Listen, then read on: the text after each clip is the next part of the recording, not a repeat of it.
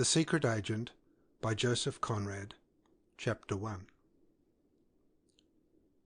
Mr. Verloc, going out in the morning, left his shop nominally in charge of his brother-in-law. It could be done because there was very little business at any time and practically none at all before the evening.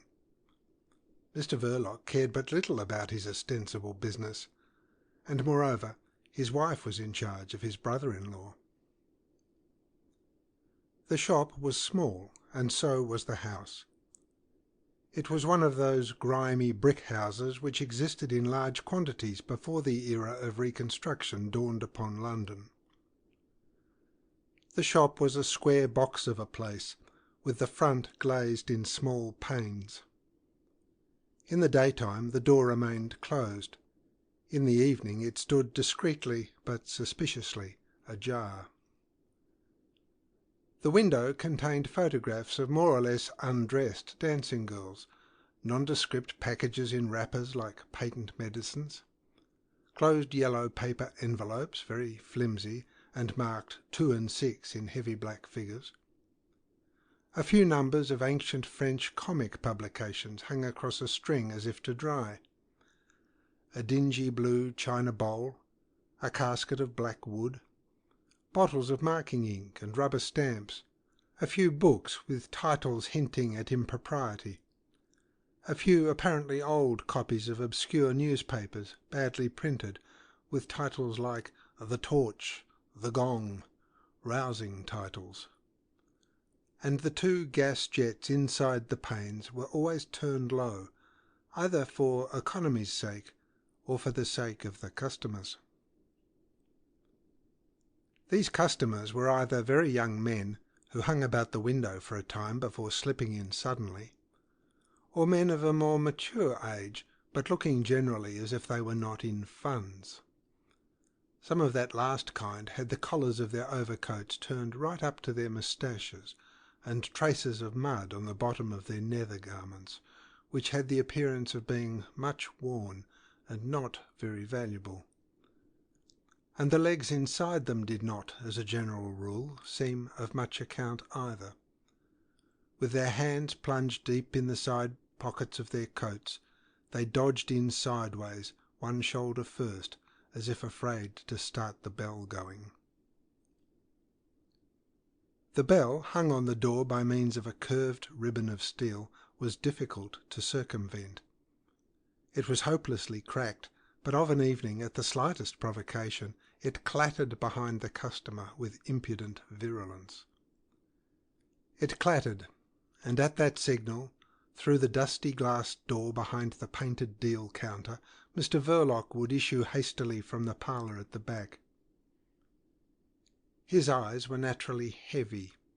He had an air of having wallowed, fully dressed, all day on an unmade bed. Another man would have felt such an appearance a distinct disadvantage. In a commercial transaction of the retail order, much depends on the seller's engaging and amiable aspect. But Mr. Verloc knew his business, and remained undisturbed by any sort of aesthetic doubt about his appearance. With a firm, steady-eyed impudence, which seemed to hold back the threat of some abominable menace, he would proceed to sell over the counter some object looking obviously and scandalously not worth the money which passed in the transaction. A small cardboard box with apparently nothing inside, for instance, or one of those carefully closed yellow flimsy envelopes, or a soiled volume in paper covers with a promising title. Now and then it happened that one of the faded yellow dancing girls would get sold to an amateur, as though she had been alive and young. Sometimes it was Mrs. Verloc who would appear at the call of the cracked bell. Winnie Verloc was a young woman with a full bust, in a tight bodice, and with broad hips. Her hair was very tidy. Steady-eyed, like her husband, she preserved an air of unfathomable indifference behind the rampart of the counter. Then the customer of comparatively tender years would get suddenly disconcerted at having to deal with a woman, and with rage in his heart would proffer a request for a bottle of marking ink retail value 6d, price in Verloc's shop 1 and 6d, which, once outside, he would drop stealthily into the gutter. The evening visitors, the men with collars turned up and soft hats rammed down, nodded familiarly to Mrs. Verloc, and with a muttered greeting lifted up the flap at the end of the counter in order to pass into the back parlour, which gave access to a passage and to a steep flight of stairs. The door of the shop was the only means of entrance to the house in which Mr. Verloc carried on his business of a seller of shady wares, exercised his vocation of a protector of society, and cultivated his domestic virtues. These last were pronounced. He was thoroughly domesticated. Neither his spiritual, nor his mental, nor his physical needs were of the kind to take him much abroad. He found at home the ease of his body and the peace of his conscience, together with Mrs. Verloc's wifely attentions and Mrs. Verloc's mother's deferential regard. Winnie's mother was a stout, wheezy woman with a large brown face. She wore a black wig under a white cap. Her swollen legs rendered her inactive. She considered herself to be of French descent, which might have been true, and after a good many years of married life with a licensed victualler of the more common sort, she provided for the years of widowhood by letting furnished apartments for gentlemen near Vauxhall Bridge Road, in a square once of some splendour, and still included in the district of Belgravia. This topographical fact was of some advantage in advertising her rooms. But the patrons of the worthy widow were not exactly of the fashionable kind. Such as they were, her daughter Winnie helped to look after them. Traces of the French descent which the widow boasted of were apparent in Winnie too. They were apparent in the extremely neat and artistic arrangement of her glossy dark hair. Winnie had also other charms: her youth, her full rounded form, her clear complexion, the provocation of her unfathomable reserve, which never went so far as to prevent conversation, carried on the lodger's part with animation, and on hers with an equable amiability. It must be that Mr. Verloc was susceptible to these fascinations. Mr. Verloc was an intermittent patron. He came and went without any very apparent reason. He generally arrived in London, like the influenza, from the Continent. Only he arrived unheralded by the press, and his visitations set in with great severity.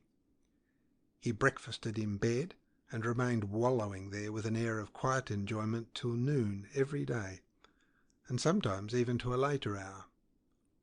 But when he went out, he seemed to experience a great difficulty in finding his way back to his temporary home in the Belgravian Square.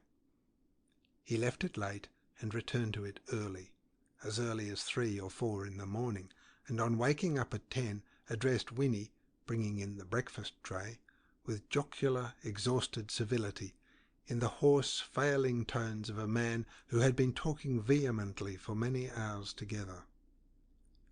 His prominent, heavy-lidded eyes rolled sideways amorously and languidly. The bedclothes were pulled up to his chin, and his dark, smooth moustache covered his thick lips, capable of much honeyed banter. In Winnie's mother's opinion, Mr. Verloc was a very nice gentleman.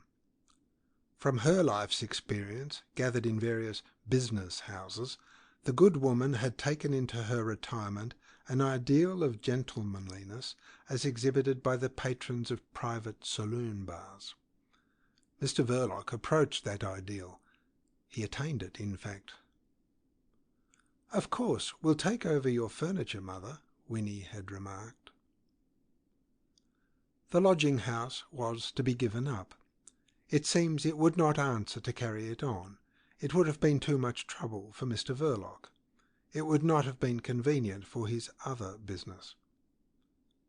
What his business was he did not say, But after his engagement to Winnie, he took the trouble to get up before noon and, descending the basement stairs, make himself pleasant to Winnie's mother in the breakfast room downstairs, where she had her motionless being. He stroked the cat, poked the fire, had his lunch served to him there. He left its slightly stuffy cosiness with evident reluctance, but all the same remained out till the night was far advanced. He never offered to take Winnie to theatres, as such a nice gentleman ought to have done. His evenings were occupied. His work was, in a way, political, he told Winnie once. She would have, he warned her, to be very nice to his political friends. And with her straight, unfathomable glance, she answered that she would be so, of course. How much more he told her as to his occupation it was impossible for Winnie's mother to discover. The married couple took her over with the furniture. The mean aspect of the shop surprised her. The change from the Belgravian square to the narrow street in Soho affected her legs adversely. They became of an enormous size. On the other hand, she experienced a complete relief from material cares. Her son-in-law's heavy good nature inspired her with a sense of absolute safety. Her daughter's future was obviously assured, and even as to her son Stevie she need have no anxiety. She had not been able to conceal from herself that he was a terrible encumbrance, that poor Stevie. But in view of Winnie's fondness for her delicate brother, and of Mr. Verloc's kind and generous disposition, she felt that the poor boy was pretty safe in this rough world. And in her heart of hearts she was not perhaps displeased that the Verlocs had no children. As that circumstance seemed perfectly indifferent to Mr. Verloc, and as Winnie found an object of quasi-maternal affection in her brother, perhaps this was just as well for poor Stevie. For he was difficult to dispose of, that boy. He was delicate and, in a frail way, good-looking too, except for the vacant droop of his lower lip. Under our excellent system of compulsory education he had learned to read and write, notwithstanding the unfavourable aspect of the lower lip. But as errand boy he did not turn out a great success. He forgot his messages. He was easily diverted from the straight path of duty by the attractions of stray cats and dogs which he followed down narrow alleys into unsavoury courts, by the comedies of the streets which he contemplated open-mouthed to the detriment of his employer's interests, or by the dramas of fallen horses whose pathos and violence induced him sometimes to shriek piercingly in a crowd which disliked to be disturbed by sounds of distress in its quiet enjoyment of the national spectacle. When led away by a grave and protecting policeman, it would often become apparent that poor Stevie had forgotten his address, at least for a time. A brusque question caused him to stutter to the point of suffocation. When startled by anything perplexing, he used to squint horribly. However, he never had any fits, which was encouraging, and before the natural outbursts of impatience on the part of his father he could always, in his childhood's days, run for protection behind the short skirts of his sister Winnie.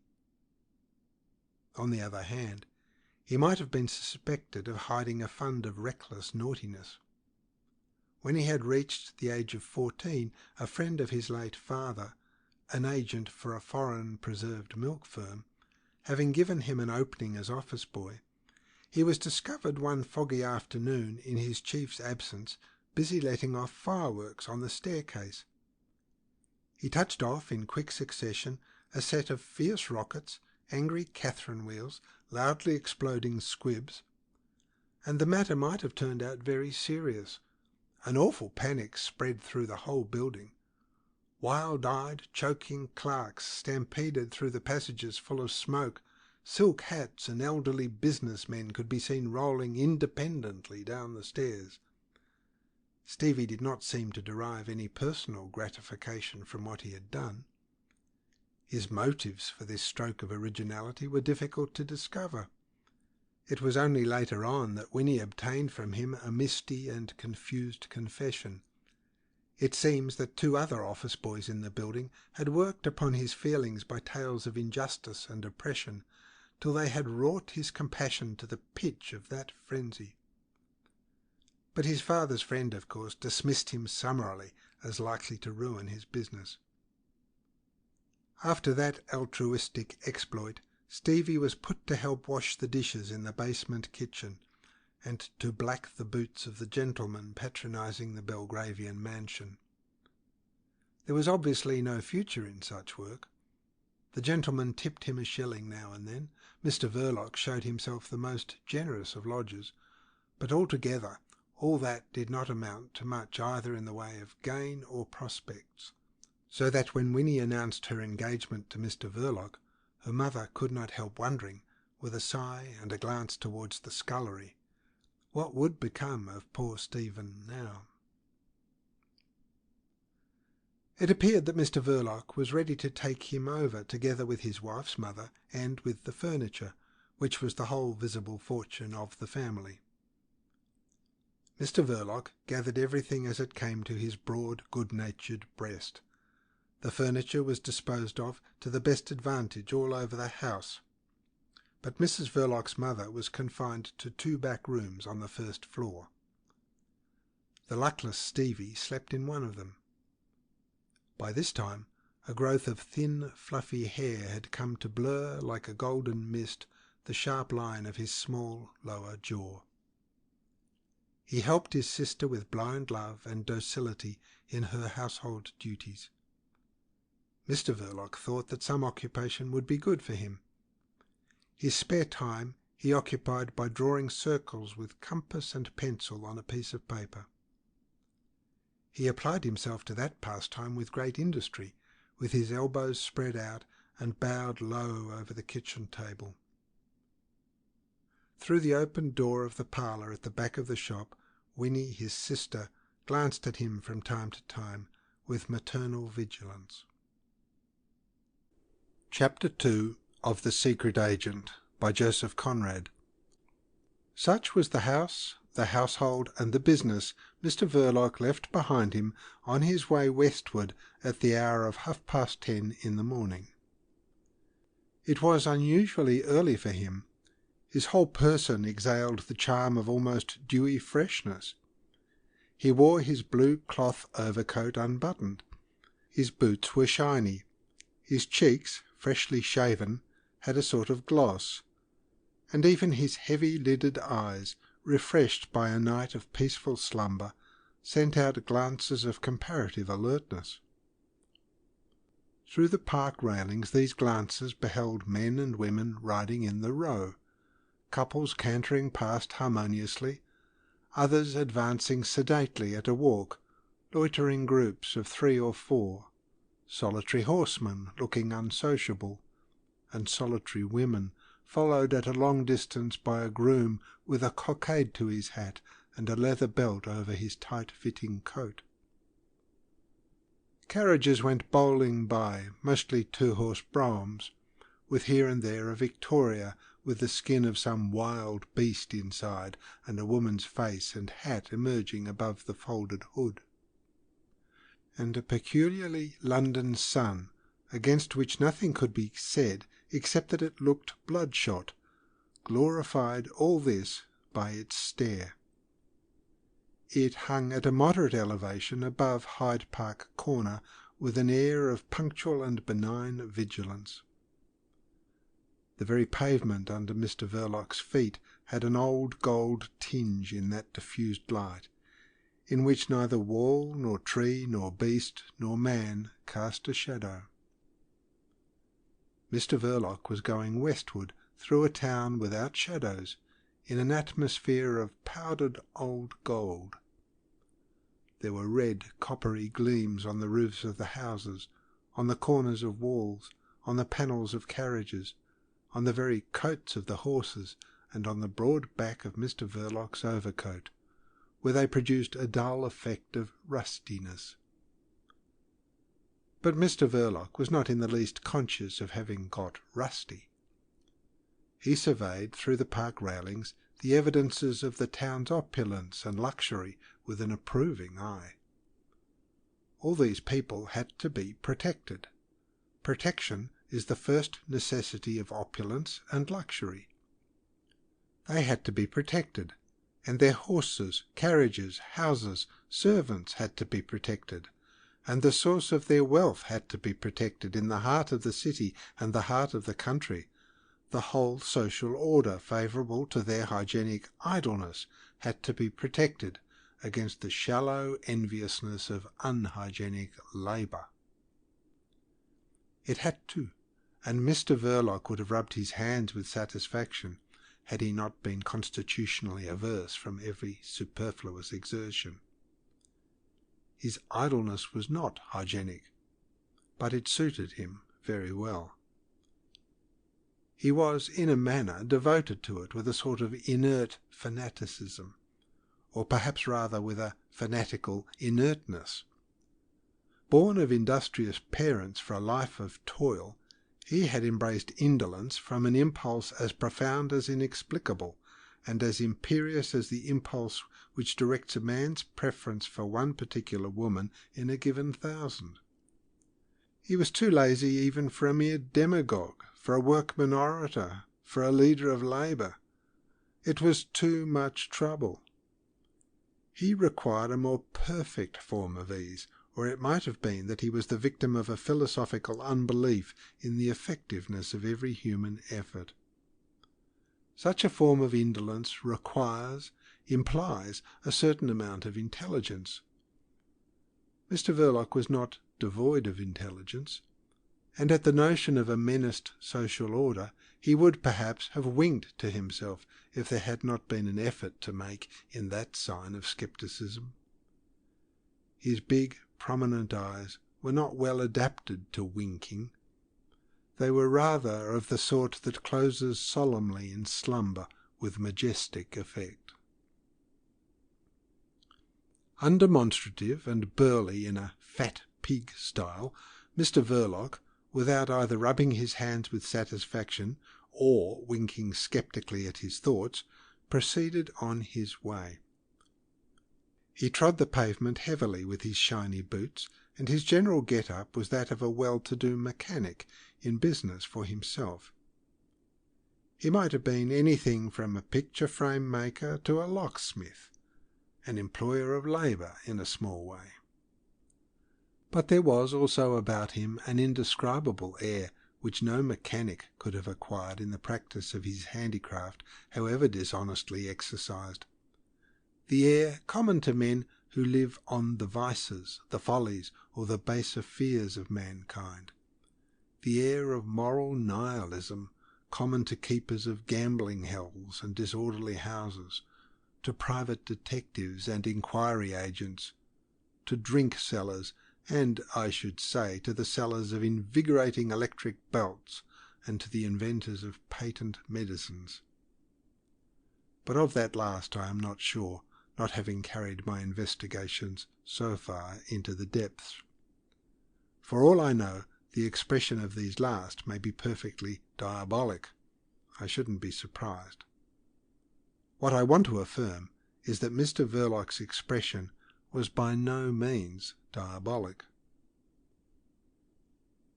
Before reaching Knightsbridge, Mr. Verloc took a turn to the left, out of the busy main thoroughfare, uproarious with the traffic of swaying omnibuses and trotting vans, in the almost silent, swift flow of hansoms. Under his hat, worn with a slight backward tilt, his hair had been carefully brushed into respectful sleekness, for his business was with an embassy. And Mr. Verloc, steady like a rock, a soft kind of rock, marched now along a street which could with every propriety be described as private. In its breadth, emptiness, and extent it had the majesty of inorganic nature, of matter that never dies. The only reminder of mortality was a doctor's brougham arrested in august solitude close to the curbstone. The polished knockers of the doors gleamed as far as the eye could reach. The clean windows shone with a dark, opaque lustre. And all was still. But a milk cart rattled noisily across the distant perspective. A butcher boy, driving with the noble recklessness of a charioteer at Olympic Games, dashed around the corner, sitting high above a pair of red wheels. A guilty-looking cat, issuing from under the stones, ran for a while in front of Mr. Verloc, then dived into another basement. And a thick police constable, looking a stranger to every emotion, as if he too were part of inorganic nature, surging apparently out of a lamp-post, took not the slightest notice of Mr. Verloc. With a turn to the left, Mr. Verloc pursued his way along a narrow street by the side of a yellow wall, which, for some inscrutable reason, had Number 1 Chesham Square written on it in black letters. Chesham Square was at least 60 yards away, and Mr. Verloc, cosmopolitan enough not to be deceived by London's topographical mysteries, held on steadily, without a sign of surprise or indignation. At last, with business-like persistency, he reached the square, and made diagonally for the number 10. This belonged to an imposing carriage gate in a high, clean wall between two houses, of which one, rationally enough, bore the number 9, and the other was numbered 37. But the fact that this last belonged to Porthill Street, a street well known in the neighbourhood, was proclaimed by an inscription placed above the ground-floor windows by whatever highly efficient authority is charged with the duty of keeping track of London's strayed houses. Why powers are not asked of Parliament, a short act would do, for compelling those edifices to return where they belong, is one of the mysteries of municipal administration. Mr. Verloc did not trouble his head about it, his mission in life being the protection of the social mechanism, not its perfectionment or even its criticism. It was so early that the porter of the embassy issued hurriedly out of his lodge, still struggling with the left sleeve of his livery coat. His waistcoat was red, and he wore knee breeches, but his aspect was flustered. Mr. Verloc, aware of the rush on his flank, drove it off by simply holding out an envelope stamped with the arms of the embassy, and passed on. He produced the same talisman also to the footman who opened the door, and stood back to let him enter the hall. A clear fire burned in a tall fireplace, and an elderly man, standing with his back to it, in evening dress and with a chain around his neck, glanced up from the newspaper he was holding, spread out in both hands before his calm and severe face. He didn't move, but another lackey in brown trousers and clawhammer coat, edged with thin yellow cord, approaching Mr. Verloc, listened to the murmur of his name, and turning round on his heel in silence, began to walk without looking back once. Mr. Verloc, thus led along a ground-floor passage to the left of the great carpeted staircase, was suddenly motioned to enter a quite small room furnished with a heavy writing table and a few chairs. The servant shut the door, and Mr. Verloc remained alone. He did not take a seat. With his hat and stick held in one hand, he glanced about, passing his other podgy hand over his uncovered, sleek head. Another door opened noiselessly, and Mr. Verloc, immobilizing his glance in that direction, saw at first only black clothes, the bald top of a head, and a drooping dark grey whisker on each side of a pair of wrinkled hands. The person who had entered was holding a batch of papers before his eyes, and walked up to the table with a rather mincing step, turning the papers over the while. Privy Councillor Wurmt, Chancelier d'Ambassade, was rather short-sighted. This meritorious official, laying the papers on the table, disclosed a face of pasty complexion and of melancholy ugliness, surrounded by a lot of fine, long, dark grey hairs, barred heavily by thick and bushy eyebrows. He put on a black-framed pince-nez upon a blunt and shapeless nose, and seemed struck by Mr. Verloc's appearance. Under the enormous eyebrows, his weak eyes blinked pathetically through the glasses. He made no sign of greeting. Neither did Mr. Verloc, who certainly knew his place, but a subtle change about the general outlines of his shoulders and back suggested a slight bending of Mr. Verloc's spine under the vast surface of his overcoat. The effect was of unobtrusive deference. "I have here some of your reports," said the bureaucrat, in an unexpectedly soft and weary voice, and pressing the tip of his forefinger on the papers with force. He paused, and Mr. Verloc, who had recognised his own handwriting very well, waited in an almost breathless silence. "We're not very satisfied with the attitude of the police here," the other continued, with every appearance of mental fatigue. The shoulders of Mr. Verloc, without actually moving, suggested a shrug, and for the first time since he left home that morning his lips opened. "Every country has its police," he said philosophically. But as the official of the embassy went on blinking at him steadily, he felt constrained to add, "Allow me to observe that I have no means of action upon the police here." "What is desired," said the man of papers, "is the occurrence of something definite which should stimulate their vigilance. That is within your province, is it not so?" Mr. Verloc made no answer except by a sigh, which escaped him involuntarily, for instantly he tried to give his face a cheerful expression. The official blinked doubtfully, as if affected by the dim light of the room. He repeated vaguely, "The vigilance of the police and the severity of the magistrates, the general leniency of the judicial procedure here, and the utter absence of all repressive measures are a scandal to Europe. What is wished for just now is the accentuation of the unrest, of the fermentation which undoubtedly exists." "Undoubtedly, undoubtedly," broke in Mr. Verloc in a deep, deferential bass of an oratorical quality, so utterly different from the tone in which he had spoken before that his interlocutor remained profoundly surprised. "It exists to a dangerous degree. My reports for the last 12 months make it sufficiently clear."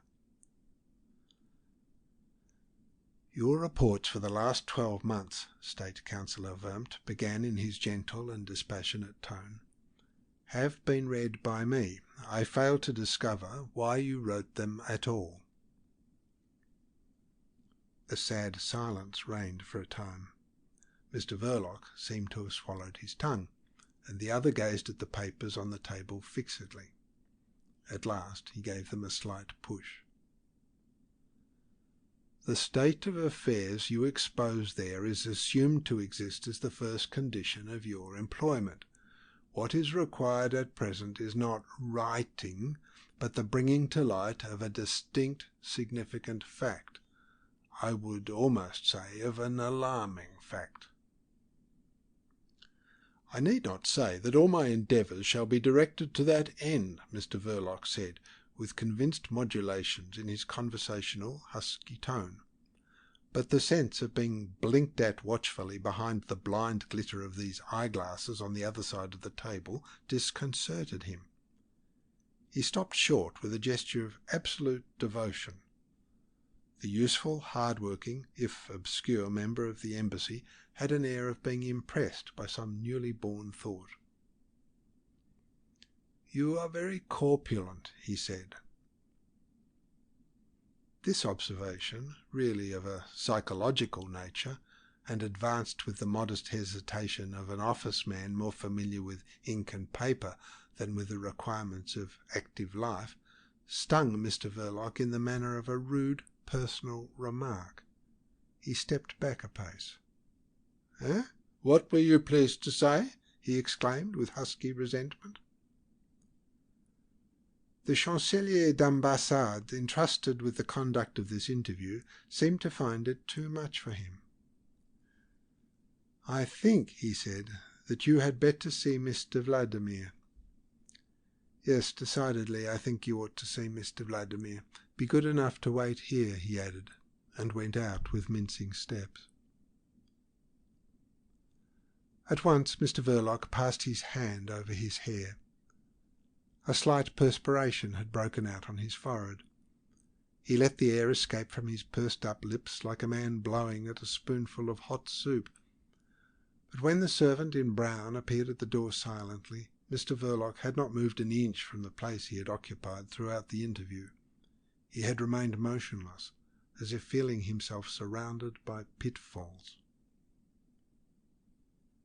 He walked along a passage lighted by a lonely gas jet, then up a flight of winding stairs, and through a glazed and cheerful corridor on the first floor.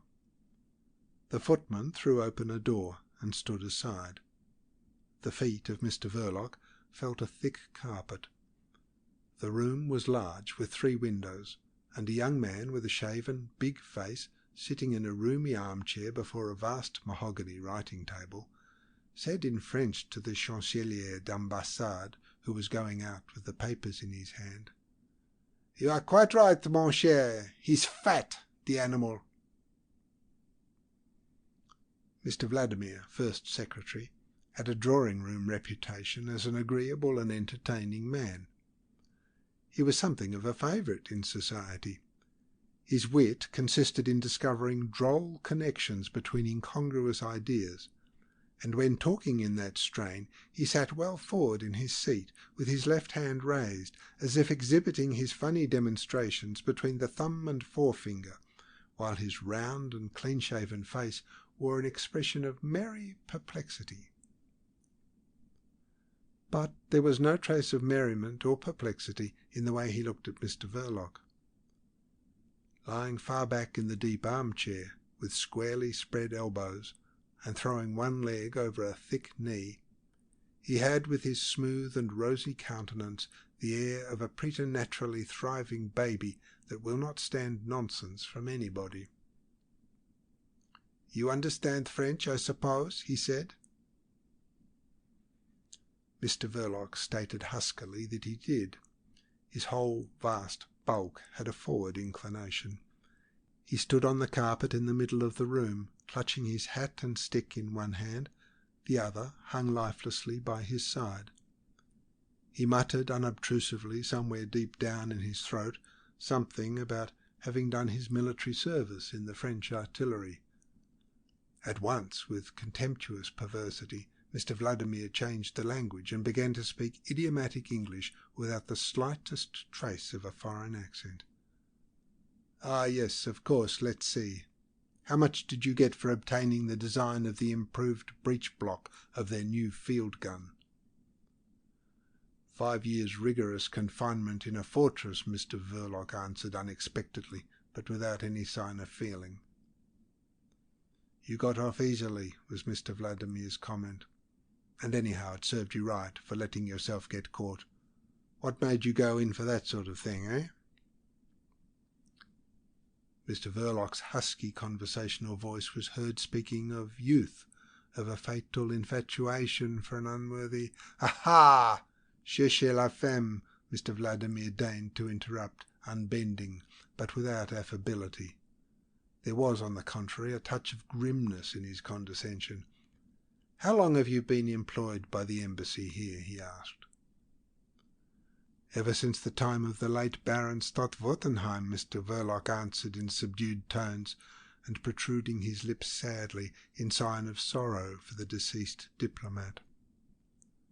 The first secretary observed this play of physiognomy steadily. "Ah, ever since. Well, what have you got to say for yourself?" he asked sharply. Mr. Verloc answered with some surprise that he was not aware of having anything special to say. He had been summoned by a letter. and he plunged his hand busily into the side pocket of his overcoat, but before the mocking, cynical watchfulness of Mr. Vladimir, concluded to leave it there. "Bah," said that latter.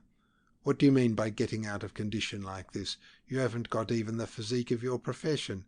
You, a member of the starving proletariat? Never. You, a desperate socialist or anarchist? Which is it?" "Anarchist," stated Mr. Verloc in a deadened tone. "Bosh," went on Mr. Vladimir without raising his voice. "You startled old Vermt himself. You wouldn't deceive an idiot. They all are that, by the by, but you seem to me simply impossible. So you began your connection with us by stealing the French gun designs, and you got yourself caught. That must have been very disagreeable to our government. You don't seem to be very smart." Mr. Verloc tried to exculpate himself huskily. "As I've had occasion to observe before, a fatal infatuation for an unworthy—" Mr. Vladimir raised a white, plump hand. "Ah, yes, the unlucky attachment of your youth. She got hold of the money and then sold you to the police, eh?" The doleful change in Mr. Verloc's physiognomy, the momentary drooping of his whole person, confessed that such was the regrettable case. Mr. Vladimir's hand clasped the ankle reposing on his knee. The sock was of dark blue silk. "You see, that was not very clever of you. Perhaps you are too susceptible." Mr. Verloc intimated in a throaty, veiled murmur that he was no longer young. "Oh, that's a failing which age does not cure," Mr. Vladimir remarked with sinister familiarity. "But no, you are too fat for that. You could not have come to look like this if you had been at all susceptible. I'll tell you what I think is the matter. You are a lazy fellow. How long have you been drawing pay from this embassy?" 11 years, was the answer, after a moment of sulky hesitation. "I've been charged with several missions to London while His Excellency Baron Stadtwertenheim was still ambassador in Paris. Then, by His Excellency's instructions, I settled down in London. I am English." "You are you, eh?" "A natural-born British subject," Mr. Verloc said stolidly. "But my father was French, and so—" "Never mind explaining," interrupted the other. "I dare say you could have been legally a Marshal of France and a Member of Parliament in England, and then, indeed, you would have been of some use to our embassy."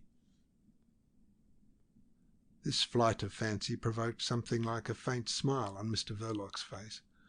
Mr. Vladimir retained an imperturbable gravity.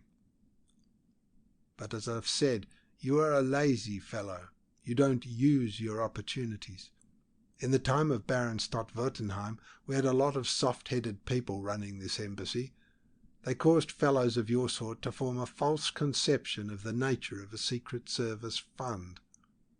It is my business to correct this misapprehension by telling you what the Secret Service is not. It is not a philanthropic institution.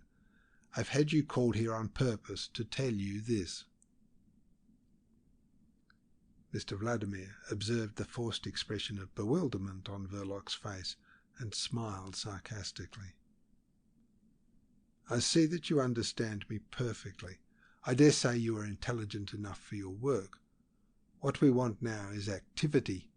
Activity." On repeating this last word, Mr. Vladimir laid a long white forefinger on the edge of the desk.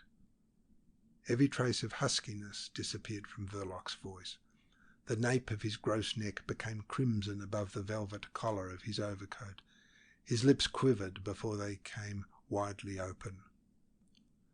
"If you'll only be good enough to look up my record," he boomed out in his great, clear, oratorical bass, "you'll see I gave a warning only 3 months ago on the occasion of the Grand Duke Romuald's visit to Paris, which was telegraphed from here to the French police." "And tut, tut, tut," broke out Mr. Vladimir with a frowning grimace. "The French police had no use for your warning. Don't roar like this. What the devil do you mean?" With a note of proud humility, Mr. Verloc apologized for forgetting himself. His voice, famous for years at open-air meetings and at workmen's assemblies in large halls, had contributed, he said, to his reputation of a good and trustworthy comrade. It was therefore a part of his usefulness. It had inspired confidence in his principles. "I was always put up to speak by the leaders at a critical moment," Mr. Verloc declared with obvious satisfaction. There was no uproar above which he could not make himself heard, he added, and suddenly he made a demonstration. "Allow me," he said. With lowered forehead, without looking up, swiftly and ponderously, he crossed the room to one of the French windows.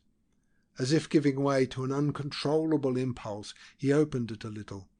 Mr. Vladimir, jumping up amazed from the depths of the armchair, looked over his shoulder, and below, across the courtyard of the embassy, well beyond the open gate, could be seen the broad back of a policeman watching idly the gorgeous perambulator of a wealthy baby being wheeled in state across the square. "Constable," said Mr. Verloc, with no more effort than if he were whispering, and Mr. Vladimir burst into a laugh on seeing the policeman spin round as if prodded by a sharp instrument. Mr. Verloc shut the window quietly and returned to the middle of the room. "With a voice like that," he said, putting on the husky conversational pedal, "I was naturally trusted, and I knew what to say too." Mr. Vladimir, arranging his cravat, observed him in the glass over the mantelpiece. "I dare say you have the social revolutionary jargon by heart well enough," he said contemptuously. Vox said, "You haven't ever studied Latin, have you?" "No," growled Mr. Verloc. "You did not expect me to know it. I belong to the million. Who knows Latin? Only a few hundred imbeciles who aren't fit to take care of themselves." For some 30 seconds longer Mr. Vladimir studied in the mirror the fleshy profile, the gross bulk of the man behind him.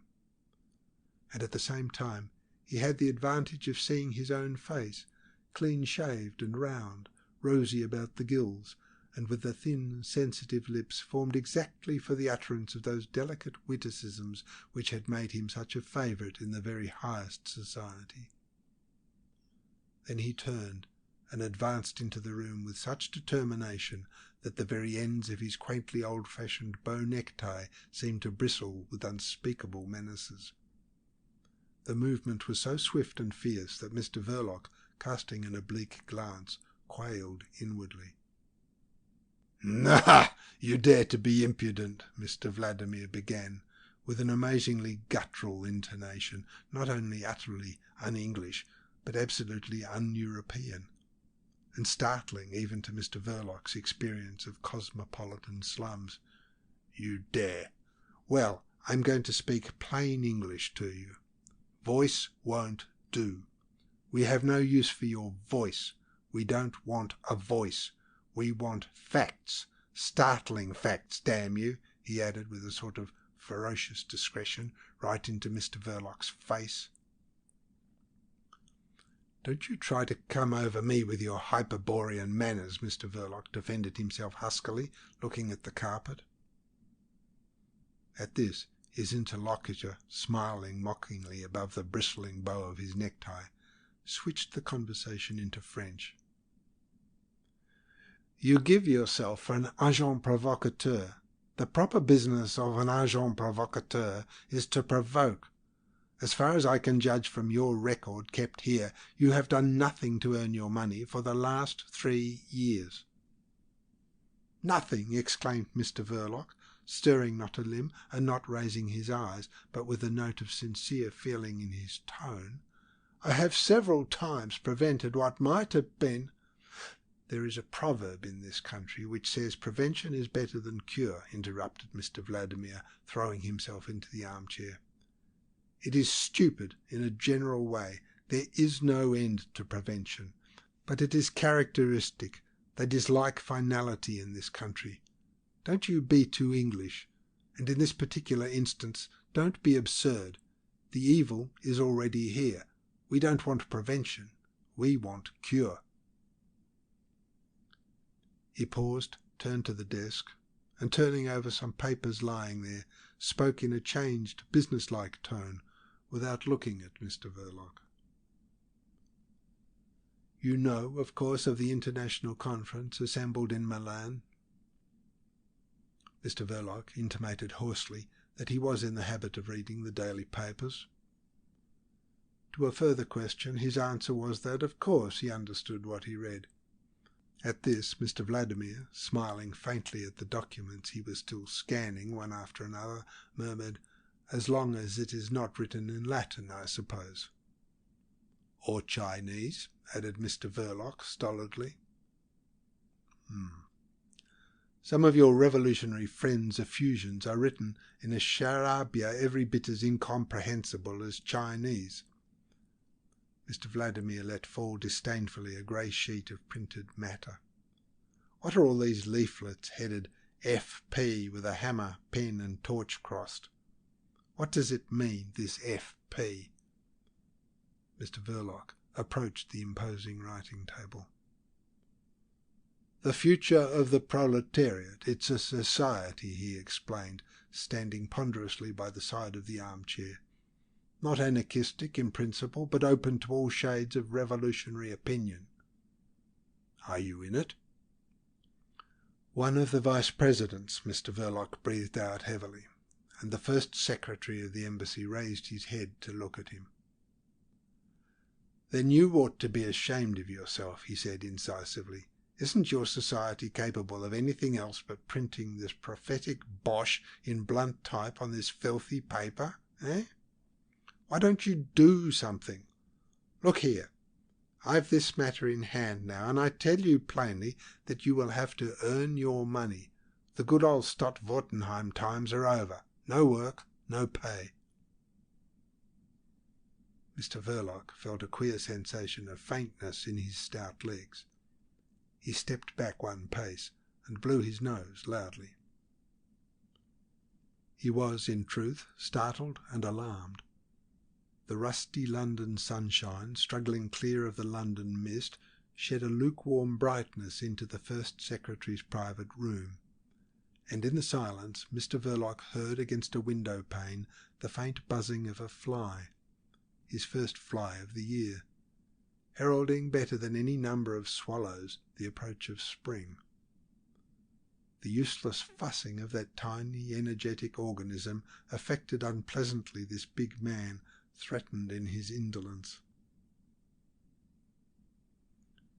In the pause, Mr. Vladimir formulated in his mind a series of disparaging remarks concerning Mr. Verloc's face and figure.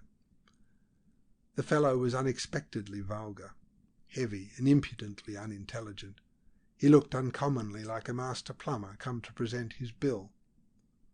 The First Secretary of the Embassy, from his occasional excursions into the field of American humour, had formed a special notion of that class of mechanic as the embodiment of fraudulent laziness and incompetency. This, then, was the famous and trusty secret agent, so secret that he was never designated otherwise than by the symbol delta in the late Baron Stott-Wartenheim's official, semi-official and confidential correspondence. The celebrated agent Delta, whose warnings had the power to change the schemes and the dates of royal, imperial, grand ducal journeys, and sometimes caused them to be put off altogether. This fellow! And Mr. Vladimir indulged mentally in an enormous and derisive fit of merriment, partly at his own astonishment, which he judged naive, but mostly at the expense of the universally regretted Baron Stott-Wartenheim. His late Excellency, whom the august favour of his imperial master had imposed as ambassador upon several reluctant ministers of foreign affairs, had enjoyed in his lifetime a fame for an owlish, pessimistic gullibility. His Excellency had the social revolution on the brain. He imagined himself to be a diplomatist, set apart by a special dispensation to watch the end of diplomacy, and pretty nearly the end of the world, in a horrid democratic upheaval. His prophetic and doleful dispatches had been for years the joke of foreign officers. He was said to have exclaimed on his deathbed, visited by his imperial friend and master, "Unhappy Europe, thou shalt perish by the moral insanity of thy children." He was fated to be the victim of the first humbugging rascal that came along, thought Mr. Vladimir, smiling vaguely at Mr. Verloc. "You ought to venerate the memory of Baron Stott-Wartenheim," he exclaimed suddenly. The lowered physiognomy of Mr. Verloc expressed a sombre and weary annoyance. "Permit me to observe to you," he said, "that I came here because I was summoned by a peremptory letter. I have been here only twice before in the last 11 years, and certainly never at 11 in the morning. It isn't very wise to call me up like this.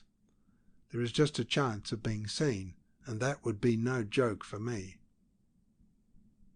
Mr. Vladimir shrugged his shoulders. "It would destroy my usefulness," continued the other hotly.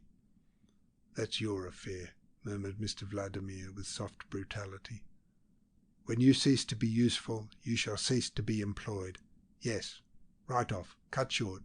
You shall—" Mr. Vladimir, frowning, paused, at a loss for a sufficiently idiomatic expression, and instantly brightened up with a grin of beautifully white teeth. "You shall be chucked," he brought out ferociously. Once more Mr. Verloc had to react with all the force of his will against that sensation of faintness running down one's legs, which once upon a time had inspired some poor devil with the felicitous expression, "My heart went down into my boots." Mr. Verloc, aware of the sensation, raised his head bravely. Mr. Vladimir bore the look of heavy inquiry with perfect serenity. "What we want is to administer a tonic to the conference in Milan," he said airily. "Its deliberations upon international action for the suppression of political crime don't seem to get anywhere. England lags. This country is absurd with its sentimental regard for individual liberty. It's intolerable to think that all your friends have got only to come over to—" "In that way I have them all under my eye," Mr. Verloc interrupted huskily. "It would be much more to the point to have them all under lock and key. England must be brought into line. The imbecile bourgeoisie of this country make themselves the accomplices of the very people whose aim is to drive them out of their homes to starve in ditches. And they have the political power still if they only had the sense to use it for their preservation. I suppose you agree that the middle classes are stupid?" Mr. Verloc agreed hoarsely. "They are. They have no imagination. They are blinded by an idiotic vanity. What they want just now is a jolly good scare. This is the psychological moment to set your friends to work. I have had you called here to develop to you my idea." And Mr. Vladimir developed his idea from on high, with scorn and condescension, displaying at the same time an amount of ignorance as to the real aims, thoughts and methods of the revolutionary world which filled the silent Mr. Verloc with inward consternation. He confounded causes with effects more than was excusable, the most distinguished propagandist with impulsive bomb-throwers, assumed organisation where, in the nature of things, it could not exist, spoke of the Social Revolutionary Party one moment as of a perfectly disciplined army where the word of chiefs was supreme, and at another as if it had been the loosest association of desperate brigands that ever camped in a mountain gorge. Once Mr. Verloc had opened his mouth for a protest, but the raising of a shapely, large white hand arrested him. Very soon he became too appalled to even try to protest. He listened in a stillness of dread which resembled the immobility of profound attention. "A series of outrages," Mr. Vladimir continued calmly, "executed here in this country, not only planned here. That would not do. They would not mind. Your friends could set half the continent on fire without influencing the public opinion here in favour of a universal repressive legislation. They will not look outside their backyards here." Mr. Verloc cleared his throat, but his heart failed him, and he said nothing. These outrages need not be especially sanguinary, Mr. Vladimir went on, as if delivering a scientific lecture, but they must be sufficiently startling, effective. Let them be directed against buildings, for instance. What is the fetish of the hour that all the bourgeoisie recognise, Mr. Verloc? Mr. Verloc opened his hands and shrugged his shoulders slightly. "You are too lazy to think," was Mr. Vladimir's comment upon that gesture. "Pay attention to what I say. The fetish of today is neither royalty nor religion. Therefore the palace and the church should be left alone. You understand what I mean, Mr. Verloc?" The dismay and the scorn of Mr. Verloc found vent in an attempt at levity. "Perfectly. But what of the embassies? A series of attacks on the various embassies," he began. But he could not withstand the cold, watchful stare of the First Secretary. "You can be facetious, I see," the latter observed carelessly. "That's all right. It may enliven your oratory at socialistic congresses, but this room is no place for it. It would be infinitely safer for you to follow carefully what I am saying. As you have been called upon to furnish facts instead of cock-and-bull stories, you had better try to make your profit off what I am taking the trouble to explain to you. The sacrosanct fetish of today is science. Why don't you get some of your friends to go for that wooden-faced panjandrum, Is it not part of these institutions which must be swept away before the F.P. comes along?" Mr. Verloc said nothing. He was afraid to open his lips lest a groan should escape him. "This is what you should try for.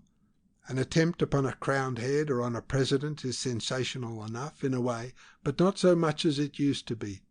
It has entered into the general conception of the existence of all chiefs of state. It's almost conventional, especially since so many presidents have been assassinated. Now, let us take an outrage upon, say, a church. Horrible enough at first sight, no doubt, and yet not so effective as a person of an ordinary mind might think. No matter how revolutionary and anarchistic in inception, there would be fools enough to give such an outrage the character of a religious manifestation, and that would detract from the especial alarming significance we wish to give to the act. A murderous attempt on a restaurant or a theatre would suffer in the same way from the suggestion of non-political passion. The exasperation of a hungry man, an act of social revenge. All this is used up. It is no longer instructive as an object lesson in revolutionary anarchism. Every newspaper has ready-made phrases to explain such manifestations away. I am about to give you the philosophy of bomb-throwing from my point of view, from the point of view you pretend to have been serving for the last 11 years. I will try not to talk above your head. The sensibilities of the class you are attacking are soon blunted. Property seems to them an indestructible thing.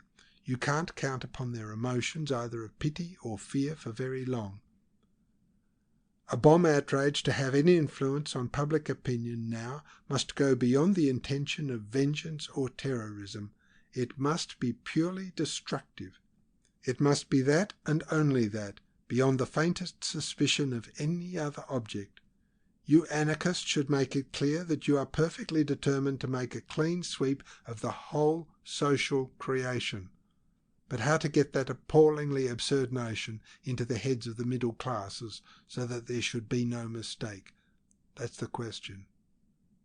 By directing your blows at something outside the ordinary passions of humanity is the answer. Of course, there is art. A bomb in the National Gallery would make some noise, but it would not be serious enough. Art has never been their fetish. It's like breaking a few back windows in a man's house. Whereas if you want to make him really sit up, you must try at least to raise the roof. There would be some screaming, of course, but from whom? Artists, art critics, and such like? People of no account. Nobody minds what they say. But there is learning, science. Any imbecile that has got an income believes in that. He does not know why, but he believes it matters somehow. It is the sacrosanct fetish. All the damned professors are radicals at heart. Let them know that their great panjandrum has got to go too, to make room for the future of the proletariat. A howl from all these intellectual idiots is bound to help forward the labours of the Milan Conference. They will be writing to the papers. Their indignation would be above suspicion, no material interests being openly at stake, and it will alarm every selfishness of the class which should be impressed. They believe that in some mysterious way science is at the source of all their material prosperity. They do. And the absurd ferocity of such a demonstration will affect them more profoundly than the mangling of a whole street or theatre full of their own kind. To that last they can always say, "Oh, it's mere class hate." But what is one to say to an act of destructive ferocity so absurd as to be incomprehensible, inexplicable, almost unthinkable, in fact mad? Madness alone is truly terrifying, inasmuch as you cannot placate it either by threats, persuasion, or bribes. Moreover, I am a civilized man. I would never dream of directing you to organize a mere butchery, even if I expected the best results from it. But I wouldn't expect from a butchery the results I want. Murder is always with us. It is almost an institution. The demonstration must be against learning, science. But not every science will do. The attack must have all the shocking senselessness of gratuitous blasphemy. Since bombs are your means of expression, it would be really telling if one could throw a bomb into pure mathematics. But that is impossible. I have been trying to educate you. I have expounded to you the highest philosophy of your usefulness and suggested to you some serviceable arguments. The practical application of my teaching interests you mostly. But from the moment I have undertaken to interview you, I have also given some attention to the practical aspect of the question. What do you think of having a go at astronomy? For some time already Mr. Verloc's immobility by the side of the armchair resembled a state of collapsed coma, a sort of passive insensibility interrupted by slight convulsive starts, such as may be observed in the domestic dog having a nightmare on the hearthrug. And it was in an uneasy dog-like growl that he repeated the word, "Astronomy." He had not recovered thoroughly as yet from that state of bewilderment brought about by the effort to follow Mr. Vladimir's rapid, incisive utterance. It had overcome his power of assimilation. It had made him angry. This anger was complicated by incredulity.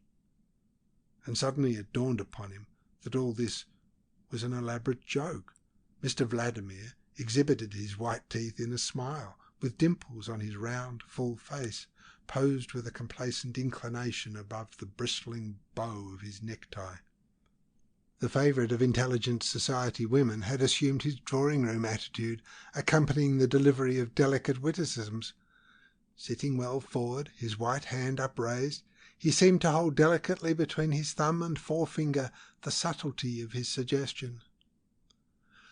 There could be nothing better. Such an outrage combines the greatest possible regard for humanity with the most alarming display of ferocious imbecility. I defy the ingenuity of journalists to persuade their public that any given member of the proletariat can have a personal grievance against astronomy. Starvation itself could hardly be dragged in there, eh? And there are other advantages. The whole civilized world has heard of Greenwich.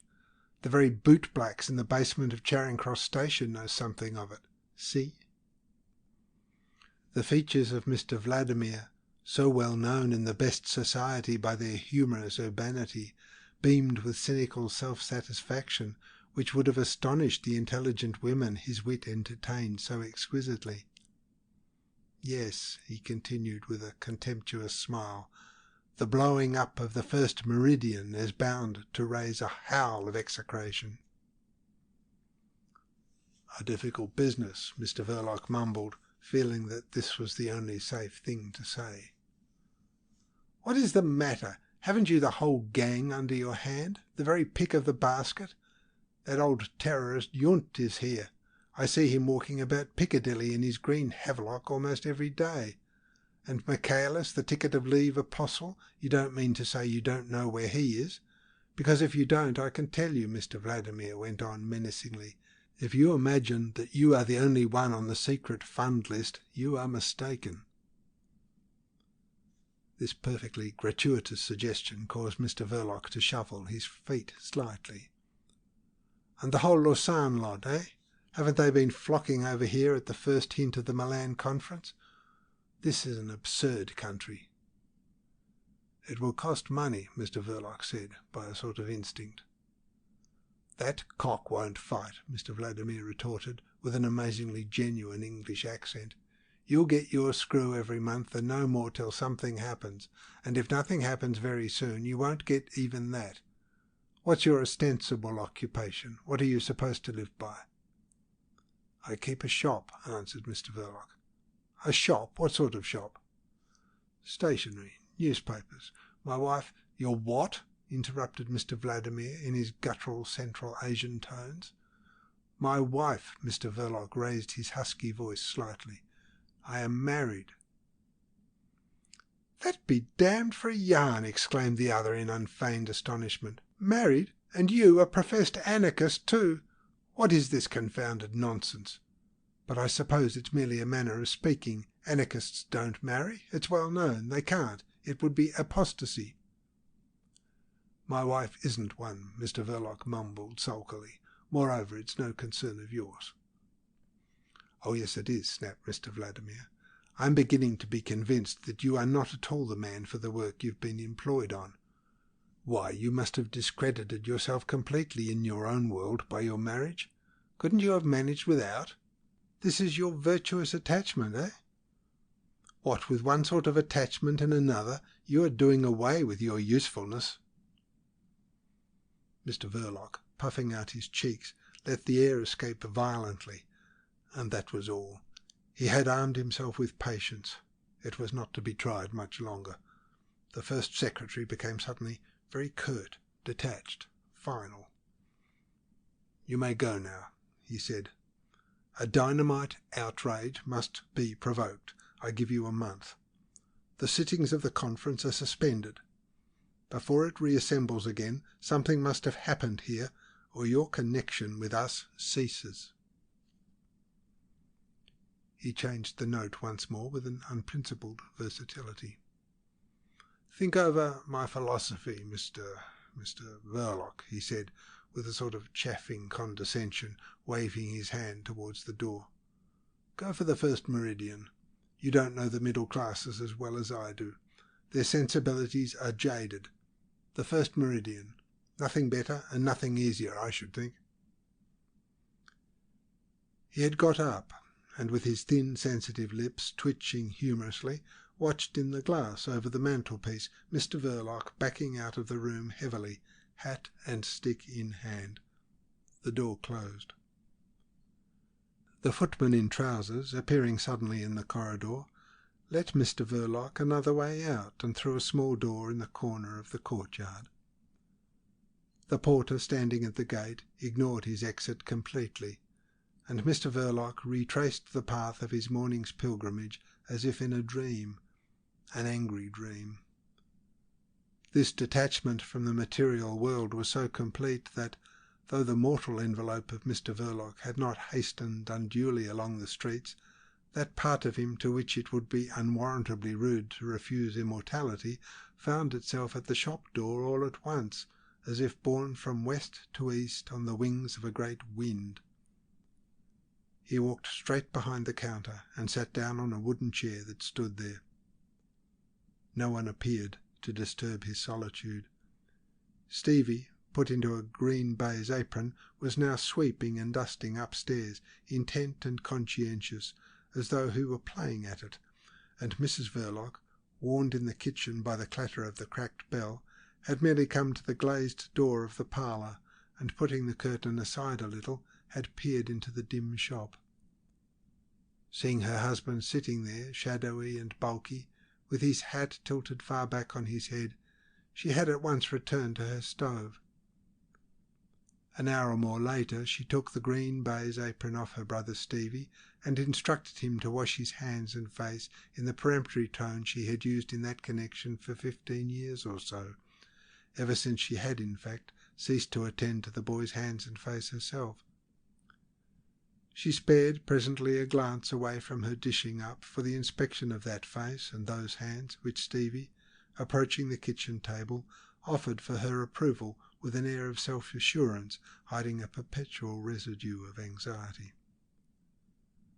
Formerly the anger of the father was the supremely effective sanction of these rites, but Mr. Verloc's placidity in domestic life would have made all mention of anger incredible even to poor Stevie's nervousness.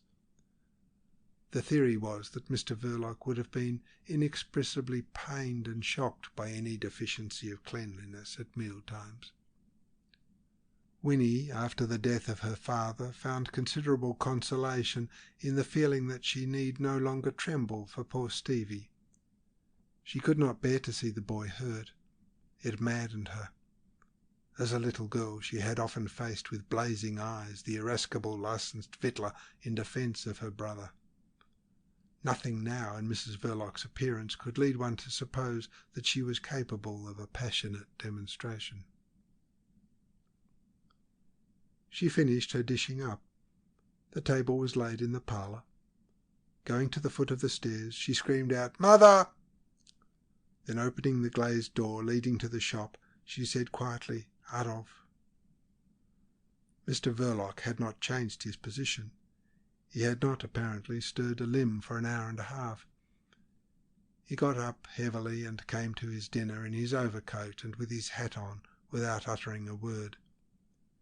His silence in itself had nothing startlingly unusual in this household, hidden in the shades of the sordid street, seldom touched by the sun, behind the dim shop with its wares of disreputable rubbish. Only that day Mr. Verloc's taciturnity was so obviously thoughtful that the two women were impressed by it. They sat silent themselves, keeping a watchful eye on poor Stevie, lest he should break out into one of his fits of loquacity. He faced Mr. Verloc across the table and remained very good and quiet, staring vacantly. The endeavour to keep him from making himself objectionable in any way to the master of the house put no inconsiderable anxiety into these two women's lives. That boy, as they alluded to him softly between themselves, had been a source of that sort of anxiety almost from the very day of his birth. The late licensed victualler's humiliation at having such a very peculiar boy for a son manifested itself by a propensity to brutal treatment, for he was a person of fine sensibilities, and his sufferings as a man and a father were perfectly genuine. Afterwards, Stevie had to be kept from making himself a nuisance to the single gentlemen lodgers, who are themselves a queer lot and are easily aggrieved.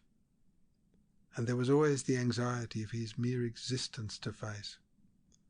Visions of a workhouse infirmary for her child had haunted the old woman in the basement breakfast room of the decayed Belgravian house. "If you had not found such a good husband, my dear," she used to say to her daughter, "I don't know what would have become of that poor boy."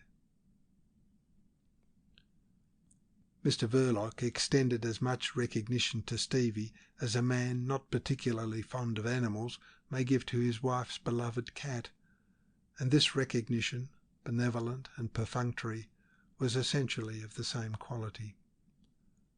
Both women admitted to themselves that not much more could be reasonably expected. It was enough to earn for Mr. Verloc the old woman's reverential gratitude. In the early days, made sceptical by the trials of friendless life, she used sometimes to ask anxiously, "You don't think, my dear, that Mr. Verloc is getting tired of seeing Stevie about?" To this Winnie replied habitually by a slight toss of her head. Once, however, she retorted with a rather grim pertness, "He'll have to get tired of me first." A long silence ensued. The mother, with her feet propped up on a stool, seemed to be trying to get to the bottom of that answer, whose feminine profundity had struck her all of a heap. She had never really understood why Winnie had married Mr. Verloc. It was very sensible of her, and evidently had turned out for the best, but a girl might have naturally hoped to find somebody of a more suitable age. There had been a steady young fellow, only son of a butcher in the next street, helping his father in business, with whom Winnie had been walking out with obvious gusto. He was dependent on his father, it is true, but the business was good and his prospects excellent. He took her girl to the theatre on several evenings. Then, just as she began to dread to hear of their engagement, for what could she have done with that big house alone, with Stevie on her hands, that romance came to an abrupt end, and Winnie went about looking very dull. But Mr. Verloc, turning up providentially to occupy the first-floor front bedroom, there had been no more question of the young butcher. It was clearly providential. Chapter 3 of The Secret Agent by Joseph Conrad. All idealization makes life poorer. To beautify it is to take away its character of complexity. It is to destroy it. Leave that to the moralists, my boy. History is made by men, but they do not make it in their heads. The ideas that are born in their consciousness play an insignificant part in the march of events. History is dominated and determined by the tool and the production, by the force of economic conditions. Capitalism has made socialism, and the laws made by the capitalism for the protection of property are responsible for anarchism. No one can tell what form the social organization may take in the future, then why indulge in prophetic fantasies?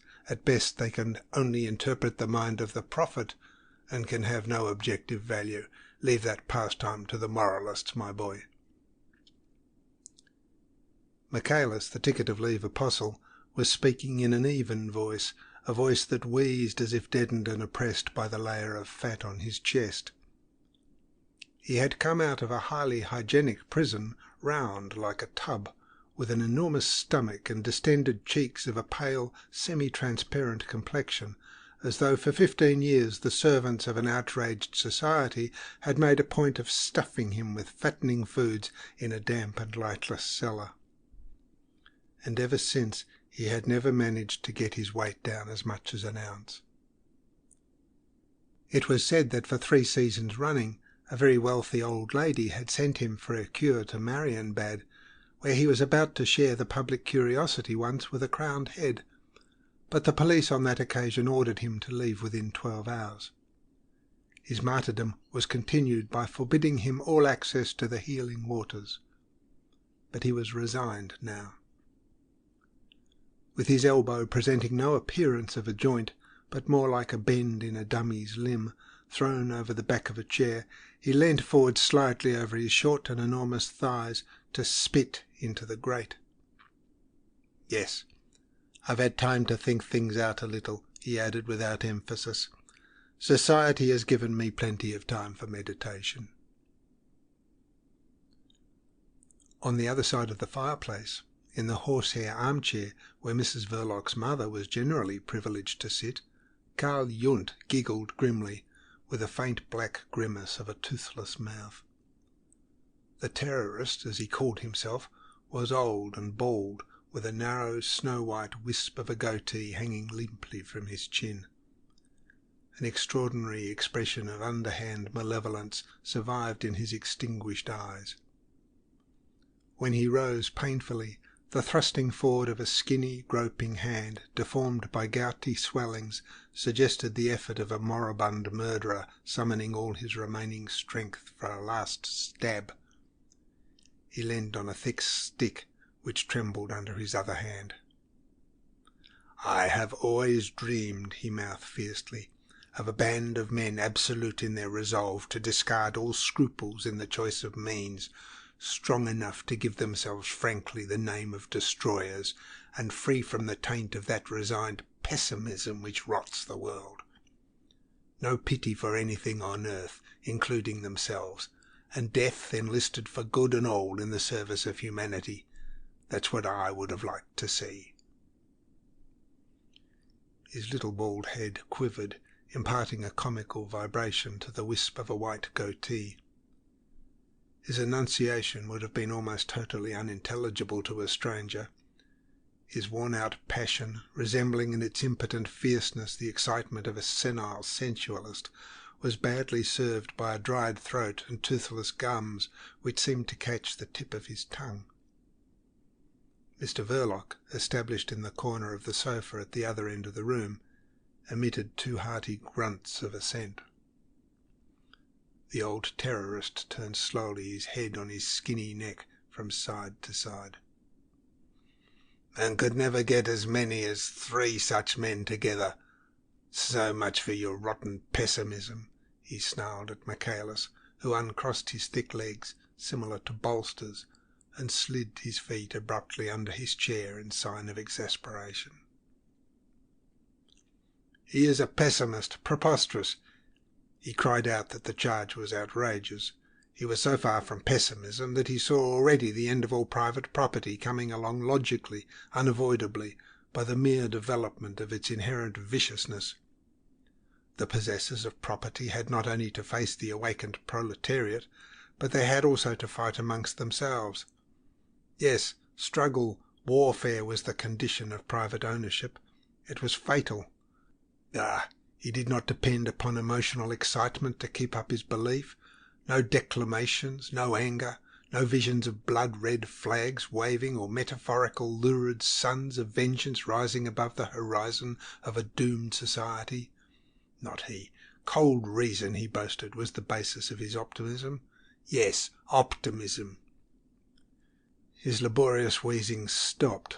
Then, after a gasp or two, he added, "Don't you think that if I had not been the optimist I am, I could not have found in 15 years some means to cut my throat? And in the last instance there are always the walls of my cell to dash my head against." The shortness of breath took all fire, all animation out of his voice. His great pale cheeks hung like filled pouches, motionless without a quiver. But in his blue eyes, narrowed as if peering, there was the same look of confident shrewdness, a little crazy in its fixity, they must have had while the indomitable optimist sat thinking at night in his cell.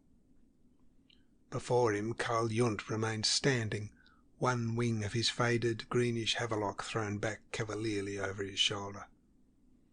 Seated in front of the fireplace, Comrade Ossipon, ex-medical student, the principal writer of the F.P. leaflets, stretched out his robust legs, keeping the soles of his boots turned up to the glow in the grate. A bush of crinkly yellow hair topped his red, freckled face, with a flattened nose and prominent mouth cast in the rough mould of the Negro type. His almond-shaped eyes leered languidly over the high cheekbones. He wore a grey flannel shirt.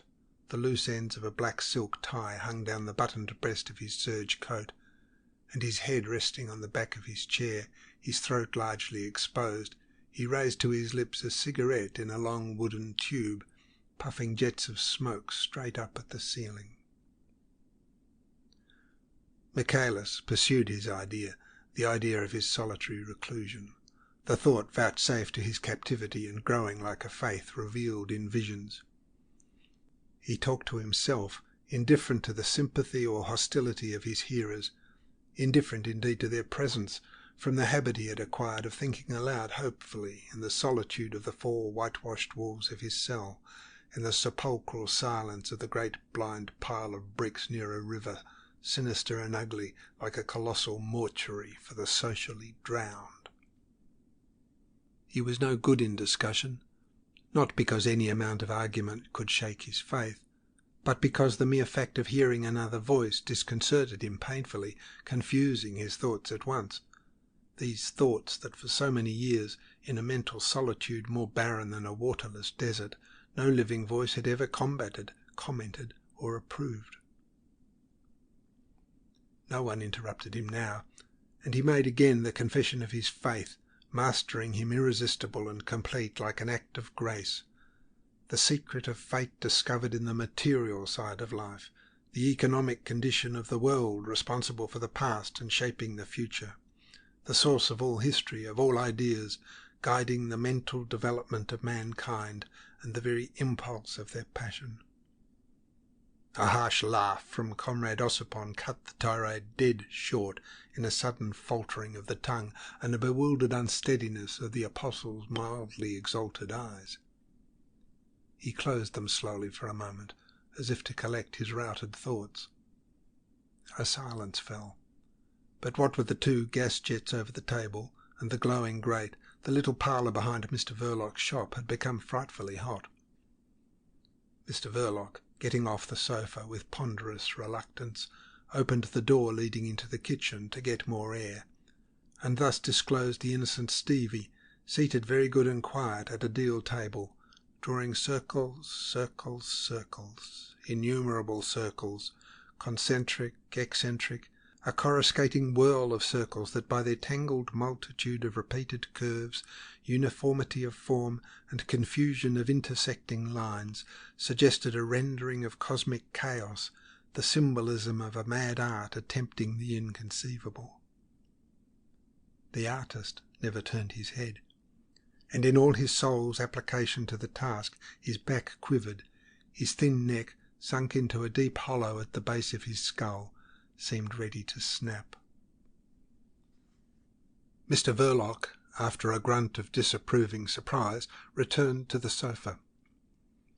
Alexander Ossipon got up, tall in his threadbare blue serge suit under the low ceiling, shook off the stiffness of long immobility, and strolled away into the kitchen, down 2 steps, to look over Stevie's shoulder. He came back pronouncing oracularly, "Very good, very characteristic, perfectly typical." "What's very good?" grunted inquiringly Mr. Verloc, settled again in the corner of the sofa. The other explained his meaning negligently, with a shade of condescension and a toss of his head toward the kitchen. "Typical of this form of degeneracy, these drawings, I mean." "You would call that lad a degenerate, would you?" mumbled Mr. Verloc. Comrade Alexander Ossipon, nicknamed the Doctor, ex-medical student without a degree, afterwards wandering lecturer to working men's associations upon the socialistic aspects of hygiene, author of a popular quasi-medical study, in the form of a cheap pamphlet seized promptly by the police, entitled The Corroding Vices of the Middle Classes, special delegate of the more or less mysterious Red Committee, together with Carl Jund and Michaelis for the work of literary propaganda, turned upon the obscure familiar of at least 2 embassies that glance of insufferable, hopeless, dense sufficiency which nothing but the frequentation of science can give to the dullness of common mortals. That's what he may be called scientifically. Very good type, too, altogether, of that sort of degenerate. It's enough to glance at the lobes of his ears. If you read Lombroso—" Mr. Verloc, moody and spread largely on the sofa, continued to look down the row of his waistcoat buttons, but his cheeks became tinged by a faint blush. Of late, even the merest derivative of the word science, a term in itself inoffensive and of indefinite meaning, had the curious power of evoking a definitely offensive mental vision of Mr. Vladimir in his body as he lived, with an almost supernatural clearness. And this phenomenon, justly deserving to be classed among the marvels of science, induced in Mr. Verloc an emotional state of dread and exasperation tending to express itself in violent swearing. But he said nothing. It was Carl Jund who was heard, implacable to his last breath. "Lombroso is an ass." Comrade Ossipon met the shock of this blasphemy by an awful vacant stare, and the other, his extinguished eyes without gleams blackening the deep shadows under the great bony forehead, mumbled, catching the tip of his tongue between his lips at every second word, as though he were chewing it angrily. "Did you ever see such an idiot? For him the criminal is the prisoner. Simple, is it not? What about those who shut him up there, forced him in there? Exactly, forced him in there. And what is crime? Does he know that? This imbecile who has made his way in this world of gorged fools by looking at the ears and teeth of a lot of poor luckless devils? Teeth and ears mark the criminal, do they? And what about the law that marks him still better? The pretty branding instrument invented by the overfed to protect themselves against the hungry. Red-hot applications on their vile skins, eh? Can't you smell and hear from here the thick hide of the people burn and sizzle? That's how criminals are made for your Lombroscos to write their silly stuff about. The knob of his stick and his legs shook together with passion, whilst the trunk, draped in the wings of the havelock, preserved his historic attitude of defiance. He seemed to sniff the tainted air of social cruelty, to strain his ear for its atrocious sounds. There was an extraordinary force of suggestion in this posturing. The all but moribund veteran of dynamite wars had been a great actor in his time, actor on platforms, in secret assemblies, in private interviews. The famous terrorist had never in his life raised personally as much as his little finger against the social edifice. He was no man of action. He was not even an orator of torrential eloquence, sweeping the masses along in the rushing noise and foam of a great enthusiasm. With a more subtle intention, he took the part of an insolent and venomous evoker of sinister impulses which lurk in the blind envy and exasperated vanity of ignorance, in the suffering and misery of poverty, in all the hopeful and noble illusions of righteous anger, pity, and revolt. The shadow of his evil gift clung to him yet like the smell of a deadly drug in an old vial of poison, emptied now, useless, ready to be thrown away upon the rubbish heap of things that had served their time. Michaelis, the ticket of leave apostle, smiled vaguely with his glued lips. His pasty moon face drooped under the weight of melancholy assent. He had been a prisoner himself. His own skin had sizzled under the red-hot brand, he murmured softly. But Comrade Ossipon, nicknamed the Doctor, had got over the shock by that time. "You don't understand," he began disdainfully, but stopped short, intimidated by the dead blackness of the cavernous eyes in the face turned slowly towards him with a blind stare, as if guided only by the sound. He gave the discussion up with a slight shrug of the shoulders. Stevie, accustomed to move about disregarded, had got up from the kitchen table, carrying off his drawing to bed with him. He had reached the parlour door in time to receive in full the shock of Carl Jundt's eloquent imagery. The sheet of paper covered with circles dropped out of his fingers, and he remained staring at the old terrorist as if rooted suddenly to the spot by his morbid horror and dread of physical pain. Stevie knew very well that hot iron applied to one's skin hurt very much. His scared eyes blazed with indignation. It would hurt terribly. His mouth dropped open. Michaelis, by staring unwinkingly at the fire, had regained that sentiment of isolation necessary for the continuity of his thought. His optimism had begun to flow from his lips. He saw capitalism doomed in its cradle, born with the poison of the principle of competition in its system. The great capitalists devouring the little capitalists, concentrating the power and the tools of production in great masses, perfecting industrial processes, and in the madness of self-aggrandizement only preparing, organizing, enriching, making ready the lawful inheritance of the suffering proletariat. Michaelis pronounced the great word patience, and his clear blue glance, raised to the low ceiling of Mr. Verloc's parlour, had a character of seraphic trustfulness. In the doorway Stevie, calmed, seemed sunk in hebetude. Comrade Ossipon's face twitched with exasperation. "Then it's no use doing anything, no use whatever." "I don't say that," protested Michaelis gently. His vision of truth had grown so intense that the sound of a strange voice failed to rout it this time. He continued to look down at the red coals. Preparation for the future was necessary, and he was willing to admit that the great change would perhaps come in the upheaval of a revolution. But he argued that revolutionary propaganda was a delicate work of high conscience. It was the education of the masters of the world. It should be as careful as the education given to kings. He would have it advance its tenets cautiously, even timidly, in our ignorance of the effect that may be produced by any given economic change upon the happiness, the morals, the intellect, the history of mankind. For history is made with tools, not with ideas, and everything is changed by economic conditions, art, philosophy, love, virtue, truth itself. The coals in the grate settled down with a slight crash, and Michaelis, the hermit of visions in the desert of a penitentiary, got up impetuously.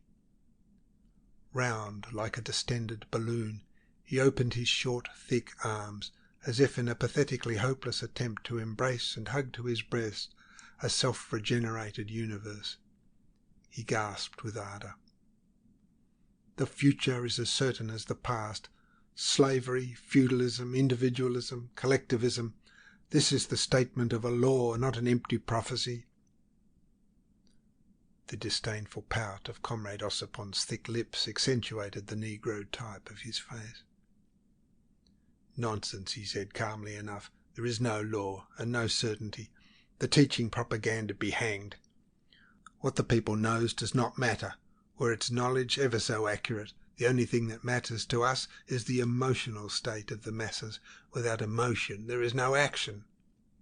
He paused, then added with modest firmness, "I am speaking now to you scientifically, eh? What do you say, Verloc?"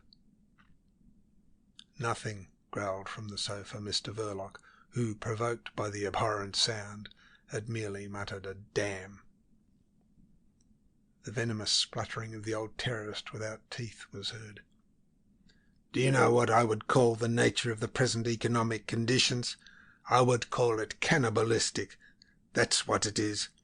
They are nourishing their greed on the quivering flesh and the warm blood of the people, nothing else." Stevie swallowed the terrifying statement with an audible gulp, and at once, as though it had been swift poison, sank limply in a sitting posture on the steps of the kitchen floor. Michaelis gave no sign of having heard anything. His lips seemed glued together for good. Not a quiver passed over his heavy cheeks. With troubled eyes he looked for his round, hard hat, and put it on his round head. His round and obese body seemed to float low between the chairs under the sharp elbow of Karl Yundt. The old terrorist, raising an uncertain and claw-like hand, gave a swaggering tilt to a black felt sombrero shading the hollows and ridges of his wasted face. He got in motion slowly, striking the floor with his stick at every step. It was rather an affair to get him out of the house, because now and then he would stop as if to think, and did not offer to move again till impelled forward by Michaelis. The gentle apostle grasped his arm with brotherly care, and behind them, his hands in his pockets, the robust Ossipon yawned vaguely. A blue cap with a patent leather peak, set well at the back of his yellow bush of hair, gave him the aspect of a Norwegian sailor bored with the world after a thundering spree. Mr. Verloc saw his guests off the premises, attending them bareheaded, his heavy overcoat hanging open, his eyes on the ground. He closed the door behind their backs with restrained violence, turned the key, shot the bolt. He was not satisfied with his friends. In the light of Mr. Vladimir's philosophy of bomb-throwing, they appeared hopelessly futile. The part of Mr. Verloc in revolutionary politics having been to observe, he could not all at once, either in his own home or in larger assemblies, take the initiative of action. He had to be cautious. Moved by the just indignation of a man well over 40, menaced in what is dearest to him, his repose and his security, he asked himself scornfully what else could have been expected from such a lot, this Karl Yundt, this Michaelis, this Ossipon. Pausing in his intention to turn off the gas burning in the middle of the shop, Mr. Verloc descended into the abyss of moral reflections. With the insight of a kindred temperament, he pronounced his verdict. A lazy lot, this Karl Yundt, nursed by a blear-eyed old woman, a woman he had years ago enticed away from a friend, and afterwards had tried more than once to shake off into the gutter. Jolly lucky for Yundt that she had persisted in coming up time after time, or else there would have been no one now to help him out of the bus by the Green Park railings, where that spectre took its constitutional crawl every fine morning. When that indomitable, snarling old witch died, the swaggering spectre would have to vanish too. There would be an end to fiery Karl Yundt. And Mr. Verloc's morality was offended also by the optimism of Michaelis, annexed by his wealthy old lady, who had taken lately to sending him to a cottage she had in the country. The ex-prisoner could moon about the shady lanes for days together in a delicious and humanitarian idleness. As to Ossipon, that beggar was sure to want for nothing, as long as there were silly girls with saving bank books in the world. And Mr. Verloc, temperamentally identical with his associates, drew fine distinctions in his mind on the strength of insignificant differences.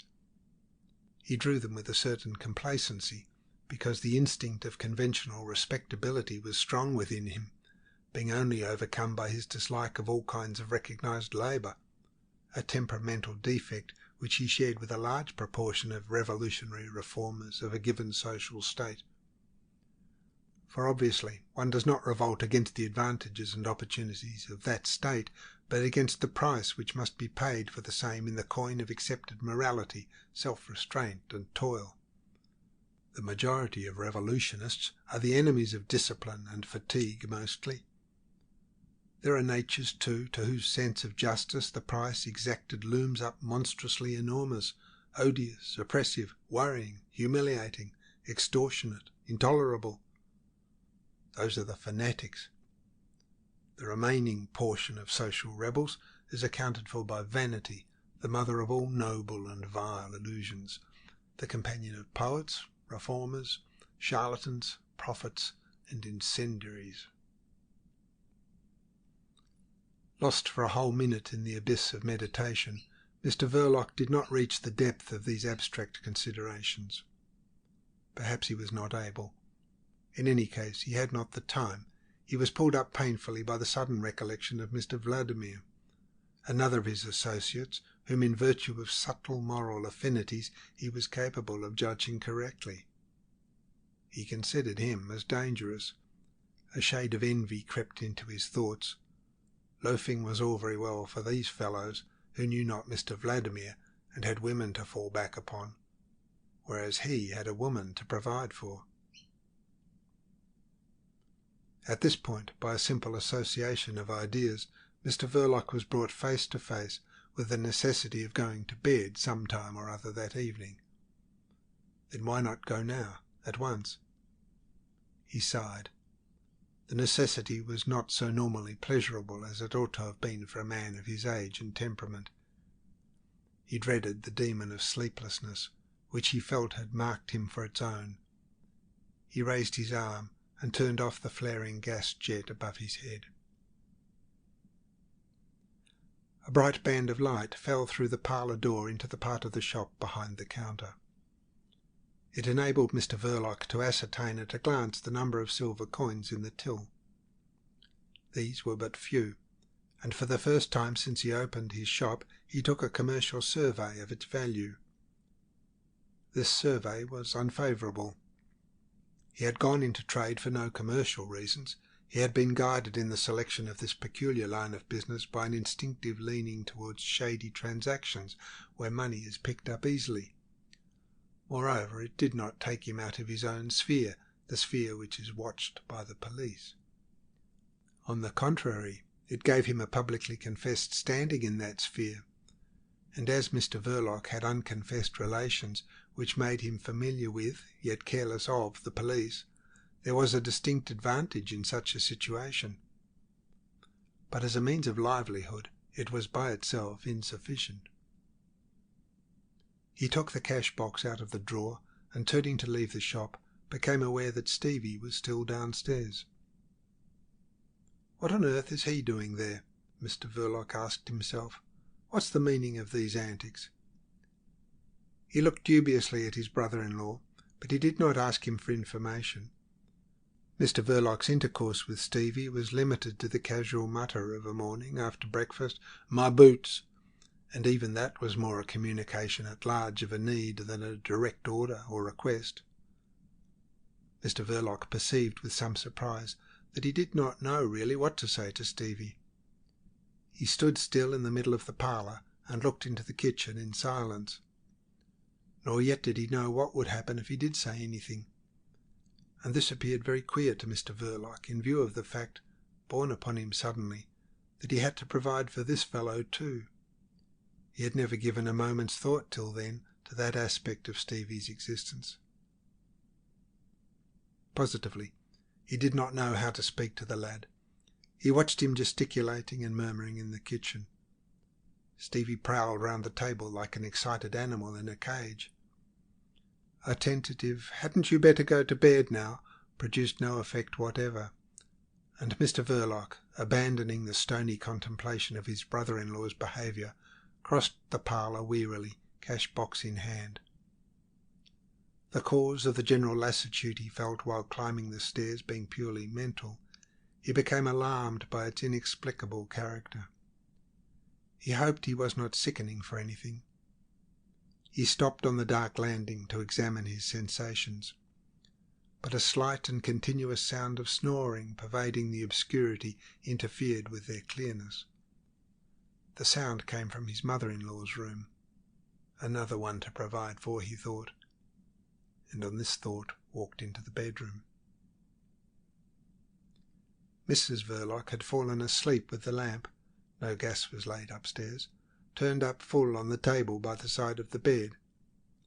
The light thrown down by the shade fell dazzlingly on the white pillows sunk by the weight of her head reposing with closed eyes and dark hair done up in several plaits for the night. She woke up with the sound of her name in her ears and saw her husband standing over her. "Winnie, Winnie." At first she did not stir, lying very quiet and looking at the cash-box in Mr. Verloc's hand. But when she understood that her brother was capering all over the place downstairs, she swung out in one sudden movement onto the edge of the bed. Her bare feet, as if poked through the bottom of an abandoned sleeved calico sack buttoned tightly at neck and wrists, felt over the rug for the slippers while she looked upward into her husband's face. "I don't know how to manage him," Mr. Verloc explained peevishly. "Won't do to leave him downstairs alone with the lights."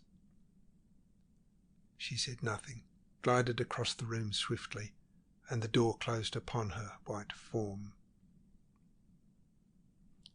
Mr. Verloc deposited the cash-box on the night table and began the operation of undressing by flinging his overcoat onto a distant chair. His coat and waistcoat followed. He walked about the room in his stockinged feet, and his burly figure, with the hands worrying nervously at his throat, passed and repassed along the long strip of looking-glass in the door of his wife's wardrobe. Then, after slipping his braces off his shoulders, he pulled up violently the Venetian blind and leaned his forehead against the cold window-pane. A fragile film of glass stretched between him and the enormity of cold, black, wet, muddy, inhospitable accumulation of bricks, slates and stones, things in themselves unlovely and unfriendly to man.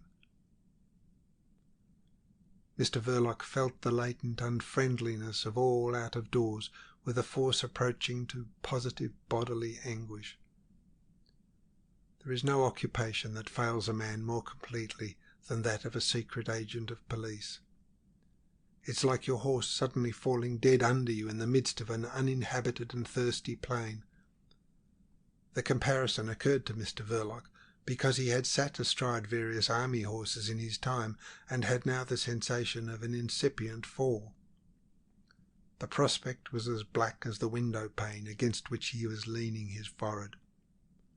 And suddenly the face of Mr. Vladimir, clean-shaved and witty, appeared enhaloed in the glow of its rosy complexion like a sort of pink seal impressed on the fatal darkness. This luminous and mutilated vision was so ghastly physically that Mr. Verloc started away from the window, letting down the Venetian blind with a great rattle. Discomposed and speechless with the apprehension of more such visions, he beheld his wife re-enter the room and get into bed in a calm, businesslike manner which made him feel hopelessly lonely in the world. Mrs. Verloc expressed her surprise at seeing him up yet. "I don't feel very well," he muttered, passing his hands over his moist brow. "Giddiness?" "Yes, not at all well." Mrs. Verloc, with all the placidity of an experienced wife, expressed a confident opinion as to the cause and suggested the usual remedies, but her husband, rooted in the middle of the room, shook his lowered head sadly. "You'll catch cold standing there," she observed. Mr. Verloc made an effort, finished undressing, and got into bed. Down below in the quiet, narrow street, measured footsteps approached the house, then died away, unhurried and firm, as if the passer-by had started to pace out all eternity from gas lamp to gas lamp in a night without end, and the drowsy ticking of the old clock on the landing became distinctly audible in the bedroom. Mrs. Verloc, on her back and staring at the ceiling, made a remark. "Taking's very small today." Mr. Verloc, in the same position, cleared his throat as if for an important statement, but merely inquired, "Did you turn off the gas downstairs?" "Yes, I did," answered Mrs. Verloc conscientiously. "That poor boy's in a very excited state tonight," she murmured, after a pause which lasted for 3 ticks of the clock. Mr. Verloc cared nothing for Stevie's excitement, but he felt horribly wakeful and dreaded facing the darkness and silence that would follow the extinguishing of the lamp. This dread led him to make the remark that Stevie had disregarded his suggestion to go to bed. Mrs. Verloc, falling into the trap, started to demonstrate at length to her husband that this was not impudence of any sort, but simply excitement. There was no young man of his age in London more willing and docile than Stephen, she affirmed, none more affectionate and ready to please, and even useful, as long as people did not upset his poor head. Mrs. Verloc, turning towards her recumbent husband, raised herself on her elbow and hung over him in her anxiety that he should believe Stevie to be a useful member of the family. That ardour of protecting compassion, exalted morbidly in her childhood by the misery of another child, tinged her sallow cheeks with a faint dusky blush, made her big eyes gleam under the dark lids. Mrs. Verloc then looked younger. She looked as young as Winnie used to look, and much more animated than the Winnie of the Belgravian mansion days had ever allowed herself to appear to gentlemen lodgers. Mr. Verloc's anxieties had prevented him from attaching any sense to what his wife was saying. It was as if her voice were talking on the other side of a very thick wall. It was her aspect that recalled him to himself. He appreciated this woman, and the sentiment of this appreciation, stirred by a display of something resembling emotion, only added another pang to his mental anguish. When her voice ceased, he moved unsteadily and said, "I haven't been feeling well for the last few days." He might have meant this as an opening to a complete confidence, but Mrs. Verloc laid her head on the pillow again and, staring upward, went on. "That boy is too much of what is talked about here. If I had known they were coming tonight, I would have seen to it that he went to bed at the same time I did. He was out of his mind with something he overheard about eating people's flesh and drinking blood. What's the good of talking like that?" There was a note of indignant scorn in her voice. Mr. Verloc was fully responsive now. "Ask Karl Jund," he growled savagely. Mrs. Verloc, with great decision, pronounced Karl Jund a disgusting old man. She declared openly her affection for Michaelis, Of the robust Ossipon, in whose presence she always felt uneasy behind an attitude of stony reserve, she said nothing whatever.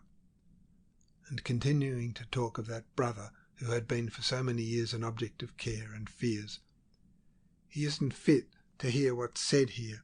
He believes it's all true. He knows no better. He gets into his passions over it." Mr. Verloc made no comment. "He glared at me as if he didn't know who I was when I went downstairs. His heart was going like a hammer. He can't help being excitable. I woke Mother up and asked her to sit with him till he went to sleep. It isn't his fault. He's no trouble when he's left alone." Mr. Verloc made no comment.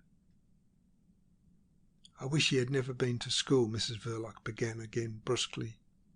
"He's always taking away those newspapers from the window to read. He gets a red face poring over them. We don't get rid of a dozen numbers in a month. They only take up room in the front window. And Mr. Ossipon brings every week a pile of these F.P. tracts to sell at a halfpenny each. I wouldn't give a halfpenny for the whole lot. It's silly reading, that's what it is. There's no sale for it. The other day Stevie got hold of one, and there was a story in it of a German soldier officer tearing half off the ear of a recruit, and nothing was done to him for it. The brute! I couldn't do anything with Stevie that afternoon.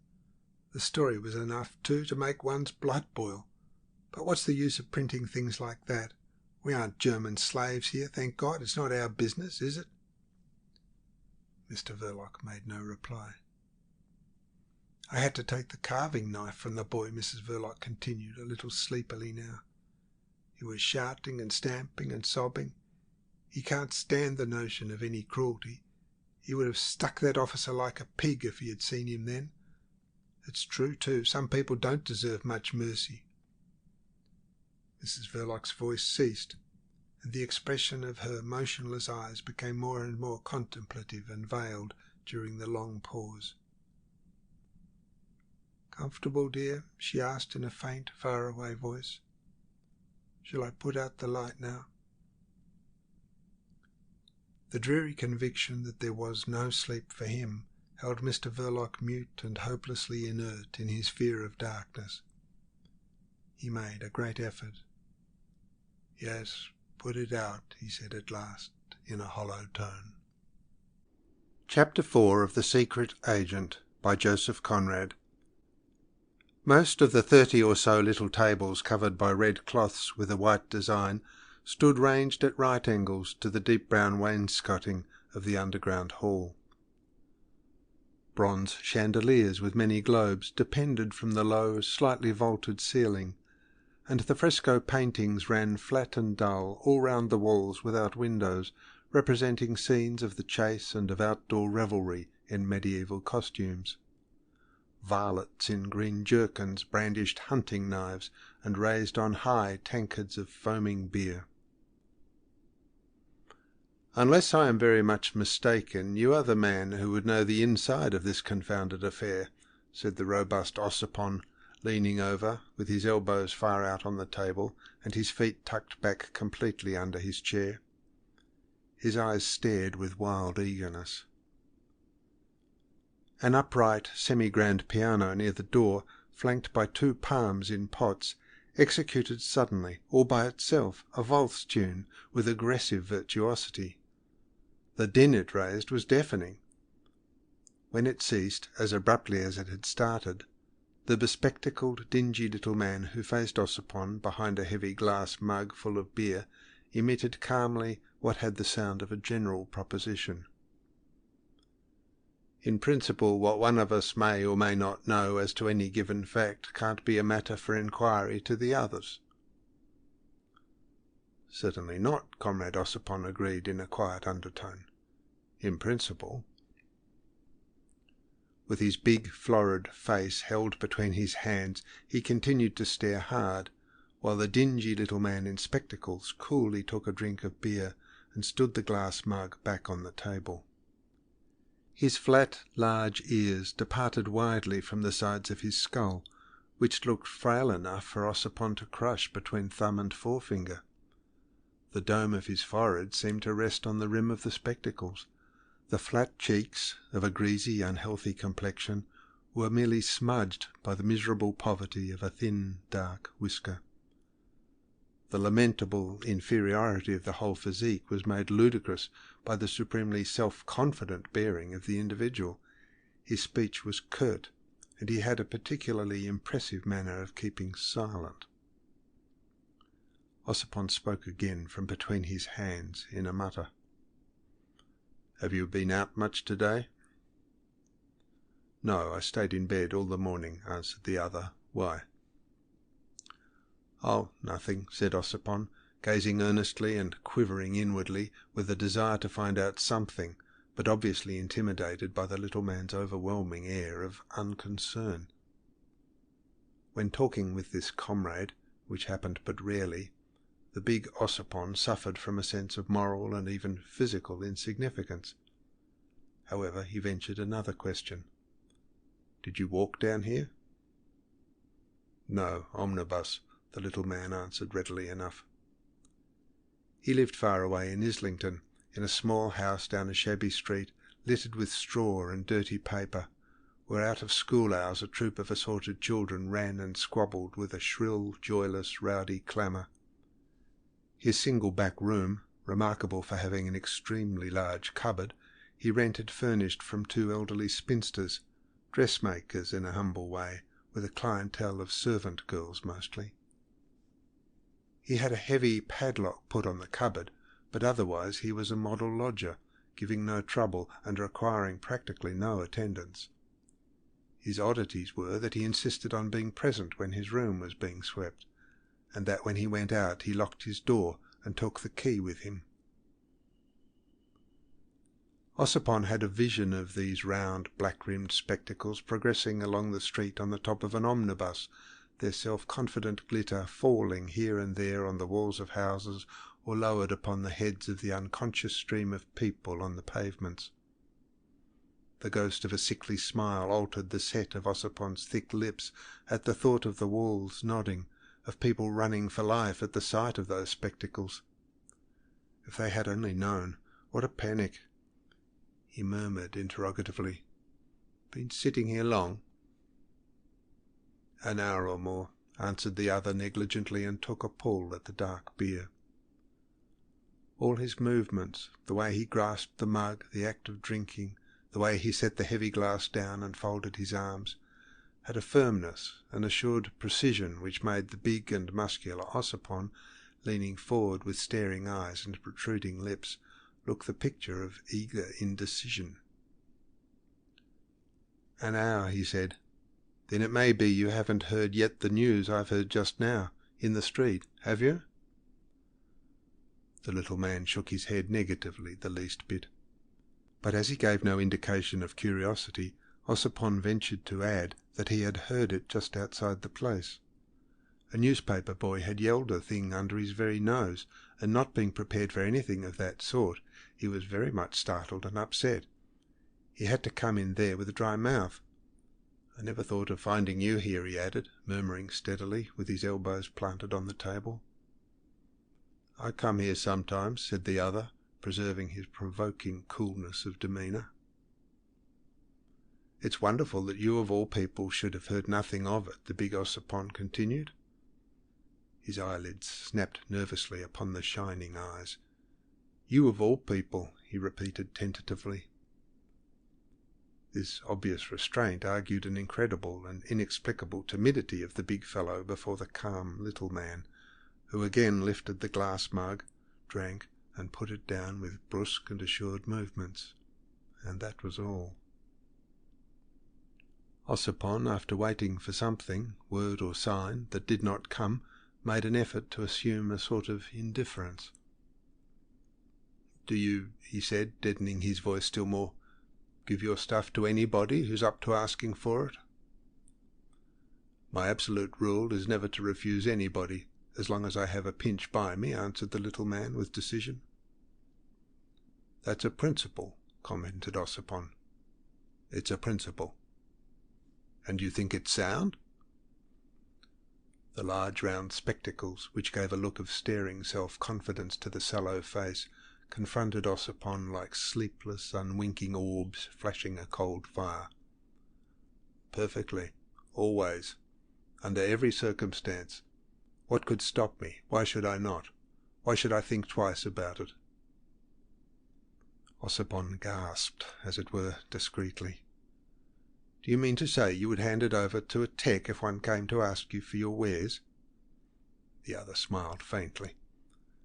Let them come and try it on, and you will see, he said. They know me. But I know also every one of them. They won't come near me, not they. His thin, livid lips snapped together firmly. Ossipon began to argue. But they could send someone, rig a plant on you, don't you see? Get the stuff from you in that way, and then arrest you with the proof in their hands. Proof of what? Dealing in explosives without a license, perhaps? This was meant for a contemptuous jeer, though the expression of the thin, sickly face remained unchanged, and the utterance was negligent.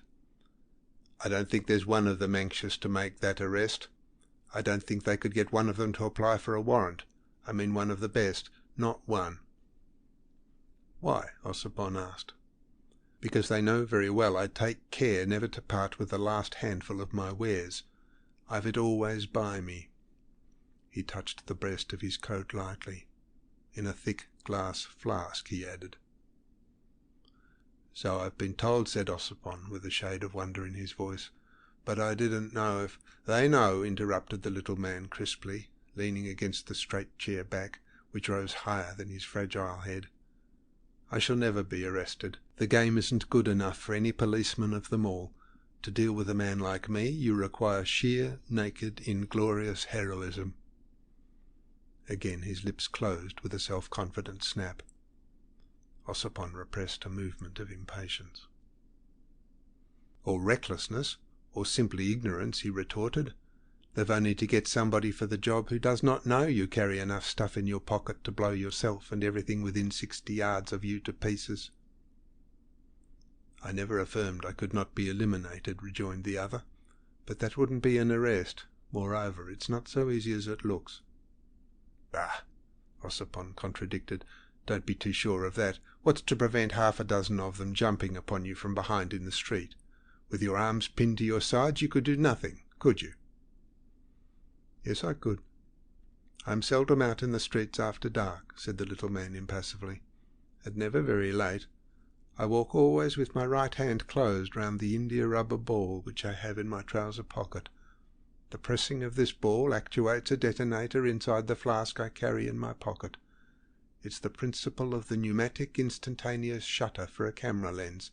The tube leads up.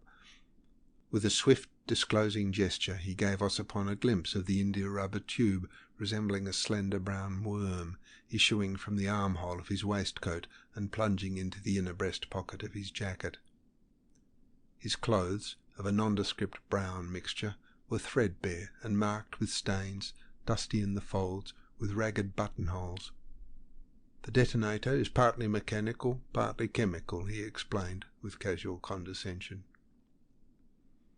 It is instantaneous, of course, murmured Ossipon, with a slight shudder. Far from it, confessed the other, with a reluctance which seemed to twist his mouth dolorously. A full 20 seconds must elapse from the moment I press the ball till the explosion takes place. Whew, whistled Ossipon, completely appalled. 20 seconds? Horrors! You mean to say you could face that? I should go crazy. Wouldn't matter if you did. Of course, it's the weak point of this special system, which is only for my own use. The worst is that the manner of exploding is always the weak point with us. I'm trying to invent a detonator that would adjust itself to all conditions of action, and even to unexpected changes of conditions, a variable and yet perfectly precise mechanism, a really intelligent detonator. 20 seconds, muttered Ossipon again. Oh, and then— With a slight turn of the head, the glitter of the spectacles seemed to gauge the size of the beer saloon in the basement of the renowned Silenus restaurant. Nobody in this room could hope to escape, was the verdict of that survey, nor yet this couple going up the stairs now. The piano at the foot of the staircase clanged through a mazurka with brazen impetuosity, as though a vulgar and impudent ghost were showing off. The keys sank and rose mysteriously. Then all became still. For a moment Ossipon imagined the overlighted place changed into a dreadful black hole, belching horrible fumes, choked with ghastly rubbish of smashed brickwork and mutilated corpses. He had such a distinct perception of ruin and death that he shuddered again. The other observed with an air of calm sufficiency, "In the last instance it is character alone that makes for one's safety. There are very few people in the world whose character is as well established as mine." "I wonder how you managed it," growled Ossipon. "Force of personality," said the other, without raising his voice, and coming from the mouth of that obviously miserable organism, the assertion caused the robust Ossipon to bite his lower lip. "Force of personality," he repeated with ostentatious calm. "I have the means to make myself deadly, but that by itself, you understand, is absolutely nothing in the way of protection. What is effective is the belief those people have in my will to use the means. That's their impression. It is absolute. Therefore, I am deadly." "There are individuals of character amongst that lot too," muttered Ossipon ominously. "Possibly. But it is a matter of degree, obviously, since, for instance, I am not impressed by them. Therefore they are inferior. They cannot be otherwise. Their character is built upon conventional morality. It leans on the social order. Mine stands free from everything artificial. They are bound in all sorts of conventions. They depend on life, which in this connection is a historical fact surrounded by all sorts of restraints and considerations, a complex organized fact open to attack at every point, whereas I depend on death, which knows no restraint and cannot be attacked. My superiority is evident." "This is a transcendental way of putting it," said Ossipon, watching the cold glitter of the round spectacles. "I've heard Karl Jung say much the same thing not very long ago." "Karl Jung," mumbled the other contemptuously. "The delegate of the International Red Committee has been a posturing shadow all his life. There are 3 of you delegates, aren't there? I won't define the other 2, as you are one of them. But what you say means nothing. You are the worthy delegates for revolutionary propaganda. But the trouble is not only that you are as unable to think independently as any respectable grocer or journalist of them all, but that you have no character whatsoever." Ossipon could not restrain a start of indignation. "But what do you want from us?" he exclaimed in a deadened voice. "What is it you are after yourself?" "A perfect detonator," was the peremptory answer. "What are you making that face for? You see, you can't even bear the mention of something conclusive." "I'm not making a face," growled the annoyed Ossipon bearishly. "You revolutionists," the other continued with leisurely self-confidence, "are the slaves of the social convention, which is afraid of you. Slaves of it as much as the very police that stands up in the defence of that convention. Clearly you are, since you want to revolutionize it. It governs your thought, of course, and your action too, and thus neither your thought nor your action can ever be conclusive." He paused, tranquil, with that air of close, endless silence, then almost immediately went on. "You are not a bit better than the forces arrayed against you, than the police, for instance. The other day I came suddenly upon Chief Inspector Heat at the corner of Tottenham Court Road. He looked at me very steadily, but I did not look at him. Why should I give him more than a glance? He was thinking of many things, of his superiors, of his reputation, of the law courts, of his salary, of newspapers, of 100 things, but I was thinking of my perfect detonator only. He meant nothing to me. He was as insignificant as... I can't call to mind anything insignificant enough to compare him with, except Karl Jung, perhaps. Like to like. The terrorist and the policeman both come from the same basket. Revolution, legality, counter-moves in the same game, forms of idleness at bottom identical. He plays his little game, so do you propagandists. But I don't play. I work 14 hours a day and go hungry sometimes. My experiments cost money now and again, and then I must do without food for a day or 2. You're looking at my beer. Yes, I have had 2 glasses already and shall have another presently. This is a little holiday, and I celebrate it alone. Why not? I've the grit to work alone, quite alone, absolutely alone. I've worked alone for years. Ossipon's face had turned dusky red. At the perfect detonator, eh? He sneered very low. Yes, retorted the other. It is a good definition. You couldn't find anything half so precise to define the nature of your activity with all your committees and delegations. It is I who am the true propagandist. We won't discuss the point, said Ossipon, with an air of rising above personal considerations. I'm afraid I'll have to spoil your holiday for you, though. There's a man blown up in Greenwich Park this morning. How do you know? They've been yelling the news in the streets since 2 o'clock. I bought the paper and just ran in here. Then I saw you sitting at this table. I've got it in my pocket now. He pulled the newspaper out. It was a good-sized, rosy sheet, as if flushed by the warmth of its own convictions, which were optimistic. He scanned the papers rapidly. Ah, here it is. Bomb in Greenwich Park. There isn't much so far. 11:30. Foggy morning. Effects of explosion felt as far as Romney Road and Park Place. Enormous hole in the ground under a tree filled with smashed roots and broken branches. All round fragments of a man's body blown to pieces. That's all. The rest's mere newspaper gup. No doubt a wicked attempt to blow up the observatory, they say. That's hardly credible. He looked at the paper a while longer in silence, then passed it over to the other, who, after gazing abstractedly at the print, laid it down without comment.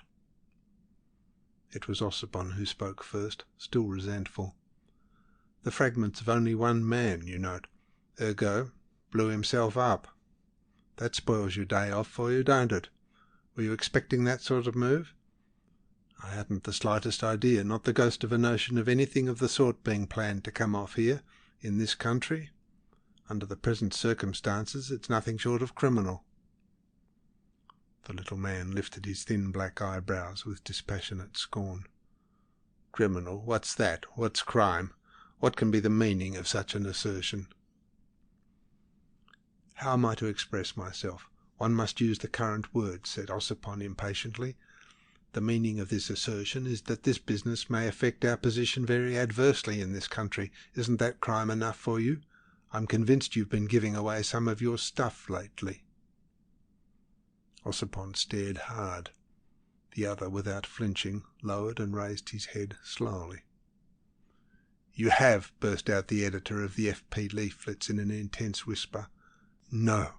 And are you really handing it over at large like this for the asking to the first fool that comes along? Just so. The condemned social order has not been built up on paper and ink, and I don't fancy that a combination of paper and ink will ever put an end to it, whatever you may think. Yes, I would give the stuff with both hands to every man, woman or fool that likes to come along. I know what you're thinking about, but I'm not taking my cue from the Red Committee. I would see you all hounded out of here, or arrested, or beheaded for that matter, without turning a hair. What happens to us as individuals is not of the least consequence. He spoke carelessly, without heat, almost without feeling, and Ossipon, secretly much affected, tried to copy this detachment. If the police here knew their business, they would shoot you full of holes with revolvers, or else try to sandbag you from behind in broad daylight. The little man seemed already to have considered that point of view in his dispassionate, self-confident manner. Yes, he assented with the utmost readiness. But for that they would have to face their own institutions. Do you see? That requires uncommon grit, grit of a special kind. Ossipon blinked. I fancy that's exactly what would happen to you if you were to set up your laboratory in the States. They don't stand on ceremony with their institutions there. I'm not likely to go and see. Otherwise your remark is just, admitted the other. They have more character over there, and their character is essentially anarchistic. Fertile ground for us, the States, very good ground. The great Republic has the root of destructive matter in her. The collective temperament is lawless. Excellent. They may shoot us down, but you are too transcendental for me, growled Ossipon, with moody concern. Logical, protested the other. There are several kinds of logic. This is the enlightened kind. America is all right. It is this country that is dangerous, with her idealistic conception of legality. The social spirit of this people is wrapped up in scrupulous prejudices, and that is fatal to our work. You talk of England being our only refuge. So much the worse. Capua, what do we want with refuges? Here you talk, print, plot, and do nothing.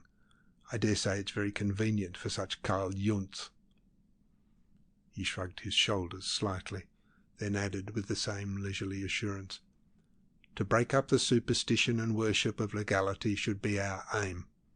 Nothing would please me more than to see Inspector Heat and his likes take to shooting us down in broad daylight with the approval of the public. Half our battle would be won then. The disintegration of the old morality would have set in its very temple.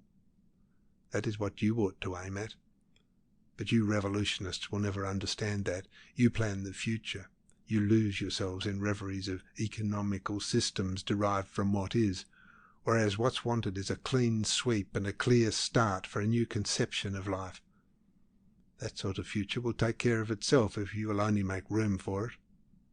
Therefore I would shovel my stuff in heaps at the corners of the streets if I had enough for that, and as I haven't, I do my best by perfecting a really dependable detonator.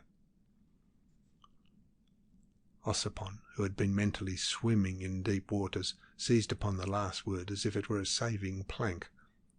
Yes, your detonators. I shouldn't wonder if it weren't one of your detonators that made a clean sweep of the man in the park. A shade of vexation darkened the determined, sallow face confronting Ossipon. My difficulty consists precisely in experimenting practically with the various kinds. They must be tried, after all. Besides, Ossipon interrupted, who could that fellow be? I assure you that we in London had no knowledge. Couldn't you describe the person you gave the stuff to? The other turned his spectacles upon Ossipon like a pair of searchlights. Describe him, he repeated slowly. I don't think there can be the slightest objection now. I will describe him to you in one word. Verloc. Ossipon, whom curiosity had lifted a few inches off his seat, dropped back as if hit in the face. Verloc? Impossible. The self-possessed little man nodded slightly once. Yes, he's the person. You can't say that in this case I was giving my stuff to the first fool that came along. He was a prominent member of the group, as far as I understand. Yes, said Ossipon. Prominent? No, not exactly. He was the centre for general intelligence and usually received comrades coming over here. More useful than important. Man of no ideas. Years ago he used to speak at meetings, in France, I believe. Not very well, though. He was trusted by such men as Latour, Moser, and all that old lot. The only talent he showed really was his ability to elude the attentions of the police somehow. Here, for instance, he did not seem to be looked after very closely. He was regularly married, you know. I suppose it's with her money that he started that shop. Seemed to make it pay, too. Ossipon paused abruptly, muttered to himself, I wonder what that woman will do now, and fell into thought. The other waited with ostentatious indifference. His parentage was obscure, and he was generally known only by his nickname of Professor. His title to that designation consisted in his having been once assistant demonstrator in chemistry at some technical institute. He quarrelled with the authorities upon a question of unfair treatment. Afterwards he obtained a post in the laboratory of a manufactory of dyes. There too he had been treated with revolting injustice. His struggles, his privations, his hard work to raise himself in the social scale had filled him with such an exalted conviction of his merits that it was extremely difficult for the world to treat him with justice, the standard of that notion depending so much upon the patience of the individual. The professor had genius, but lacked the great social virtue of resignation. Intellectually a nonentity, Ossipon pronounced aloud, abandoning suddenly the inward contemplation of Mrs. Verloc's bereaved person and business. Quite an ordinary personality. "You're wrong in not keeping more in touch with the comrades, Professor," he added in a reproving tone. "Did he say anything to you, give you some idea of his intentions? I hadn't seen him for a month. It seems impossible that he should be gone." "He told me it was going to be a demonstration against a building," said the Professor. "I had to know that much to prepare the missile. I pointed out to him that I had hardly a sufficient quantity for a completely destructive result, but he pressed me very earnestly to do my best. As he wanted something that could be carried openly in the hand, I proposed to make use of an old 1-gallon copal varnish can I happened to have by me. He was pleased at the idea. It gave me some trouble because I had to cut out the bottom first and solder it on again afterwards. When prepared for use, the can enclosed a wide-mouthed, well-corked jar of thick glass packed around with some wet clay and containing 16 ounces of X2 green powder. The detonator was connected with the screw top of the can. It was ingenious, a combination of time and shock. I explained the system to him. It was a thin tube of tin enclosing Ossopon's attention had wandered. "What do you think has happened?" he interrupted. "Can't tell. Screwed the top on tight, which would make the connection, and then forgot the time. It was set for 20 minutes. On the other hand, the time contact being made, a sharp shock would bring about the explosion at once. He either ran the time too close or simply let the thing fall. The contact was made all right, that's clear to me at any rate. The systems worked perfectly. And yet you would think that a common fool in a hurry would be much more likely to forget to make the contact altogether. I was worrying myself about that sort of failure mostly. But there are more kinds of fools than one can guard against. You can't expect a detonator to be absolutely foolproof." He beckoned to a waiter. Ossipon sat rigid, with the abstracted gaze of mental travail. After the man had gone away with the money, he roused himself with an air of profound dissatisfaction. "It's extremely unpleasant for me," he mused. "Carl has been in bed with bronchitis for a week. There's an even chance that he will never get up again. Michaelis is luxuriating in the country somewhere. A fashionable publisher has offered him £500 for a book. It'll be a ghastly failure. He has lost the habit of consecutive thinking in prison, you know." The Professor, on his feet, now buttoning his coat, looked about him with perfect indifference. "What are you going to do?" asked Ossipon wearily. He dreaded the blame of the Central Red Committee, a body which had no permanent place of abode, and of whose membership he was not exactly informed.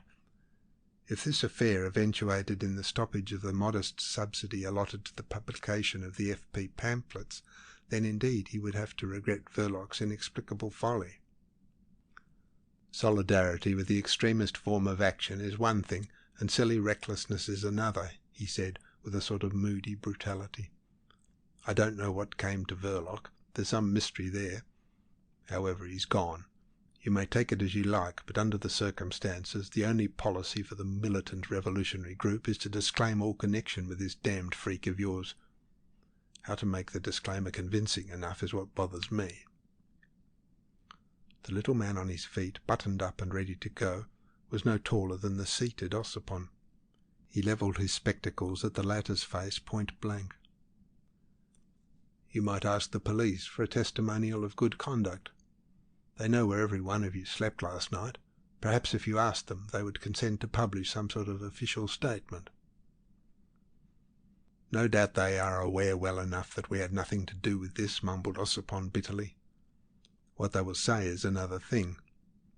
He remained thoughtful, disregarding the short, owlish, shabby figure standing by his side. "I must lay hands on Michaelis at once and get him to speak from his heart at one of our gatherings. The public has a sort of sentimental regard for that fellow. His name is known, and I am in touch with a few reporters on the big dailies. What he would say would be utter bosh, but he has a turn of talk that makes it go down all the same." "Like treacle," interjected the Professor, rather low, keeping an impassive expression. The perplexed Ossipon went on communing with himself half audibly, after the manner of a man reflecting in perfect solitude. "Confounded ass! to leave such an imbecile business on my hands, and I don't even know of—" He sat with compressed lips. The idea of going for news straight to the shop lacked charm. His notion was that Verloc's shop might have been turned already into a police trap. They will be bound to make some arrests, he thought, with something resembling virtuous indignation, for the even tenor of his revolutionary life was menaced by no fault of his. And yet, unless he went there, he ran the risk of remaining in ignorance of what perhaps it would be very material for him to know. Then he reflected that if the man in the park had been so very much blown to pieces as the evening papers said, he could not have been identified. And if so, the police would have no special reason for watching Verloc's shop more closely than any other place known to be frequented by marked anarchists. No more reason, in fact, than for watching the doors of the Salinas. There would be a lot of watching all round, no matter where he went. Still, "I wonder what I had better do now," he muttered, taking counsel with himself. A rasping voice at his elbow said with sedate scorn, "Fasten yourself upon the woman for all she's worth." After uttering these words, the professor walked away from the table.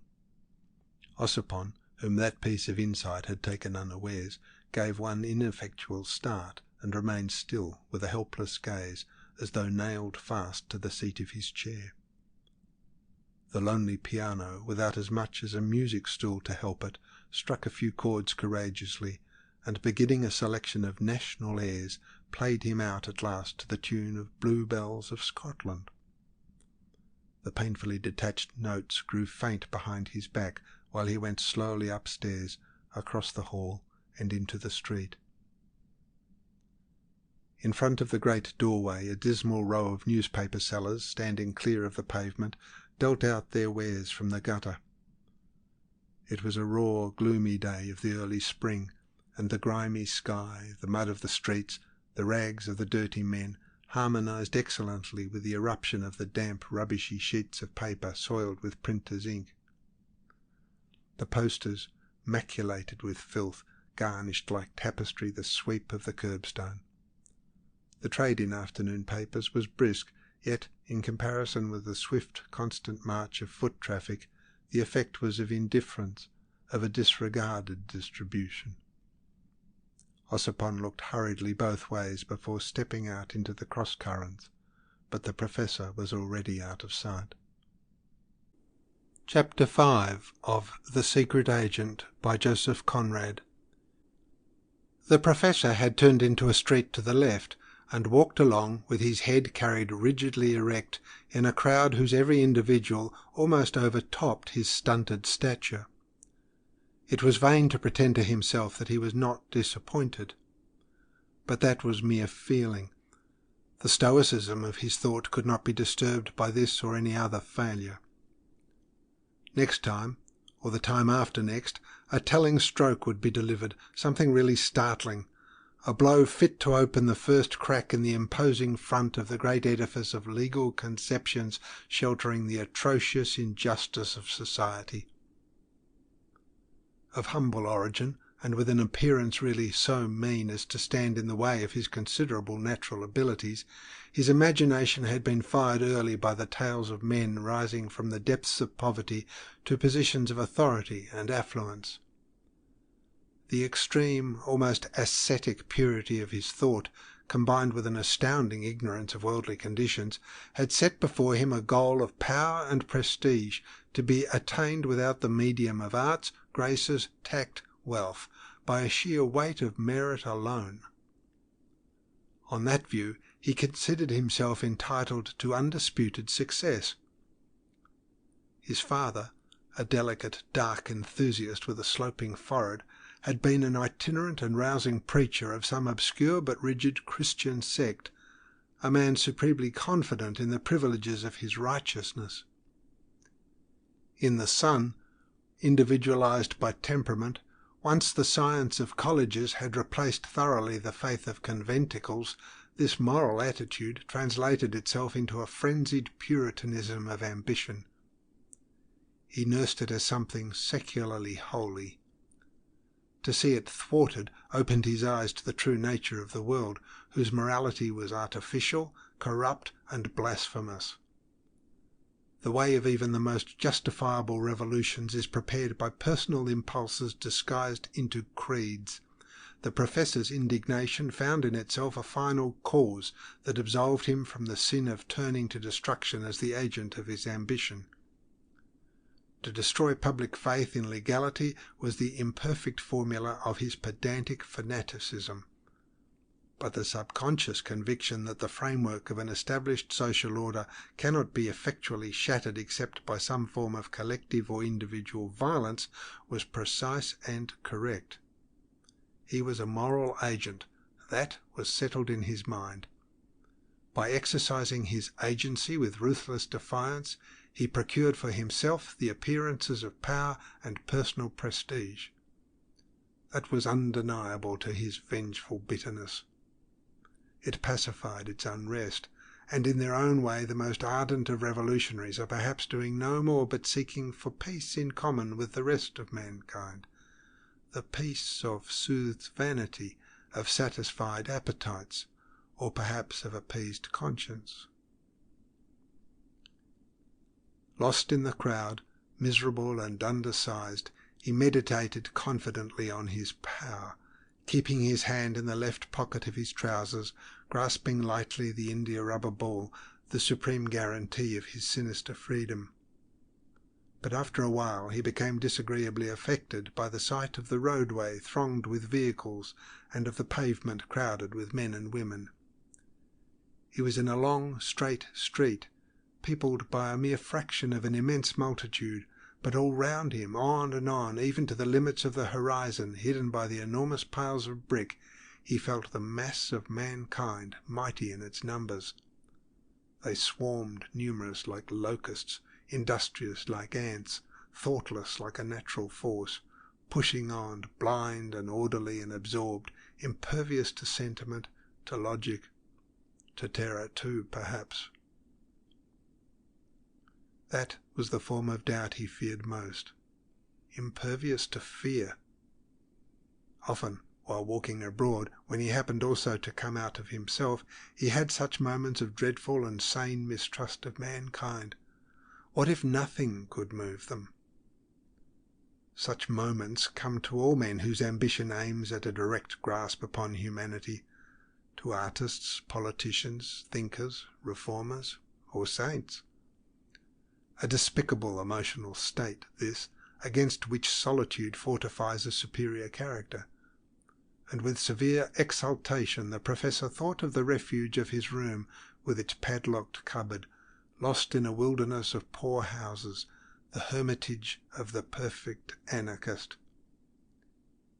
In order to reach sooner the point where he could take his omnibus, he turned brusquely out of the popular street into a narrow and dusky alley paved with flagstones. On one side the low brick houses had in their dusty windows the sightless, moribund look of incurable decay, empty shells awaiting demolition. From the other side life had not departed wholly as yet. Facing the only gas lamp yawned the cavern of a second-hand furniture dealer, where, deep in the gloom of a sort of narrow avenue winding through a bizarre forest of wardrobes with an undergrowth tangle of table legs, a tall pier-glass glimmered like a pool of water in a wood. An unhappy, homeless couch, accompanied by two unrelated chairs, stood in the open. The only human being making use of the alley, besides the professor, coming stalwart and erect from the opposite direction, checked his swinging pace suddenly. "Hullo," he said, and stood a little on one side watchfully. The professor had already stopped, with a ready half-turn which brought his shoulders very near the other wall. His right hand felt lightly on the back of the outcast couch, the left remained purposefully plunged deep in the trouser pocket, and the roundness of the heavy-rimmed spectacles imparted an owlish character to his moody, unperturbed face. It was like a meeting in a side corridor of a mansion full of life. The stalwart man was buttoned up in a dark overcoat and carried an umbrella. His hat, tilted back, uncovered a good deal of forehead, which appeared very white in the dusk. In the dark patches of the orbits the eyeballs glimmered piercingly. Long, drooping moustaches, the colour of ripe corn, framed with their points the square block of his shaved chin.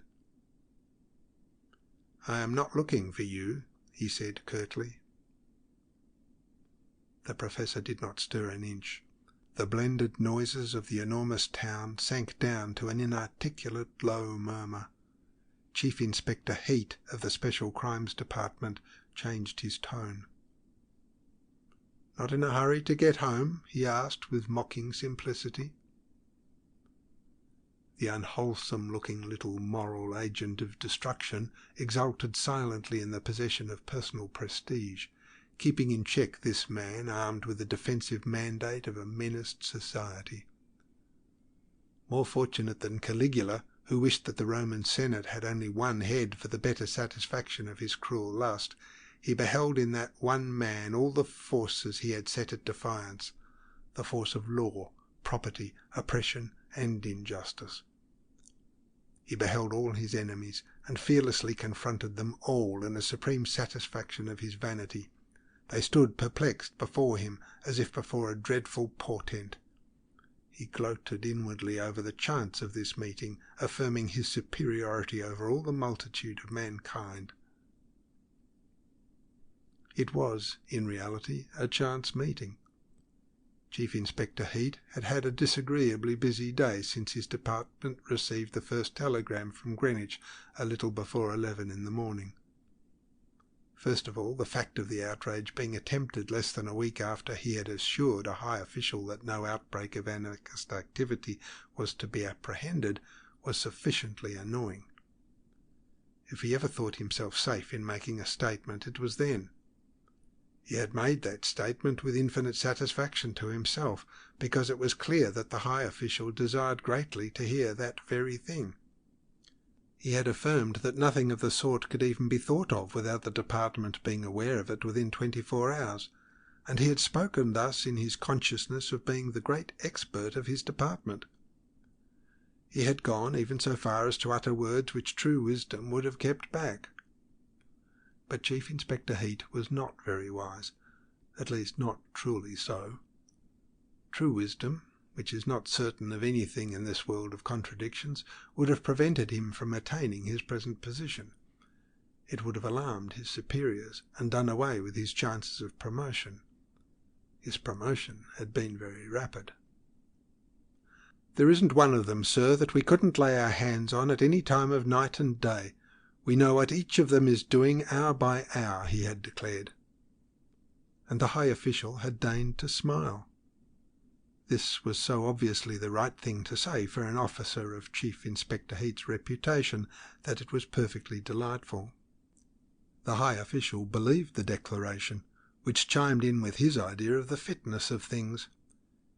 His wisdom was of an official kind, or else he might have reflected upon a matter not of theory but of experience, that in the close-woven stuff of relations between conspirator and police there occur unexpected solutions of continuity, sudden holes in space and time.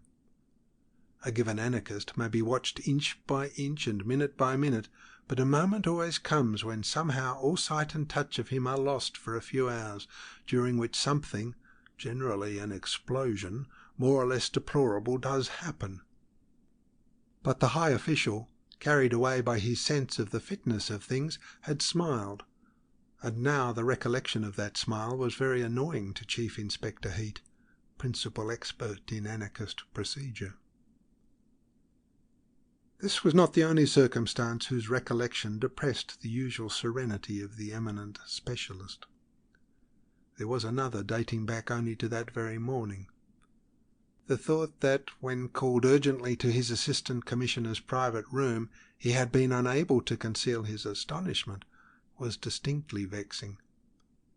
His instinct of a successful man had taught him long ago that, as a general rule, a reputation is built on manner as much as on achievement. And he felt that his manner, when confronted with the telegram, had not been impressive. He had opened his eyes widely and had exclaimed, "Impossible!" exposing himself thereby to the unanswerable retort of a finger-tip laid forcibly on the telegram which the Assistant Commissioner, after reading it aloud, had flung on the desk. To be crushed, as it were, under the tip of a forefinger was an unpleasant experience, very damaging too. Furthermore, Chief Inspector Heat was conscious of not having mended matters by allowing himself to express a conviction. "One thing I can tell you at once, none of our lot had anything to do with this." He was strong in his integrity of a good detective, but he saw now that an impenetrably attentive reserve towards this incident would have served his reputation better. On the other hand, he admitted to himself that it was difficult to preserve one's reputation if rank outsiders were going to take a hand in the business. Outsiders are the bane of the police as of other professions.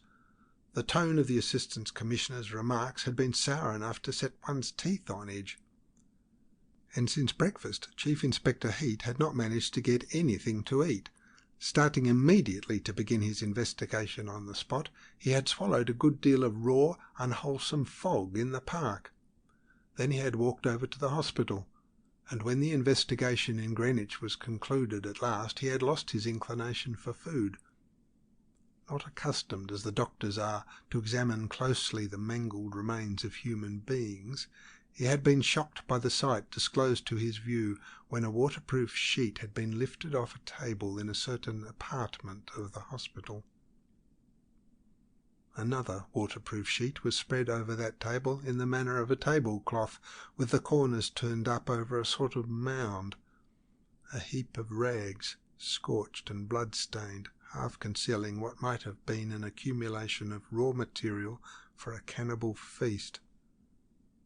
It required considerable firmness of mind not to recoil before that sight. Chief Inspector Heat, an efficient officer of his department, stood his ground, but for a whole minute he did not advance. A local constable in uniform cast a sidelong glance and said, with stolid simplicity, "He's all there, every bit of him. It was a job." He had been the first man on the spot after the explosion. He mentioned the fact again. He had seen something like a heavy flash of lightning in the fog. At that time he was standing at the door of the King William Street Lodge talking to the keeper. The concussion made him tingle all over. He ran between the trees towards the observatory. "As fast as my legs would carry me," he repeated twice. Chief Inspector Heat, bending forward over the table in a gingerly and horrified manner, let him run on. The hospital porter and another man turned down the corners of the cloth and stepped aside. The Chief Inspector's eyes searched the gruesome detail of that heap of mixed things, which seemed to have been collected in shambles and rag shops. "You used a shovel," he remarked, observing a sprinkling of small gravel, tiny brown bits of bark, and particles of splintered wood as fine as needles. "Had to in one place," said the stolid constable. "I sent a keeper to fetch a spade. When he heard me scraping the ground with it, he leaned his forehead against a tree and was as sick as a dog."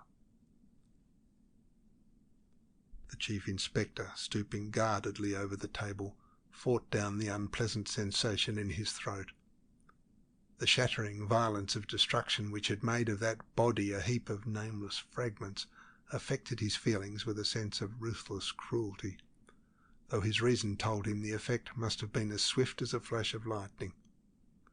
The man, whoever he was, had died instantaneously, and yet it seemed impossible to believe that a human body could have reached that state of disintegration without passing through the pangs of inconceivable agony. No physiologist, and still less of a metaphysician, Chief Inspector Heat rose by the force of sympathy, which is a form of fear, above the vulgar conception of time. Instantaneous! He remembered all he had ever read in popular publications of long and terrifying dreams dreamed in the instant of waking. of the whole past life lived with frightful intensity by a drowning man as his doomed head bobs up, streaming for the last time. The inexplicable mysteries of conscious existence beset Chief Inspector Heat till he evolved a horrible notion that ages of atrocious pain and mental torture could be contained between two successive winks of an eye. And meantime the Chief Inspector went on, peering at the table with a calm face, and the slightly anxious attention of an indigent customer bending over what may be called the by-products of a butcher's shop with a view to an inexpensive Sunday dinner.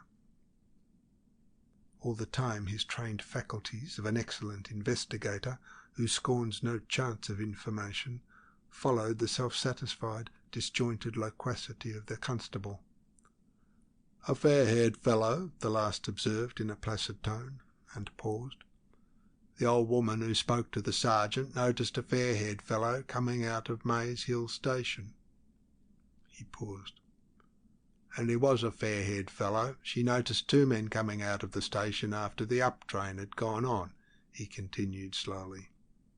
"She couldn't tell if they were together. She took no particular notice of the big one, but the other one was a fair slight chap, carrying a tin varnish can in one hand." The constable ceased.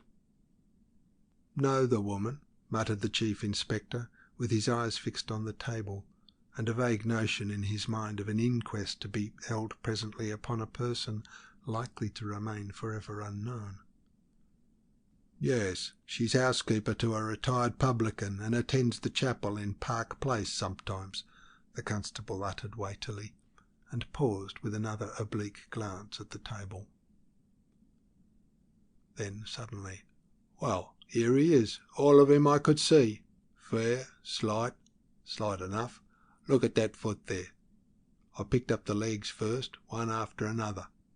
He was that scattered you didn't know where to begin."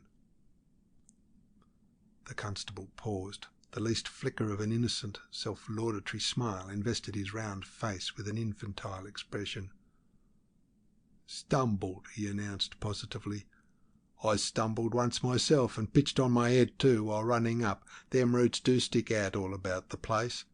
Stumbled against the root of a tree and fell, and that thing he was carrying must have gone off right under his chest, I expect." The echo of the words "person unknown" repeating itself in his inner consciousness bothered the Chief Inspector considerably. He would have liked to trace this affair back to its mysterious origin for his own information. He was professionally curious. Before the public he would have liked to vindicate the efficiency of his department by establishing the identity of that man. He was a loyal servant. That, however, appeared impossible. The first term of the problem was unreadable, lacked all suggestion but that of atrocious cruelty. Overcoming his physical repugnance, Chief Inspector Heat stretched out his hand without conviction for the salving of his conscience, and took up the least soiled of the rags. It was a narrow strip of velvet with a large triangular piece of blue cloth hanging from it. He held it up to his eyes, and the police constable spoke. "Velvet collar. Funny the old woman should have noticed the velvet collar. Dark blue overcoat with a velvet collar, she has told us. He was the chap she saw, and no mistake, and here he is all complete, velvet collar and all. I don't think I missed a single piece as big as a postage stamp." At this point the trained faculties of the Chief Inspector ceased to hear the voice of the constable. He moved to one of the windows for better light. His face, averted from the room, expressed a startled, intense interest while he examined closely the triangular piece of broadcloth. By a sudden jerk he detached it, and only after stuffing it into his pocket turned round to the room and flung the velvet collar back on the table. "Cover up," he directed the attendants curtly, without another look, and, saluted by the constable, carried off his spoil hastily. A convenient train whirled him up to town, alone and pondering deeply in a third-class compartment. That singed piece of cloth was incredibly valuable, and he could not defend himself from astonishment at the casual manner it had come into his possession. It was as if fate had thrust that clue into his hands, and after the manner of the average man, whose ambition is to command events, he began to mistrust such a gratuitous and accidental success, just because it seemed forced upon him. The practical value of success depends not a little on the way you look at it. But fate looks at nothing. It has no discretion. He no longer considered it eminently desirable all round to establish publicly the identity of the man who had blown himself up that morning with such horrible completeness. But he was not certain of the view his department would take. A department is to those it employs a complex personality with ideas and even fads of its own. It depends on the loyal devotion of its servants, and the devoted loyalty of trusted servants is associated with a certain amount of affectionate contempt which keeps it sweet, as it were. By a benevolent provision of nature, no man is a hero to his valet, or else the heroes would have to brush their own clothes. Likewise, no department appears perfectly wise to the intimacy of its workers. A department does not know so much as some of its servants.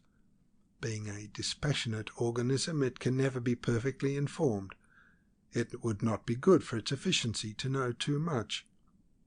Chief Inspector Heat got out of the train in a state of thoughtfulness entirely untainted with disloyalty, but not quite free of that jealous mistrust which so often springs on the ground of perfect devotion, whether to women or to institutions. It was in this mental disposition, physically very empty, but still nauseated by what he had seen, that he had come upon the Professor. Under these conditions, which make for irascibility in a sound, normal man, this meeting was specially unwelcome to Chief Inspector Heat. He had not been thinking of the Professor. He had not been thinking of any individual anarchist at all. The complexion of that case had somehow forced upon him the general idea of the absurdity of things human, which in the abstract is sufficiently annoying to an unphilosophical temperament, and in concrete instances becomes exasperating beyond endurance. At the beginning of his career, Chief Inspector Heat had been concerned with the more energetic forms of thieving. He had gained his spurs in that sphere, and naturally enough had kept for it, after his promotion to another department, a feeling not very far removed from affection. Thieving was not a sheer absurdity, it was a form of human industry, perverse indeed, but still an industry exercised by an industrious world. It was work undertaken for the same reason as the work in potteries, in coal mines, in fields, in tool-grinding shops.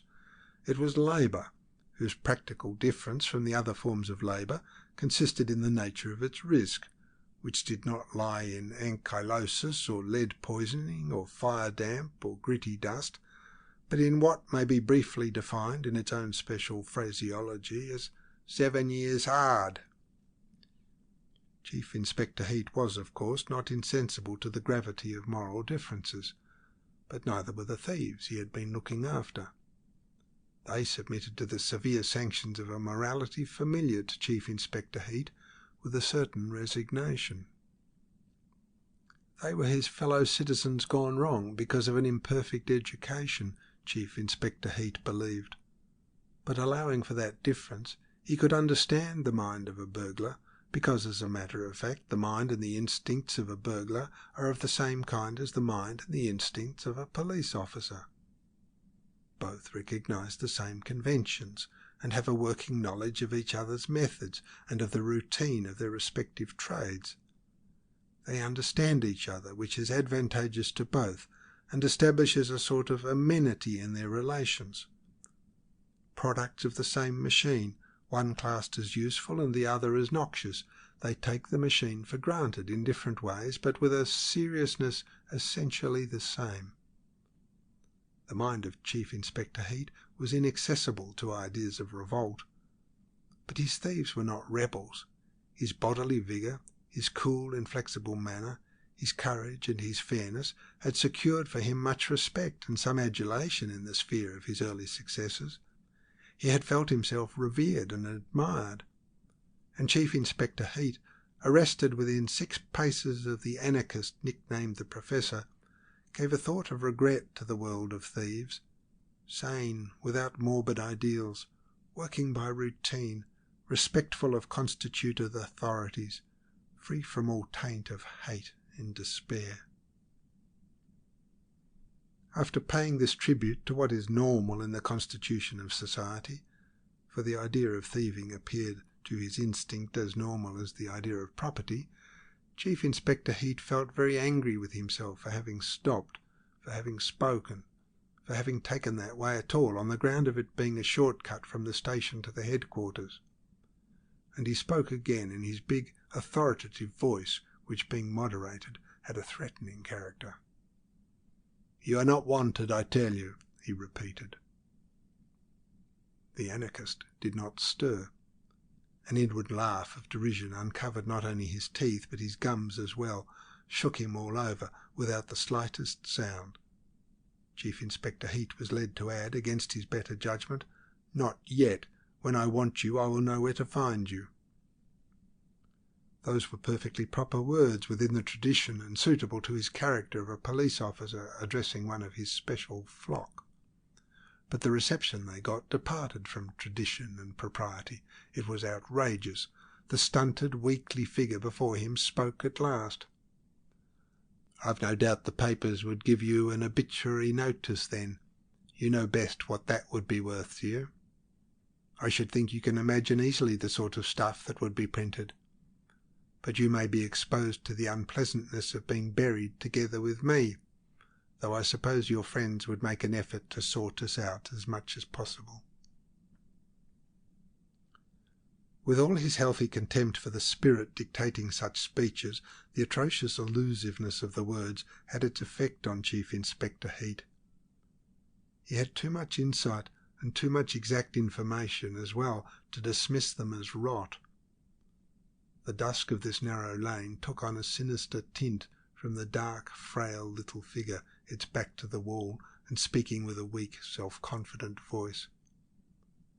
To the vigorous, tenacious vitality of the Chief Inspector, the physical wretchedness of that being, so obviously not fit to live, was ominous, for it seemed to him that if he had the misfortune to be such a miserable object, he would not have cared how soon he died. Life had such a strong hold upon him that a fresh wave of nausea broke out in slight perspiration upon his brow. The murmur of town life, the subdued rumble of wheels in the 2 invisible streets to the right and left, came through the curve of the sordid lane to his ears with a precious familiarity and an appealing sweetness. He was human. But Chief Inspector Heat was also a man, and he could not let such words pass. "All this is good to frighten children with," he said. "I'll have you yet."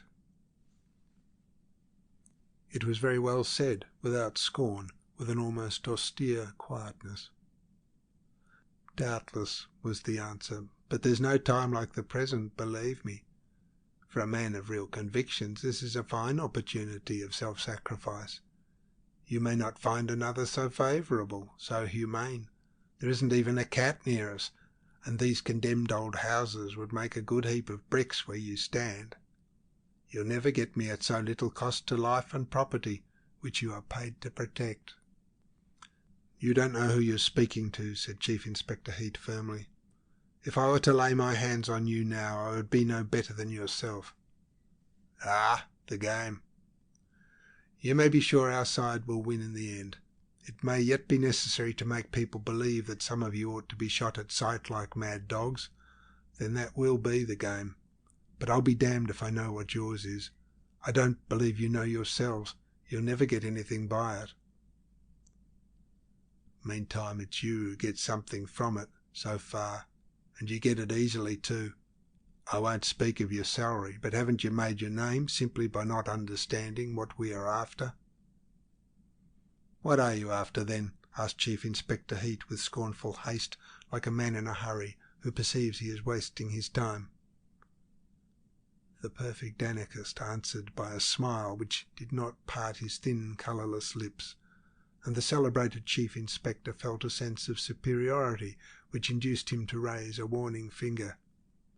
"Give it up, whatever it is," he said in an admonishing tone, but not so kindly as if he were condescending to give good advice to a cracksman of repute.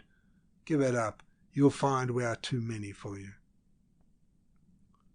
The fixed smile on the Professor's lips wavered, as if the mocking spirit within had lost its assurance. Chief Inspector Heat went on. "Don't you believe me, eh? Well, you've only got to look about you. We are. And anyway, you're not doing it well. You're always making a mess of it. Why, if the thieves didn't know their work better, they would starve." The hint of an invincible multitude behind that man's back roused a sombre indignation in the breast of the Professor. He smiled no longer his enigmatic and mocking smile. The resisting power of numbers, the unattackable stolidity of a great multitude, was the haunting fear of his sinister loneliness. His lips trembled for some time before he managed to say in a strangled voice, "I'm doing my work better than you're doing yours." "That'll do now," interrupted Chief Inspector Heat hurriedly, and the Professor laughed right out this time. While still laughing he moved on, but he did not laugh long. It was a sad-faced, miserable little man who emerged from the narrow passage into the bustle of the broad thoroughfare. He walked with the nerveless gait of a tramp, going on, still going on, indifferent to rain or sun, in a sinister detachment from the aspects of sky and earth. Chief Inspector Heat, on the other hand, after watching him for a while, stepped out with the purposeful briskness of a man disregarding indeed the inclemencies of the weather, but conscious of having an authorized mission on this earth and the moral support of his kind. All the inhabitants of the immense town, the population of the whole country, and even the teeming millions struggling upon the planet were with him, down to the very thieves and mendicants. Yes, the thieves themselves were sure to be with him in his present work. The consciousness of universal support in his general activity heartened him to grapple with the particular problem. The problem immediately before the Chief Inspector was that of managing the Assistant Commissioner of his department, his immediate superior. This is the perennial problem of trusty and loyal servants. Anarchism gave it its particular complexion, but nothing more. Truth to say, Chief Inspector Heat thought but little of anarchism. He did not attach undue importance to it, and could never bring himself to consider it seriously. It had more the character of disorderly conduct, disorderly without the human excuse of drunkenness, which at any rate employed good feeling and an amiable leaning towards festivity. As criminals, anarchists were distinctly no class at all. And recalling the Professor, Chief Inspector Heat, without checking his swinging pace, muttered through his teeth, "Lunatic." Catching thieves was another matter altogether. It had that quality of seriousness belonging to every form of open sport, where the best man wins under perfectly comprehensible rules. There were no rules for dealing with anarchists, and that was distasteful to the Chief Inspector.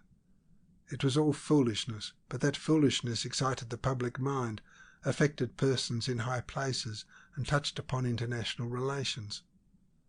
A hard, merciless contempt settled rigidly on the Chief Inspector's face as he walked on.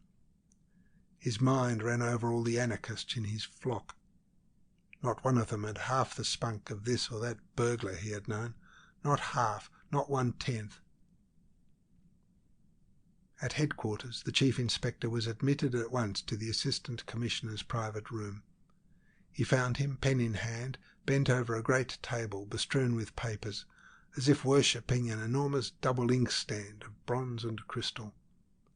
Speaking tubes resembling snakes were tied by the heads to the back of the Assistant Commissioner's wooden armchair, and their gaping mouths seemed ready to bite his elbows. And in this attitude he raised only his eyes, whose lids were darker than his face and very much creased. The reports had come in. Every anarchist had been exactly accounted for. After saying this, he lowered his eyes, signed rapidly 2 single sheets of paper, and only then laid down his pen and sat well back, directing an inquiring gaze at his renowned subordinate. The Chief Inspector stood it well, deferential but inscrutable. "I dare say you were right," said the Assistant Commissioner, "in telling me at first that the London anarchists had nothing to do with this. I quite appreciate the excellent watch kept on them by your men. On the other hand, this, for the public, does not amount to more than a confession of ignorance." The Assistant Commissioner's delivery was leisurely, as it were cautious. His thought seemed to rest poised on a word before passing to another, as though words had been the stepping stones for his intellect picking its way across the waters of error. "Unless you have brought something useful from Greenwich," he added. The Chief Inspector began at once the account of his investigation in a clear, matter-of-fact manner. His superior, turning his chair a little and crossing his thin legs, leaned sideways on his elbow, with one hand shading his eyes. His listening attitude had a sort of angular and sorrowful grace. Gleams as of highly burnished silver played on the sides of his ebony black head when he inclined it slowly at the end. Chief Inspector Heat waited with the appearance of turning over in his mind all he had just said, but, as a matter of fact, considering the advisability of saying something more. The Assistant Commissioner cut his hesitation short. "You believe there were 2 men?" he asked, without uncovering his eyes. The Chief Inspector thought it more than probable. In his opinion, the 2 men had parted from each other within 100 yards from the observatory walls. He explained also how the other man could have got out of the park speedily without being observed. The fog, though not very dense, was in his favour. He seemed to have escorted the other to the spot, and then to have left him there to do the job single-handed.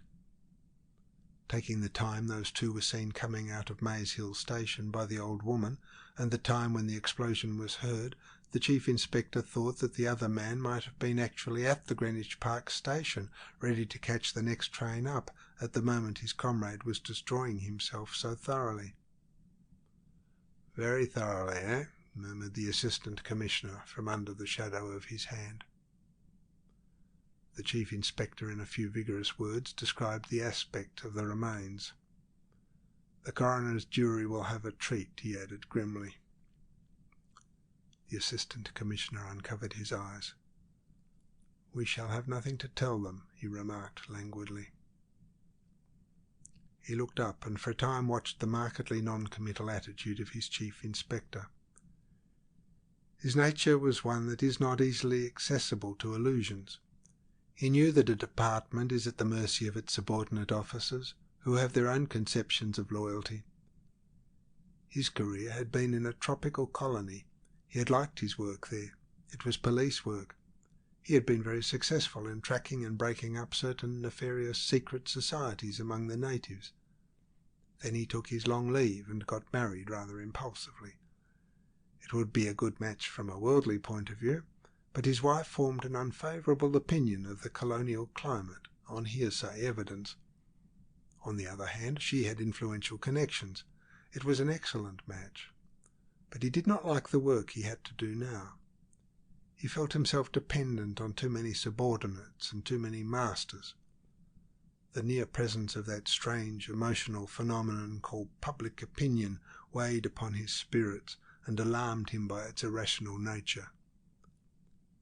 No doubt that from ignorance he exaggerated to himself its power for good and evil, especially for evil, and the rough east winds of the English spring, which agreed with his wife, augmented his general mistrust of men's motives and of the efficiency of their organisation. The futility of office work especially appalled him on those days so trying to his sensitive liver. He got up, unfolding himself to his full height, and with a heaviness of step remarkable in so slender a man, moved across the room to the window. The panes streamed with rain, and the short street he looked down into lay wet and empty, as if swept clear suddenly by a great flood. It was a very trying day, choked in raw fog to begin with, and now drowned in cold rain. The flickering, blurred flames of gas lamps seemed to be dissolving in a watery atmosphere, and the lofty pretensions of a mankind oppressed by the miserable indignities of the weather appeared as a colossal and hopeless vanity deserving of scorn, wonder, and compassion. Horrible, horrible, thought the Assistant Commissioner to himself, with his face near the window pane. We have been having this sort of thing now for 10 days. No, a fortnight. He ceased to think completely for a time. That utter stillness of his brain lasted about 3 seconds. Then he said perfunctorily, "You have set inquiries on foot for tracing that other man up and down the line?" He had no doubt that everything needful had been done. Chief Inspector Heat knew, of course, thoroughly the business of man-hunting, and these were the routine steps, too, that would be taken as a matter of course by the merest beginner. A few inquiries amongst the ticket collectors and the porters of the 2 small railway stations would give additional details as to the appearance of the 2 men. The inspection of the collected tickets would show at once where they came from that morning. It was elementary, and could not have been neglected. Accordingly, the Chief Inspector answered that all this had been done directly the old woman had come forward with her deposition, and he mentioned the name of a station. "That's where they came from, sir," he went on. "The porter who took the tickets at Maze Hill remembers 2 chaps answering to the description passing the barrier.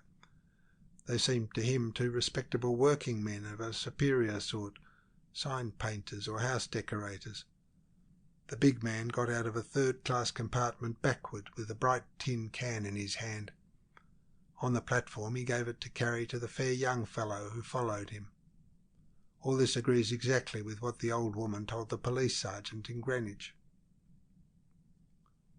The Assistant Commissioner, still with his face turned to the window, expressed his doubt as to these 2 men having had anything to do with the outrage. All this theory rested upon the utterance of an old charwoman who had been nearly knocked down by a man in a hurry. Not a very substantial authority, indeed, unless on the ground of sudden inspiration, which was hardly tenable. "Frankly now, could she have been really inspired?" he queried with grave irony, keeping his back to the room, as if entranced by the contemplation of the town's colossal forms, half lost in the night. He did not even look round when he heard the mutter of the word "providential" from the principal subordinate of his department, whose name, printed sometimes in the papers, was familiar to the great public as that of one of its zealous and hard-working protectors. Chief Inspector Heat raised his voice a little.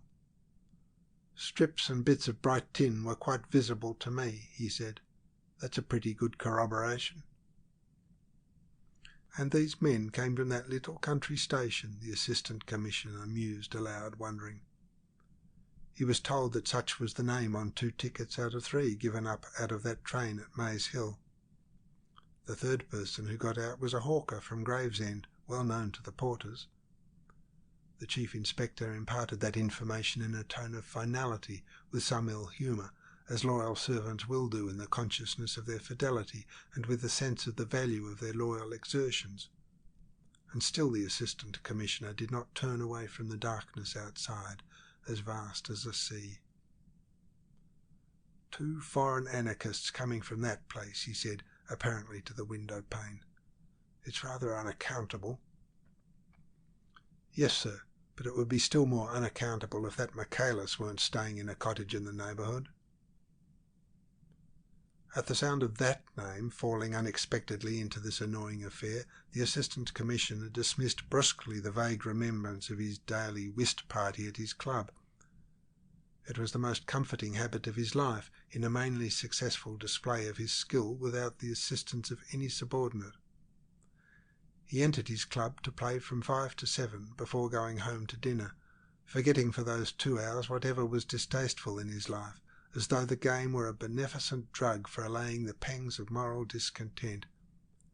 His partners were the gloomily humorous editor of a celebrated magazine, a silent elderly barrister with malicious little eyes, and a highly martial, simple-minded old colonel with nervous brown hands. They were his club acquaintances merely. He never met them elsewhere except at the card table, but they all seemed to approach the game in the spirit of co-sufferers, as if it were indeed a drug against the secret ills of existence. And every day as the sun declined over the countless roofs of the town, a mellow, pleasurable impatience, resembling the impulse of a sure and profound friendship, lightened his professional labours. And now this pleasurable sensation went out of him with something resembling a physical shock, and was replaced by a special kind of interest in his work of social protection, an improper sort of interest which may be defined best as a sudden and alert mistrust of the weapon in his hand. Chapter 6, Part 1 of The Secret Agent by Joseph Conrad. The lady patroness of Michaelis, the ticket of leave apostle of humanitarian hopes, was one of the most influential and distinguished connections of the Assistant Commissioner's wife, whom he called Annie, and treated still rather as a not very wise and utterly inexperienced young girl. But she had consented to accept him on a friendly footing, which was by no means the case with all of his wife's influential connections. Married young and splendidly at some remote epoch of the past, she had had for a time a close view of great affairs, and even of some great men. She herself was a great lady. Old now in the number of her years, she had that sort of exceptional temperament which defies time with scornful disregard, as if it were rather a vulgar convention submitted to by the mass of inferior mankind. Many other conventions easier to set aside, alas, failed to obtain her recognition, also on temperamental grounds, either because they bored her, or else because they stood in the way of her scorns and sympathies. Admiration was a sentiment unknown to her. It was one of the secret griefs of her most noble husband against her. First, as always, more or less tainted with mediocrity, and next as being in a way an admission of inferiority. And both were frankly inconceivable to her nature. To be fearlessly outspoken in her opinions came easily to her, since she judged solely from the standpoint of her social position. She was equally untrammelled in her actions, and as her tactfulness proceeded from genuine humanity, her bodily vigour remained remarkable, and her superiority was serene and cordial. 3 generations had admired her infinitely, and the last she was likely to see had pronounced her a wonderful woman. Meantime, intelligent, with a sort of lofty simplicity, and curious at heart, but not like many women merely of social gossip, she amused her age by attracting within her ken, through the power of her great, almost historical social prestige, everything that rose above the dead level of mankind, lawfully or unlawfully, by position, wit, audacity, fortune or misfortune.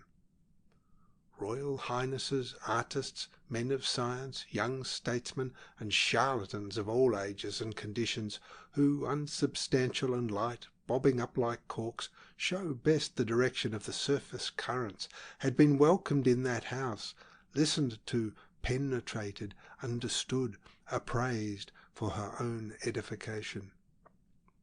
In her own words, she liked to watch what the world was coming to. And as she had a practical mind, her judgment of men and things, though based on special prejudices, was seldom totally wrong, and almost never wrong-headed.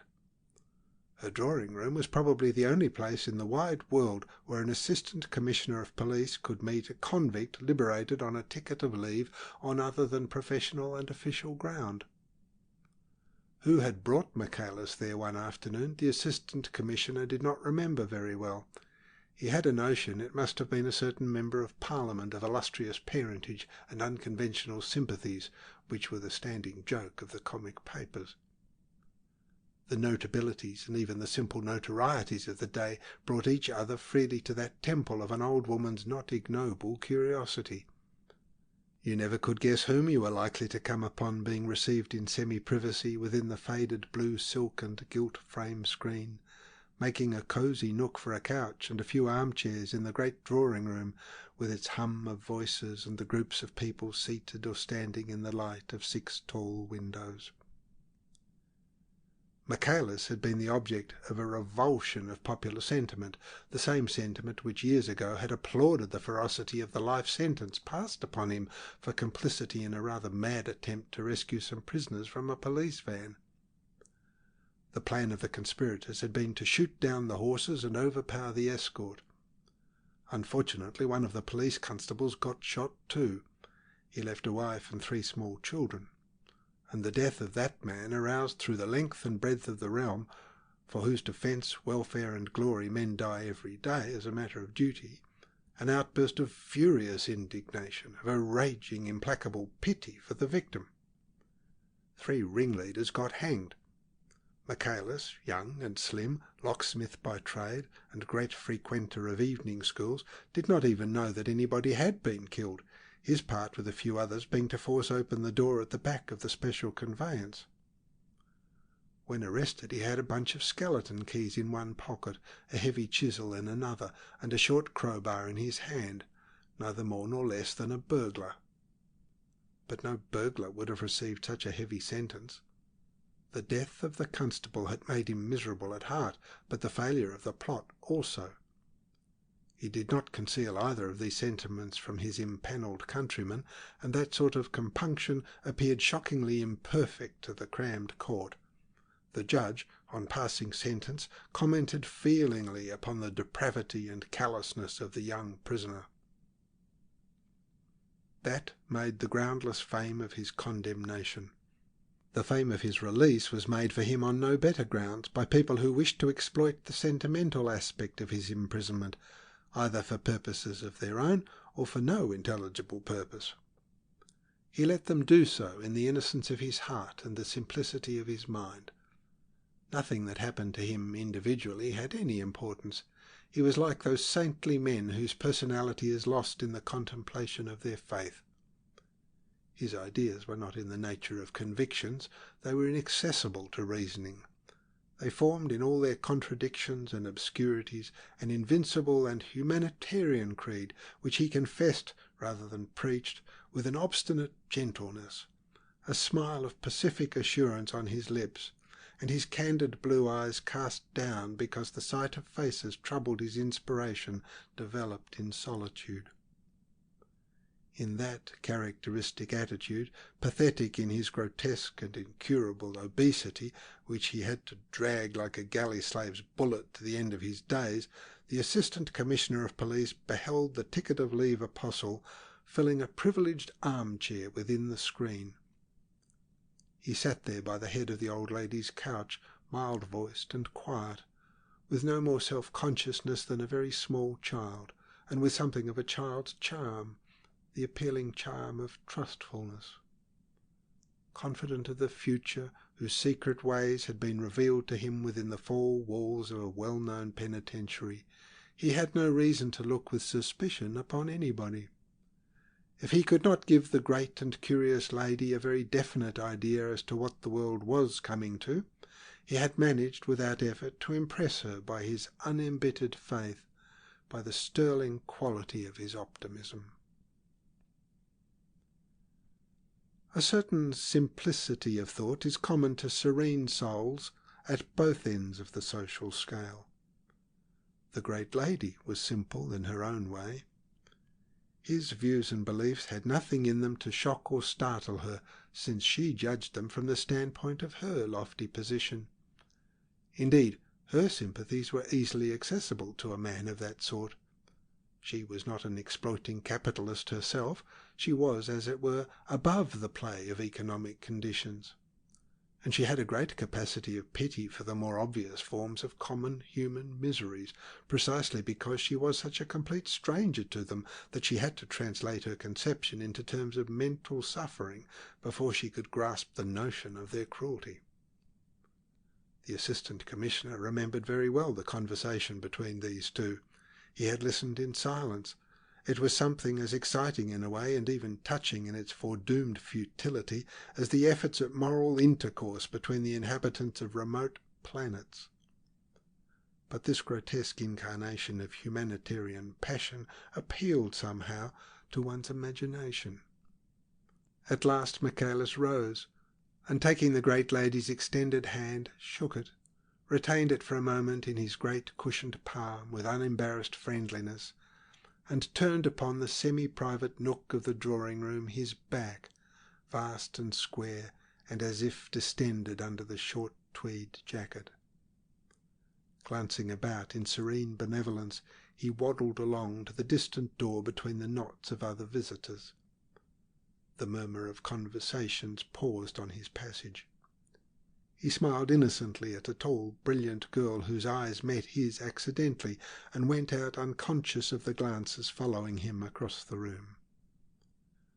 Michaelis's first appearance in the world was a success of esteem unmarred by a single murmur of derision. The interrupted conversations were resumed in their proper tone, grave or light. Only a well-set-up, long-limbed, active-looking man of 40 talking with 2 ladies near a window remarked aloud with an unexpected depth of feeling, 18 stone, I should say, and not 5'6". Poor fellow. It's terrible, terrible. The lady of the house, gazing absently at the Assistant Commissioner, left alone with her on the private side of the screen, seemed to be rearranging her mental impressions behind her thoughtful immobility of a handsome old face. Men with grey moustaches and full, healthy, vaguely smiling countenances approached, circling round the screen. 2 mature women with a matronly air of gracious resolution, a clean-shaved individual with sunken cheeks and dangling a gold-mounted eyeglass on a broad black ribbon with an old-world dandified effect. A silence deferential, but full of reserves, reigned for a moment, and then the great lady exclaimed, not with resentment, but with a sort of protesting indignation, "And that officially is supposed to be a revolutionist? What nonsense!" She looked hard at the Assistant Commissioner, who murmured apologetically, "Not a dangerous one, perhaps." "Not dangerous? I should think not indeed. He is a mere believer. It's the temperament of a saint," declared the great lady in a firm tone. "And they kept him shut up for 20 years. One shudders at the stupidity of it. And now they have let him out. Everybody belonging to him is gone away somewhere or dead. His parents are dead. The girl he was to marry has died while he was in prison. He has lost the skill necessary for his manual occupation. He told me all this himself with the sweetest patience, but then he said he had had plenty of time to think out things for himself. A pretty compensation. If that's the stuff revolutionists are made of, some of us may well go on their knees to them," she continued in a slightly bantering voice, while the banal society smiles hardened on the worldly faces turned towards her with conventional deference. "The poor creature is obviously no longer in a position to take care of himself. Somebody will have to look after him a little." "He should be recommended to follow a treatment of some sort," the soldierly voice of the active-looking man was heard advising earnestly from a distance. He was in the pink of condition for his age, and even the texture of his long frock-coat had a character of elastic soundness, as if it were a living tissue. "The man is virtually a cripple," he added, with unmistakable feeling. Other voices, as if glad of the opening, murmured hasty compassion. "Quite startling. Monstrous. Most painful to see." The lank man, with the eyeglass on a broad ribbon, pronounced mincingly the word grotesque, whose justness was appreciated by those standing near him. They smiled at each other. Chapter 6, Part 2 of The Secret Agent by Joseph Conrad. The Assistant Commissioner had expressed no opinion either then or later, his position making it impossible for him to ventilate any independent view of a ticket of leave convict. But in truth he shared the view of his wife's friend and patron that Michaelis was a humanitarian sentimentalist, a little mad, but upon the whole incapable of hurting a fly intentionally. So when that name cropped up suddenly in this vexing bomb affair, he realized all the danger of it for the ticket of leave apostle, and his mind reverted at once to the old lady's well-established infatuation. Her arbitrary kindness would not brook patiently any interference with Michaelis's freedom. It was a deep, calm, convinced infatuation. She had not only felt him to be inoffensive, but she had said so, which last, by a confusion of her absolutist mind, became a sort of incontrovertible demonstration. It was as if the monstrosity of the man, with his candid infant eyes and a fat angelic smile, had fascinated her. She had come to believe almost his theory of the future, since it was not repugnant to her prejudices. She disliked the new element of plutocracy in the social compound, and industrialism as a method of human development appeared to her singularly repulsive in its mechanical and unfeeling character. The humanitarian hopes of the mild Michaelis tended not towards utter destruction, but merely towards the complete economic ruin of the system. And she did not really see where was the moral harm of it. It would do away with all the multitudes of the parvenus whom she disliked and mistrusted, not because they had arrived anywhere, she denied that, but because of their profound unintelligence of the world, which was the primary cause of the crudity of their perceptions and the aridity of their hearts. With the annihilation of all capital, they would vanish too. But universal ruin, providing it was universal, as it was revealed to Michaelis, would leave the social values untouched. The disappearance of the last piece of money could not affect people of position. She could not conceive how it could affect her position, for instance. She had developed these discoveries to the Assistant Commissioner with all the serene fearlessness of an old woman who had escaped the blight of indifference. He had made for himself the rule to receive everything of that sort in a silence, which he took care from policy and inclination not to make offensive. He had an affection for the aged disciple of Michaelis, a complex sentiment depending a little on her prestige, on her personality, but most of all on the instinct of flattered gratitude. He felt himself really liked in her house. She was kindness personified, and she was practically wise too, after the manner of experienced women. She made his married life much easier than it would have been without her generously full recognition of his rights as Annie's husband. Her influence upon his wife, a woman devoured by all sorts of small selfishnesses, small envies, small jealousies, was excellent.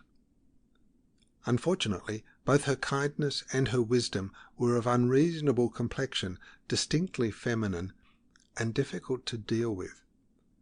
She remained a perfect woman all along her full tale of years, and not, as some of them do, become a sort of slippery, pestilential old man in petticoats. And it was as of a woman that he thought of her, the specially choice incarnation of the feminine, wherein is recruited the tender, ingenuous, and fierce bodyguard for all sorts of men who talk under the influence of an emotion, true or fraudulent, for preachers, seers, prophets, or reformers.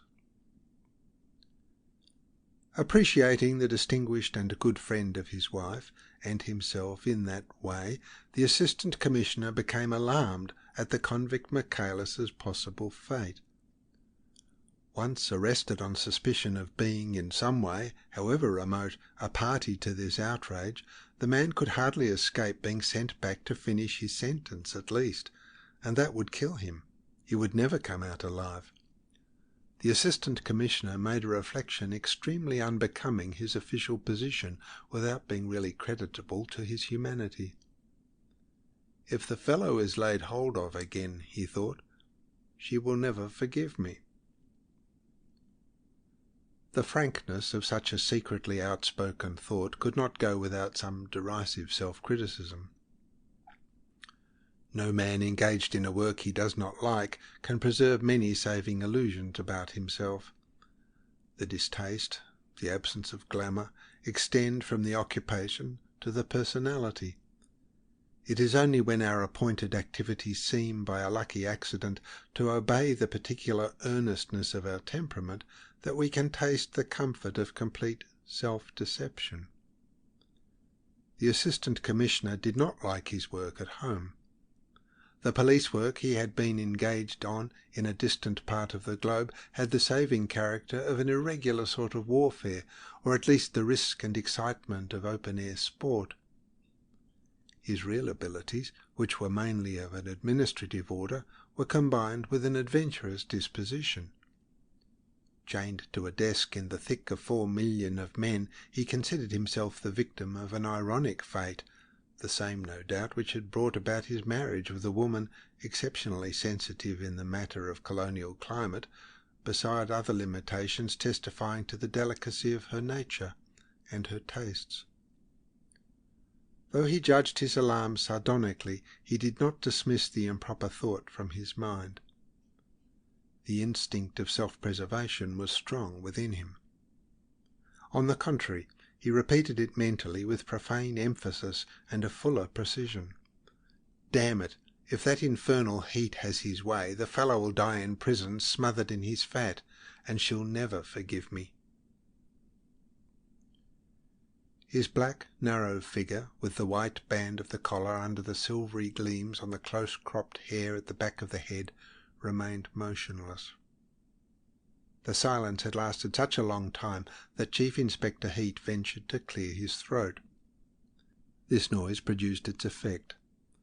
The zealous and intelligent officer was asked by his superior, whose back remained turned to him immovably, "You connect Michaelis with this affair?" Chief Inspector Heat was very positive, but cautious. "Well, sir," he said, "we have enough to go upon. A man like that has no business to be at large anyhow."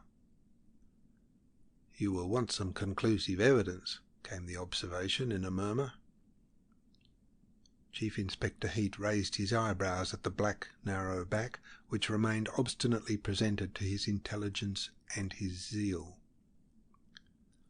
"There will be no difficulty in getting up sufficient evidence against him," he said, with virtuous complacency. "You may trust me for that, sir," he added, quite unnecessarily, out of the fullness of his heart, for it seemed to him an excellent thing to have that man in hand to be thrown down to the public should it think fit to roar with any special indignation in this case. It was impossible to say yet whether it would roar or not. That in the last instance depended, of course, on the newspaper press. But in any case, Chief Inspector Heat, purveyor of prisons by trade, and a man of legal instincts, did logically believe that incarceration was the proper fate for every declared enemy of the law. In the strength of that conviction he committed a fault of tact. He allowed himself a little conceited laugh, and repeated, "Trust me for that, sir." This was too much for the forced calmness under which the Assistant Commissioner had for upwards of 18 months concealed his irritation with the system and the subordinates of his office. A square peg forced into a round hole, he had felt like a daily outrage that long-established smooth roundness into which a man of less sharply angular shape would have fitted himself, with voluptuous acquiescence after a shrug or two. What he resented most was just the necessity of taking so much on trust. At the little laugh of Chief Inspector Heat's, he spun swiftly on his heels, as if whirled away from the window pane by an electric shock. He caught on the latter's face not only the complacency proper to the occasion lurking under the moustache, but the vestiges of experimental watchfulness in the round eyes, which had been, no doubt, fastened on his back. And now he met his glance for a second before the intent character of their stare had the time to change to a merely startled appearance. The Assistant Commissioner of Police had really some qualification for his post. Suddenly his suspicion was awakened. It is but fair to say that his suspicions of the police methods, unless the police happened to be a semi-military body organised by himself, was not difficult to arouse. If it ever slumbered from sheer weariness, it was but lightly, and his appreciation of Chief Inspector Heat's zeal and ability, moderate in itself, excluded all notion of moral confidence. "He's up to something," he exclaimed mentally, and at once became angry. Crossing over to his desk with headlong strides, he sat down violently. Here I am stuck in a litter of paper, he reflected with unreasonable resentment, supposed to hold all the threads in my hands, and yet I can but hold what is put in my hand and nothing else, and they can fasten the other ends of the threads wherever they please. He raised his head and turned towards his subordinate a long, meagre face with the accentuated features of an energetic Don Quixote. "Now what is it you've got up your sleeve?" The other stared. He stared without winking, in a perfect immobility of his round eyes, as he was used to stare at the various members of the criminal class when, after being duly cautioned, they made their statements in the tone of injured innocence, or false simplicity, or sullen resignation. But behind that professional and stony fixity there was some surprise too, for in such a tone, combining nicely the note of contempt and impatience, Chief Inspector Heat, the right-hand man of the department, was not used to be addressed. He began in a procrastinating manner, like a man taken unawares by a new and unexpected experience. "What I've got against that man Michaelis, you mean, sir?" The Inspector Commissioner watched the bullet head, the points of that Norse rover's moustache falling below the line of the heavy jaw, the whole full and pale physiognomy, whose determined character was marred by too much flesh, at the cunning wrinkles radiating from the outer corners of the eyes, and in that purposeful contemplation of the valuable and trusted officer he drew a conviction so sudden that it moved him like an inspiration. "I have reason to think that when you came into this room," he said in measured tones, "it was not Michaelis who was on your mind, not principally. Perhaps not at all." "You have reason to think, sir," muttered Chief Inspector Heat, with every appearance of astonishment, which up to a certain point was genuine enough. He had discovered in this affair a delicate and perplexing side, forcing upon the discovery a certain amount of insincerity, that sort of insincerity which, under the name of skill, prudence, discretion, turns up at one point or another in most human affairs. He felt at the moment like a tightrope artist might feel if suddenly, in the middle of the performance, the manager of the music hall were to rush out of the proper managerial seclusion and begin to shake the rope. Indignation, the sense of moral insecurity engendered by such a treacherous proceeding, joined to the immediate apprehension of a broken neck, would, in the colloquial phrase, put him in a state. And there would be also some scandalized concern for his art, too, since a man must identify himself with something more tangible than his own personality, and establish his pride somewhere, either in his social position, or in the quality of the work he is obliged to do, or simply in the superiority of the idleness he may be fortunate enough to enjoy. "Yes," said the Assistant Commissioner, "I have. I do not mean to say you have not thought of Michaelis at all, but you are giving the fact you've mentioned a prominence which strikes me as not quite candid, Inspector Heat. If that is really the track of discovery, why haven't you followed it up at once, either personally or by sending one of your men to that village?" "Do you think, sir, I have failed in my duty there?" the Chief Inspector asked, in a tone which he sought to make simply reflective.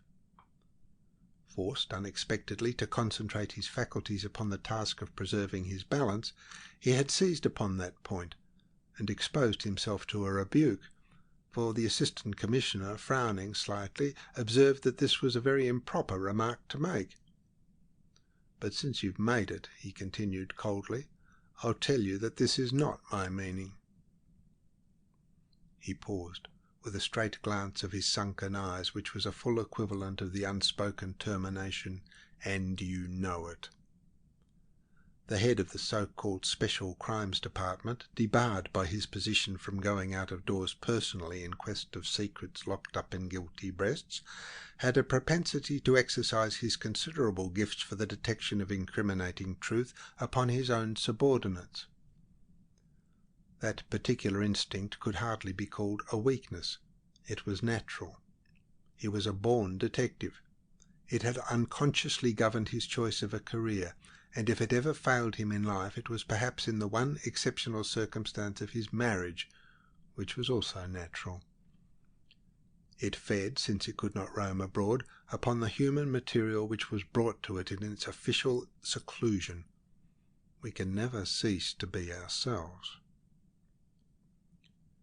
His elbow on the desk, his thin legs crossed, and nursing his cheek in the palm of his meagre hand, the Assistant Commissioner in charge of the Special Crimes Branch was getting hold of the case with growing interest.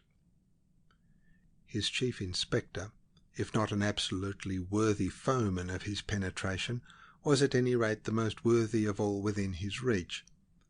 A mistrust of established reputations was strictly in character with the Assistant Commissioner's ability as detector.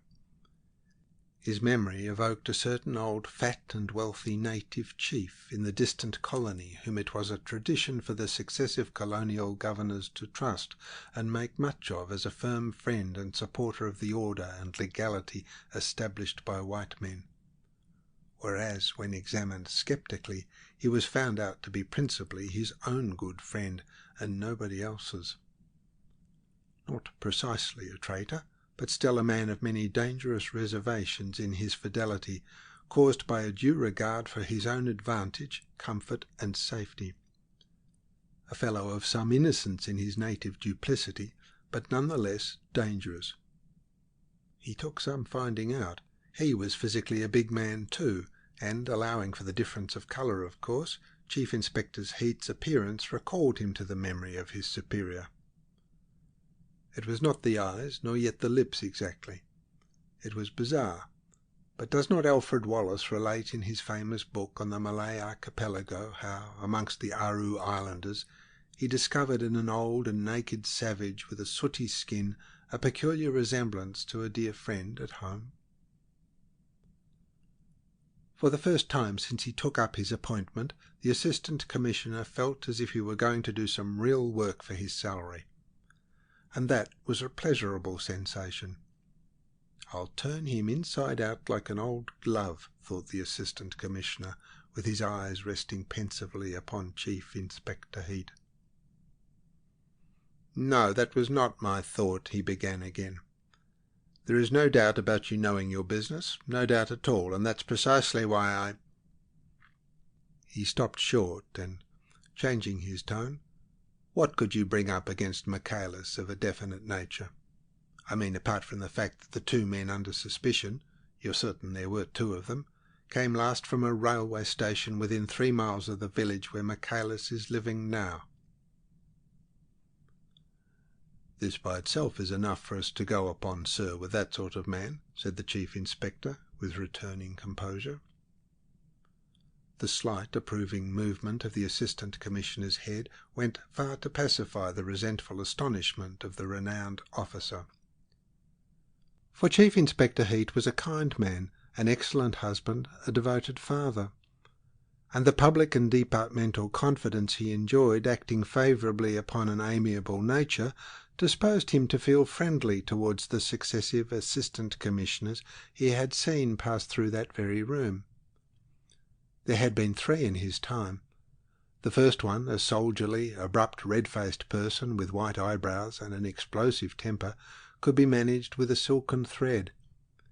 He left on reaching the age limit. The second, a perfect gentleman, knowing his own and everybody else's place to a nicety, on resigning to take up a higher appointment out of England, got decorated for, really, Inspector Heat's services. To work with him had been a pride and a pleasure.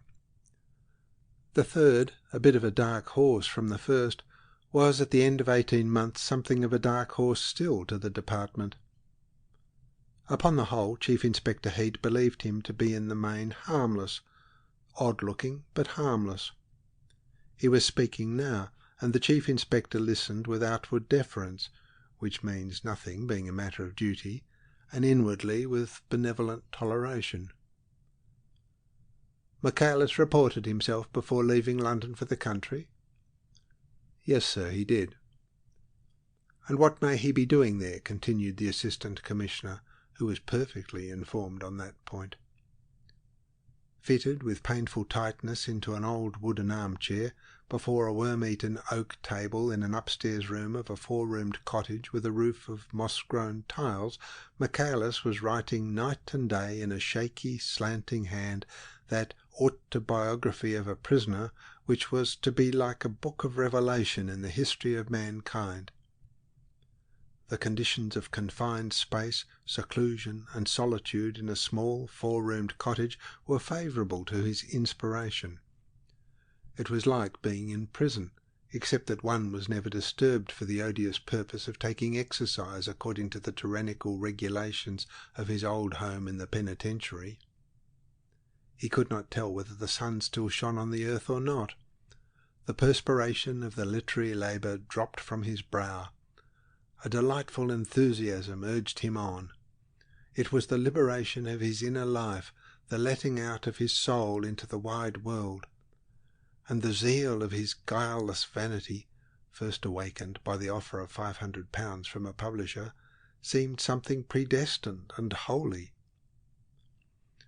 "It would be, of course, most desirable to be informed exactly," insisted the Assistant Commissioner uncandidly.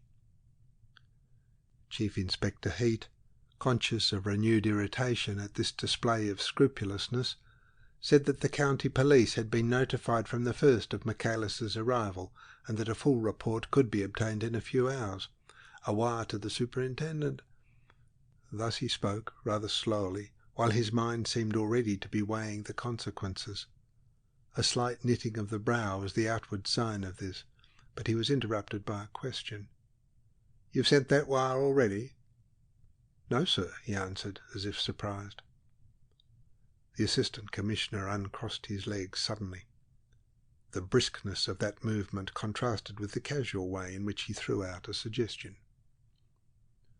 "Would you think that Michaelis had anything to do with the preparation of that bomb, for instance?" The Chief Inspector assumed a reflective manner. "I wouldn't say so. There's no necessity to say anything at present. He associates with men who are classed as dangerous. He was made a delegate to the Red Committee less than a year after his release on licence. A sort of compliment, I suppose." And the Chief Inspector laughed a little angrily, a little scornfully. With a man of that sort, scrupulousness was a misplaced and even an illegal sentiment. The celebrity bestowed upon Michaelis on his release 2 years ago by some emotional journalists in want of special copy had rankled ever since in his breast. It was perfectly legal to arrest that man on the barest suspicion. It was legal and expedient on the face of it. His 2 former chiefs would have seen the point at once, whereas this one, without saying either yes or no, sat there as if lost in a dream. Moreover, besides being legal and expedient, the arrest of Michaelis solved a little personal difficulty which worried Chief Inspector Heat somewhat. This difficulty had its bearing upon his reputation, upon his comfort, and even upon the efficient performance of his duties. For, if Michaelis no doubt knew something about this outrage, the Chief Inspector was fairly certain that he did not know too much. This was just as well. He knew much less, the Chief Inspector was positive, than certain other individuals he had in his mind, but whose arrest seemed to him inexpedient, besides being a more complicated matter on account of the rules of the game. The rules of the game did not protect so much Michaelis, who was an ex-convict. It would be stupid not to take advantage of legal facilities, and the journalist who had written him up with emotional gush would be ready to write him down with emotional indignation. This prospect, viewed with confidence, had the attraction of a personal triumph for Chief Inspector Heat. And deep down in his blameless bosom of an average marriage citizen, almost unconscious but potent nevertheless, the dislike of being compelled by events to meddle with the desperate ferocity of the Professor had its say. This dislike had been strengthened by the chance meeting in the lane. The encounter did not leave behind with Chief Inspector Heat that satisfactory sense of superiority the members of the police force get from the unofficial but intimate side of their intercourse with the criminal classes, by which the vanity of power is soothed and the vulgar love of domination over our fellow creatures is flattered as worthily as it deserves. The perfect anarchist was not recognised as a fellow creature by Chief Inspector Heat. It was impossible, a mad dog, to be left alone. Not that the Chief Inspector was afraid of him. On the contrary, he meant to have him some day, but not yet. He meant to get hold of him in his own time, properly and effectively according to the rules of the game. The present was not the right time for attempting that feat. Not the right time for many reasons, personal and of public service. This being the strong feeling of Inspector Heat, it appeared to him just and proper that this affair should be shunted off its obscure and inconvenient track, leading goodness knows where, into a quiet and lawful siding called Michaelis. And he repeated, as if reconsidering the suggestion conscientiously, "The bomb? No, I would not say that exactly. We may never find that out, but it's clear that he is connected with this in some way, which we can find out without much trouble." His countenance had that look of grave, overbearing indifference once well known and much dreaded by the better sort of thieves. Chief Inspector Heat, though what is called a man, was not a smiling animal.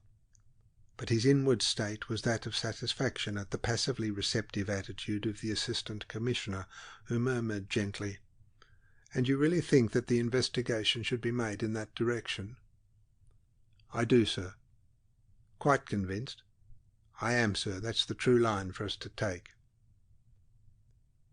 The Assistant Commissioner withdrew the support of his hand from his reclining head with a suddenness that, considering his languid attitude, seemed to menace his whole person with collapse.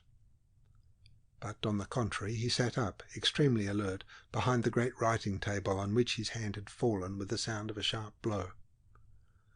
"What I want to know is what put it out of your head till now." "Put it out of my head," repeated the Chief Inspector very slowly. "Yes, till you were called into this room, you know." The Chief Inspector felt as if the air between his clothing and his skin had become unpleasantly hot. It was the sensation of an unprecedented and incredible experience. "Of course," he said, exaggerating the deliberation of his utterance to the utmost limits of possibility, "if there is a reason, of which I know nothing, for not interfering with the convict Michaelis, perhaps it's just as well I didn't start the county police after him." This took such a long time to say that the unflagging attention of the Assistant Commissioner seemed a wonderful feat of endurance. His retort came without delay. "No reason whatever that I know of. Come, Chief Inspector, this finessing with me is highly improper on your part, highly improper. And it's also unfair, you know. You shouldn't leave me to puzzle things out for myself like this. Really, I am surprised." He paused, then added smoothly, "I need scarcely tell you that this conversation is altogether unofficial." These words were far from pacifying the Chief Inspector. The indignation of a betrayed tightrope performer was strong within him. In his pride of a trusted servant, he was affected by the assurance that the rope was not shaken for the purpose of breaking his neck, as by an exhibition of impudence. As if anybody were afraid! Assistant Commissioners come and go, but a valuable Chief Inspector is not an ephemeral office phenomenon. He was not afraid of getting a broken neck. To have his performance spoiled was more than enough to account for the glow of honest indignation. And as thought is no respecter of persons, the thought of Chief Inspector Heat took a threatening and prophetic shape. "You, my boy," he said to himself, keeping his round and habitually roving eyes fastened upon the Assistant Commissioner's face, "you, my boy, you don't know your place, and your place won't know you very long either, I bet." As if in provoking answer to that thought, something like the ghost of an amiable smile passed on the lips of the Assistant Commissioner. His manner was easy and businesslike while he persisted in administering another shake to the tightrope. "Let us come now to what you have discovered on the spot, Chief Inspector," he said. "A fool and his job are soon parted," went on the train of prophetic thought in Chief Inspector's head. but it was immediately followed by the reflection that a higher official, even when fired out, this was the precise image, had still the time as he flies through the door to launch a nasty kick at the shin bones of a subordinate. Without softening very much the basilisk nature of his stare, he said impassively, "We are coming to that part of my investigation, sir." "That's right. Well, what have you brought away from it?" The Chief Inspector, who had made up his mind to jump off the rope, came to the ground with gloomy frankness. "I've brought away an address," he said, pulling out of his pocket without haste a singed rag of dark blue cloth. "This belongs to the overcoat the fellow who got himself blown to pieces was wearing. Of course, the overcoat may not have been his, and may even have been stolen, but that's not at all probable if you look at this." The Chief Inspector, stepping up to the table, smoothed out carefully the rag of blue cloth. He had picked it up from the repulsive heap in the mortuary, because a tailor's name is found sometimes under the collar. It is not often of much use, but still. He only half expected to find anything useful, but certainly he did not expect to find, not under the collar at all, but stitched carefully on the underside of the lapel, a square piece of calico with an address written on it in marking ink. The Chief Inspector removed his smoothing hand. "I carried it off with me without anybody taking notice," he said. "I thought it best. It can always be produced if required." The Assistant Commissioner, rising a little in his chair, pulled the cloth over to his side of the table. He sat looking at it in silence. Only the number 32 and the name of Brett Street were written in marking ink on a piece of calico slightly larger than an ordinary cigarette paper. He was genuinely surprised. "Can't understand why you should have gone about labelled like this," he said, looking up at Chief Inspector Heat. "It's a most extraordinary thing." "I met once in the smoking room of a hotel an old gentleman who went about with his name and address sewn on in all his coats in case of an accident or sudden illness," said the Chief Inspector. "He professed to be 84 years old, but he didn't look his age. He told me he was also afraid of losing his memory suddenly, like those people he had been reading of in the papers." A question from the Assistant Commissioner, who wanted to know what was number 32 Brett Street, interrupted that reminiscence abruptly. The Chief Inspector, driven down to the ground by unfair artificers, had elected to walk the path of unreserved openness. If he believed firmly that to know too much was not good for the department, the judicious holding back of knowledge was as far as his loyalty dared to go for the good of the service. If the Assistant Commissioner wanted to mismanage this affair, nothing, of course, could prevent him. But on his own part, he now saw no reason for a display of alacrity. So he answered concisely, "It's a shop, sir." The Assistant Commissioner, with his eyes lowered on the rag of blue cloth, waited for more information. As that did not come, he proceeded to obtain it by a series of questions propounded with gentle patience. Thus he acquired an idea of the nature of Mr. Verloc's commerce, of his personal appearance, and heard at last his name. In a pause the Assistant Commissioner raised his eyes and discovered some animation on the Chief Inspector's face. They looked at each other in silence. "Of course," said the latter, "the department has no record of that man." "Did any of my predecessors have any knowledge of what you have told me now?" asked the Assistant Commissioner, putting his elbows on the table and raising his joined hands before his face, as if about to offer prayer, only that his eyes had not a pious expression. "No, sir, certainly not. What would have been the object? That sort of man could never be produced publicly to any good purpose. It was sufficient for me to know who he was, and to make use of him in a way that could be used publicly." "And do you think that sort of private knowledge consistent with the official position you occupy?"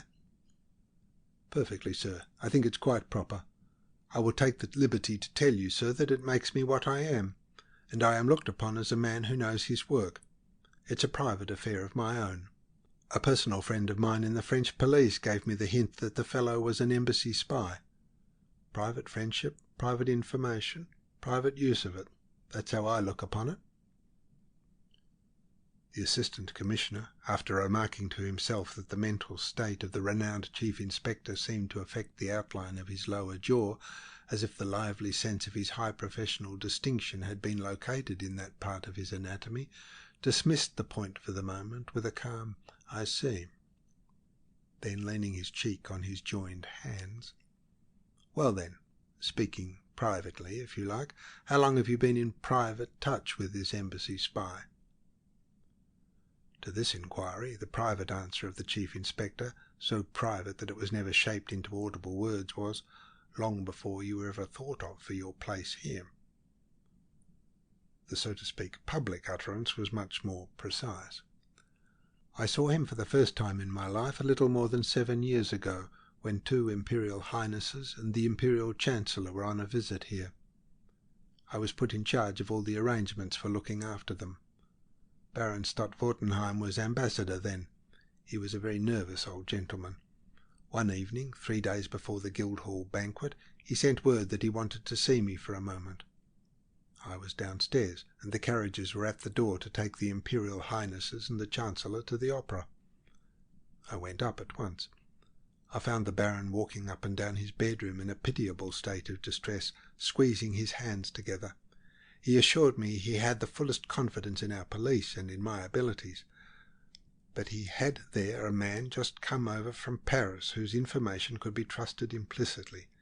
He wanted me to hear what the man had to say. He took me at once into a dressing-room next door, where I saw a big fellow in a heavy overcoat sitting all alone on a chair and holding his hat and stick in one hand.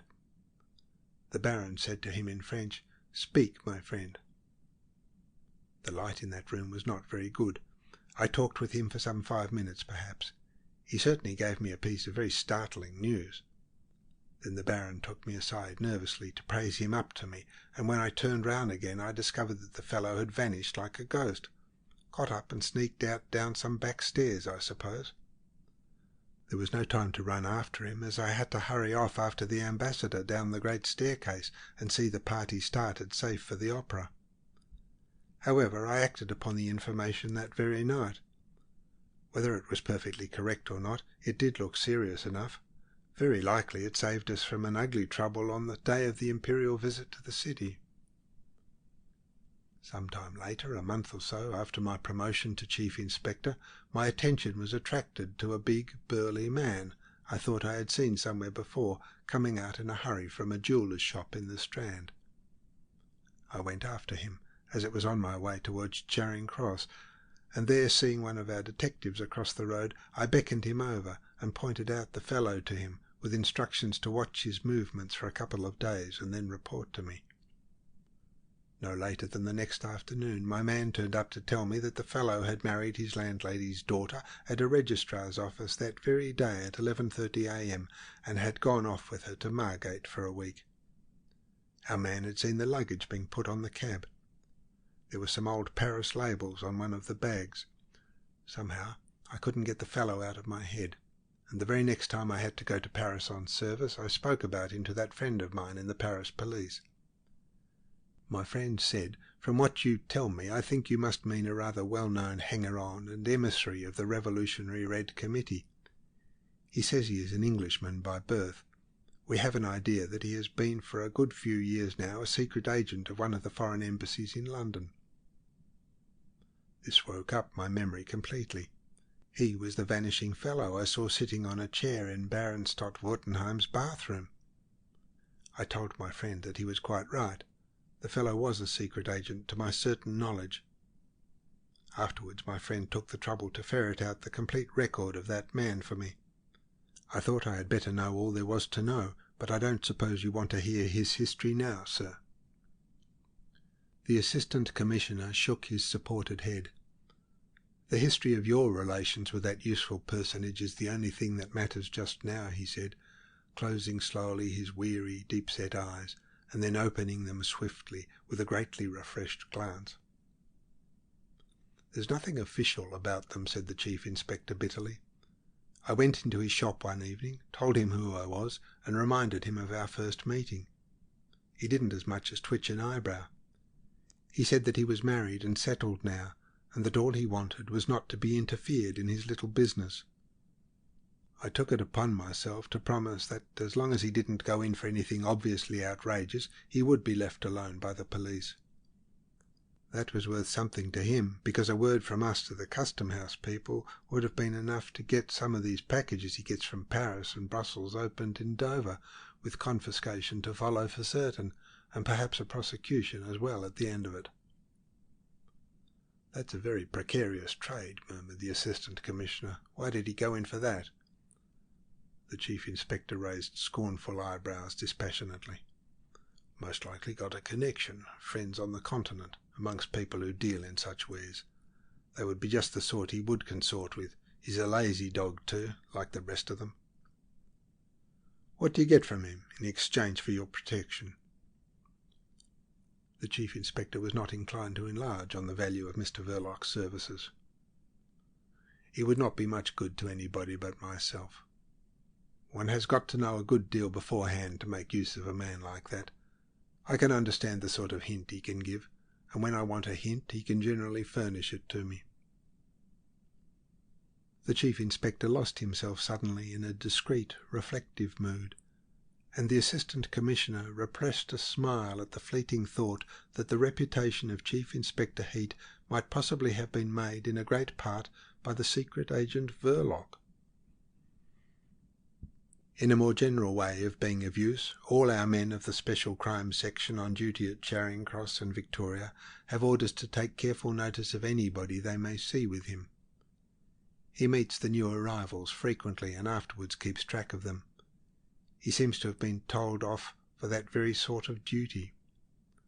When I want an address in a hurry, I can always get it from him. Of course, I know how to manage our relations. I haven't seen him to speak to 3 times in the last 2 years. I drop him a line, unsigned, and he answers me in the same way at my private address." From time to time the Assistant Commissioner gave an almost imperceptible nod. The Chief Inspector added that he did not suppose Mr. Verloc to be deep in the confidence of the prominent members of the Revolutionary International Council, but that he was generally trusted, of that there could be no doubt. "Whenever I've had reason to think there was something in the wind," he concluded, "I've always found he could tell me something worth knowing." The Assistant Commissioner made a significant remark. "He failed you this time." "Neither had I wind of anything in any other way," retorted Chief Inspector Heat. "I asked him nothing, so he could tell me nothing. He isn't one of our men. It isn't as if he were in our pay." "No," muttered the Assistant Commissioner. "He's a spy in the pay of a foreign government.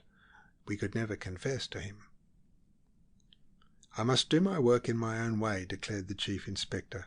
"When it comes to that, I would deal with the devil himself and take the consequences. There are things not fit for everybody to know." "Your idea of secrecy seems to consist in keeping the chief of your department in the dark. That's stretching it perhaps a little too far, isn't it?" "He lives over his shop?" "Who? Verloc? Oh, yes. He lives over his shop. The wife's mother, I fancy, lives with them." "Is the house watched?" "Oh dear no, it wouldn't do. Certain people who come there are watched. My opinion is that he knows nothing of this affair." "How do you account for this?" The Assistant Commissioner nodded at the cloth rag lying before him on the table. "I don't account for it at all, sir. It's simply unaccountable. It can't be explained by what I know." The Chief Inspector made those admissions with the frankness of a man whose reputation is established as if on a rock. "At any rate, not in this present moment. I think that the man who had most to do with it will turn out to be Michaelis." "You do?" "Yes, sir, because I can answer for all the others." "What about that other man supposed to have escaped from the park?" "I should think he's far away by this time," opined the Chief Inspector. The Assistant Commissioner looked hard at him, and rose suddenly as though having made up his mind to some course of action. As a matter of fact, he had that very moment succumbed to a fascinating temptation. The Chief Inspector heard himself dismissed with instructions to meet his superior early next morning for further consultation upon the case. He listened with an impenetrable face and walked out of the room with measured steps. Whatever might have been the plans of the Assistant Commissioner, they had nothing to do with that desk work which was the bane of his existence because of its confined nature and apparent lack of reality. It could not have had, or else the general air of alacrity that came upon the Assistant Commissioner would have been inexplicable.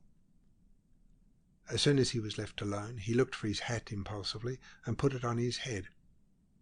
Having done that, he sat down again to reconsider the whole matter. But as his mind was already made up, this did not take long, and before Chief Inspector Heat had gone very far on his way home, he also left the building. Chapter 7 of The Secret Agent by Joseph Conrad. The Assistant Commissioner walked along a short and narrow street like a wet, muddy trench, then crossing a very broad thoroughfare, entered a public edifice and sought speech with a young private secretary, unpaid, of a great personage. This fair, smooth-faced young man, whose symmetrically arranged hair gave him the air of a large and neat schoolboy, met the Assistant Commissioner's request with a doubtful look, and spoke with bated breath. "Would he see you? I don't know about that. He has walked over from the house an hour ago to talk with the permanent Under-Secretary, and now he's ready to walk back again. He might have sent for him. But he does it for the sake of a little exercise, I suppose. It's all the exercise he can find time for while this session lasts. I don't complain. I rather enjoy these little strolls. He leans on my arm and doesn't open his lips. But I say, he's very tired and, well, not in the sweetest of tempers just now." "It's in connection with that Greenwich affair." "Oh, I say, he's very bitter against you people, but I will go and see if you insist." "Do, that's a good fellow," said the Assistant Commissioner. The unpaid secretary admired this pluck. Composing for himself an innocent face, he opened a door and went in with the assurance of a nice and privileged child. And presently he reappeared with a nod to the Assistant Commissioner, who, passing through the same door left open for him, found himself with the great personage in a large room. Vast in bulk and stature, with a long white face which, broadened at the base by a big double chin, appeared egg-shaped in the fringe of thin greyish whisker, the great personage seemed an expanding man. Unfortunate from a tailoring point of view, the cross folds in the middle of a buttoned black coat added to the impression, as if the fastenings of the garment were tried to the utmost. From the head, set upwards on a thick neck, the eyes, with puffy lower lids, stared with a haughty droop on each side of a hooked, aggressive nose, nobly salient in the vast pale circumference of the face. A shiny silk hat and a pair of worn gloves lying ready on the end of a long table looked expanded too, enormous. He stood on the hearth-rug in big, roomy boots, and uttered no word of greeting. "I would like to know if this is the beginning of another dynamite campaign," he asked at once in a deep, very smooth voice. "Don't go into details. I have no time for that." The Assistant Commissioner's figure before this big and rustic presence had the frail slenderness of a reed addressing an oak. And indeed the unbroken record of that man's descent surpassed in the number of centuries the age of the oldest oak in the country. No, as far as one can be positive about anything, I can assure you that it is not. "Yes, but your idea of assurances over there," said the great man, with a contemptuous wave of his hand towards a window giving on the broad thoroughfare, "seem to consist mainly in making the Secretary of State look a fool. I have been told positively in this very room less than a month ago that nothing of the sort was even possible." The Assistant Commissioner glanced in the direction of the window calmly. "You will allow me to remark, Sir Ethelred, that so far I have had no opportunity to give you assurances of any kind." The haughty droop of the eyes was focused now upon the Assistant Commissioner. "True," confessed the deep, smooth voice. "I sent for Heat.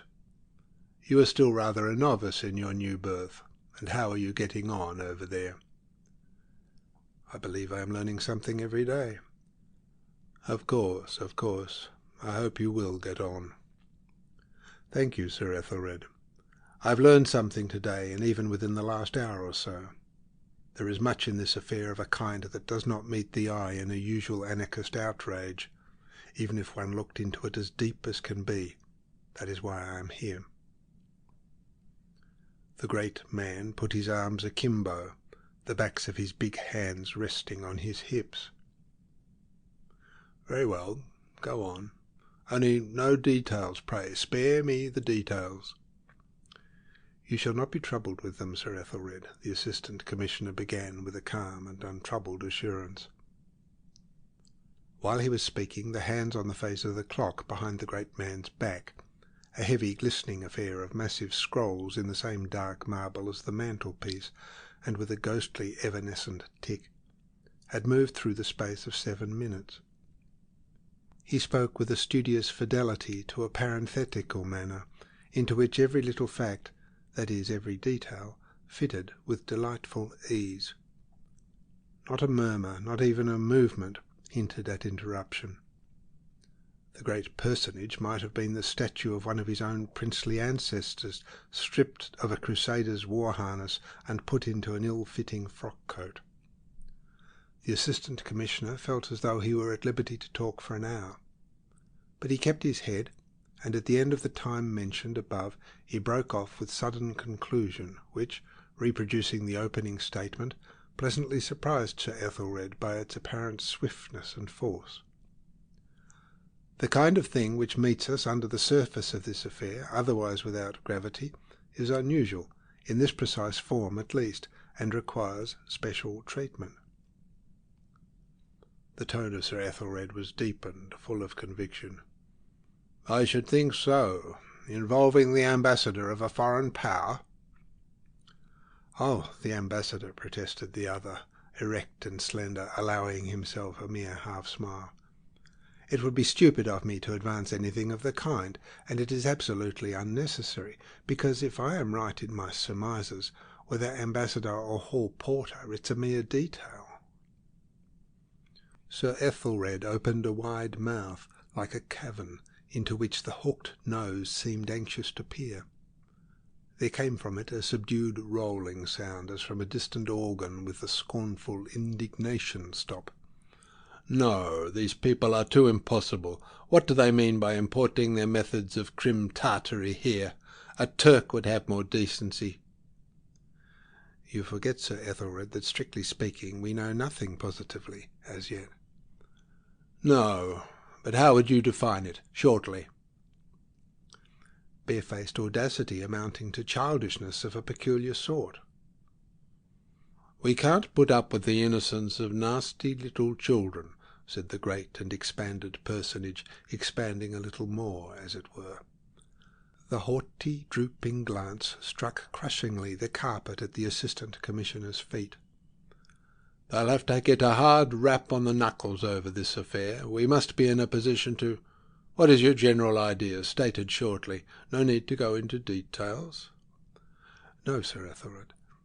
In principle I should lay it down that the existence of secret agents should not be tolerated, as tending to augment the positive dangers of the evil against which they are used. That the spy will fabricate his information is a mere commonplace. But in the sphere of political and revolutionary action, relying partly on violence, the professional spy has every facility to fabricate the very facts themselves, and will spread the double evil of emulation in one direction, and of panic, hasty legislation, unreflecting hate on the other. However, this is an imperfect world." The deep-voiced presence on the hearthrug, motionless, with big elbows stuck out, said hastily, "Be lucid, please." "Yes, Sir Ethelred. An imperfect world. Therefore, directly the character of this affair suggested itself to me, I thought it should be dealt with special secrecy, and ventured to come over here." "That's right," approved the great personage, glancing down complacently over his double chin. "I am glad there's somebody over at your shop who thinks that the Secretary of State may be trusted now and then." The Assistant Commissioner had an amused smile. "I was really thinking that it might be better at this stage for Heat to be replaced by—" "What? Heat? An ass, eh?" exclaimed the great man with distinct animosity. "Not at all. Pray, Sir Ethelred, don't put that unjust interpretation on my remarks." "Then what? Too clever by half?" "Neither, at least not as a rule. All the grounds of my surmises I have from him. The only thing I've discovered by myself is that he has been making use of that man privately.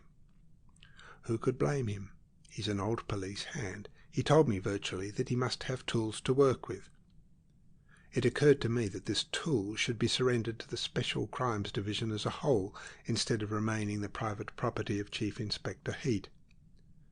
I extend my conception of our departmental duties to the suppression of the secret agent. But Chief Inspector Heat is an old departmental hand. He would accuse me of perverting its morality and attacking its efficiency. He would define it bitterly as protection extended to the criminal class of revolutionists. It would mean just that to him." "Yes, but what do you mean?" "I mean to say, first, that there's but poor comfort in being able to declare that any given act of violence, damaging property or destroying life, is not the work of anarchism at all, but of something else altogether, some species of authorized scoundrelism. This, I fancy, is much more frequent than we suppose. Next, it's obvious that the existence of these people in the pay of foreign governments destroys in a measure the efficiency of our supervision. A spy of that sort can afford to be more reckless than the most reckless of conspirators. His occupation is free from all restraint. He's without as much faith as is necessary for complete negation, and without that much law as is implied in lawlessness. Thirdly, the existence of these spies amongst the revolutionary groups, which we are reproached for harbouring here, does away with all certitude. You have received a reassuring statement from Chief Inspector Heat some time ago. It was by no means groundless, and yet this episode happens. I call it an episode because this affair, I make bold to say, is episodic. It is no part of any general scheme, however wild. The very peculiarities which surprise and perplex Chief Inspector Heat establish its character in my eyes. I am keeping clear of details, Sir Ethelred." The personage on the hearthrug had been listening with profound attention. "Just so. Be as concise as you can." The Assistant Commissioner intimated by an earnest, deferential gesture that he was anxious to be concise. "There is a peculiar stupidity and feebleness in the conduct of this affair which gives me excellent hopes of getting behind it and finding there something else than an individual freak of fanaticism. For it is a planned thing, undoubtedly. The actual perpetrator seems to have been led by the hand to the spot and then abandoned hurriedly to his own devices. The inference is that he was imported from abroad for the purpose of committing this outrage. At the same time, one is forced to the conclusion that he did not know enough English to ask his way, unless one were to accept the fantastic theory that he was a deaf mute. I wonder now, but this is idle. He has destroyed himself by an accident, obviously. Not an extraordinary accident, but an extraordinary little fact remains, the address on his clothing, discovered by the merest accident, too. It is an incredible little fact, so incredible that the explanation which will account for it is bound to touch the bottom of this affair. Instead of instructing Heat to go on with this case, my intention is to seek this explanation personally, by myself, I mean, where it may be picked up. That is, in a certain shop in Brett Street, and on the lips of a certain secret agent, once upon a time the confidential and trusted spy of the late Baron Stott-Wertenheim, ambassador of a great power to the court of St. James." The Assistant Commissioner paused, then added, "Those fellows are a perfect pest." In order to raise his drooping glance to the speaker's face, the personage on the hearthrug had gradually tilted his head farther back, which gave him an aspect of extraordinary haughtiness.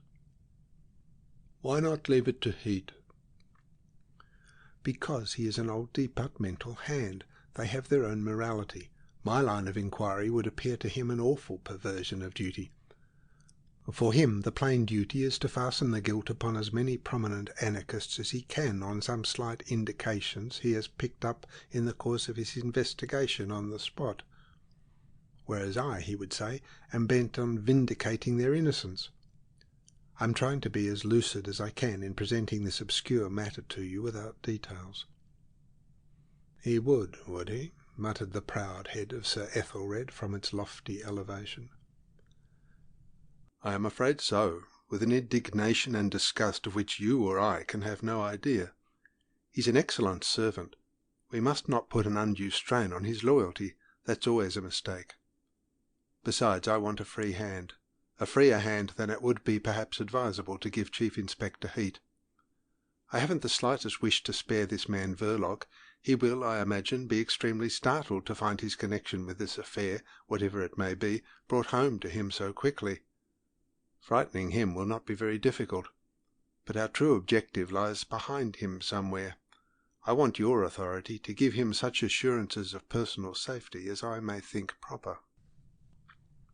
"Certainly," said the personage on the hearthrug. "Find out as much as you can. Find it out in your own way." "I must set about it without loss of time, this very evening," said the Assistant Commissioner. Sir Ethelred shifted one hand under his coat-tails and, tilting back his head, looked at him steadily. "We'll have a late sitting tonight," he said. "Come to the house with your discoveries if we are not gone home. I'll warn Toodles to look out for you. He'll take you into my room."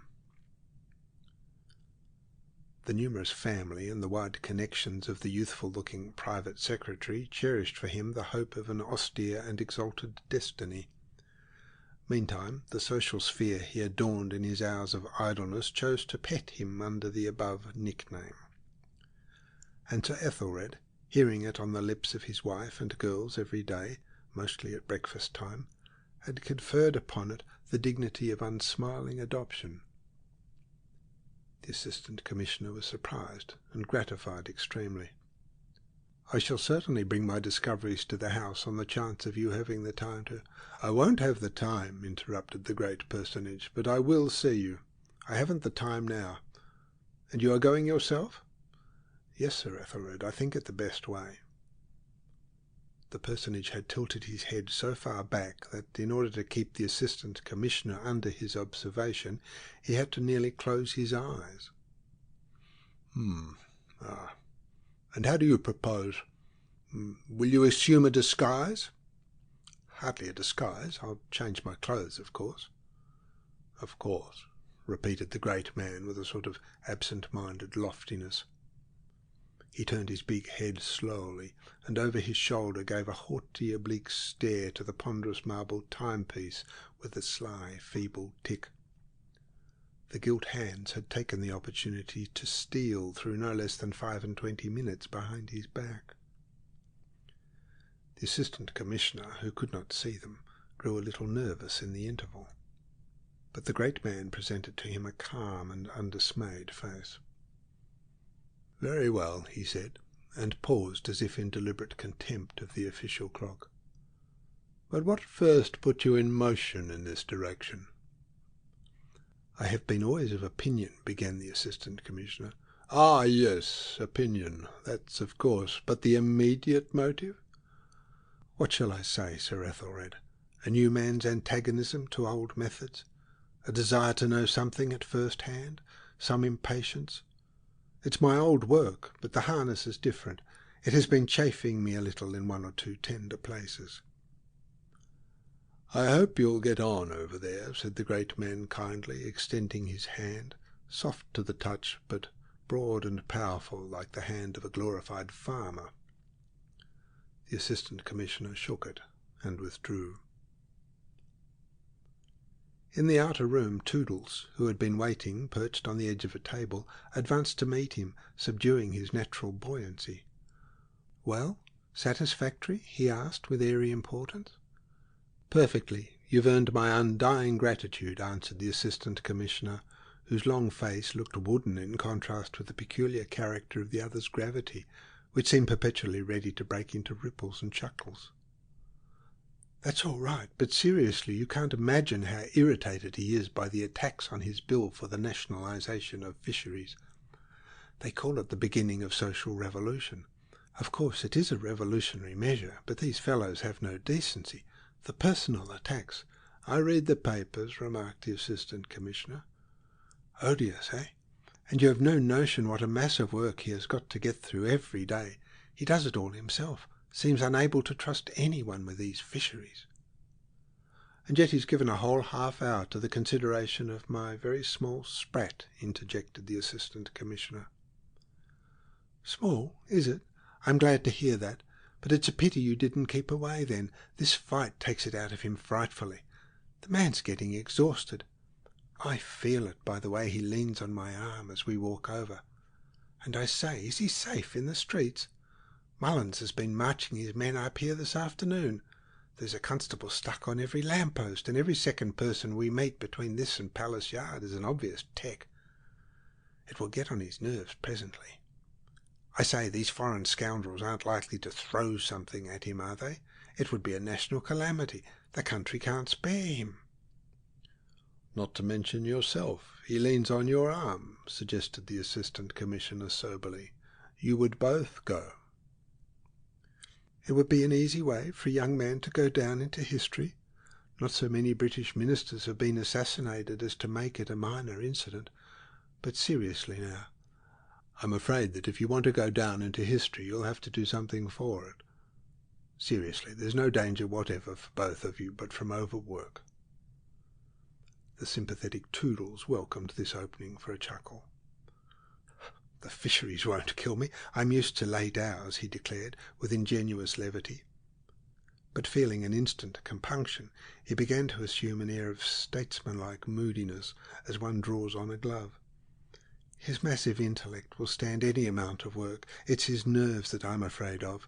The reactionary gang with that abusive brute Cheeseman at their head insult him every night. If he will insist on beginning a revolution, murmured the Assistant Commissioner. The time has come, and he is the only man great enough for the work, protested the revolutionary Toodles, flaring up under the calm, speculative gaze of the Assistant Commissioner. Somewhere in a corridor a distant bell tinkled urgently, and with devoted vigilance the young man pricked up his ears at the sound. He is ready to go now, he exclaimed in a whisper, snatched up his hat, and vanished from the room. The Assistant Commissioner went out by another door in a less elastic manner. Again he crossed the wide thoroughfare, walked along a narrow street, and re-entered hastily his own departmental buildings. He kept up this accelerated pace to the door of his private room. Before he had closed it fairly, his eyes sought his desk. He stood still for a moment, then walked up, looked all round on the floor, sat down in his chair, rang a bell, and waited. "Chief Inspector Heat gone yet?" "Yes, sir, went away half an hour ago." He nodded. "That'll do." And sitting still, with his hat pushed off his forehead, he thought that it was just like Heat's confounded cheek to carry off quietly the only piece of material evidence.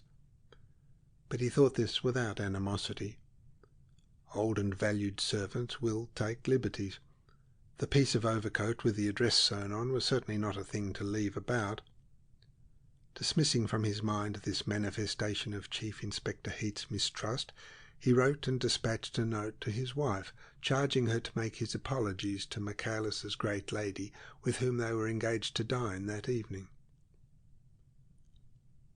The short jacket and the low round hat he assumed in a sort of curtained alcove containing a washstand, a row of wooden pegs, and a shelf, brought out wonderfully the length of his grave brown face. He stepped back into the full light of the room, looking like the vision of a cool, reflective Don Quixote, with the sunken eyes of a dark enthusiast and a very deliberate manner. He left the scene of his daily labours quickly, like an unobtrusive shadow. His descent into the street was like the descent into a slimy aquarium from which the water had been run off.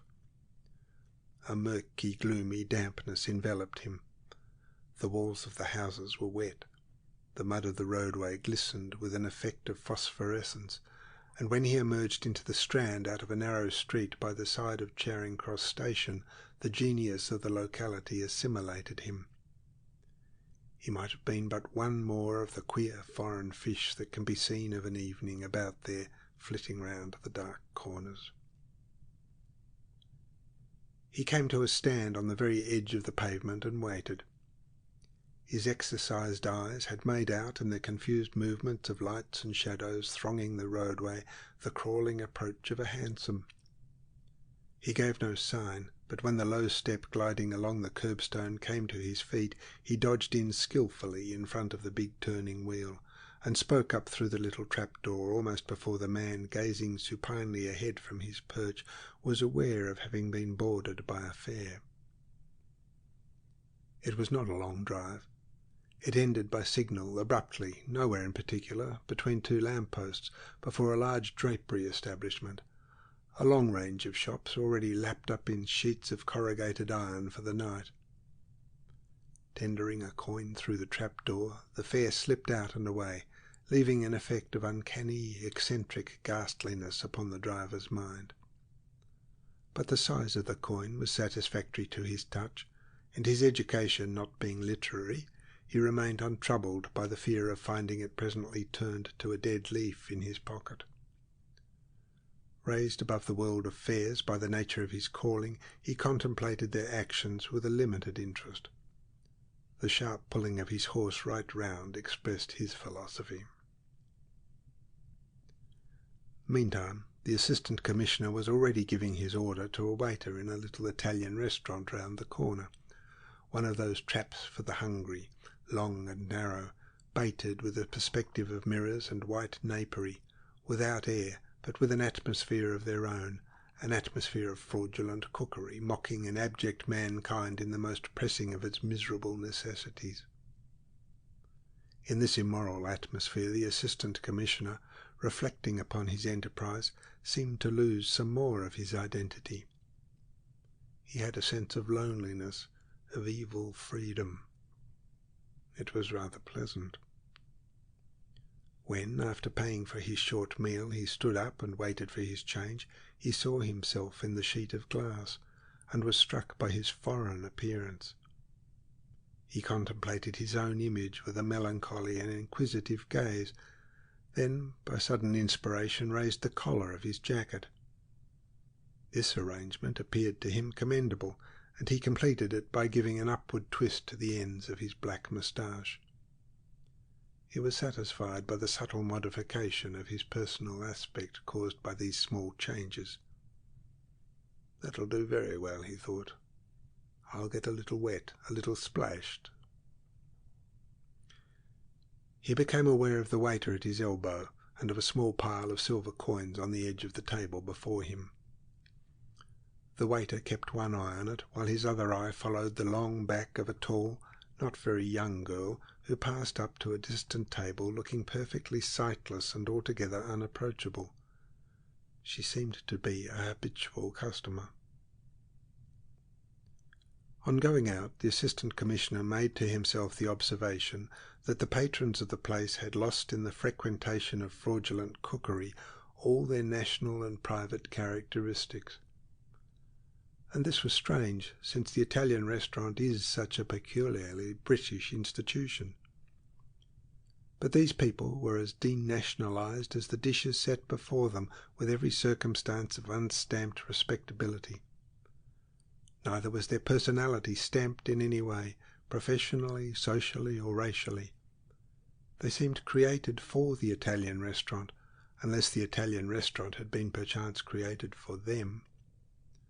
But that last hypothesis was unthinkable, since one could not place them anywhere outside those special establishments. One never met these enigmatical persons elsewhere. It was impossible to form a precise idea what occupations they followed by day and where they went to bed at night. And he himself had become unplaced. It would have been impossible for anybody to guess his occupation. As to going to bed, there was a doubt even in his own mind, not indeed in regard to his domicile itself, but very much so in respect of the time when he would be able to return there. A pleasurable feeling of independence possessed him when he heard the glass door swing to behind his back with a sort of imperfect, baffled thud. He advanced at once into an immensity of greasy slime and damp plaster interspersed with lamps, and enveloped, oppressed, penetrated, choked and suffocated by the blackness of a wet London night, which is composed of soot and drops of water. Brett Street was not very far away. It branched off, narrow, from the side of an open triangular space surrounded by dark and mysterious houses, temples of petty commerce emptied of traders for the night. Only a fruiterer's stall at the corner made a violent blaze of light and colour. Beyond all was black, and the few people passing in that direction vanished at one stride beyond the glowing heaps of oranges and lemons. No footsteps echoed. They would never be heard of again. The adventurous head of the Special Crimes Department watched these disappearances from a distance with an interested eye. He felt light-hearted, as though he had been ambushed all alone in a jungle many thousands of miles away from departmental desks and official inkstands. This joyousness and dispersion of thought before a task of some importance seems to prove that this world of ours is not such a very serious affair after all, for the Assistant Commissioner was not constitutionally inclined to levity. The policeman on the beat projected his sombre and moving form against the luminous glory of oranges and lemons, and entered Brett Street without haste. The Assistant Commissioner, as though he were a member of the criminal classes, lingered out of sight, awaiting his return. But this constable seemed to be lost for ever to the force. He never returned, must have gone out at the other end of Brett Street. The Assistant Commissioner, reaching this conclusion, entered the street in his turn, and came upon a large van arrested in front of the dimly lit window panes of a carter's eating-house. The man was refreshing himself inside, and the horses, their big heads lowered to the ground, fed out of nose-bags steadily. Farther on the opposite side of the street, another suspect patch of dim light issued from Mr. Verloc's shop front, hung with papers, heaving with vague piles of cardboard boxes and the shapes of books. The Assistant Commissioner stood observing it across the roadway. There could be no mistake. By the side of the front window, encumbered by the shadows of nondescript things, the door, standing ajar, let escape on the pavement a narrow, clear streak of gaslight within. Behind the Assistant Commissioner, the van and horses, merged into one mass, seemed something alive, a square-backed black monster blocking half the street, with sudden iron-shod stampings, fierce jingles, and heavy blowing sighs. The harshly festive, ill-omened glare of a large and prosperous public house faced the other end of Brett Street across a wide road. This barrier of blazing lights, opposing the shadows gathered about the humble abode of Mr. Verloc's domestic happiness, seemed to drive the obscurity of the street back upon itself, making it more sullen, brooding, and sinister. Chapter 8 of The Secret Agent by Joseph Conrad. Having infused by persistent importunities some sort of heat into the chilly interest of several licensed victuallers, the acquaintances once upon a time of her late unlucky husband, Mrs. Verloc's mother had at last secured her admission to certain almshouses founded by a wealthy innkeeper for the destitute widows of the trade. This end, conceived in the astuteness of her uneasy heart, the old woman had pursued with secrecy and determination. That was the time when her daughter Winnie could not help passing a remark to Mr. Verloc that "Mother has been spending half-crowns and 5 shillings almost every day this last week in cab fares." But the remark was not made grudgingly. Winnie respected her mother's infirmities. She was only a little surprised at this sudden mania for locomotion. Mr. Verloc, who was sufficiently magnificent in his way, had grunted the remark impatiently aside as interfering with his meditations. These were frequent, deep, and prolonged.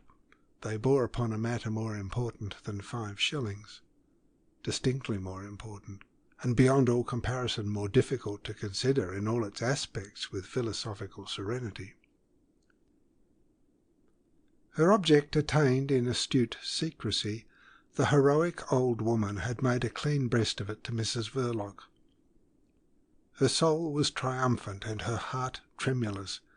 Inwardly she quaked, because she dreaded and admired the calm, self-contained character of her daughter Winnie, whose displeasure was made redoubtable by a diversity of dreadful silences. But she did not allow her inward apprehensions to rob her of the advantage of venerable placidity conferred upon her outward person by her triple chin, the floating ampleness of her ancient form, and the impotent condition of her legs. The shock of the information was so unexpected that Mrs. Verloc, against her usual practice when addressed, interrupted the domestic occupation she was engaged upon. It was the dusting of the furniture in the parlour behind the shop. She turned her head towards her mother. "Whatever did you want to do that for?" she exclaimed in scandalised astonishment. The shock must have been severe to make her depart from that distant and uninquiring acceptance of facts which was her force and her safeguard in life. "Weren't you made comfortable enough here?" She had lapsed into these inquiries, but next moment she saved the consistency of her conduct by resuming her dusting, while the old woman sat scared and dumb under her dingy white cap and lustreless dark wig. Winnie finished the chair and ran the duster along the mahogany at the back of the horsehair sofa on which Mr. Verloc loved to take his ease in hat and overcoat. She was intent on her work, but presently she permitted herself another question. "How in the world did you manage it, mother?" As not affecting the inwardness of things, which it was Mrs. Verloc's principle to ignore, this curiosity was excusable. It bore merely on the methods. The old woman welcomed it eagerly as bringing forward something that could be talked about with much sincerity. She favoured her daughter by an exhaustive answer full of names and enriched by side comments upon the ravages of time as observed in the alteration of human countenances. The names were principally the names of licensed victuallers, poor daddy's friends, my dear. She enlarged with special appreciation on the kindness and condescension of a large brewer, a baronet, and an MP, the chairman of the governors of the charity. She expressed herself thus warmly because she had been allowed to interview by appointment his private secretary, a very polite gentleman, all in black, with a gentle, sad voice, but so very, very thin and quiet. He was like a shadow, my dear. Winnie, prolonging her dusting operations till the tale was told to the end, walked out of the parlour into the kitchen, down 2 steps, in her usual manner, without the slightest comment. Shedding a few tears in sign of rejoicing at her daughter's mansuetude in this terrible affair, Mrs. Verloc's mother gave play to her astuteness in the direction of her furniture, because it was her own, and sometimes she wished it hadn't been. Heroism is all very well, but there are circumstances when the disposal of a few tables and chairs, brass bedsteads, and so on, may be big with remote and disastrous consequences. She required a few pieces herself. The foundation, which, after many importunities, had gathered her to its charitable breast, giving nothing but bare planks and cheaply papered bricks to the objects of its solicitude. The delicacy guiding her choice to the least valuable and most dilapidated articles passed unacknowledged, because Winnie's philosophy consisted in not taking notice of the inside of facts. She assumed that mother took what suited her best. As to Mr. Verloc, his intense meditation, like a sort of Chinese wall, isolated him completely from the phenomena of this world of vain effort and illusory appearances. Her selection made, the disposal of the rest became a perplexing question in a particular way. She was leaving it in Brett Street, of course, but she had 2 children. Winnie was provided for by her sensible union with that excellent husband, Mr. Verloc. Stevie was destitute and a little peculiar. His position had to be considered before the claim of legal justice and even the promptings of partiality. The possession of the furniture would not be in any sense a provision. He ought to have it, the poor boy, but to give it to him would be like tampering with his position of complete dependence. It was a sort of claim which she feared to weaken. Moreover, the susceptibilities of Mr. Verloc would perhaps not brook being beholden to his brother-in-law for the chairs he sat on.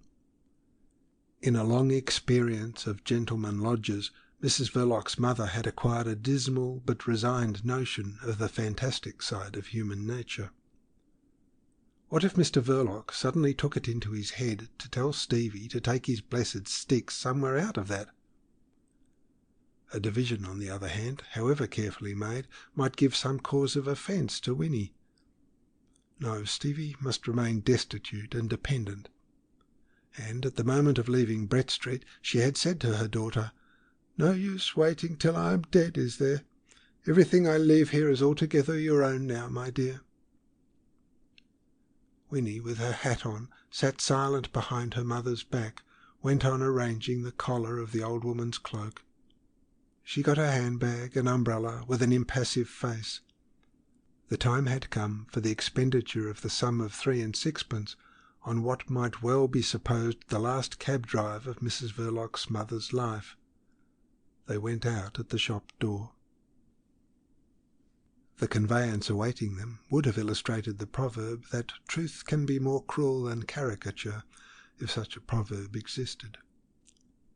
Crawling behind an infirm horse, a metropolitan hackney carriage drew up on wobbly wheels and with a maimed driver on the box. This last peculiarity caused some embarrassment. Catching sight of a hooked iron contrivance protruding from the left sleeve of the man's coat, Mrs. Verloc's mother lost suddenly the heroic courage of these days. She really couldn't trust herself. "What do you think, Winnie?" She hung back.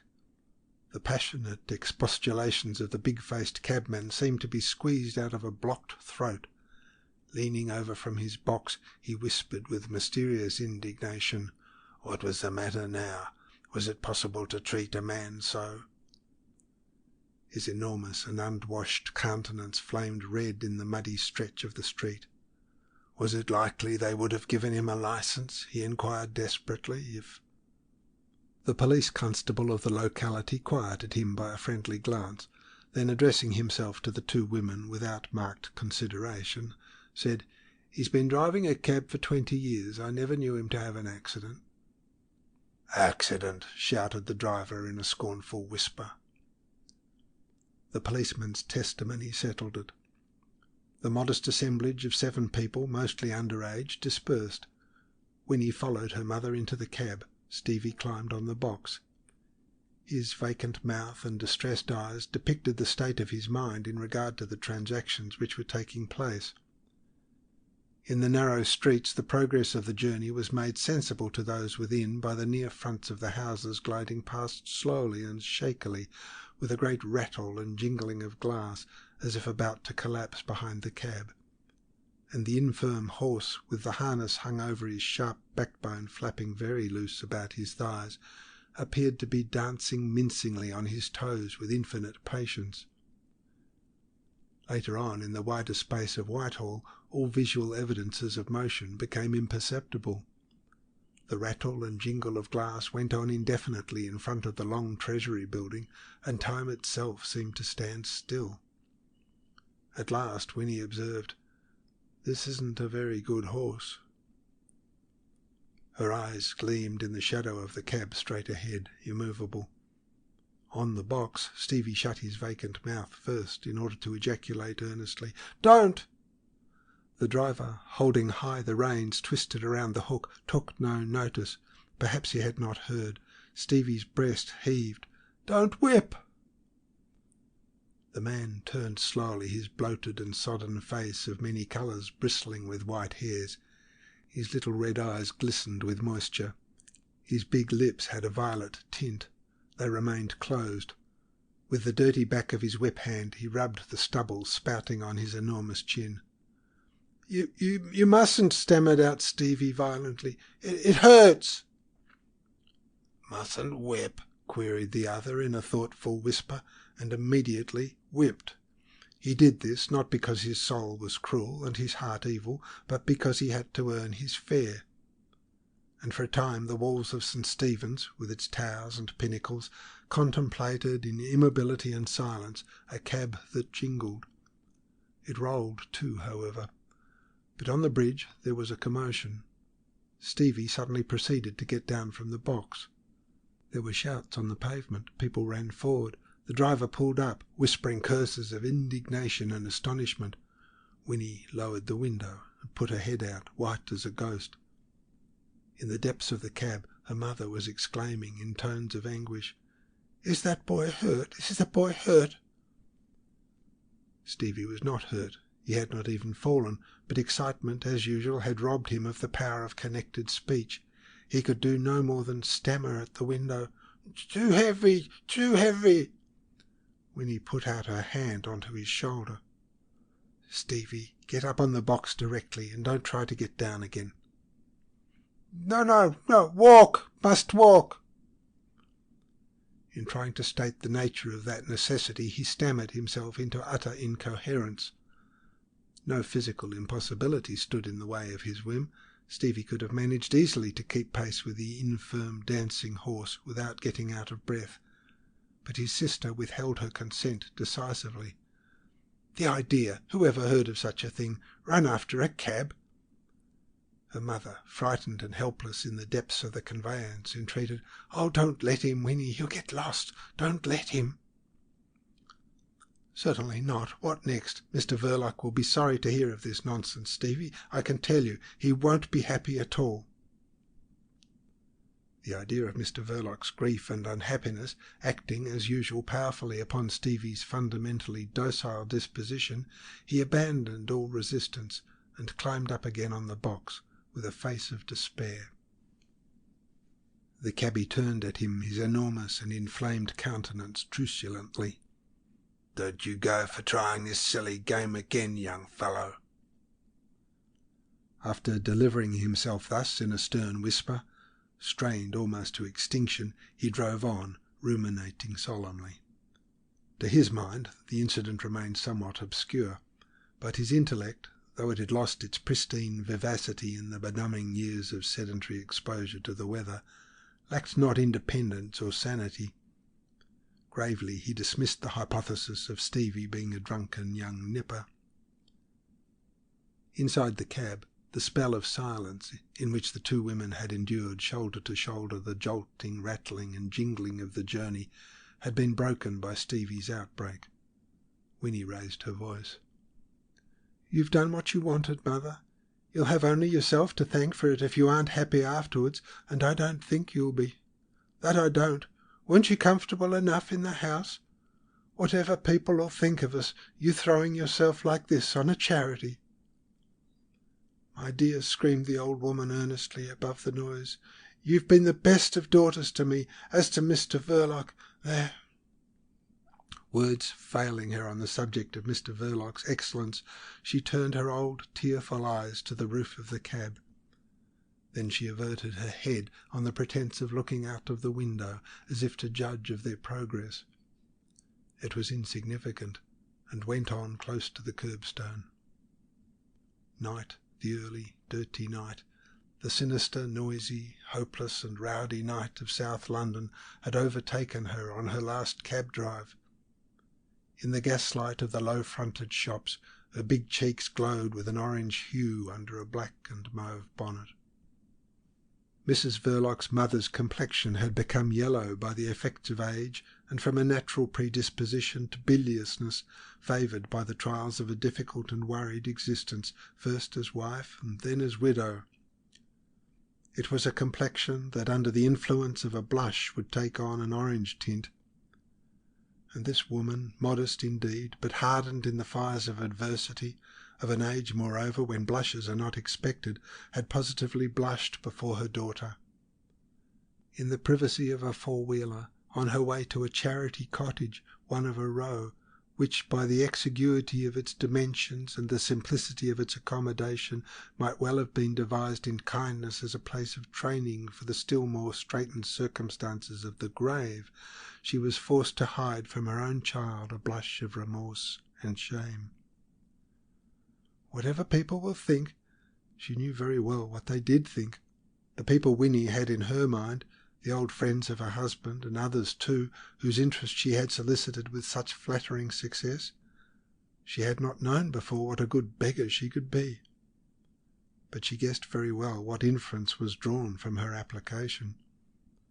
On account of that shrinking delicacy which exists side by side with aggressive brutality in masculine nature, the inquiries into her circumstances had not been pushed very far. She had checked them by a visible compression of the lips and some display of an emotion determined to be eloquently silent. And the men would become suddenly incurious after the manner of their kind. She congratulated herself more than once on having nothing to do with women who, being naturally more callous and avid of details, would have been anxious to be exactly informed by what sort of unkind conduct her daughter and son-in-law had driven her to that sad extremity. It was only before the secretary of the great Brewer MP and chairman of the charity, who, acting for his principal, felt bound to be conscientiously inquisitive as to the real circumstances of the applicant, that she had burst into tears outright and aloud, as a cornered woman will weep. The thin and polite gentleman, after contemplating her with an air of being struck all of a heap, abandoned his position under the cover of soothing remarks. She must not distress herself. The deed of the charity did not absolutely specify childless widows. In fact, it did not by any means disqualify her. But the discretion of the committee must be an informed discretion. One could understand very well her unwillingness to be a burden, etc., etc. Thereupon, to his profound disappointment, Mrs. Verloc's mother wept some more with an augmented vehemence.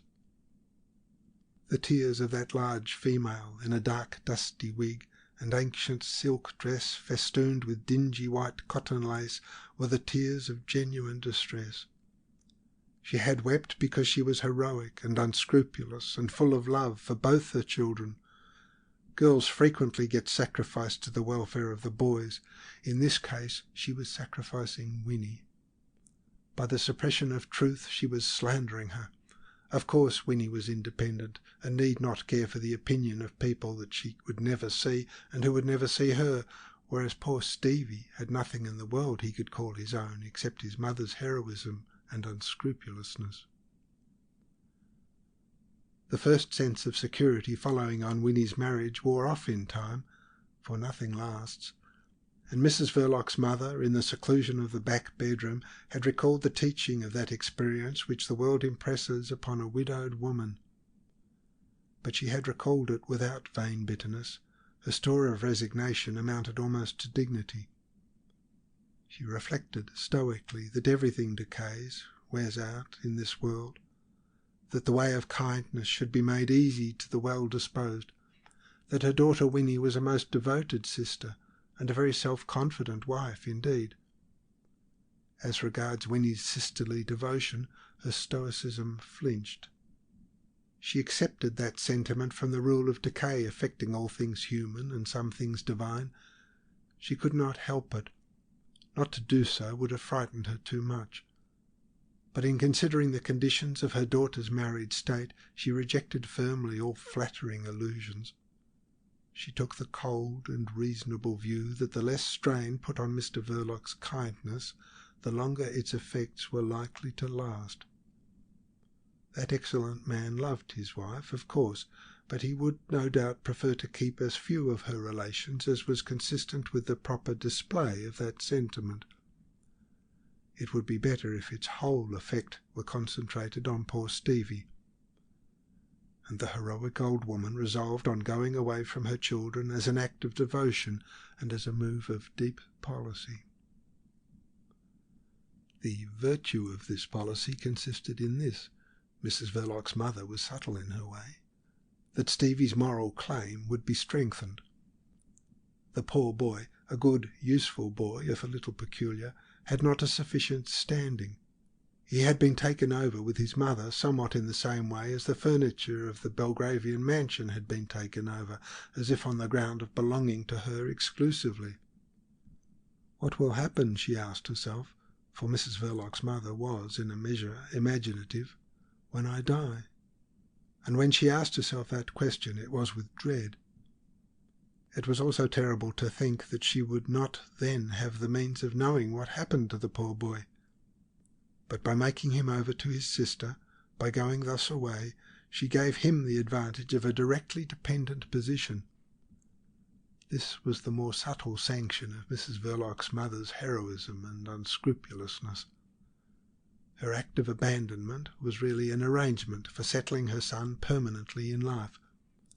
Other people made material sacrifices for such an object, she in that way. It was the only way. Moreover, she would be able to see how it worked.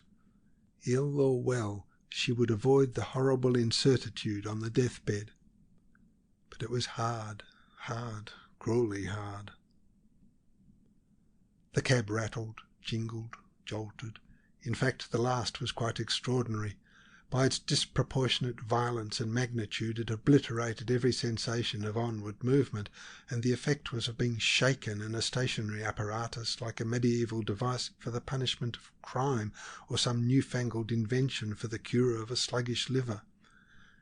It was extremely distressing, and the raising of Mrs. Verloc's mother's voice sounded like a wail of pain. "I know, my dear, you'll come to see me as often as you can spare the time, won't you?" "Of course," answered Winnie shortly, staring straight before her. And the cab jolted in front of a steamy, greasy shop in a blaze of gas and in the smell of fried fish. The old woman raised a wail again. "And, my dear, I must see that poor boy every Sunday. He won't mind spending the day with his old mother." Winnie screamed out stolidly, "Mind? I should think not. That poor boy will miss you something cruel. I wish you had thought a little of that, mother." Not think of it. The heroic woman swallowed a playful and inconvenient object like a billiard ball which had tried to jump out of her throat. Winnie sat mute for a while, pouting at the front of the cab, then snapped out, which was an unusual tone with her, "I expect I'll have a job with him at first. He'll be that restless. Whatever you do, don't let him worry your husband, my dear." Thus they discussed on familiar lines the bearings of a new situation, and the cab jolted. Mrs. Verloc's mother expressed some misgivings. Could Stevie be trusted to come all that way alone? Winnie maintained that he was much less absent-minded now. They agreed as to that. It could not be denied. Much less, hardly at all. They shouted at each other in the jingle with comparative cheerfulness. But suddenly the maternal anxiety broke out afresh. There were 2 omnibuses to take, and a short walk between them. It was too difficult. The old woman gave way to grief and consternation. Winnie stared forward. "Don't you upset yourself like this, mother. You must see him, of course." "No, my dear, I'll try not to." She mopped her streaming eyes. "But you can't spare the time to come with him. And if he should forget himself and lose his way, and somebody spoke to him sharply, his name and address may slip his memory, and he'll remain lost for days and days." The vision of a workhouse infirmary for poor Stevie, if only during inquiries, wrung her heart, for she was a proud woman. Winnie's stare had grown hard, intent, inventive. "I can't bring him to you myself every week," she cried. "But don't you worry, mother. I'll see to it that he don't get lost for long." They felt a peculiar bump. A vision of brick pillars lingered before the rattling windows of the cab. A sudden cessation of atrocious jolting and uproarious jingling dazed the 2 women. What had happened? They sat motionless and scared in the profound stillness, till the door came open, and a rough, strained whispering was heard. Here you are. A range of gabled little houses, each with one dim yellow window on the ground floor, surrounded the dark open space of a grass plot planted with shrubs and railed off from the patchwork of lights and shadows in the wide road, resounding with the dull rumble of traffic. Before the door of one of these tiny houses, one without a light in the little downstairs window, the cab had come to a standstill. Mrs. Verloc's mother got out first, backwards, with a key in her hand. Winnie lingered on the flagstone path to pay the cabman. Stevie, after helping to carry inside a lot of small parcels, came out and stood under the light of a gas lamp belonging to the charity. The cabman looked at the pieces of silver, which, appearing very minute in his big, grimy palm, symbolized the insignificant results which reward the ambitious courage and toil of a mankind whose day is short on this earth of evil. He had been paid decently, 4 one-shilling pieces, and he contemplated them in perfect stillness, as if they had been the surprising terms of a melancholy problem. The slow transfer of that treasure to an inner pocket demanded much laborious groping in the depths of decayed clothing. His form was squat and without flexibility. Stevie, slender, his shoulders a little up, and his hands thrust deep in the side pockets of his warm overcoat, stood at the edge of the path, pouting. The cabman, pausing in his deliberate movements, seemed struck by some misty recollection. "Oh, here you are, young fellow," he whispered. "You'll know him again, won't you?" Stevie was staring at the horse, whose hindquarters appeared unduly elevated by the effect of emaciation. The little stiff tail seemed to have been fitted on for a heartless joke, and at the other end the thin flat neck, like a plank covered with old horsehide, drooped to the ground under the weight of an enormous bony head. The ears hung at different angles, negligently, and the macabre figure of that mute dweller on the earth steamed straight up from ribs and backbone in the muggy stillness of the air. The cabman struck lightly Stevie's breast with the iron hook protruding from a ragged, greasy sleeve. "Look here, young fella, how'd you like to sit behind this horse up to 2 o'clock in the morning, perhaps?" Stevie looked vacantly into the fierce little eyes with red-edged lids. "He ain't lame," pursued the other, whispering with energy. "He ain't got no sore places on him. Here he is. How would you like?" His strained, extinct voice invested his utterance with a character of vehement secrecy. Stevie's vacant gaze was changing slowly into dread. "You may well look. Till 3 and 4 o'clock in the morning, cold and hungry, looking for fares, drunks." His jovial purple cheeks bristled with white hairs, and like Virgil's Silenus, who, his face smeared with the juice of berries, discoursed of Olympian gods to the innocent shepherds of Sicily, he talked to Stevie of domestic matters and the affairs of men whose sufferings are great and immortality by no means assured. "I'm a night cabby, I am," he whispered with a sort of boastful exasperation. "I got to take out what they'll bloomin' well give me at the yard. I got my missus and 4 kids at home."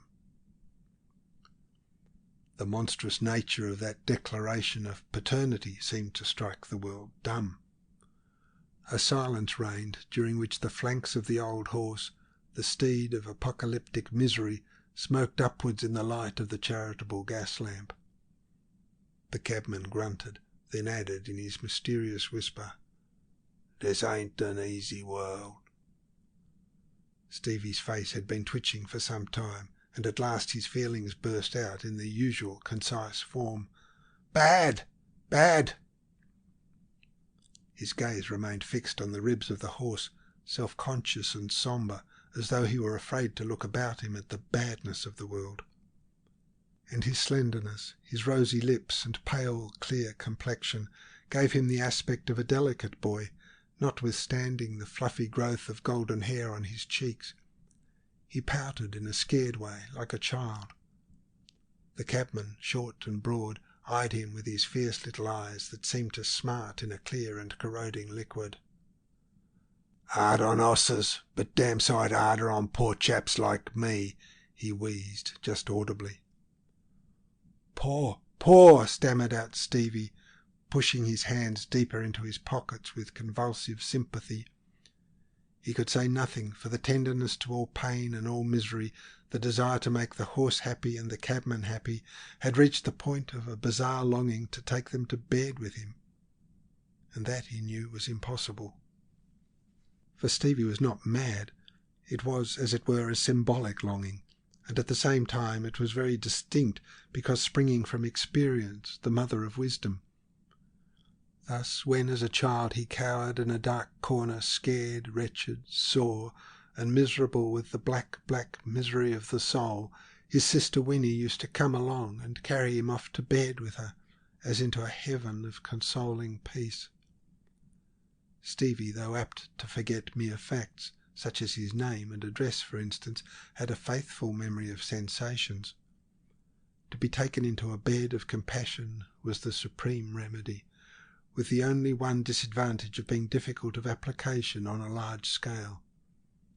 And looking at the cabman, Stevie perceived this clearly, because he was reasonable.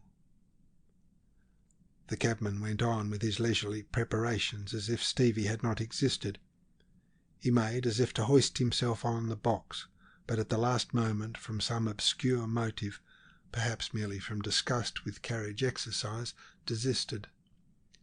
He approached instead the motionless partner of his labours, and stooping to seize the bridle, lifted up the big weary head to the height of his shoulder with one effort of his right arm, like a feat of strength. "Come on," he whispered secretly. Limping, he led the cab away.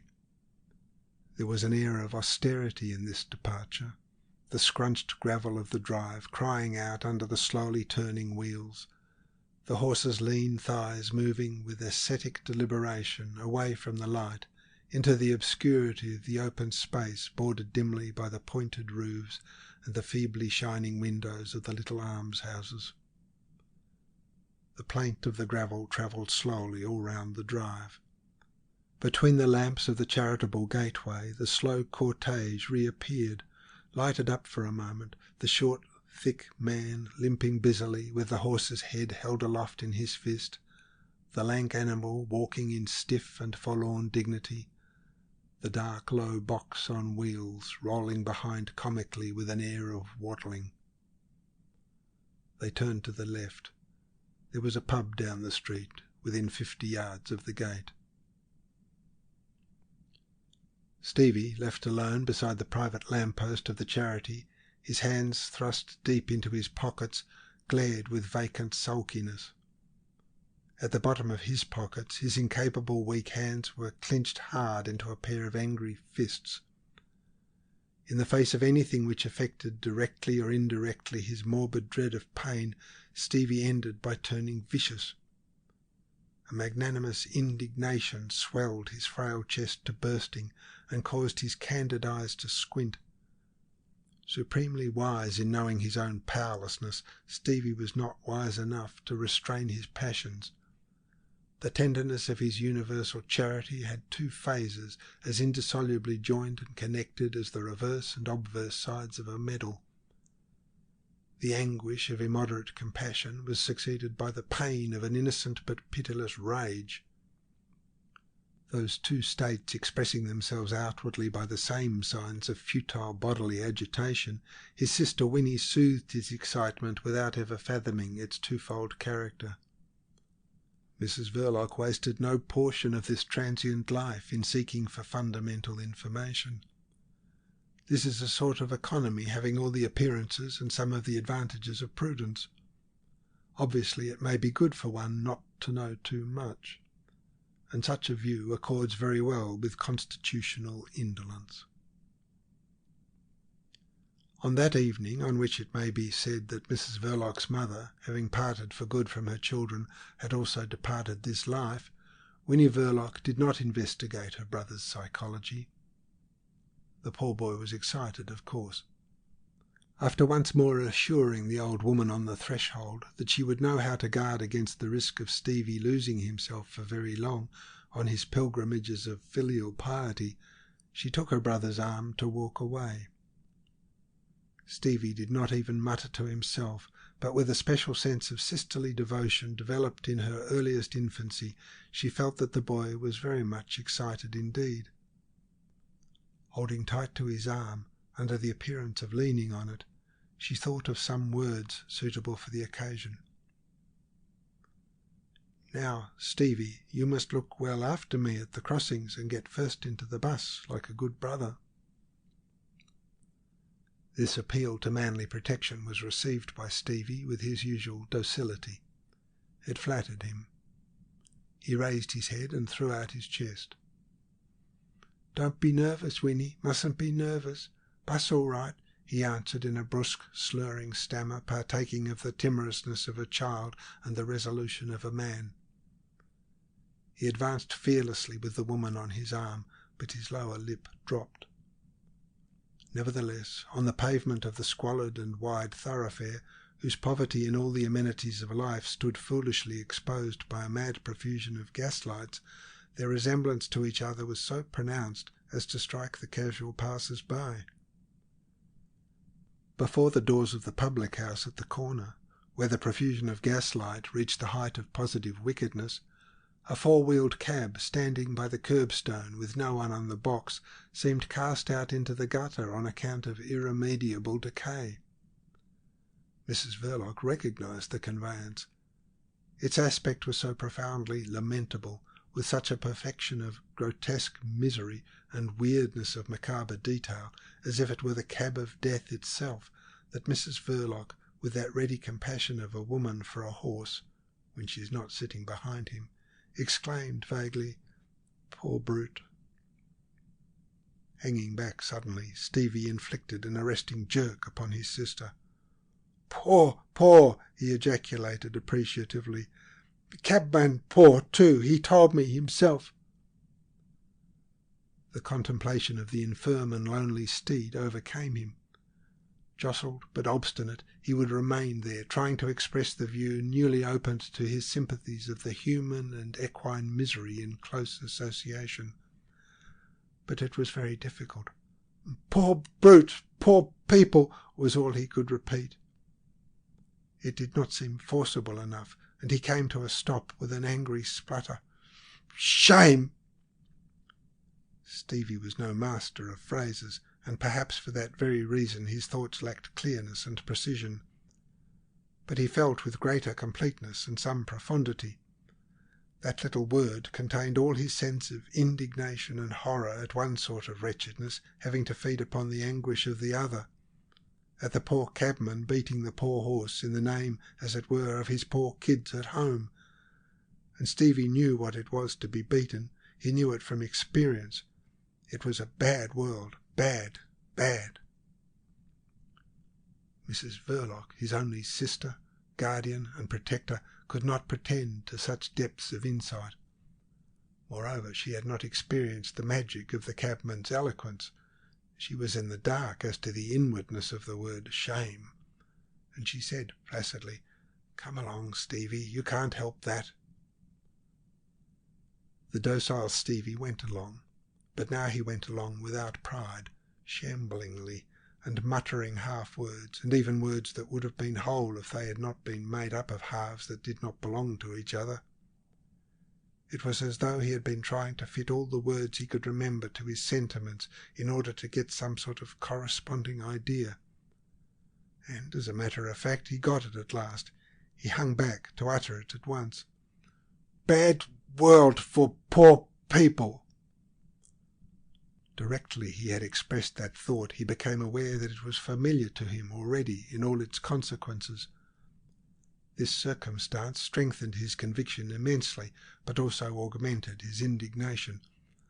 Somebody, he felt, ought to be punished for it, punished with great severity. Being no sceptic, but a moral creature, he was in a manner at the mercy of his righteous passions. "Beastly," he added concisely. It was clear to Mrs. Verloc that he was greatly excited. "Nobody can help that," she said. "Do come along. Is that the way you're taking care of me?"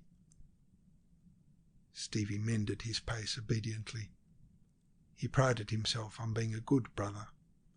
His morality, which was very complete, demanded that from him. Yet he was pained at the information imparted by his sister Winnie, who was good. Nobody could help that. He came along gloomily, but presently he brightened up. Like the rest of mankind, perplexed by the mystery of the universe, he had his moments of consoling trust in the organised powers of the earth. "Police," he suggested confidently. "The police aren't for that," observed Mrs. Verloc cursorily, hurrying on her way. Stevie's face lengthened considerably. He was thinking. The more intense his thinking, the slacker was the droop of his lower jaw. And it was with an aspect of hopeless vacancy that he gave up his intellectual enterprise. "Not for that," he mumbled, resigned but surprised. "Not for that." He had formed for himself an ideal conception of the Metropolitan Police as a sort of benevolent institution for the suppression of evil. The notion of benevolence especially was very closely associated with his sense of the power of the men in blue. He had liked all police constables tenderly, with a guileless trustfulness.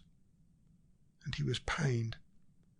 He was irritated, too, by a suspicion of duplicity in the members of the force, for Stevie was frank and as open as the day himself. What did they mean by pretending, then?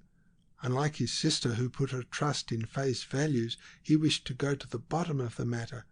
He carried on his inquiry by means of an angry challenge. "What for are they, then, Win? What are they for? Tell me." Winnie disliked controversy, but fearing most a fit of black depression consequent on Stevie missing his mother very much at first, she did not altogether decline the discussion.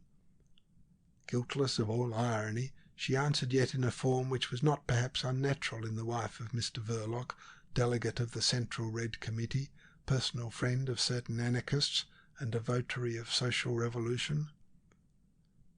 "Don't you know what the police are for, Stevie?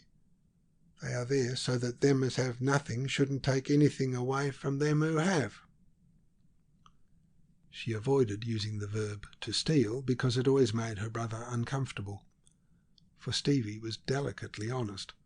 Certain simple principles had been instilled into him so anxiously, on account of his queerness, that the mere names of certain transgressions filled him with horror. He had been always easily impressed by speeches. He was impressed and startled now, and his intelligence was very alert. "What?" he asked at once anxiously. "Not even if they were hungry? Mustn't they?" The two had paused in their walk. "Not if they were ever so," said Mrs. Verloc, with the equanimity of a person untroubled by the problem of the distribution of wealth, and exploring the perspective of the roadway for an omnibus of the right colour. "Certainly not. But what's the use of talking about all that? You aren't ever hungry." She cast a swift glance at the boy like a young man by her side. She saw him amiable, attractive, affectionate, and only a very little, peculiar. And she could not see him otherwise, for he was connected with what there was of the salt of passion in her tasteless life, the passion of indignation, of courage, of pity, and even of self-sacrifice.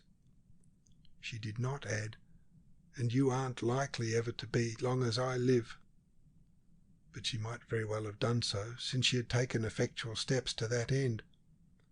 Mr. Verloc was a very good husband. It was her honest impression that nobody could help liking the boy. She cried out suddenly, "Quick, Stevie, stop that green bus!" And Stevie, tremulous and important with his sister Winnie on his arm, flung up the other high above his head at the approaching bus, with complete success. An hour afterwards Mr. Verloc raised his eyes from a newspaper he was reading, or at any rate looking at, behind the counter, and in the expiring clatter of the doorbell beheld Winnie, his wife, enter and cross the shop on her way upstairs, followed by Stevie, his brother-in-law. The sight of his wife was agreeable to Mr. Verloc. It was his idiosyncrasy. The figure of his brother-in-law remained imperceptible to him because of the morose thoughtfulness that lately had fallen like a veil between Mr. Verloc and the appearances of the world of senses.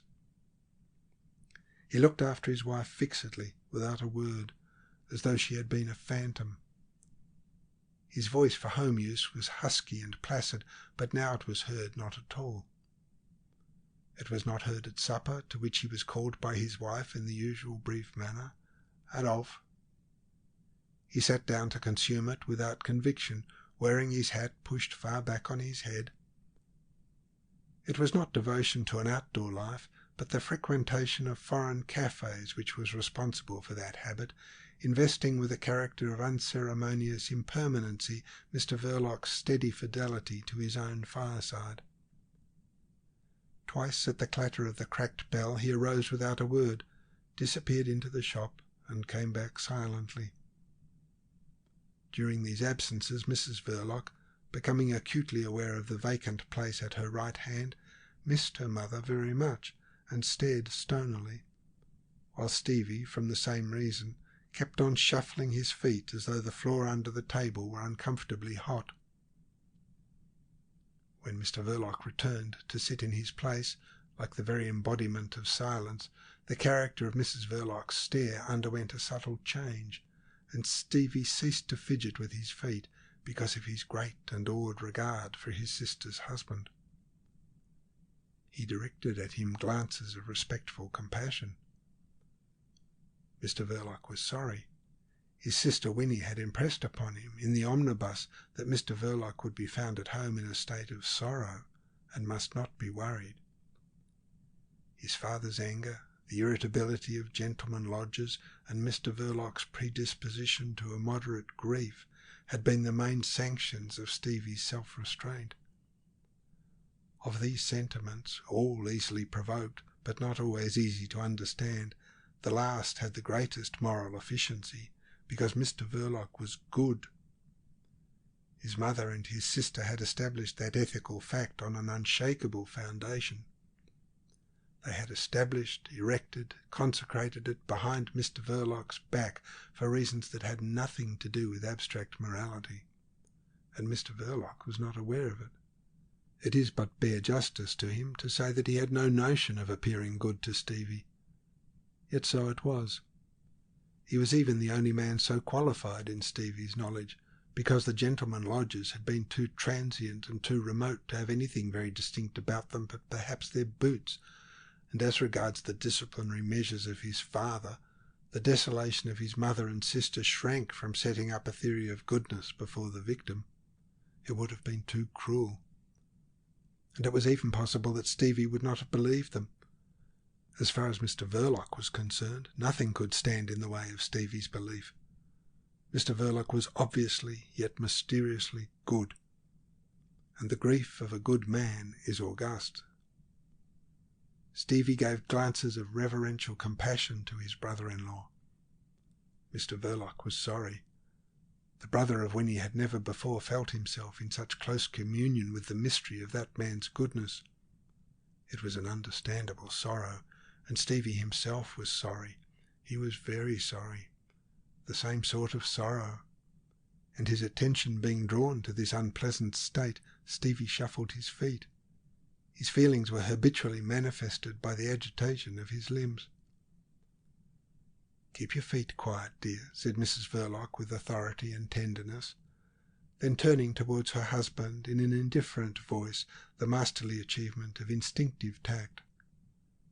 "Are you going out tonight?" she asked. The mere suggestion seemed repugnant to Mr. Verloc.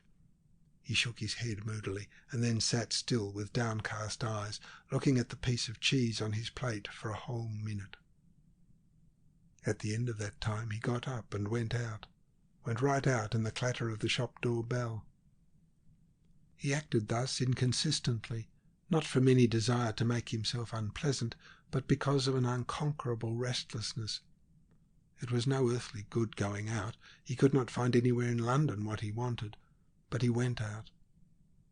He led a cortege of dismal thoughts along dark streets, through lighted streets, in and out of 2 flash bars, as if in a half-hearted attempt to make a night of it, and finally back again to his menaced home, where he sat down fatigued behind the counter, and they crowded urgently round him like a pack of hungry black hounds. After locking up the house and putting out the gas, he took them upstairs with him, a dreadful escort for a man going to bed.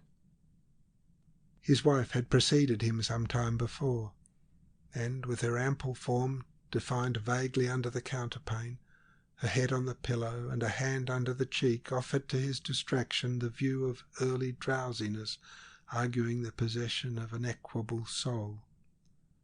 Her big eyes stared wide open, inert and dark against the snowy whiteness of the linen.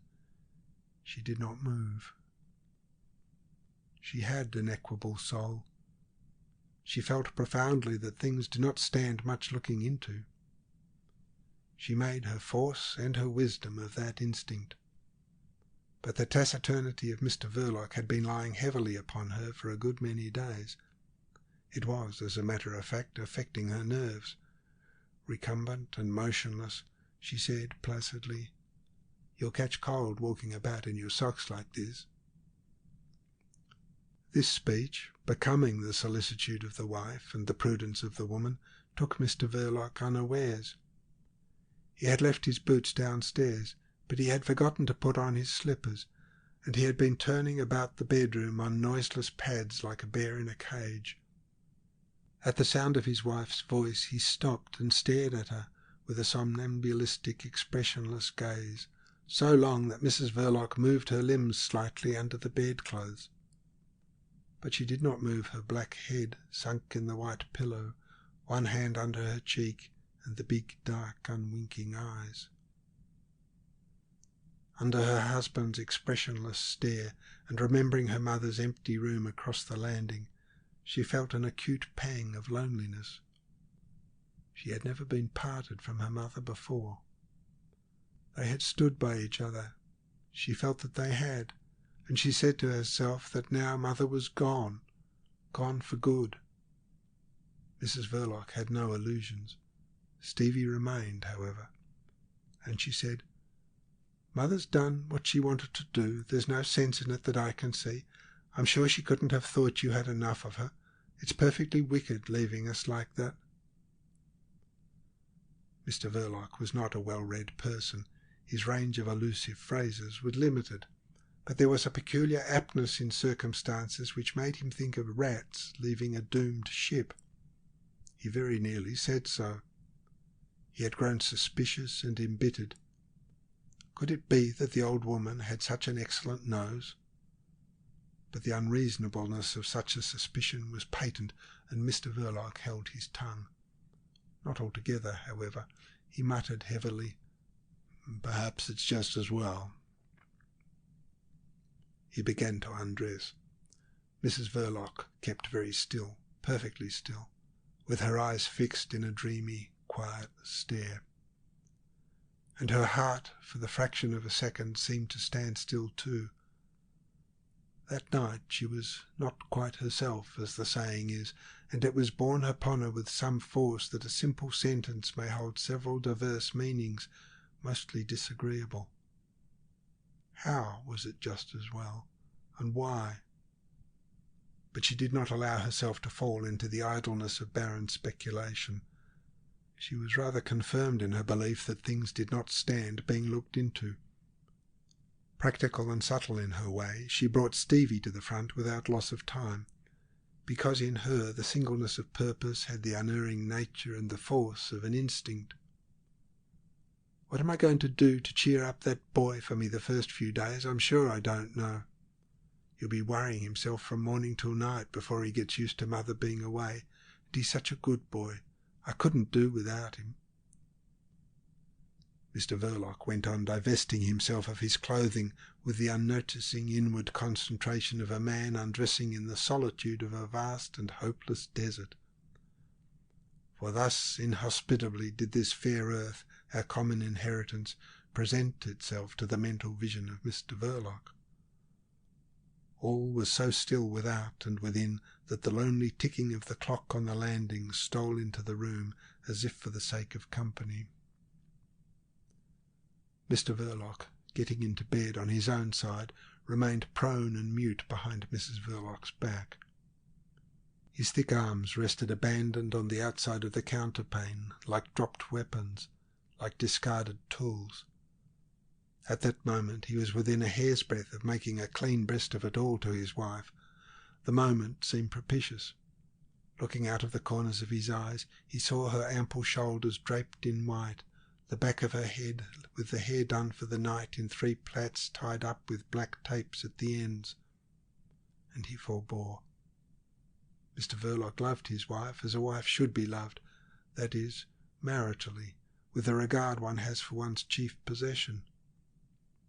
This head arranged for the night, those ample shoulders, had an aspect of familiar sacredness, the sacredness of domestic peace.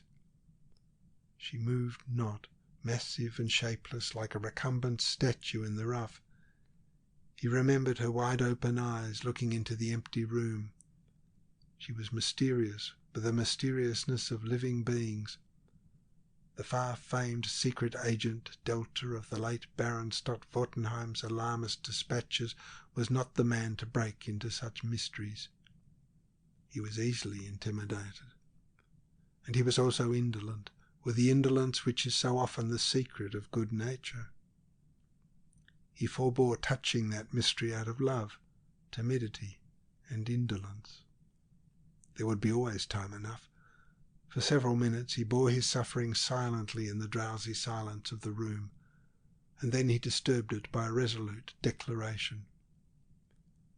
"I am going to the Continent tomorrow." His wife might have fallen asleep already. He could not tell. As a matter of fact, Mrs. Verloc had heard him. Her eyes remained very wide open, and she lay very still, confirmed in her instinctive conviction that things don't bear looking into very much. And yet it was nothing very unusual for Mr. Verloc to take such a trip. He renewed his stock from Paris and Brussels. Often he went over to make his purchases personally.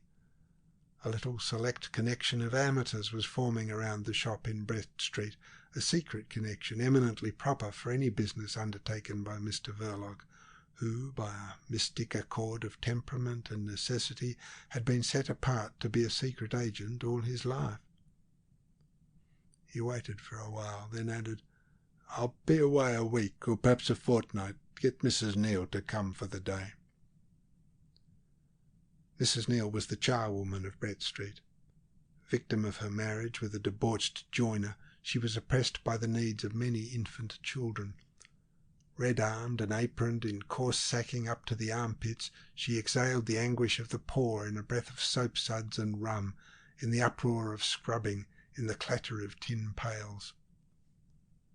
Mrs. Verloc, full of deep purpose, spoke in the tone of the shallowest indifference.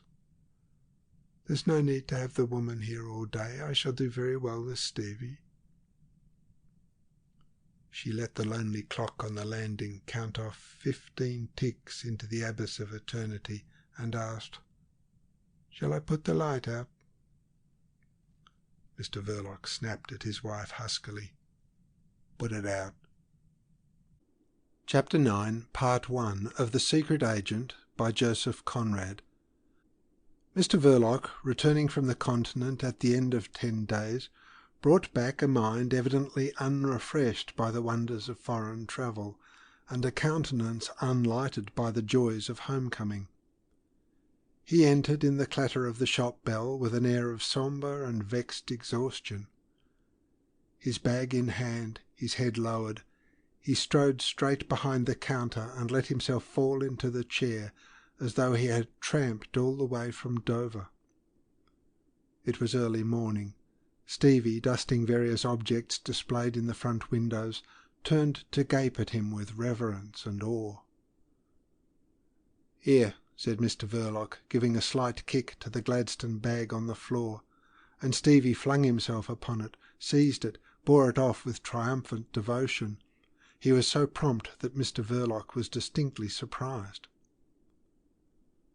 Already at the clatter of the shop bell, Mrs. Neale, blackleading the parlour grate, had looked through the door, and rising from her knees had gone, aproned and grimy with everlasting toil, to tell Mrs. Verloc in the kitchen that there was the master come back. Winnie came no further than the inner shop door. "You'll want some breakfast," she said from a distance. Mr. Verloc moved his hands slightly as if overcome by an impossible suggestion. But once enticed into the parlour, he did not reject the food set before him.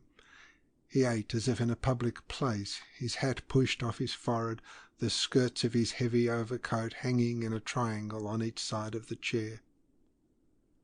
And across the length of the table covered with brown oilcloth, Winnie, his wife, talked evenly at him the wifely talk, as artfully adapted, no doubt, to the circumstances of this return as the talk of Penelope to the return of the wandering Odysseus. Mrs. Verloc, however, had done no weaving during her husband's absence.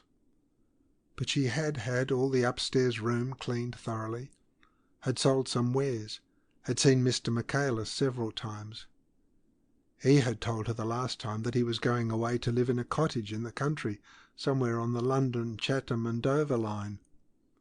Carl Jund had come once too, led under the arm by that wicked old housekeeper of his. He was a disgusting old man.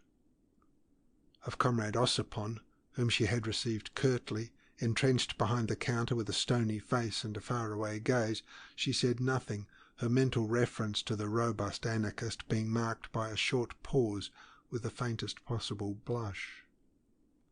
And bringing in her brother Stevie as soon as she could into the current of domestic events, she mentioned that the boy had moped a good deal. "It's all along of mother leaving us like this." Mr. Verloc neither said "damn" nor yet "Stevie be hanged," and Mrs. Verloc, not let into the secret of his thoughts, failed to appreciate the generosity of this restraint. "It isn't that he doesn't work as well as ever," she continued. "He's been making himself very useful. You'd think he couldn't do enough for us." Mr. Verloc directed a casual and somnolent glance at Stevie, who sat on his right, delicate, pale-faced, his rosy mouth open vacantly. It was not a critical glance. It had no intention. And if Mr. Verloc thought for a moment that his wife's brother looked uncommonly useless, it was only a dull and fleeting thought, devoid of that force and durability which enables sometimes a thought to move the world. Leaning back, Mr. Verloc uncovered his head. Before his extended arm could put down the hat, Stevie pounced upon it and bore it off reverently into the kitchen. And again Mr. Verloc was surprised. "You could do anything with that boy, Adolf," Mrs. Verloc said, with her best air of inflexible calmness. "He would go through fire for you. He—" She paused, attentive, her ear turned towards the door of the kitchen. There Mrs. Neale was scrubbing the floor. At Stevie's appearance she groaned lamentably, having observed that he could be induced easily to bestow for the benefit of her infant children the shilling his sister Winnie presented him from time to time. On all fours amongst the puddles, wet and begrimed, like a sort of amphibious and domestic animal living in ash-bins and dirty water, she uttered the usual exordium. "It's all very well for you, kept doing nothing like a gentleman." And she followed it with the everlasting plaint of the poor, pathetically mendacious, miserably authenticated by the horrible breath of cheap rum and soap-suds. She scrubbed hard, snuffling all the time and talking volubly. And she was sincere, and on each side of her thin red nose her bleared, misty eyes swam in tears, because she felt really the want of some sort of stimulant in the morning. In the parlour Mrs. Verloc observed with knowledge, "There's Mrs. Neale at it again with her harrowing tales about her little children. They can't be all so little as she makes them out. Some of them must be big enough by now to try to do something for themselves. It only makes Stevie angry." These words were confirmed by a thud as of a fist striking the kitchen table. In the normal evolution of his sympathy, Stevie had become angry on discovering that he had no shilling in his pocket. In his inability to relieve at once Mrs. Neale's little one's privations, he felt that somebody should be made to suffer for it. Mrs. Verloc rose and went into the kitchen to stop that nonsense, and she did it firmly but gently. She was well aware that directly Mrs. Neale received her money she went round the corner to drink ardent spirits in a mean and musty public house, the unavoidable station on the Via Dolorosa of her life. Mrs. Verloc's comment upon this practice had an unexpected profundity, as coming from a person disinclined to look under the surface of things. Of course, what is she to do to keep up? If I were like Mrs. Neale, I expect I wouldn't act any different. In the afternoon of the same day, as Mr. Verloc, coming with a start out of the last of a long series of dozes before the parlour fire, declared his intention of going out for a walk, Winnie said from the shop, "I wish you would take that boy out with you, Adolf." For the third time that day Mr. Verloc was surprised. He stared stupidly at his wife. She continued in her steady manner. The boy, whenever he was not doing anything, moped in the house. It made her uneasy. It made her nervous, she confessed. And that, from the calm Winnie, sounded like exaggeration. But in truth, Stevie moped in the striking fashion of an unhappy domestic animal. He would go up on the dark landing to sit on the floor at the foot of the tall clock, with his knees drawn up and his head in his hands. To come upon his pallid face, with its big eyes gleaming in the dusk, was discomposing. To think of him up there was uncomfortable. Mr. Verloc got used to the startling novelty of the idea. He was fond of his wife, as a man should be, that is, generously. But a weighty objection presented itself to his mind, and he formulated it. "He'll lose sight of me, perhaps, and get lost in the street," he said. Mrs. Verloc shook her head competently. "He won't. You don't know him. That boy just worships you. But if you should miss him—" Mrs. Verloc paused for a moment, but only for a moment. "You just go on and have your walk out. Don't worry. He'll be all right. He's sure to turn up safe here before very long." This optimism procured for Mr. Verloc his fourth surprise of the day. "Is he?" he grunted doubtfully. But perhaps his brother-in-law was not such an idiot as he looked. His wife would know best. He turned away his heavy eyes, saying huskily, "Well, let him come along then," and relapsed into the clutches of black care that perhaps prefers to sit behind a horseman, but knows also how to tread close on the heels of people not sufficiently well off to keep horses, like Mr. Verloc, for instance. Winnie at the shop door did not see this fatal attendant upon Mr. Verloc's walks. She watched the two figures down the squalid street, one tall and burly, the other slight and short, with a thin neck, and the peaked shoulders raised slightly under the large semi-transparent ears. The material of their overcoats was the same. Their hats were black and round in shape. Inspired by the similarity of wearing apparel, Mrs. Verloc gave rein to her fancy. "Might be father and son," she said to herself. She thought also that Mr. Verloc was as much of a father as poor Stevie ever had in his life. She was aware also that it was her work, and with peaceful pride she congratulated herself on a certain resolution she had taken a few years before. It had cost her some effort, and even a few tears. She congratulated herself still more on observing in the course of days that Mr. Verloc seemed to be taking kindly to Stevie's companionship. Now, when ready to go out for his walk, Mr. Verloc called aloud to the boy, in the spirit, no doubt, in which a man invites the attendance of the household dog, though, of course, in a different manner. In the house Mr. Verloc could be detected staring curiously at Stevie a good deal. His own demeanour had changed. Taciturn still, he was not so listless. Mrs. Verloc thought that he was rather jumpy at times. It might have been regarded as an improvement. As to Stevie, He moped no longer at the foot of the clock, but muttered to himself in corners instead in a threatening tone. When asked, "What is it you're saying, Stevie?" he merely opened his mouth and squinted at his sister. At odd times he clenched his fists without apparent cause, and when discovered in solitude would be scowling at the wall, with the sheet of paper and the pencil given him for drawing circles lying blank and idle on the kitchen table. This was a change, but it was no improvement. Mrs. Verloc, including all these vagaries under the general definition of excitement, began to fear that Stevie was hearing more than was good for him of her husband's conversations with his friends. During his walks, Mr. Verloc, of course, met and conversed with various persons.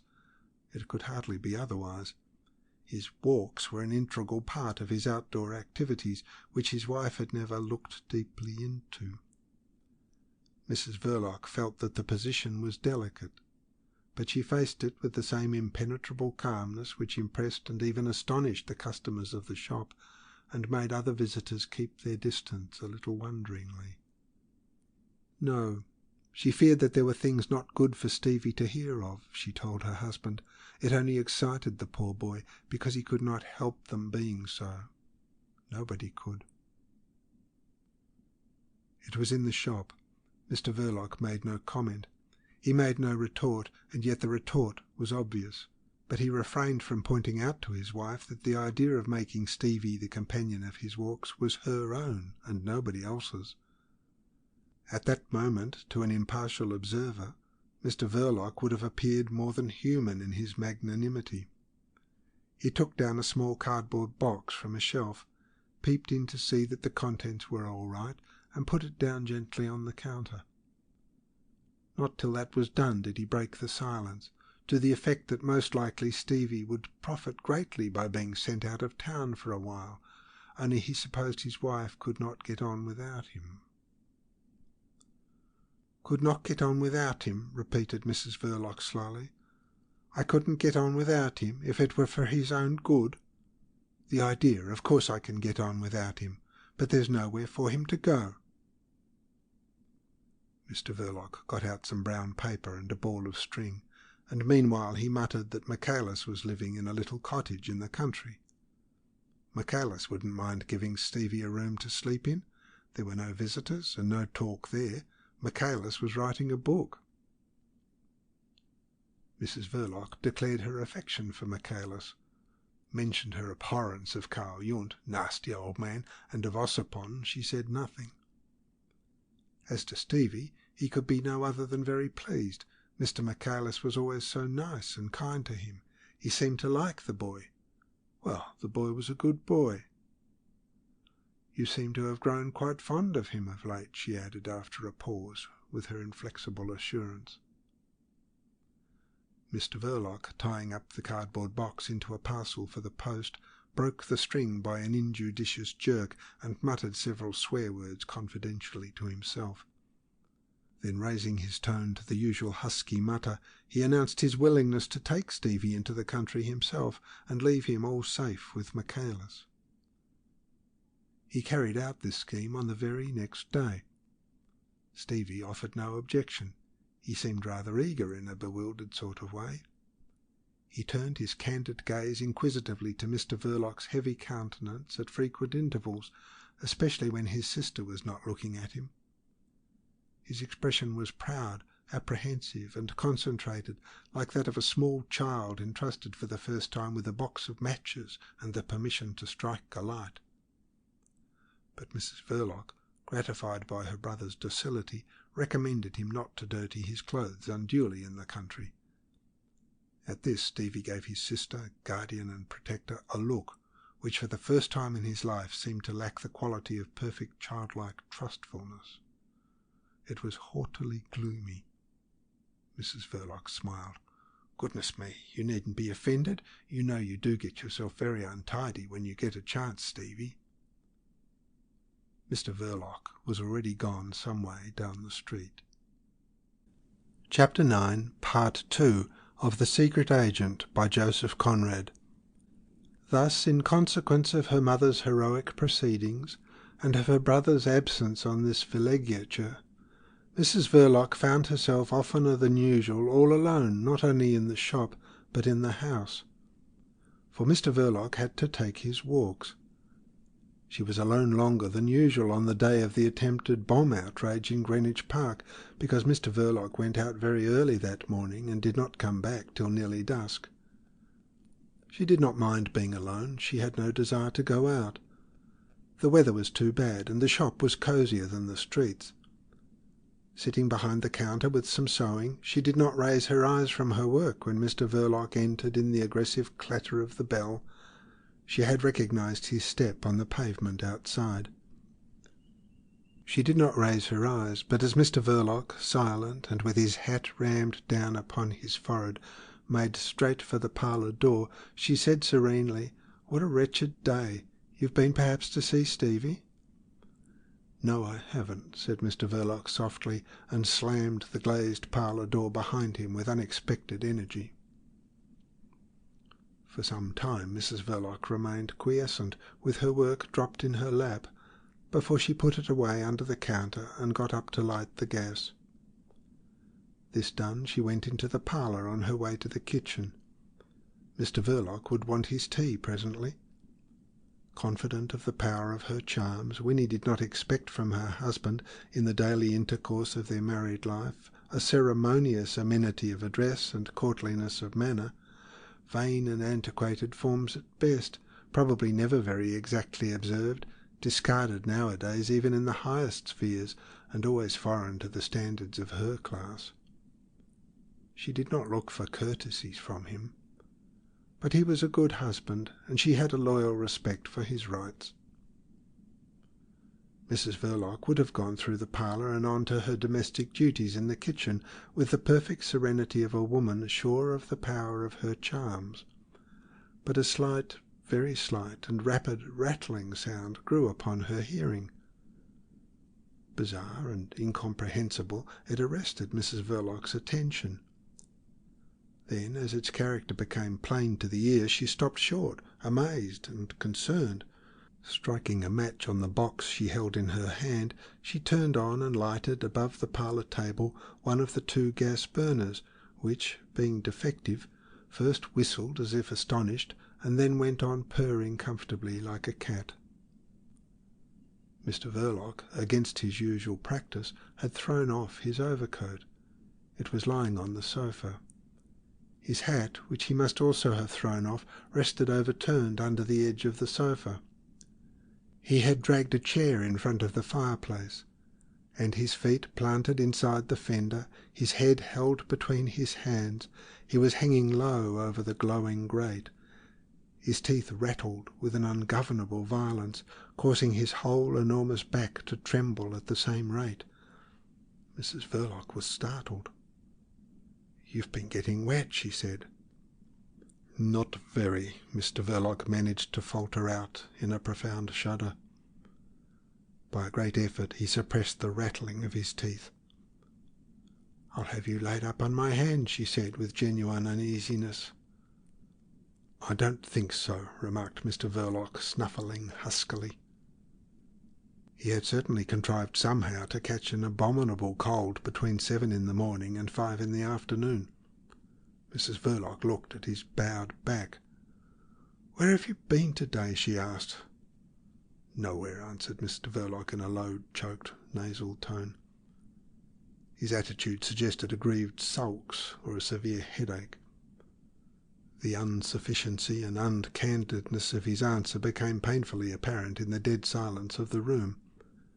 He snuffled apologetically and added, "I've been to the bank." Mrs. Verloc became attentive. "You have?" she said dispassionately. "What for?" Mr. Verloc mumbled with his nose over the grate and with marked unwillingness. "Draw the money out." "What do you mean? All of it?"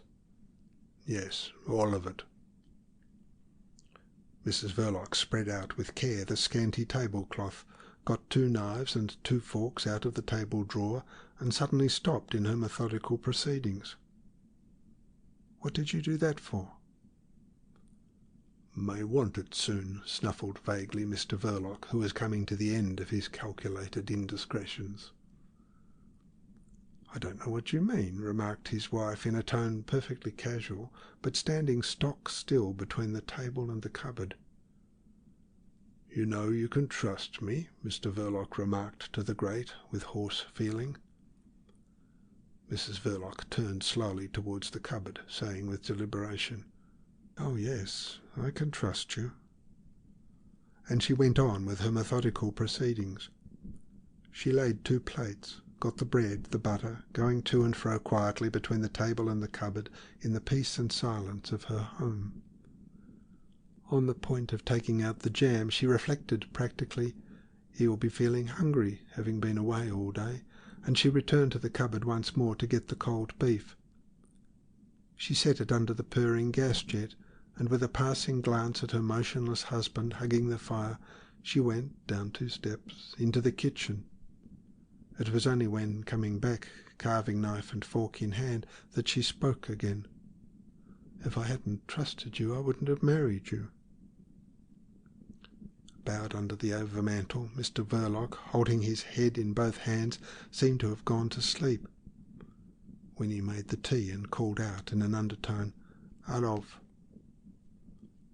Mr. Verloc got up at once and staggered a little before he sat down at the table. His wife, examining the sharp edge of the carving knife, placed it on the dish and called his attention to the cold beef. He remained insensible to the suggestion, with his chin on his breast.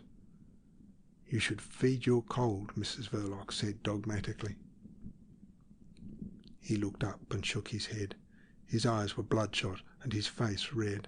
His fingers had ruffled his hair into a dissipated untidiness. Altogether he had a disreputable aspect, expressive of the discomfort, the irritation, and the gloom following a heavy debauch. But Mr. Verloc was not a debauched man. In his conduct he was respectable. His appearance might have been the effect of a feverish cold. He drank 3 cups of tea, but abstained from food entirely. He recoiled from it with sombre aversion when urged by Mrs. Verloc, who said at last, "Aren't your feet wet? You'd better put on your slippers. You aren't going out any more this evening." Mr. Verloc intimated by morose grunts and signs that his feet were not wet, and that anyhow he did not care. The proposal as to slippers was disregarded as beneath his notice. But the question of going out in the evening received an unexpected development. It was not of going out in the evening that Mr. Verloc was thinking. His thoughts embraced a vaster scheme. From moody and incomplete phrases, it became apparent that Mr. Verloc had been considering the expediency of emigrating. It was not very clear whether he had in his mind France or California. The utter unexpectedness, improbability, and inconceivableness of such an event robbed this vague declaration of all its effect. Mrs. Verloc, as placidly as if her husband had been threatening her with the end of the world, said, "The idea!" Mr. Verloc declared himself sick and tired of everything, and besides, she interrupted him, "You've a bad cold." It was indeed obvious that Mr. Verloc was not in his usual state, physically or even mentally. A sombre irresolution held him silent for a while. Then he murmured a few ominous generalities on the theme of necessity. "We'll have to," repeated Winnie, sitting calmly back with folded arms, opposite her husband. "I should like to know who's to make you. You ain't a slave. No one need be a slave in this country, and don't you make yourself one." She paused, and with invincible and steady candour, "The business isn't so bad," she went on. "You've a comfortable home." She glanced all round the parlour, from the corner cupboard to the good fire in the grate.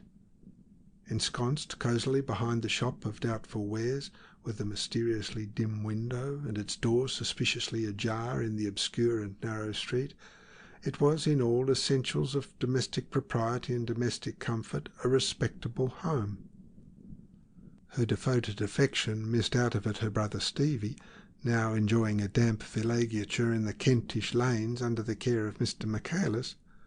She missed him poignantly, with all the force of her protecting passion. This was the boy's home too, the roof, the cupboard, the stoked grate. On this thought Mrs. Verloc rose and, walking to the other end of the table, said in the fullness of her heart, "And you're not tired of me?" Mr. Verloc made no sound. Winnie leant on his shoulder from behind and pressed her lips to his forehead. Thus she lingered. Not a whisper reached them from the outside world. The sound of footsteps on the pavement died out in the discreet dimness of the shop. Only the gas jet above the table went on purring equably in the brooding silence of the parlour. During the contact of that unexpected and lingering kiss, Mr. Verloc, gripping with both hands the edges of his chair, preserved a hieratic immobility. When the pressure was removed, he let go the chair, rose and went to stand before the fireplace. He turned no longer his back to the room. With his features swollen and an air of being drugged, he followed his wife's movements with his eyes. Mrs. Verloc went about serenely, clearing up the table. Her tranquil voice commented the idea thrown out in a reasonable and domestic tone. It wouldn't stand examination. She condemned it from every point of view. But her only real concern was Stevie's welfare. He appeared to her thought in that connection as sufficiently peculiar not to be taken rashly abroad, and that was all. But talking round that vital point, she approached absolute vehemence in her delivery. Meanwhile, with brusque movements, she arrayed herself in an apron for the washing up of cups. And, as if excited by the sound of her uncontradicted voice, she went so far as to say, in a tone almost tart, "If you go abroad, you'll have to go without me."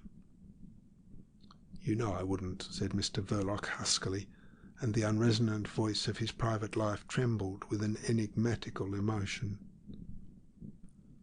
Already Mrs. Verloc was regretting her words. They had sounded more unkind than she meant them to be.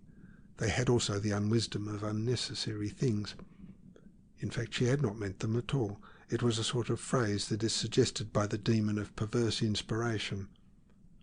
But she knew a way to make it as if it had not been. She turned her head over her shoulder and gave that man, planted heavily in front of the fireplace, a glance, half arch, half cruel, out of her large eyes, a glance of which the Winnie of the Belgravian mansion days would have been incapable because of her respectability and her ignorance. But the man was her husband now, and she was no longer ignorant. She kept it on him for a whole second, with her grave face motionless like a mask, while she said playfully, "You couldn't. You'd miss me too much." Mr. Verloc started forward. "Exactly," he said in a louder tone, throwing his arms out and making a step towards her. Something wild and doubtful in his expression made it appear uncertain whether he meant to strangle or to embrace his wife, but Mrs. Verloc's attention was called away from that manifestation by the clatter of the shop bell. "Shop, Adolf, you go." He stopped. His arms came down slowly.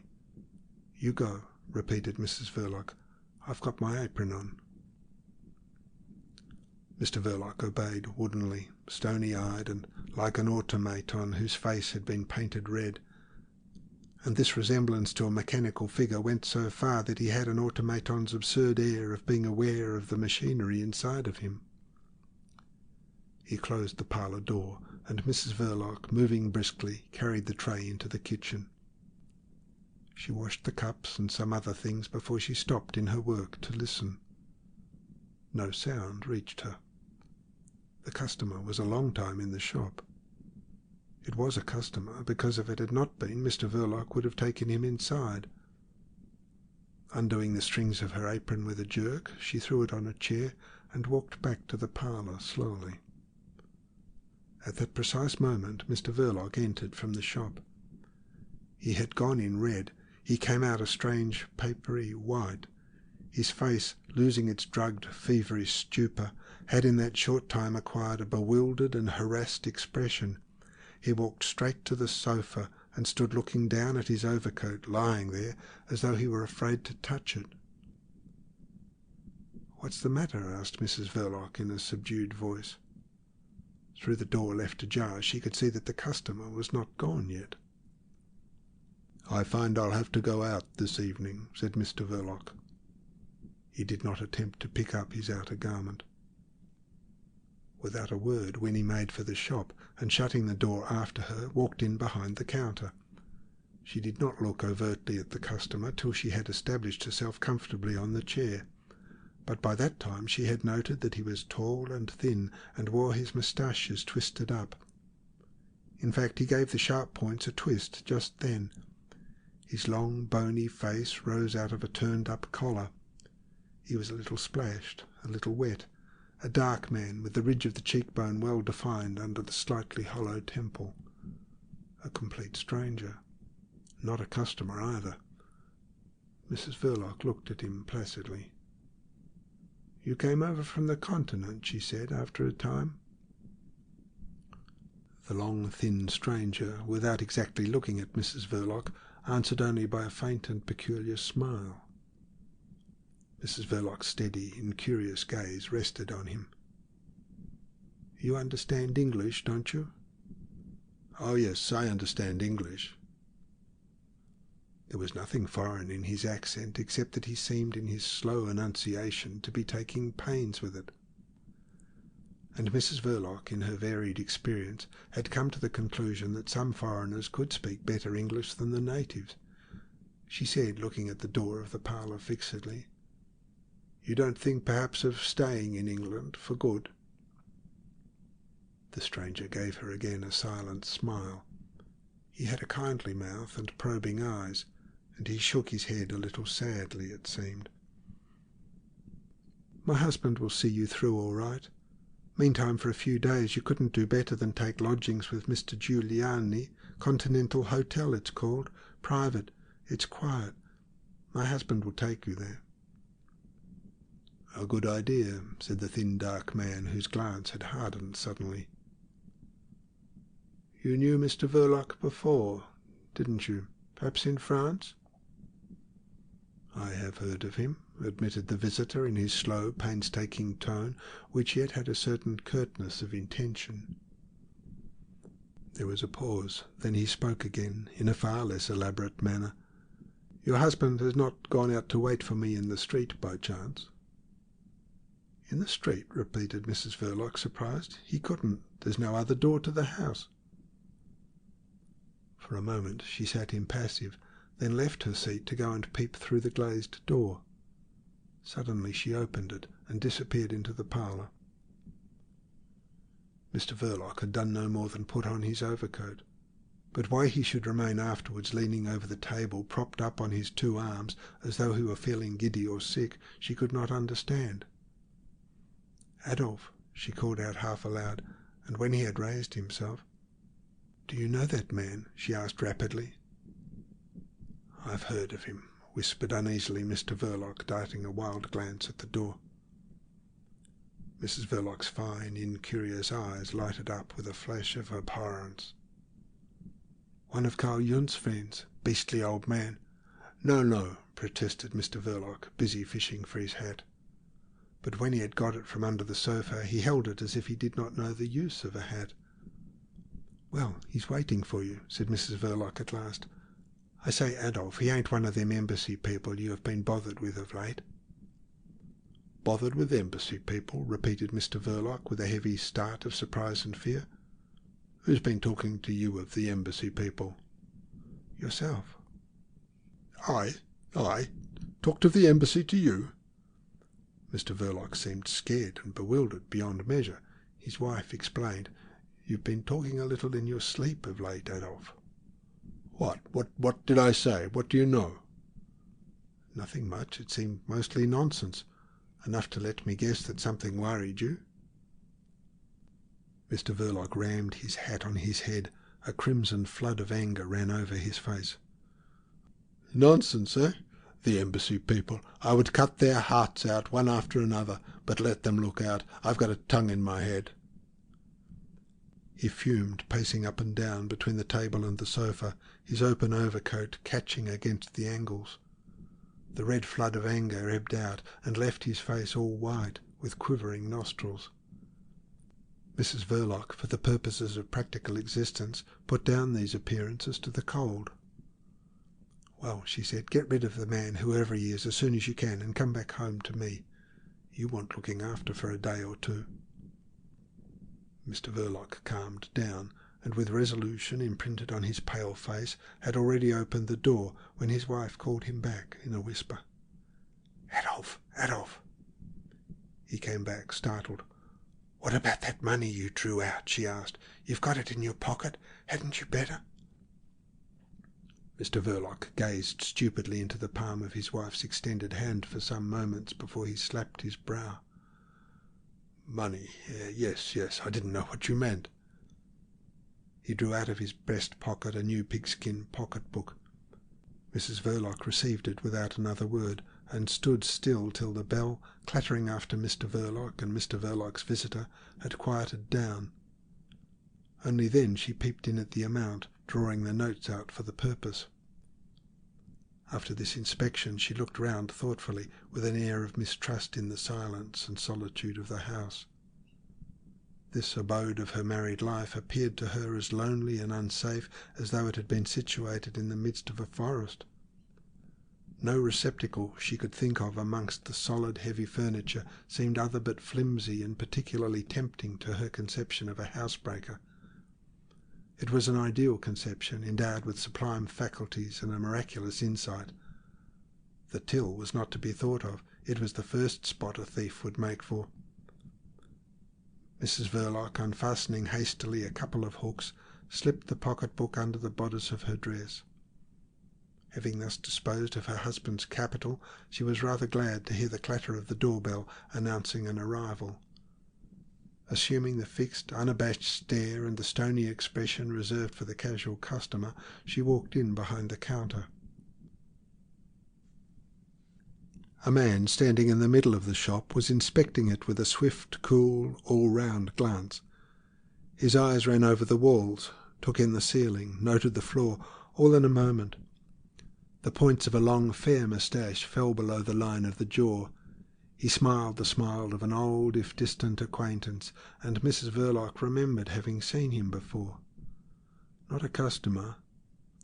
She softened her customer stare to mere indifference and faced him across the counter.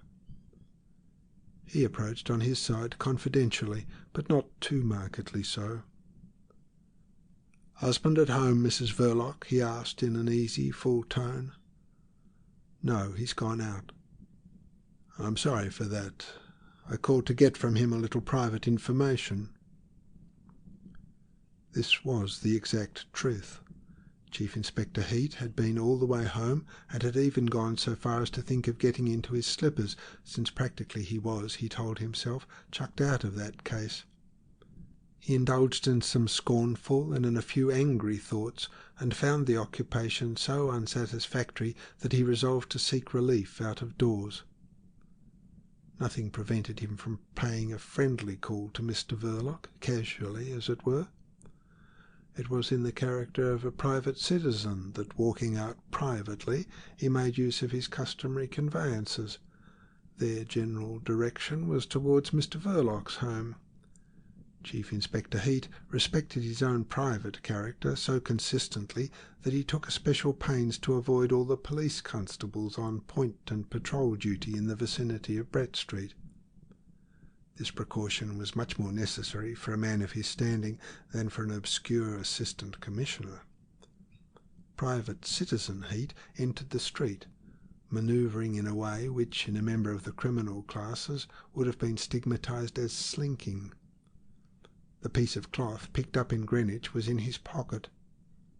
Not that he had the slightest intention of producing it in his private capacity.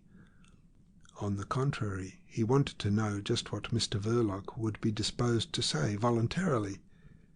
He hoped Mr. Verloc's talk would be of a nature to incriminate Michaelis.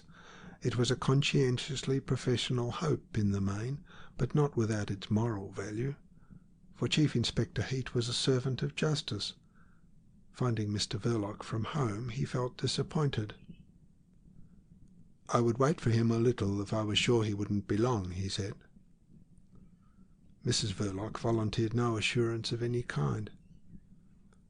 "The information I need is quite private," he repeated. "You understand what I mean? I wonder if you could give me a notion where he's gone to." Mrs. Verloc shook her head. "Can't say." She turned away to range some boxes on shelves behind the counter. Chief Inspector Heat looked at her thoughtfully for a time. "I suppose you know who I am," he said. Mrs. Verloc glanced over her shoulder. Chief Inspector Heat was amazed at her coolness. "Come, you know I am in the police," he said sharply. "I don't trouble my head much about it," Mrs. Verloc remarked, returning to the ranging of her boxes. "My name is Heat, Chief Inspector Heat of the Special Crimes Section." Mrs. Verloc adjusted nicely in its place a small cardboard box, and turning round faced him again, heavy-eyed, with idle hands hanging down. A silence reigned for a time. "So your husband went out a quarter of an hour ago, and he didn't say when he would be back?" "He didn't go out alone," Mrs. Verloc let fall negligently. "A friend?" Mrs. Verloc touched the back of her hair. It was in perfect order. "A stranger who called." "I see. What sort of man was that stranger? Would you mind telling me?" Mrs. Verloc did not mind, and when Chief Inspector Heat heard of a man, dark, thin, with a long face and turned-up moustaches, he gave signs of perturbation and exclaimed, "Dash me if I didn't think so. He hasn't lost any time." He was intensely disgusted in the secrecy of his heart at the unofficial conduct of his immediate chief. But he was not quixotic. He lost all desire to await Mr. Verloc's return. What they had gone out for he did not know, but he imagined it possible that they would return together. "The case is not followed properly. It's being tampered with," he thought bitterly. "I am afraid I haven't time to wait for your husband," he said. Mrs. Verloc received this declaration listlessly. Her detachment had impressed Chief Inspector Heat all along. At this precise moment it whetted his curiosity. Chief Inspector Heat hung in the wind, swayed by his passions like the most private of citizens. "I think," he said, looking at her steadily, "that you could give me a pretty good notion of what's going on if you liked." Forcing her fine, inert eyes to return his gaze, Mrs. Verloc murmured, "Going on? What is going on?" "Why, this affair I came to talk about a little with your husband."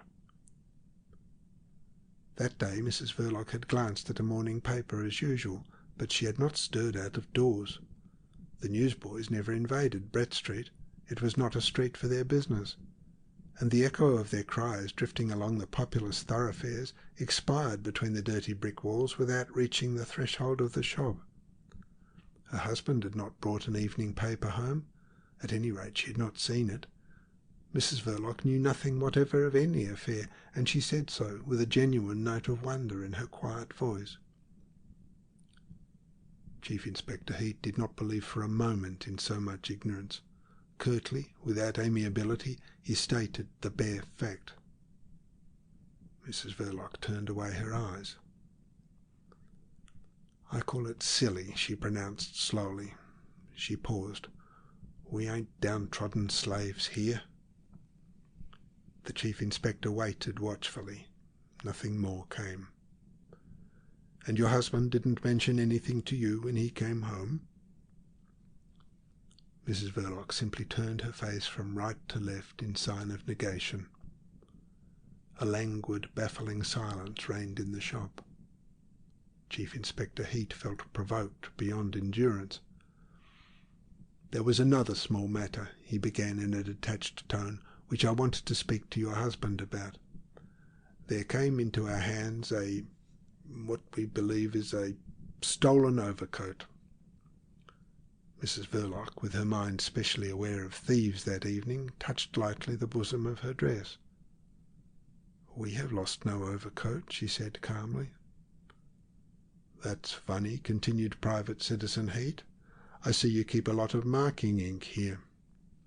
He took up a small bottle and looked at it against the gas jet in the middle of the shop. "Purple, isn't it?" he remarked, setting it down again. "As I said, it's strange, because the overcoat has got a label sewn on the inside with your address written in marking ink." Mrs. Verloc leaned over the counter with a low exclamation. "That's my brother's, then." "Where's your brother? Can I see him?" asked the Chief Inspector briskly. Mrs. Verloc leaned a little more over the counter. "No, he isn't here. I wrote that label myself." "Where's your brother now?" "He's been away living with a friend in the country."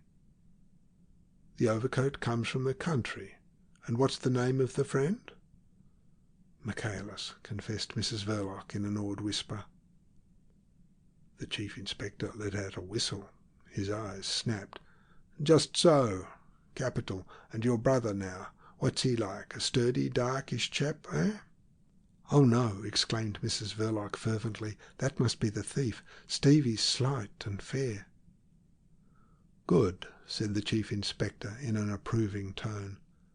And while Mrs. Verloc, wavering between alarm and wonder, stared at him, he sought for information. "Why have the address sewn like this inside the coat?" And he heard that the mangled remains he had inspected that morning with extreme repugnance were those of a youth, nervous, absent-minded, peculiar, and also that the woman who was speaking to him had had the charge of that boy since he was a baby. "Easily excitable?" he suggested. "Oh, yes, he is. But how did he come to lose his coat?" Chief Inspector Heat suddenly pulled out a pink newspaper he had bought less than half an hour ago. He was interested in horses. Forced by his calling into an attitude of doubt and suspicion towards his fellow citizens, Chief Inspector Heat relieved the instinct of credulity implanted in the human breast by putting unbounded faith in the sporting profits of that particular evening publication. Dropping the extra special onto the counter, he plunged his hand again into his pocket, and pulling out the piece of cloth fate had presented him with out of a heap of things that seemed to have been collected in shambles and rag shops, he offered it to Mrs. Verloc for inspection. "I hope you recognize this?" She took it mechanically in both her hands.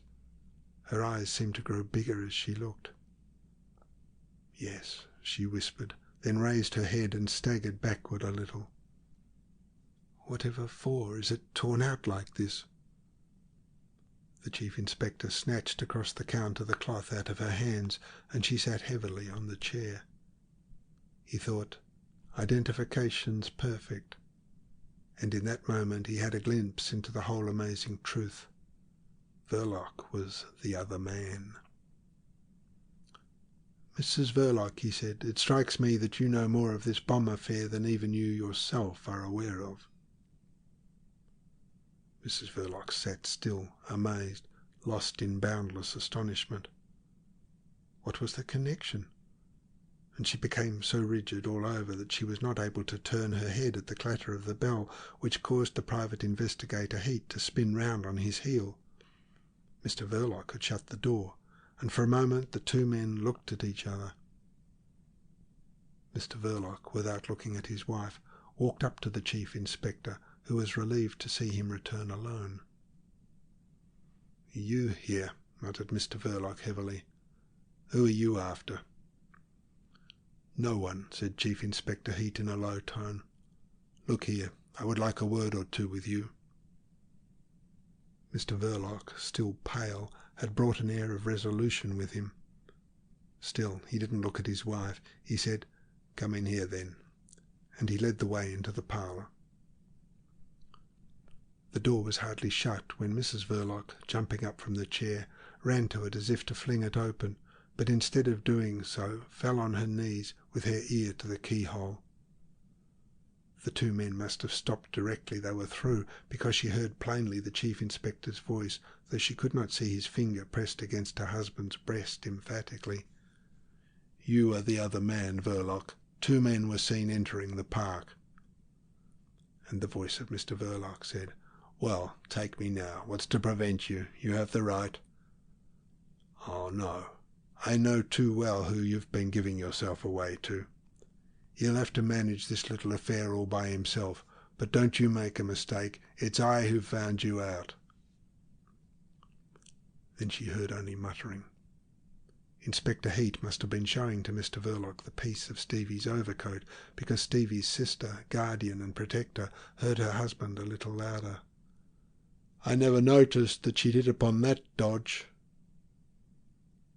Again for a time Mrs. Verloc heard nothing but murmurs, whose mysteriousness was less nightmarish to her brain than the horrible suggestions of shaped words. Then Chief Inspector Heat, on the other side of the door, raised his voice.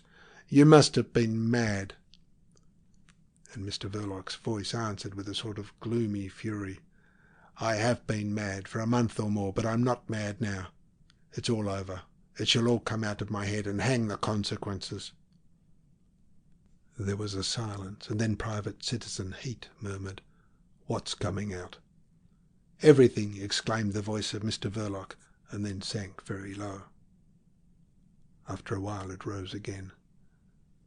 "You have known me for several years now, and you've found me useful too. You know I was a straight man." "Yes, straight." This appeal to old acquaintance must have been extremely distasteful to the Chief Inspector. His voice took on a warning note. "Don't you trust so much to what you have been promised. If I were you, I would clear out. I don't think we will run after you." Mr. Verloc was heard to laugh a little. "Oh, yes, you hope the others will get rid of me for you, don't you? No, no, you don't shake me off now. I have been a straight man to those people too long, and now everything must come out." "Let it come out, then," the indifferent voice of Chief Inspector Heat assented. "But tell me now, how did you get away?" "I was making for Chesterfield Walk," Mrs. Verloc heard her husband's voice, "when I heard the bang. I started running then. Fog. I saw no one till I was past the end of George Street. Don't think I met anyone till then." "So easy as that," marvelled the voice of Chief Inspector Heat. "The bang startled you, eh?" "Yes, it came too soon," confessed the gloomy, husky voice of Mr. Verloc. Mrs. Verloc pressed her ear to the keyhole. Her lips were blue, her hands cold as ice, and her pale face, in which the 2 eyes seemed like 2 black holes, felt to her as if it were enveloped in flames. On the other side of the door the voices sank very low. She caught words now and then, sometimes in her husband's voice, sometimes in the smooth tones of the Chief Inspector. She heard this last say, "We believe he stumbled against the root of a tree." There was a husky, voluble murmur, which lasted for some time, and then the Chief Inspector, as if answering some inquiry, spoke emphatically. "Of course, blown to small bits, limbs, gravel, clothing, bones, splinters, all mixed up together. I tell you they had to fetch a shovel to gather him up with." Mrs. Verloc sprang up suddenly from her crouching position, and stopping her ears, reeled to and fro between the counter and the shelves on the wall towards the chair. Her crazed eyes noted the sporting sheet left by the Chief Inspector, and as she knocked herself against the counter she snatched it up, fell into the chair, tore the optimistic rosy sheet right across in trying to open it, then flung it on the floor. On the other side of the door Chief Inspector Heat was saying to Mr. Verloc, the secret agent, "So your defence will be practically a full confession." "It will. I'm going to tell the whole story." "You won't be believed as much as you fancy you will." And the Chief Inspector remained thoughtful. The turn this affair was taking meant the disclosure of many things, the laying waste of fields of knowledge which, cultivated by a capable man, had a distinct value for the individual and for the society. It was sorry meddling. It would leave Michaelis unscathed. It would drag to light the professor's home industry, disorganize the whole system of supervision, make no end of a row in the papers, which, from that point of view, appeared to him by a sudden illumination as invariably written by fools for the reading of imbeciles. Mentally he agreed with the words Mr. Verloc let fall at last in answer to his last remark. "Perhaps not, but it will upset many things. I have been a straight man, and I shall keep straight in this." "If they let you," said the Chief Inspector cynically. "You will be preached to, no doubt, before they put you into the dock, and in the end you may yet get let in for a sentence that will surprise you. I wouldn't trust too much the gentleman who's been talking to you." Mr. Verloc listened, frowning. "My advice to you is to clear out while you may." "I have no instructions. There are some of them," continued Chief Inspector Heat, laying a peculiar stress on the word "them," "who think you are already out of the world." "Indeed," Mr. Verloc was moved to say, though since his return from Greenwich he had spent most of his time sitting in the tap-room of an obscure little public-house, he could hardly have hoped for such favourable news. "That's the impression about you," the Chief Inspector nodded at him. "Vanish. Clear out." "Where to?" snarled Mr. Verloc. He raised his head and, gazing at the closed door of the parlour, muttered feelingly, "I only wish you would take me away tonight. I would go quietly." "I dare say," assented sardonically the Chief Inspector, following the direction of his glance. The brow of Mr. Verloc broke into slight moisture. He lowered his husky voice confidentially before the unmoved Chief Inspector. "The lad was half-witted, irresponsible. Any court would have seen that at once. Only fit for the asylum. And that was the worst that would have happened to him if—" The Chief Inspector, his hand on the door-handle, whispered into Mr. Verloc's face. "He may have been half-witted, but you must have been crazy. What drove you off your head like this?" Mr. Verloc, thinking of Mr. Vladimir, did not hesitate in his choice of words. "A Hyperborean swine," he hissed forcibly. "A what you might call a gentleman." The Chief Inspector, steady-eyed, nodded briefly his comprehension, and opened the door. Mrs. Verloc, behind the counter, might have heard but did not see his departure, pursued by the aggressive clatter of the bell. She sat at her post of duty behind the counter. She sat rigidly erect in the chair, with two dirty pink pieces of paper lying spread out at her feet. The palms of her hands were pressed convulsively to her face, with the tips of the fingers contracted against the forehead, as though the skin had been a mask which she was ready to tear off violently. The perfect immobility of her pose expressed the agitation of rage and despair, all the potential violence of tragic passions, better than any shallow display of shrieks with the beating of a distracted head against the walls could have done. Chief Inspector Heat, crossing the shop at his busy, swinging pace, gave her only a cursory glance, and when the cracked bell ceased to tremble on its curved ribbon of steel, nothing stirred near Mrs. Verloc, as if her attitude had the locking power of a spell. Even the butterfly-shaped gas flames posed on the ends of the suspended tea-bracket burned without a quiver. In that shop of shady wares, fitted with deal shelves painted a dull brown, which seemed to devour the sheen of the light, the gold circlet of the wedding ring on Mrs. Verloc's left hand glittered exceedingly with the untarnished glory of a piece from some splendid treasury of jewels, dropped in a dust-bin. Chapter 10 of The Secret Agent by Joseph Conrad. The Assistant Commissioner, driven rapidly in a hansom from the neighbourhood of Soho in the direction of Westminster, got out at the very centre of the empire on which the sun never sets. Some stalwart constables, who did not seem particularly impressed by the duty of watching the august spot, saluted him. Penetrating through a portal by no means lofty into the precincts of the house which is the house par excellence in the minds of many millions of men, he was met at last by the volatile and revolutionary Toodles. That neat and nice young man concealed his astonishment at the early appearance of the Assistant Commissioner, whom he had been told to look out for some time about midnight. His turning up so early he concluded to be the sign that things, whatever they were, had gone wrong.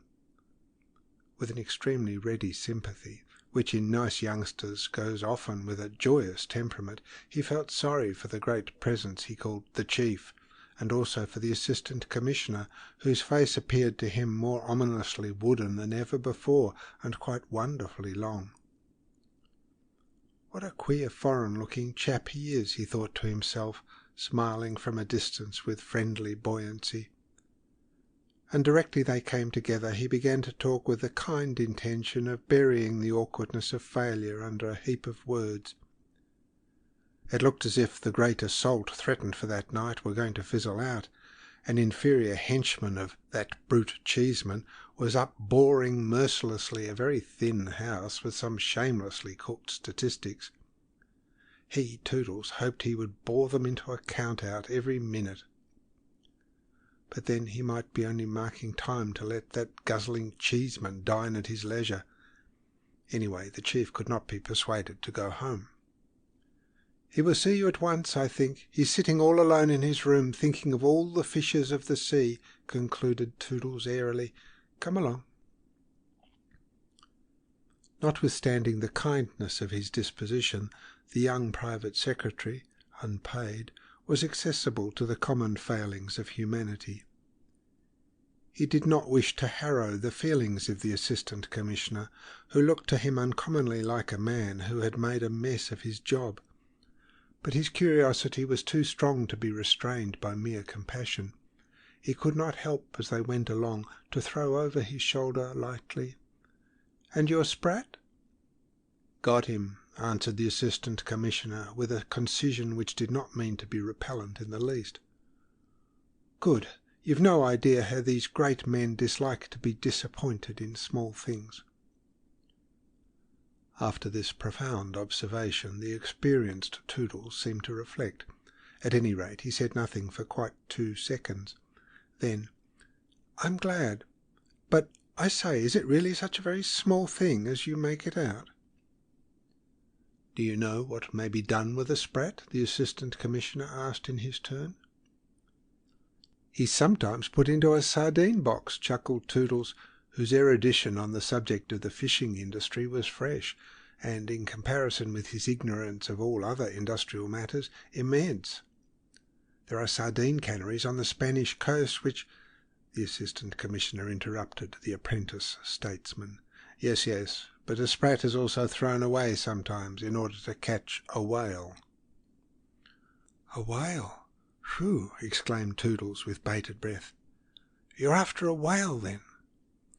"Not exactly. What I am after is more like a dogfish. You don't know, perhaps, what a dogfish is like?" "Yes, I do. We're buried in special books up to our necks, whole shelves full of them, with plates. It's a noxious, rascally-looking, altogether detestable beast, with a sort of smooth face and moustaches." "Described to a T," commended the Assistant Commissioner, "only mine is clean-shaven altogether. You've seen him. It's a witty fish." "I've seen him?" said Toodles incredulously. "I can't conceive where I could have seen him." "At the Explorers, I should say," dropped the Assistant Commissioner calmly. At the name of that extremely exclusive club, Toodles looked scared and stopped short. "Nonsense," he protested, but in an awestruck tone. "What do you mean? A member?" "Honorary," muttered the Assistant Commissioner through his teeth. "Heavens!" Toodles looked so thunderstruck that the Assistant Commissioner smiled faintly. "That's between ourselves, strictly," he said. "That's the beastliest thing I've ever heard in my life," declared Toodles feebly, as if astonishment had robbed him of all his buoyant strength in a second. The Assistant Commissioner gave him an unsmiling glance. Till they came to the door of the great man's room, Toodle preserved a scandalized and solemn silence, as though he were offended with the Assistant Commissioner for exposing such an unsavoury and disturbing fact. It revolutionised his idea of the Explorers Club's extreme selectness, of its social purity. Toodles was revolutionary only in politics. His social beliefs and personal feelings he wished to preserve unchanged through all the years allotted to him on this earth, which, upon the whole, he believed to be a nice place to live on. He stood aside. "Go in without knocking," he said. Shades of green silk fitted low over all the lights imparted to the room something of a forest's deep gloom. The haughty eyes were physically the great man's weak point. This point was wrapped up in secrecy. When an opportunity offered, he rested them conscientiously. The Assistant Commissioner, entering, saw at first only a big pale hand supporting a big head and concealing the upper part of a big pale face. An open dispatch box stood on the writing table near a few oblong sheets of paper and a scattered handful of quill pens. There was absolutely nothing else on the large flat surface except a little bronze statuette draped in a toga, mysteriously watchful in its shadowy immobility. The Assistant Commissioner, invited to take a chair, sat down. In the dim light, the salient points of his personality, the long face, the black hair, his lankness, made him look more foreign than ever. The great man manifested no surprise, no eagerness, no sentiment whatever. The attitude in which he rested his menaced eyes was profoundly meditative. He did not alter it the least bit, but his tone was not dreamy. "Well, what is it that you've found out already? You came upon something unexpected on the first step." "Not exactly unexpected, Sir Ethelred. What I mainly came upon was a psychological state." The great presence made a slight movement. "You must be lucid, please." "Yes, Sir Ethelred. You know, no doubt, that most criminals at some time or other feel an irresistible need of confessing, of making a clean breast of it to somebody, to anybody. And they do it often to the police. In that Verloc whom Heat wished so much to screen, I found a man in that particular psychological state. The man, figuratively speaking, flung himself on my breast. It was enough on my part to whisper to him who I was, and to add, 'I know that you are at the bottom of this affair.' It must have seemed miraculous to him that we should know already, but he took it all in the stride. The wonderfulness of it never checked him for a moment. There remained for me only to put to him the two questions: who put you up to it, and who was the man who did it?" He answered the first with remarkable emphasis. "As to the second question, I gather that the fellow with the bomb was his brother-in-law, quite a lad, a weak-minded creature. It is rather a curious affair, too long perhaps to state fully just now." "What then have you learned?" asked the great man. "First, I've learned that the ex-convict, Michaelis, had nothing to do with it, though indeed the lad had been living with him temporarily in the country up to 8 o'clock this morning. It is more than likely that Michaelis knows nothing of it to this moment."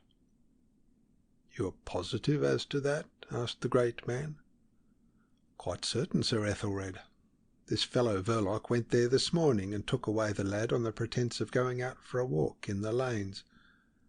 As it was not the first time that he did this, Michaelis could not have the slightest suspicion of anything unusual. For the rest, Sir Ethelred, the indignation of this man Verloc had left nothing in doubt, nothing whatever. He had been driven out of his mind almost by an extraordinary performance, which for you or me it would be difficult to take as seriously meant, but which produced a great impression, obviously, on him." The Assistant Commissioner then imparted briefly to the great man, who sat still, resting his eyes under the screen of his hand, Mr. Verloc's appreciation of Mr. Vladimir's proceedings and character. The Assistant Commissioner did not seem to refuse it a certain amount of competency, but the great personage remarked, "All this seems very fantastic." "Doesn't it? One would think a ferocious joke, but our man took it seriously, it appears. He felt himself threatened. In the time, you know, he was in direct communication with old Stott Wartenheim himself, and had come to regard his services as indispensable. It was an extremely rude awakening. I imagine that he lost his head. He became angry and frightened. Upon my word, my impression is that he thought these embassy people quite capable not only to throw him out, but to give him away too in some manner or other. "How long were you with him?" interrupted the presence from behind his big hand. "Some 40 minutes, Sir Ethelred, in a house of bad repute called Continental Hotel, closeted in a room which, by the by, I took for the night. I found him under the influence of that reaction which follows the effort of crime. The man cannot be defined as a hardened criminal. It is obvious that he did not plan the death of that wretched lad, his brother-in-law. That was a shock to him, I could see that. Perhaps he is a man of strong sensibilities. Perhaps he was even fond of the lad, who knows? He might have hoped that the fellow would get clear away, in which case it would have been almost impossible to bring this thing home to anyone. At any rate, he risked consciously nothing more but arrest for him." The Assistant Commissioner paused in his speculations to reflect for a moment.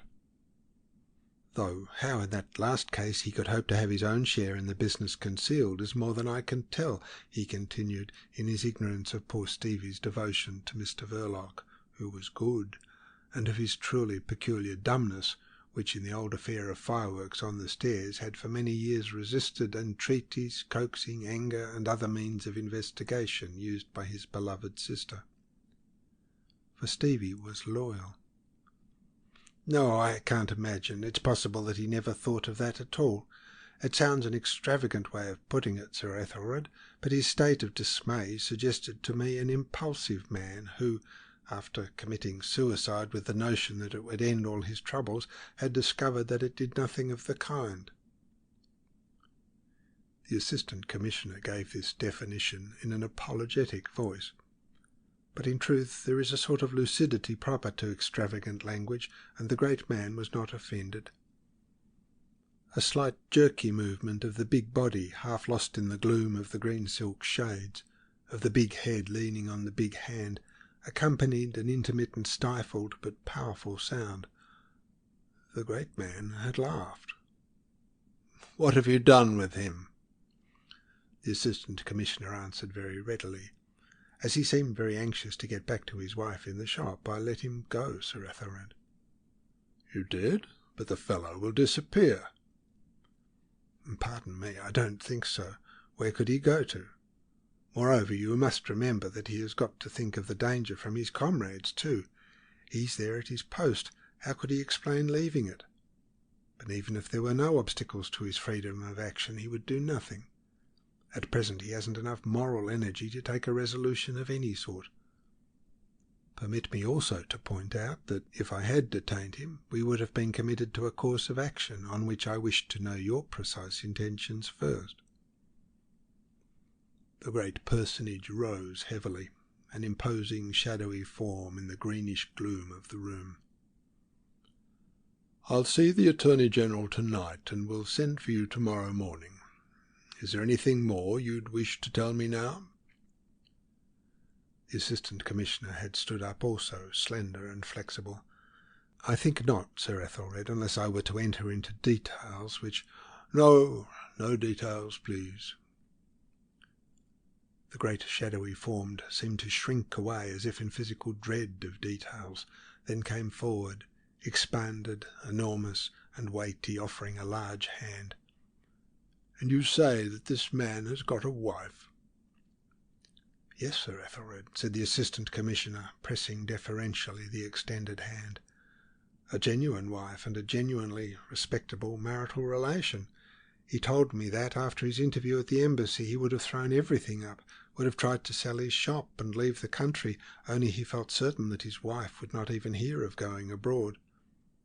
Nothing could be more characteristic of the respectable bond than that," went on with a touch of grimness the Assistant Commissioner, whose own wife, too, had refused to hear of going abroad. "Yes, a genuine wife. And the victim was a genuine brother-in-law. From a certain point of view, we are here in the presence of a domestic drama." The Assistant Commissioner laughed a little, but the great man's thoughts seemed to have wandered far away, perhaps to the questions of his country's domestic policy, the battleground of his crusading valour against the Paynim Cheesemen. The Assistant Commissioner withdrew quietly, unnoticed, as if already forgotten. He had his own crusading instincts. This affair, which in one way or another disgusted Chief Inspector Heat, seemed to him a providentially given starting point for a crusade. He had it much at heart to begin. He walked slowly home, meditating that enterprise on the way, and thinking over Mr. Verloc's psychology in a composite mood of repugnance and satisfaction. He walked all the way home.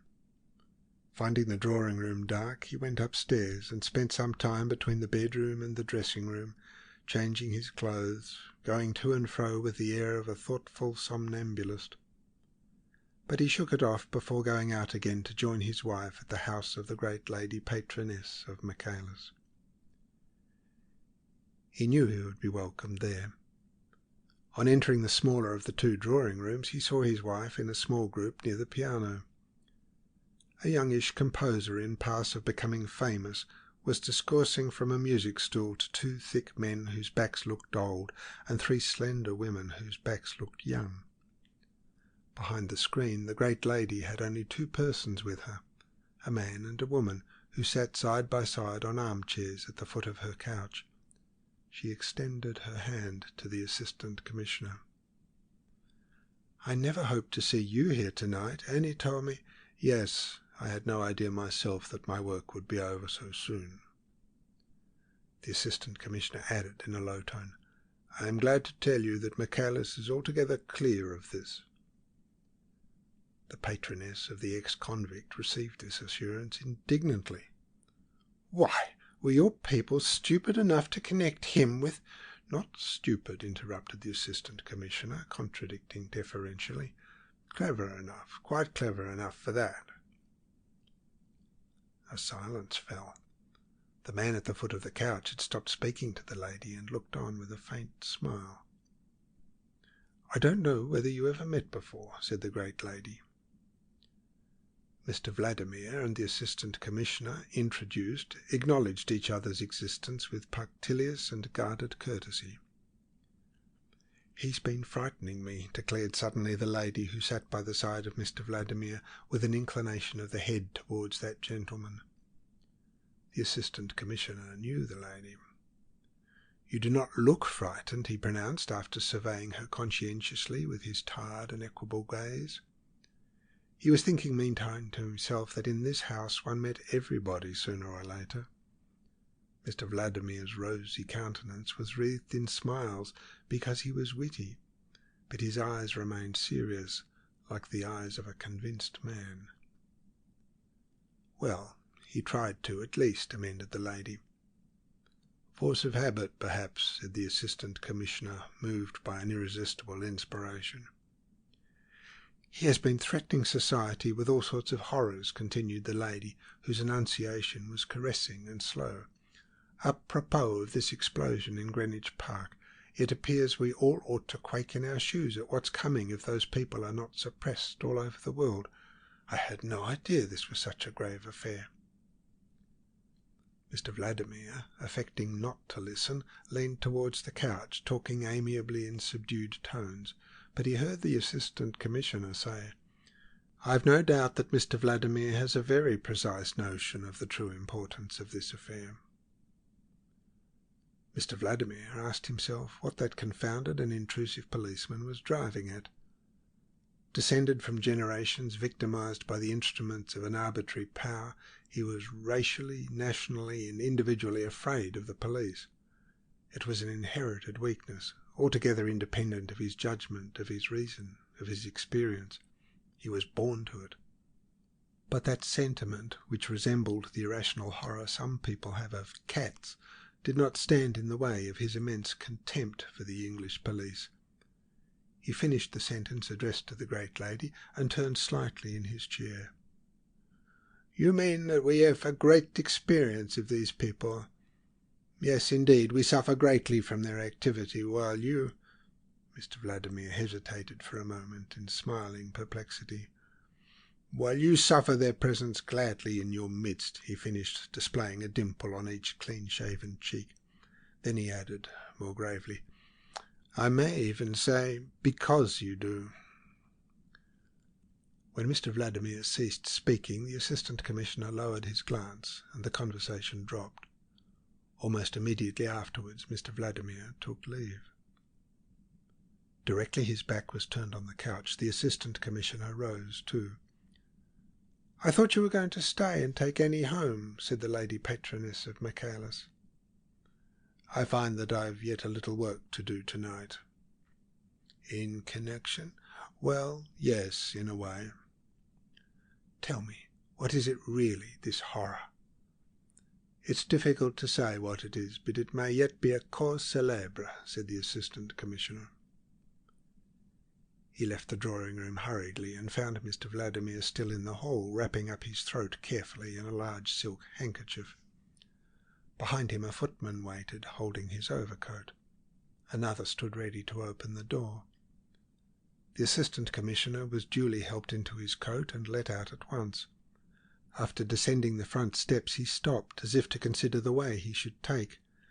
On seeing this through the door held open, Mr. Vladimir lingered in the hall to get out a cigar and asked for a light. It was furnished to him by an elderly man out of livery, with an air of calm solicitude. But the match went out.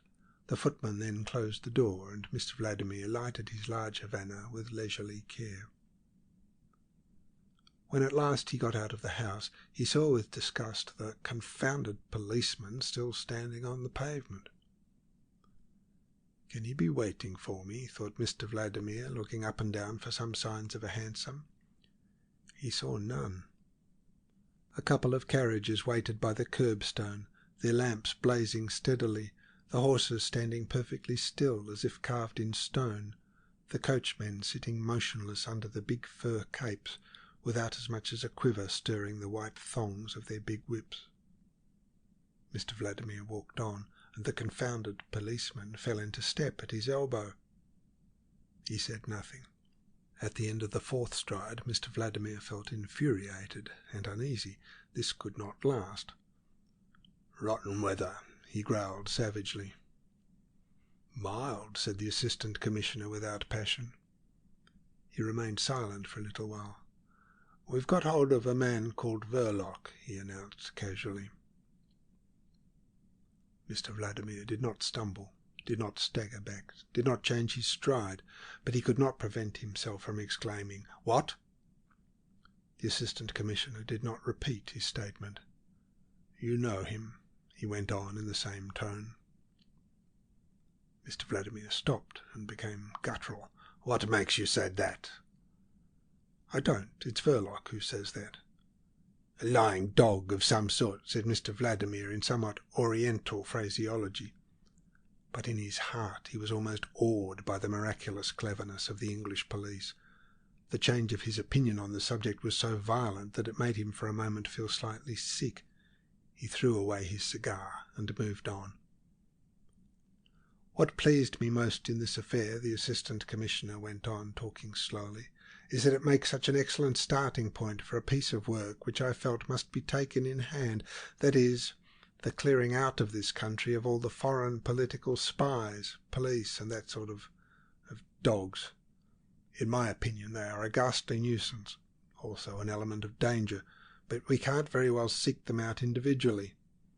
The only way is to make their employment unpleasant to their employers, the thing's becoming indecent and dangerous too for us here." Mr. Vladimir stopped again for a moment. "What do you mean?" "The prosecution of this Verloc will demonstrate to the public both the danger and the indecency." "Nobody will believe what a man of that sort says," said Mr. Vladimir contemptuously. "The wealth and precision of detail will carry conviction to the great mass of the public," advanced the Assistant Commissioner gently. "So that is seriously what you mean to do?" "We've got the man. We have no choice." "You will only be feeding up the lying spirit of these revolutionary scoundrels," Mr. Vladimir protested. "What do you want to make a scandal for From morality or what? Mr. Vladimir's anxiety was obvious. The Assistant Commissioner, having ascertained in this way that there must be some truth in the summary statement of Mr. Verloc, said indifferently, "There's a practical side too. We have really enough to do to look after the genuine article. You can't say we are not effective, but we don't intend to let ourselves be bothered by shams under any pretext whatever." Mr. Vladimir's tone became lofty. "For my part, I can't share your view. It is selfish. My sentiments for my own country cannot be doubted, but I've always felt that we ought to be good Europeans besides. I mean governments and men." "Yes," said the Assistant Commissioner simply, "only you look at Europe from its other end. But," he went on in a good-natured tone, "the foreign governments cannot complain of the inefficiency of our police. Look at this outrage, a case specially difficult to trace inasmuch as it was a sham.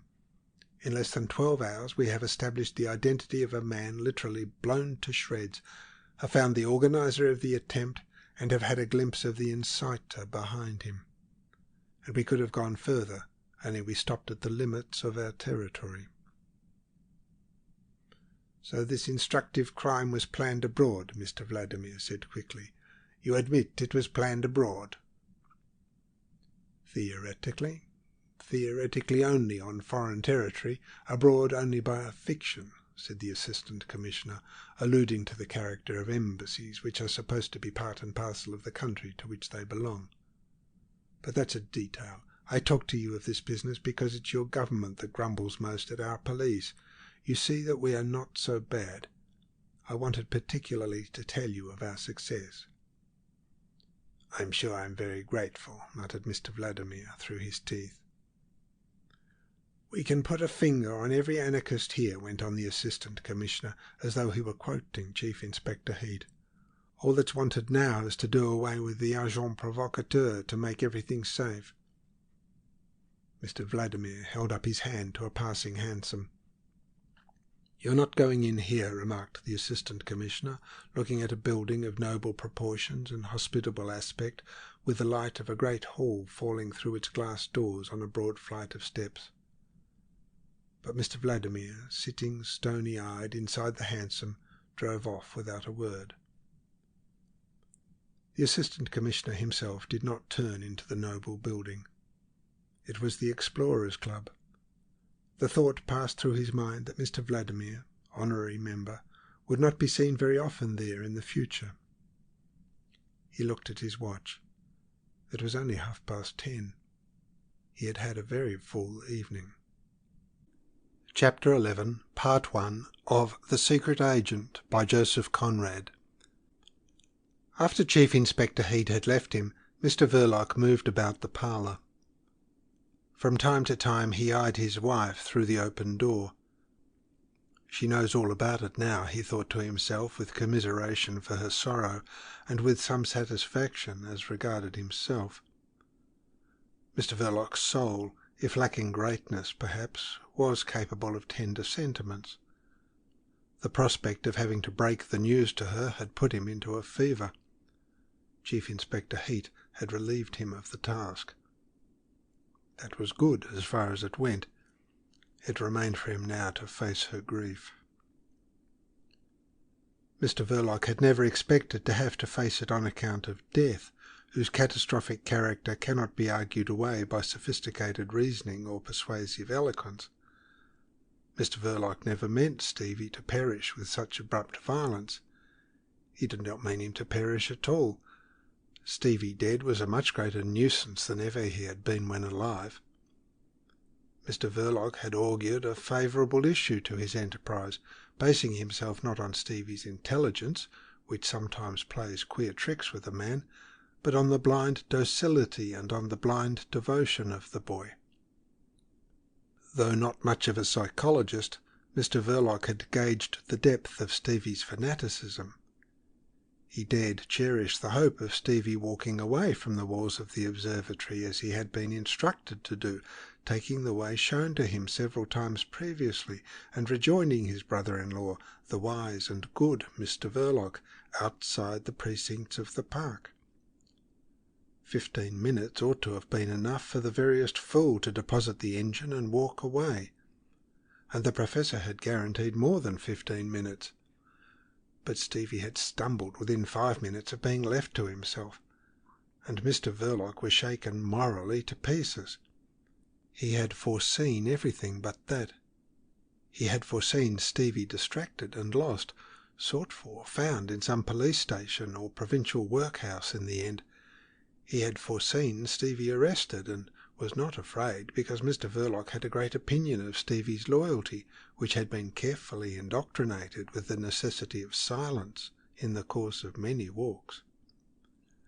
Like a peripatetic philosopher, Mr. Verloc, strolling along the streets of London, had modified Stevie's view of the police by conversations full of subtle reasonings. Never had a sage a more attentive and admiring disciple. The submission and worship were so apparent that Mr. Verloc had come to feel something like a liking for the boy. In any case, he had not foreseen the swift bringing home of his connection. That his wife should hit upon the precaution of sewing the boy's address inside his overcoat was the last thing Mr. Verloc would have thought of. One can't think of everything. That was what she meant when she said that he need not worry if he lost Stevie during their walks. She had assured him that the boy would turn up all right. Well, he had turned up, with a vengeance. Well, well, muttered Mr. Verloc in his wonder. What did she mean by it? Spare him the trouble of keeping an anxious eye on Stevie? Most likely she had meant well, only she ought to have told him of the precaution she had taken. Mr. Verloc walked behind the counter of the shop. His intention was not to overwhelm his wife with bitter reproaches. Mr. Verloc felt no bitterness. The unexpected march of events had converted him to the doctrine of fatalism. Nothing could be helped now. He said, "I didn't mean any harm to come to the boy." Mrs. Verloc shuddered at the sound of her husband's voice. She did not uncover her face. The trusted secret agent of the late Baron Stott-Wartenheim looked at her for a time with a heavy, persistent, undiscerning glance. The torn evening paper was lying at her feet. It could not have told her much. Mr. Verloc felt the need of talking to his wife. "It's that damned heat, eh?" he said. "He upsets you. He's a brute, blurting it out like this to a woman. I made myself ill thinking how to break it to you. I sat for hours in the little parlour of Cheshire cheese thinking over the best way. You understand I never meant any harm to come to that boy." Mr. Verloc, the secret agent, was speaking the truth. It was his marital affection that had received the greatest shock from the premature explosion. He added, "I didn't feel particularly gay sitting there and thinking of you." He observed another slight shudder of his wife, which affected his sensibility. As she persisted in hiding her face in her hands, he thought he had better leave her alone for a while. On this delicate impulse, Mr. Verloc withdrew into the parlour again, where the gas jet purred like a contented cat. Mrs. Verloc's wifely forethought had left the cold beef on the table with carving knife and fork and half a loaf of bread for Mr. Verloc's supper. He noticed all these things now for the first time, and cutting himself a piece of bread and meat, began to eat. His appetite did not proceed from callousness. Mr. Verloc had not eaten any breakfast that day. He had left his home fasting. Not being an energetic man, he found his resolution in nervous excitement, which seemed to hold him mainly by the throat. He could not have swallowed anything solid. Michaelis's cottage was as destitute of provisions as the cell of a prisoner. The ticket of leave apostle lived on a little milk and crusts of stale bread. Moreover, when Mr. Verloc arrived, he had already gone upstairs after his frugal meal. Absorbed in the toil and delight of literary composition, he had not even answered Mr. Verloc's shout up the little staircase. "I'm taking this young fellow home for a day or two." And in truth Mr. Verloc did not wait for an answer, but had marched out of the cottage at once, followed by the obedient Stevie. Now that all action was over and his fate taken out of his hands with unexpected swiftness, Mr. Verloc felt terribly empty physically. He carved the meat, cut the bread, and devoured his supper standing by the table, and now and then casting a glance towards his wife. Her prolonged immobility disturbed the comfort of his refection. He walked again into the shop and came up very close to her. This sorrow with a veiled face made Mr. Verloc uneasy.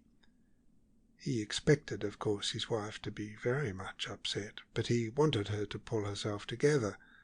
He needed all her assistance and all her loyalty in these new conjunctures his fatalism had already accepted. "Can't be helped," he said in a tone of gloomy sympathy. "Come, Winnie, you've got to think of tomorrow. You'll want all your wits about you after I am taken away." He paused. Mrs. Verloc's breast heaved convulsively. This was not reassuring to Mr. Verloc, in whose view the newly created situation required from the two people most concerned in it calmness, decision, and other qualities incompatible with the mental disorder of passionate sorrow. Mr. Verloc was a humane man. He had come home prepared to allow every latitude to his wife's affection for her brother. Only he did not understand either the nature or the whole extent of that sentiment, and in this he was excusable, since it was impossible for him to understand it without ceasing to be himself. He was startled and disappointed, and his speech conveyed it by a certain roughness of tone. "You might look at a fellow," he observed, after waiting a while. As if forced through the hands covering Mrs. Verloc's face, the answer came, deadened, almost pitiful. "I don't want to look at you as long as I live." "Eh? What?" Mr. Verloc was merely startled by the superficial and literal meaning of this declaration. It was obviously unreasonable, the mere cry of exaggerated grief. He threw over it the mantle of his marital indulgence. The mind of Mr. Verloc lacked profundity. Under the mistaken impression that the value of individuals consists in what they are in themselves, he could not possibly comprehend the value of Stevie in the eyes of Mrs. Verloc. She was taking it confoundedly hard, he thought to himself. It was all the fault of that damned heat. What did he want to upset the woman for? But she mustn't be allowed, for her own good, to carry on so till she got quite beside herself. "Look here, you can't sit like this in the shop," he said with affected severity, in which there was some real annoyance, for urgent practical matters must be talked over if they had to sit up all night. Somebody might come in at any minute, he added, and waited again. No effect was produced, and the idea of the finality of death occurred to Mr. Verloc during the pause. He changed his tone. "Come, this won't bring him back," he said gently, feeling ready to take her in his arms and press her to his breast, where impatience and compassion dwelt side by side. But except for a short shudder, Mrs. Verloc remained apparently unaffected by the force of that terrible truism. It was Mr. Verloc himself who was moved. He was moved in his simplicity to urge moderation by asserting the claims of his own personality. "Do be reasonable, Winnie. What would it have been if you had lost me?" He had vaguely expected to hear her cry out, but she did not budge. She leaned back a little, quieted down to a complete, unreadable stillness. Mr. Verloc's heart began to beat faster with exasperation and something resembling alarm. He laid his hand on her shoulder, saying, "Don't be a fool, Winnie." She gave no sign. It was impossible to talk to any purpose with a woman whose face one cannot see. Mr. Verloc caught hold of his wife's wrists, but her hand seemed glued fast. She swayed forward bodily to his tug and nearly went off the chair. Startled to feel her so helplessly limp, he was trying to put her back on the chair when she stiffened suddenly all over, tore herself out of his hands, ran out of the shop, across the parlour and into the kitchen. This was very swift. He had just a glimpse of her face and that much of her eyes that he knew she had not looked at him. It had all the appearance of a struggle for the possession of a chair, because Mr. Verloc instantly took his wife's place in it. Mr. Verloc did not cover his face with his hands, but a sombre thoughtfulness veiled his features. A term of imprisonment could not be avoided. He did not wish now to avoid it. A prison was a place as safe from certain unlawful vengeances as the grave, with this advantage, that in a prison there is room for hope. What he saw before him was a term of imprisonment, an early release, and then life abroad somewhere, such as he had contemplated already in case of failure. Well, it was a failure, if not exactly the sort of failure he had feared. It had been so near success that he could have positively terrified Mr. Vladimir out of his ferocious scoffing with this proof of occult efficiency. So at least it seemed now to Mr. Verloc. His prestige with the embassy would have been immense if his wife had not had the unlucky notion of sewing on the address inside Stevie's overcoat. Mr. Verloc, who was no fool, had soon perceived the extraordinary character of the influence he had over Stevie, though he did not understand exactly its origin, the doctrine of his supreme wisdom and goodness inculcated by two anxious women. In all the eventualities he had foreseen, Mr. Verloc had calculated with correct insight on Stevie's instinctive loyalty and blind discretion. The eventuality he had not foreseen had appalled him as a humane man and a fond husband. From every other point of view it was rather advantageous. Nothing can equal the everlasting discretion of death. Mr. Verloc, sitting perplexed and frightened in the small parlour of the Cheshire Cheese, could not help acknowledging that to himself, because his sensibility did not stand in the way of his judgment.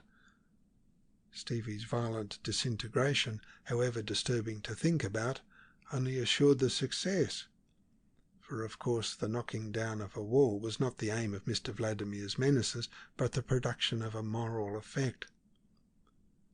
With much trouble and distress on Mr. Verloc's part, the effect might be said to have been produced. When, however, most unexpectedly it came home to roost in Brett Street, Mr. Verloc, who had been struggling like a man in a nightmare for the preservation of his position, accepted the blow in the spirit of a convinced fatalist. The position was gone through no one's fault, really. A small, tiny fact had done it. It was like slipping on a bit of orange peel in the dark and breaking your leg. Mr. Verloc drew a weary breath. He nourished no resentment against his wife. He thought, she will have to look after the shop while they keep me locked up. And thinking also how cruelly she would miss Stevie at first, he felt greatly concerned about her health and spirits. How would she stand her solitude, absolutely alone in that house? It would not do for her to break down while he was locked up. What would become of the shop then? The shop was an asset. Though Mr. Verloc's fatalism accepted his undoing as a secret agent, he had no mind to be utterly ruined. Mostly, it must be owned, from regard for his wife. Silent and out of his line of sight in the kitchen, she frightened him. If only she had had her mother with her. But that silly old woman. An angry dismay possessed Mr. Verloc. He must talk with his wife. He could tell her certainly that a man does get desperate under certain circumstances, but he did not go incontinently to impart to her that information. First of all, it was clear to him that this evening was no time for business. He got up to close the street door and put the gas out in the shop. Having thus assured a solitude around his hearthstone, Mr. Verloc walked into the parlour and glanced down into the kitchen. Mrs. Verloc was sitting in the place where poor Stevie usually established himself of an evening with paper and pencil, for the pastime of drawing these coruscations of innumerable circles suggesting chaos and eternity. Her arms were folded on the table and her head was lying on her arms. Mr. Verloc contemplated her back and the arrangement of her hair for a time, then walked away from the kitchen door. Mrs. Verloc's philosophical, almost disdainful incuriosity, the foundation of their accord in domestic life, made it extremely difficult to get into contact with her now this tragic necessity had arisen. Mr. Verloc felt this difficulty acutely. He turned around the table in the parlour with his usual air of a large animal in a cage. Curiosity being one of the forms of self-revelation, a systematically incurious person remains always partly mysterious. Every time he passed near the door, Mr. Verloc glanced at his wife uneasily. It was not that he was afraid of her. Mr. Verloc imagined himself loved by that woman.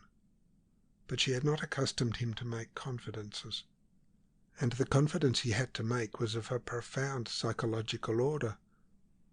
How, with his want of practice, could he tell her what he himself felt but vaguely, that there are conspiracies of fatal destiny, that a notion grows in a mind sometimes till it acquires an outward existence, an independent power of its own, and even a suggestive voice?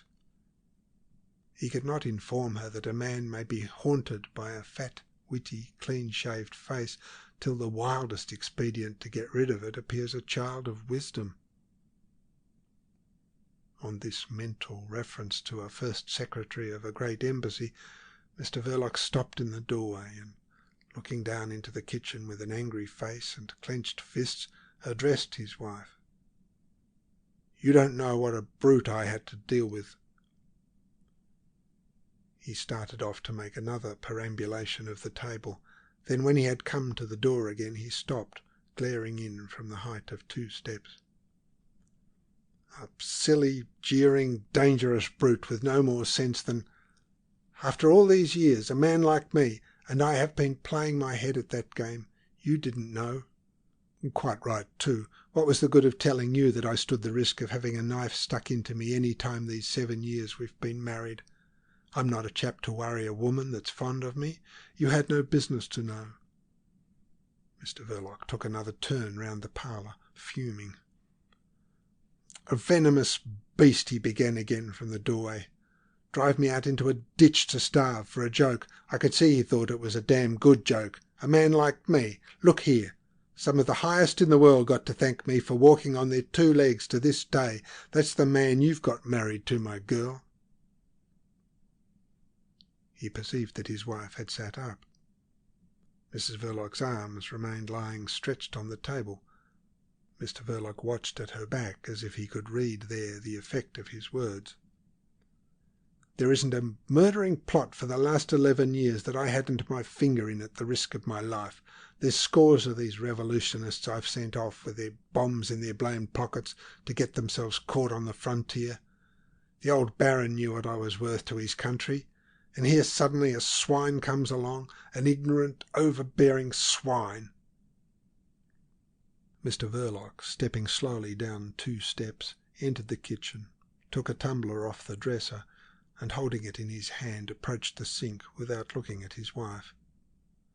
"It wasn't the old Baron who would have had the wicked folly of getting me to call on him at 11 in the morning. There are 2 or 3 in this town that if they'd seen me going in would have made no bones about knocking me on the head sooner or later. It was a silly, murderous trick to expose for nothing a man like me." Mr. Verloc, turning on the tap above the sink, poured 3 glasses of water, one after another, down his throat to quench the fires of his indignation. Mr. Vladimir's conduct was like a hot brand which set his internal economy in a blaze. He could not get over the disloyalty of it. This man, who would not work at the usual hard tasks which society sets to its humbler members, had exercised his secret industry with an indefatigable devotion.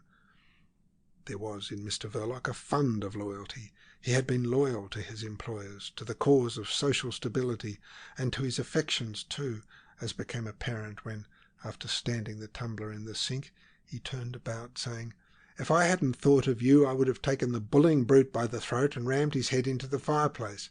I'd have been more than a match for that pink-faced, smooth-shaved—" Mr. Verloc neglected to finish the sentence, as if there could be no doubt of the terminal word. For the first time in his life he was taking that incurious woman into his confidence. The singularity of the event, the force and importance of the personal feelings aroused in the course of this confession, drove Stevie's fate clean out of Mr. Verloc's mind. The boy's stuttering existence of fears and indignations, together with the violence of his end, had passed out of Mr. Verloc's mental sight for a time. For that reason, when he looked up, he was startled by the inappropriate character of his wife's stare. It was not a wild stare, and it was not inattentive, but its attention was peculiar and not satisfactory, inasmuch that it seemed concentrated upon some point beyond Mr. Verloc's person. The impression was so strong that Mr. Verloc glanced over his shoulder. There was nothing behind him. There was just the whitewashed wall. The excellent husband of Winnie Verloc saw no writing on the wall.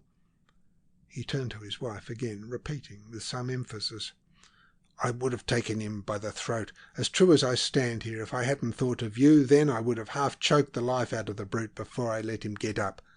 And don't you think he would have been anxious to call the police either? He wouldn't have dared. You understand why, don't you?" He blinked at his wife knowingly. "No," said Mrs. Verloc in an unresonant voice and without looking at him at all. "What are you talking about?" A great discouragement, the result of fatigue, came upon Mr. Verloc. He had had a very full day, and his nerves had been tried to the utmost. After a month of maddening worry ending in an unexpected catastrophe, the storm-tossed spirit of Mr. Verloc longed for repose. His career as a secret agent had come to an end in a way no one could have foreseen. Only now perhaps he could manage to get a night's sleep at last. But looking at his wife, he doubted it. She was taking it very hard, not at all like herself, he thought. He made an effort to speak. "You'll have to pull yourself together, my girl," he said sympathetically. "What's done can't be undone." Mrs. Verloc gave a slight start, though not a muscle of her white face moved in the least. Mr. Verloc, who was not looking at her, continued ponderously, "You go to bed now. What you want is a good cry." This opinion had nothing to recommend it but the general consent of mankind. It is universally understood that, as if it were nothing more substantial than vapour floating in the sky, every emotion of a woman is bound to end in a shower. And it is very probable that, had Stevie died in his bed under her despairing gaze, in her protecting arms, Mrs. Verloc's grief would have found relief in a flood of bitter and pure tears. Mrs. Verloc, in common with other human beings, was provided with a fund of unconscious resignation sufficient to meet the normal manifestation of human destiny. Without troubling her head about it, she was aware that it did not stand looking into very much. But the lamentable circumstances of Stevie's end, which to Mr. Verloc's mind had only an episodic character as part of a greater disaster, dried her tears at their very source. It was the effect of a white-hot iron drawn across her eyes. At the same time her heart, hardened and chilled into a lump of ice, kept her body in an inward shudder, set her features into a frozen contemplative immobility, addressed to a whitewashed wall with no writing on it. The exigencies of Mrs. Verloc's temperament, which, when stripped of its philosophical reserve, was maternal and violent, forced her to roll a series of thoughts in her motionless head. These thoughts were rather imagined than expressed. Mrs. Verloc was a woman of singularly few words, either for public or private use. With the rage and dismay of a betrayed woman, she reviewed the tenor of her life in visions concerned mostly with Stevie's difficult existence from its earliest days. It was a life of single purpose and of a noble unity of inspiration, like those rare lives that have left their mark on the thoughts and feelings of mankind. But the visions of Mrs. Verloc lacked nobility and magnificence. She saw herself putting the boy to bed by the light of a single candle on the deserted top floor of a business house, dark under the roof and scintillating exceedingly with lights and cut glass at the level of the street like a fairy palace. That meretricious splendour was the only one to be met in Mrs. Verloc's visions. She remembered brushing the boy's hair and tying his pinafores, herself in a pinafore still. The consolations administered to a small and badly scared creature by another creature nearly as small, but not quite so badly scared. She had the vision of the blows intercepted, often with her own head, of a door held desperately shut against a man's rage, not for very long, of a poker flung once not very far, which stilled that particular storm into the dumb and awful silence which follows a thunderclap.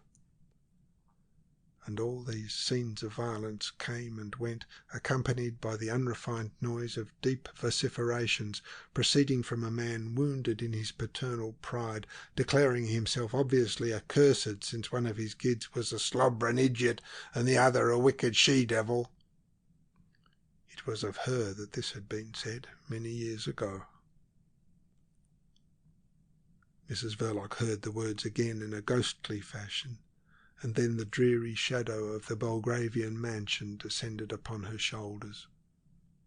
It was a crushing memory, an exhausting vision of countless breakfast trays carried up and down innumerable stairs, of endless haggling over pence, of the endless drudgery of sweeping, dusting, cleaning, from basement to attics, while the impotent mother, staggering on swollen legs, cooked in a grimy kitchen, and poor Stevie, the unconscious presiding genius of all their toil, blacked the gentleman's boots in the scullery.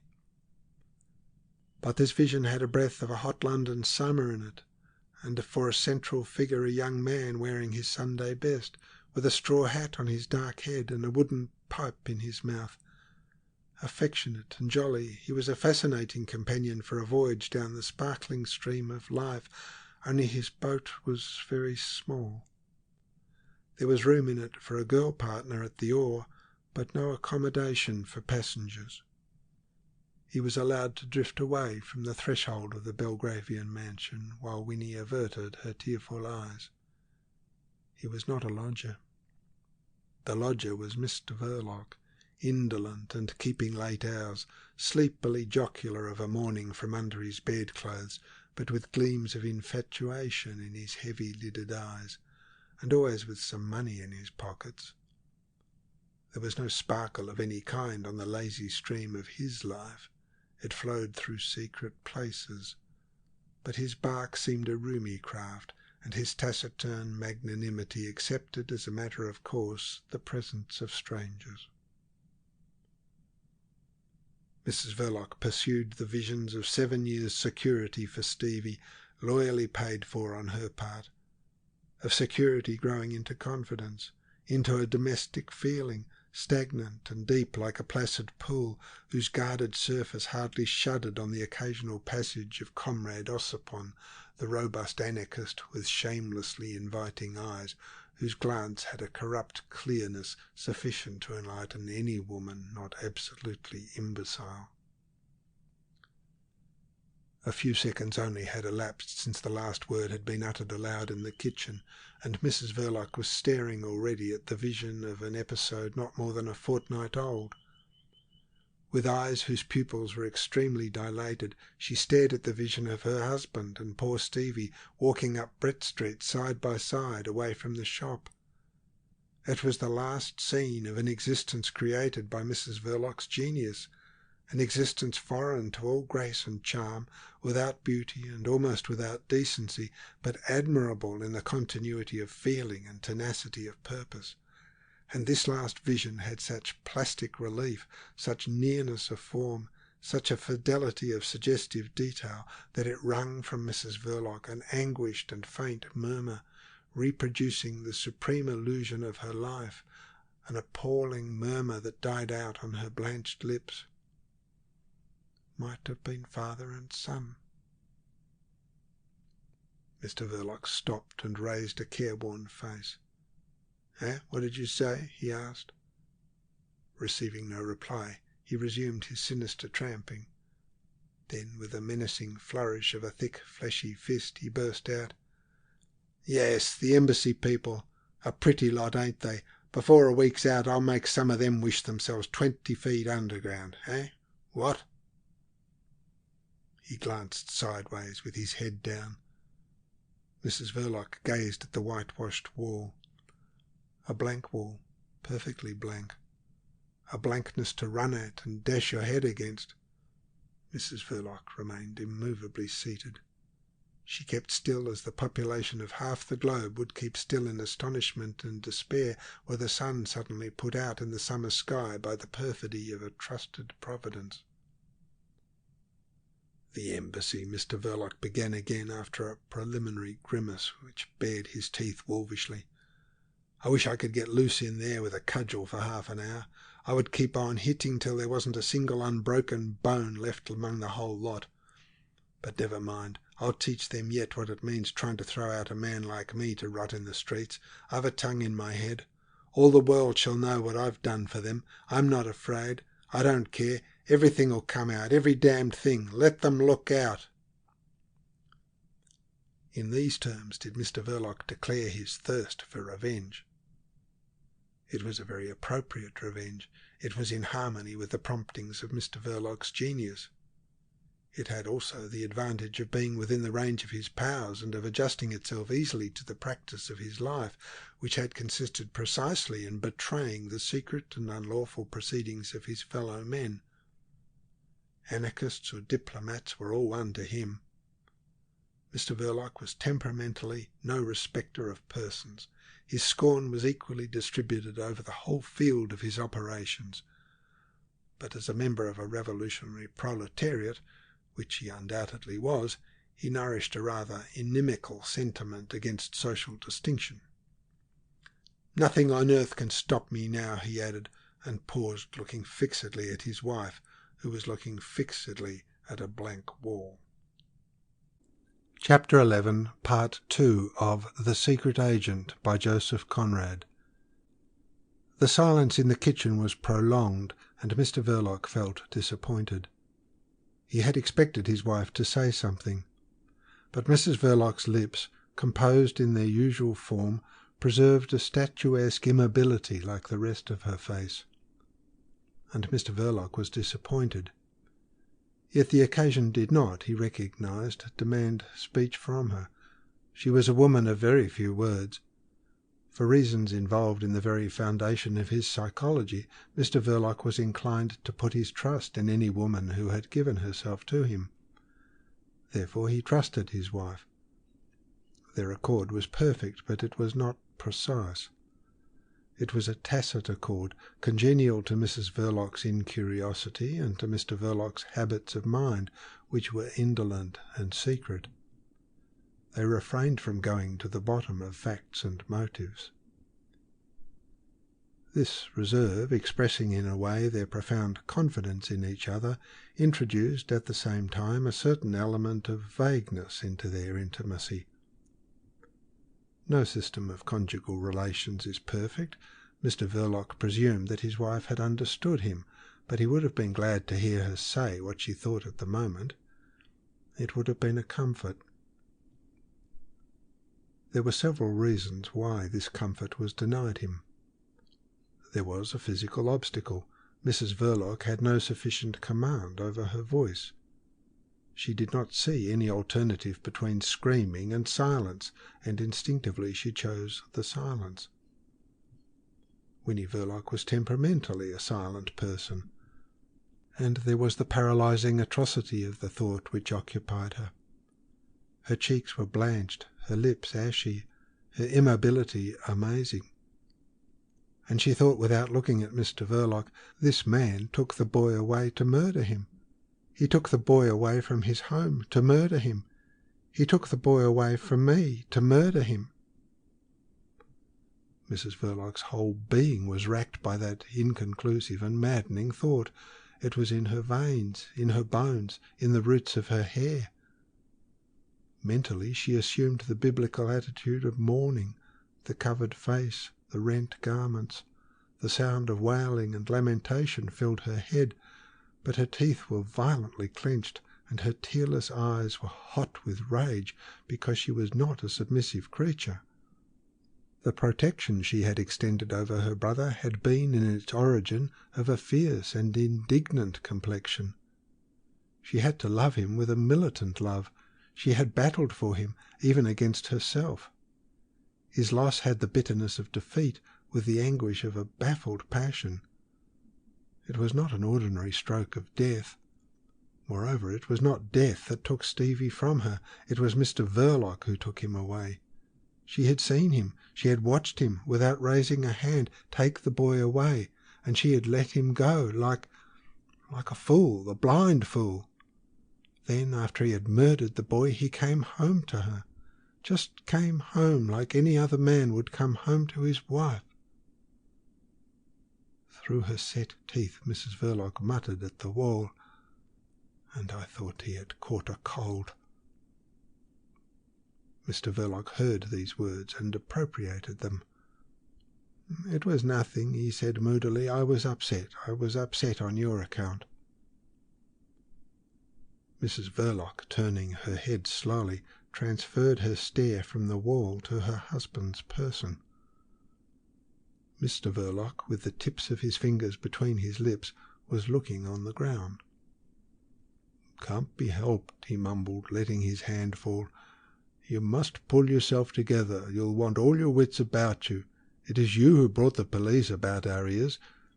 "Never mind, I won't say anything more about it," continued Mr. Verloc magnanimously. "You couldn't know." "I couldn't," breathed out Mrs. Verloc. It was as if a corpse had spoken. Mr. Verloc took up the thread of his discourse. "I don't blame you. I'll make them sit up. Once under lock and key it will be safe enough for me to talk, you understand? You must reckon on me being 2 years away from you," he continued in a tone of sincere concern. "It will be easier for you than for me. You'll have something to do while I... Look here, Winnie, what you must do is to keep this business going for 2 years. You know enough for that. You've a good head on you. I'll send you word when it's time to go about trying to sell. You'll have to be extra careful. The comrades will be keeping an eye on you all the time. You'll have to be as artful as you know how, and as close as the grave. No one must know what you are going to do. I have no mind to get a knock on the head or a stab in the back directly I am let out." Thus spoke Mr. Verloc, applying his mind with ingenuity and forethought to the problems of the future.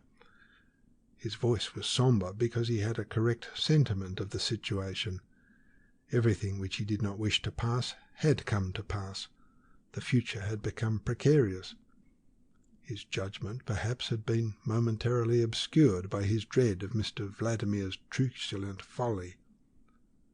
A man somewhat over 40 may be excusably thrown into considerable disorder by the prospect of losing his employment, especially if the man is a secret agent of political police, dwelling secure in the consciousness of his high value and in the esteem of high personages. He was excusable. Now the thing had ended in a crash. Mr. Verloc was cool, but he was not cheerful. A secret agent who throws his secrecy to the winds from desire of vengeance and flaunts his achievements before the public eye becomes the mark for desperate and bloodthirsty indignations. Without unduly exaggerating the danger, Mr. Verloc tried to bring it clearly before his wife's mind. He repeated that he had no intention to let the revolutionists do away with him. He looked straight into his wife's eyes. The enlarged pupils of the woman received his stare into their unfathomable depths. "I am too fond of you for that," he said with a little nervous laugh. A faint flush coloured Mrs. Verloc's ghastly and motionless face. Having done with the visions of the past, she had not only heard but had also understood the words uttered by her husband.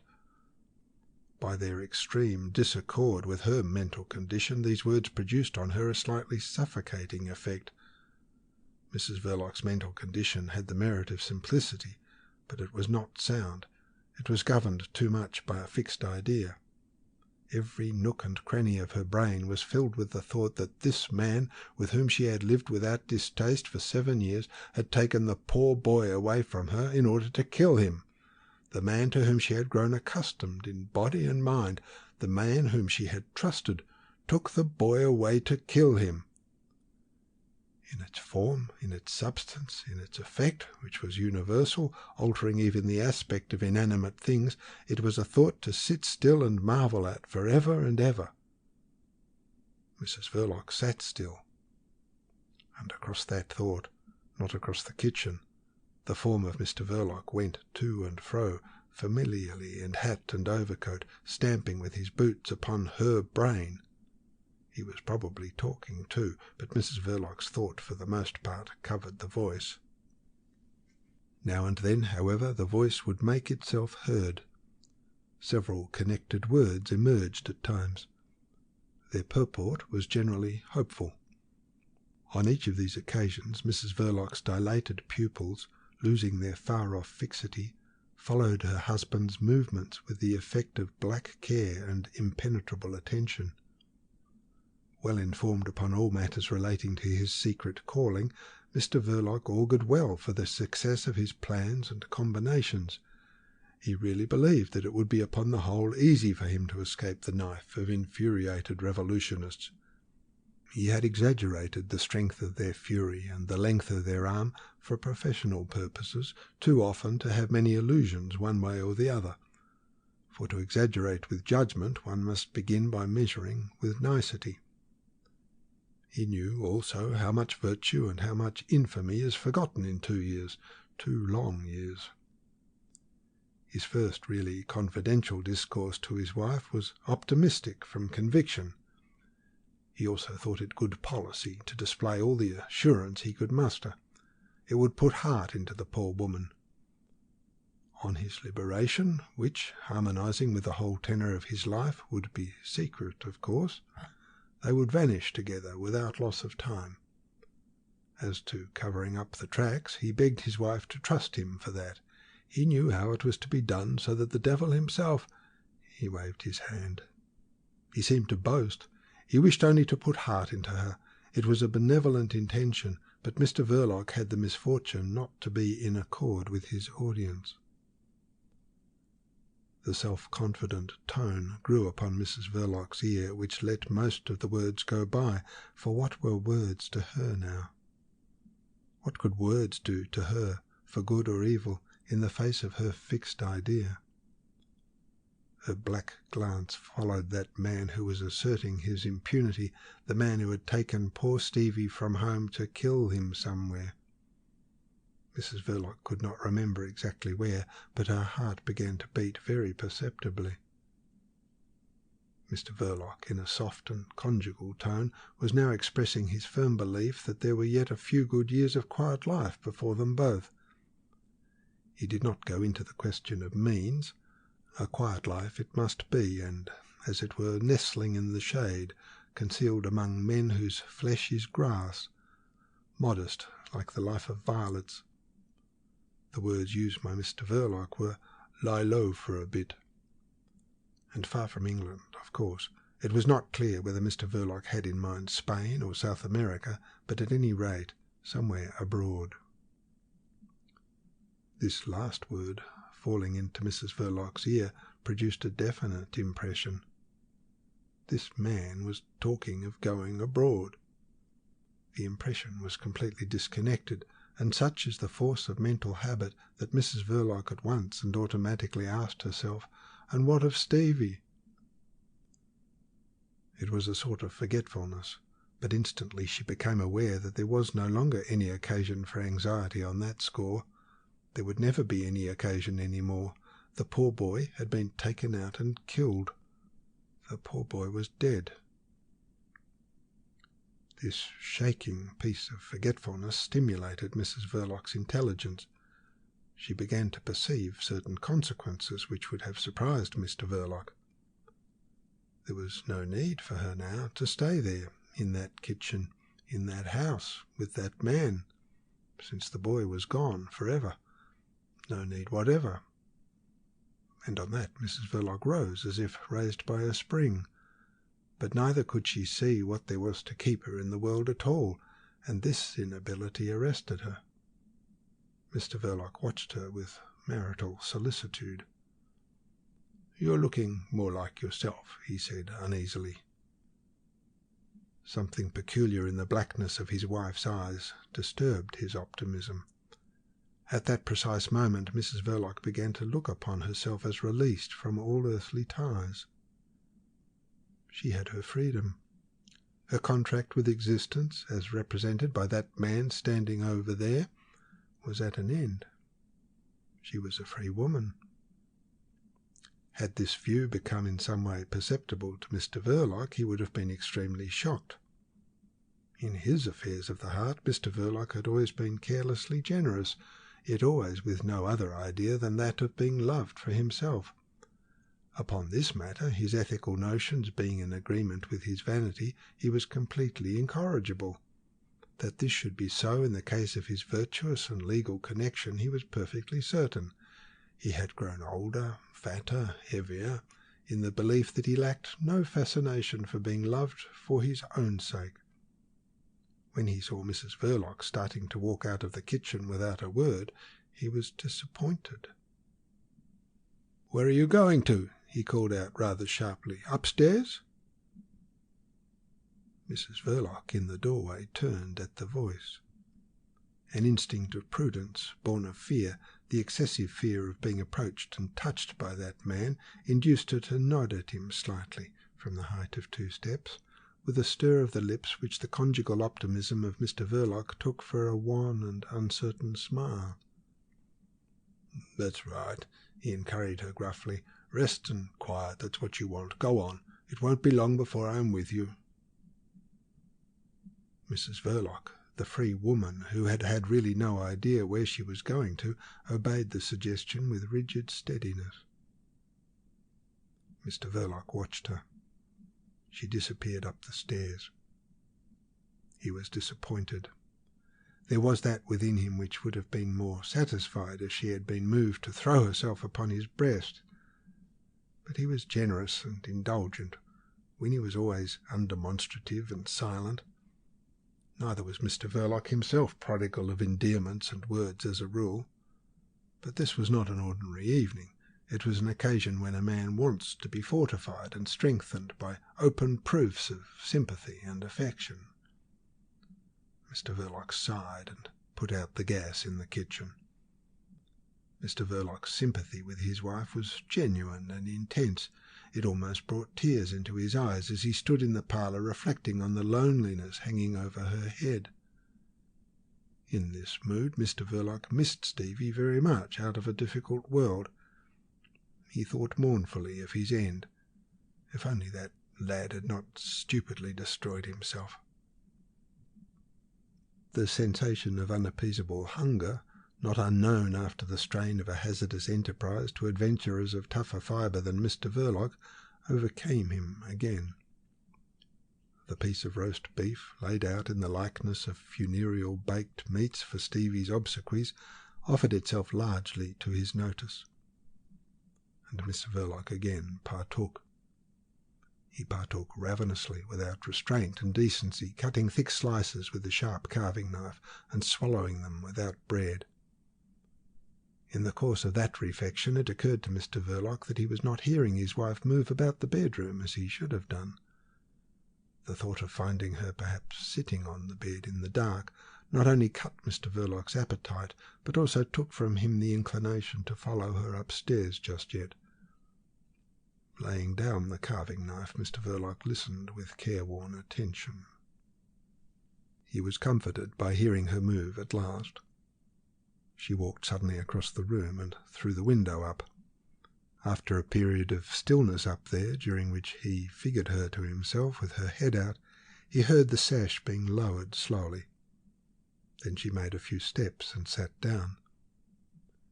Every resonance of his house was familiar to Mr. Verloc, who was thoroughly domesticated. When next he heard his wife's footsteps overhead, he knew, as well as if he had seen her doing it, that she had been putting on her walking shoes. Mr. Verloc wriggled his shoulders slightly at this ominous symptom and, moving away from the table, stood with his back to the fireplace, his head on one side, and gnawing perplexedly at the tips of his fingers. He kept track of her movements by the sound. She walked here and there violently, with abrupt stoppages, now before the chest of drawers, and then in front of the wardrobe. An immense load of weariness, the harvest of a day of shocks and surprises, weighed Mr. Verloc's energies to the ground. He did not raise his eyes till he heard his wife descending the stairs. It was as he had guessed. She was dressed for going out.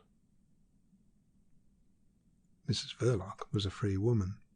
She had thrown open the window of the bedroom either with the intention of screaming, "Murder! Help!" or of throwing herself out, for she did not exactly know what use to make of her freedom. Her personality seemed to have been torn into two pieces, whose mental operations did not adjust themselves very well to each other. The street, silent and deserted from end to end, repelled her by taking sides with that man who was so certain of his impunity. She was afraid to shout, lest no one should come. Obviously no one would come. Her instinct of self-preservation recoiled from the depth of the fall into that sort of slimy, deep trench. Mrs. Verloc closed the window and dressed herself to go out into the street by another way. She was a free woman. She had dressed herself thoroughly, down to the tying of a black veil over her face. As she appeared before him in the light of the parlour, Mr. Verloc observed that she had even her little handbag hanging from her left wrist. Flying off to her mother, of course. The thought that women were wearisome creatures after all presented itself to his fatigued brain. But he was too generous to harbour it for more than an instant. This man, hurt cruelly in his vanity, remained magnanimous in his conduct, allowing himself no satisfaction of a bitter smile or of a contemptuous gesture. With true greatness of soul he only glanced at the wooden clock on the wall, and said in a perfectly calm but forcible manner, 5:20 past 8, Winnie. There's no sense in going over there so late. You will never manage to get back tonight. Before his extended hand, Mrs. Verloc had stopped short. He added heavily, "Your mother will be gone to bed before you get there. This is the sort of news that can wait."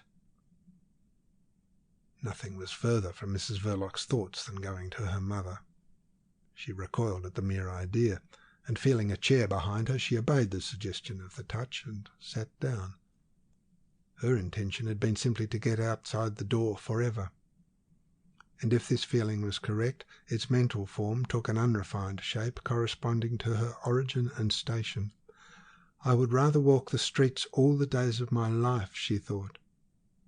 But this creature, whose moral nature had been subjected to a shock of which, in the physical order, the most violent earthquake of history could only be a faint and languid rendering, was at the mercy of mere trifles, of casual contact. She sat down. With her hat and veil she had the air of a visitor, of having looked in on Mr. Verloc for a moment. Her instant docility encouraged him, whilst her aspect of only temporary and silent acquiescence provoked him a little. "Let me tell you, Winnie," he said with authority, "that your place is here this evening. Hang it all, you brought the damned police high and low about my ears. I don't blame you, but it's your doing all the same. You'd better take this confounded hat off. I can't let you go out, old girl," he added in a softened voice. Mrs. Verloc's mind got hold of that declaration with morbid tenacity. The man who had taken Stevie out from under her very eyes to murder him in a locality whose name was at the moment not present in her memory would not allow her to go out. Of course he wouldn't. Now he had murdered Stevie, he would never let her go. He would want to keep her for nothing. And on this characteristic reasoning, having all the force of insane logic, Mrs. Verloc's disconnected wits went to work practically. She could slip by him, open the door, run out. But he would dash after her, seize her round the body, drag her back into the shop. She could scratch, kick and bite, and stab too, but for stabbing she wanted a knife. Mrs. Verloc sat still under her black veil, in her own house, like a masked and mysterious visitor of impenetrable intentions. Mr. Verloc's magnanimity was not more than human. She had exasperated him at last. "Can't you say something? You have your own dodges for vexing a man. Oh yes, I know your deaf and dumb trick. I've seen you at it before today, but just now it won't do. And to begin with, take this damn thing off. One can't tell whether one is talking to a dummy or to a live woman." He advanced and, stretching out his hand, dragged the veil off, unmasking a still, unreadable face, against which his nervous exasperation was shattered like a glass bubble flung against a rock. "That's better," he said to cover his momentary uneasiness, and retreated back to his old station by the mantelpiece. It never entered his head that his wife could give him up. He felt a little ashamed of himself, for he was fond and generous. What could he do? Everything had been said already. He protested vehemently. "By heavens, you know that I hunted high and low. I ran the risk of giving myself away to find somebody for that accursed job, and I tell you again, I couldn't find anyone crazy enough or hungry enough. What do you take me for, a murderer or what? The boy is gone. Do you think I wanted him to blow himself up? He's gone. His troubles are over. Ours are just going to begin, I tell you, precisely because he did blow himself up. I don't blame you, but just try to understand that it was a pure accident, as much an accident as if he had been run over by a bus while crossing the street." His generosity was not infinite, because he was a human being, and not a monster as Mrs. Verloc believed him to be. He paused, and a snarl lifting his moustaches above a gleam of white teeth gave him the expression of a reflective beast, not very dangerous, a slow beast with a sleek head, gloomier than a seal, and with a husky voice. "When it comes to that, it's as much your doing as mine. That's so. You may glare as much as you like. I know what you can do in that way. Strike me dead if I would ever have thought of the lad for that purpose. It was you who kept on shoving him in my way when I was half distracted with the worry of keeping the lot of us out of trouble. What the devil made you? One would think you were doing it on purpose, and I'm damned if I know that you didn't. There's no saying how much of what's going on you have got hold of on the sly with your infernal don't care a damn way of looking nowhere in particular and saying nothing at all." His husky domestic voice ceased for a while. Mrs. Verloc made no reply. Before that silence he felt ashamed of what he had said. But as often happens to peaceful men in domestic tiffs, being ashamed, he pushed another point. "You have a devilish way of holding your tongue sometimes," he began again without raising his voice. "Enough to make some men go mad. It's lucky for you that I am not so easily put out as some of them would be by your deaf and dumb sulks. I am fond of you. But don't you go too far. This isn't the time for it. We ought to be thinking of what we've got to do, and I can't let you go out tonight galloping off to your mother with some crazy tale or other about me. I won't have it.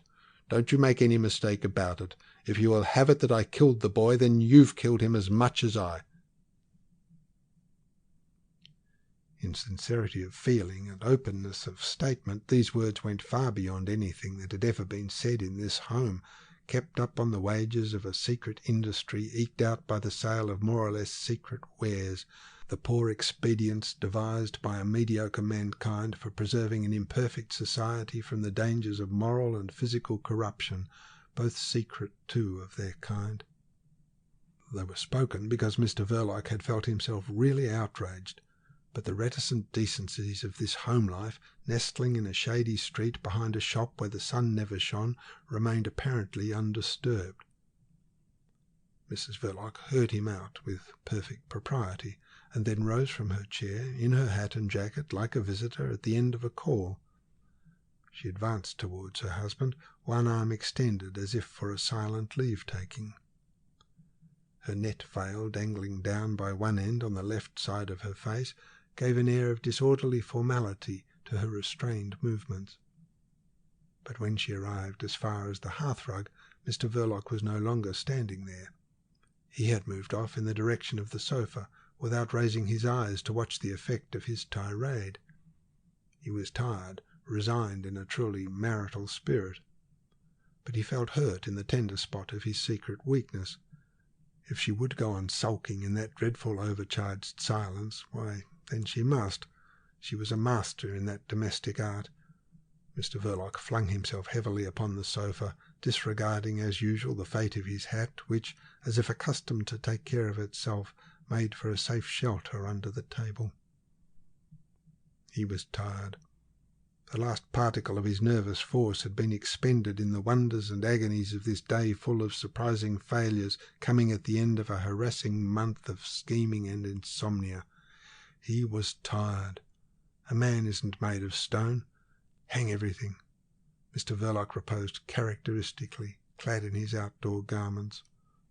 One side of his open overcoat was lying partly on the ground. Mr. Verloc wallowed on his back, but he longed for a more perfect rest, for sleep, for a few hours of delicious forgetfulness that would come later. Provisionally he rested, and he thought, "I wish you would give over this damned nonsense. It's exasperating." There must have been something imperfect in Mrs. Verloc's sentiment of regained freedom. Instead of taking the way of the door, she leaned back, with her shoulders against the tablet of the mantelpiece, as a wayfarer rests against a fence. A tinge of wildness in her aspect was derived from the black veil hanging like a rag against her cheek, and from the fixity of her black gaze, where the light of the room was absorbed and lost without the trace of a single gleam. This woman, capable of a bargain the mere suspicion of which would have been infinitely shocking to Mr. Verloc's idea of love, remained irresolute, as if scrupulously aware of something wanting on her part for the formal closing of the transaction. On the sofa, Mr. Verloc wriggled his shoulders into perfect comfort, and from the fullness of his heart emitted a wish which was certainly as pious as anything likely to come from such a source. "I wish to goodness," he growled huskily, "I had never seen Greenwich Park or anything belonging to it."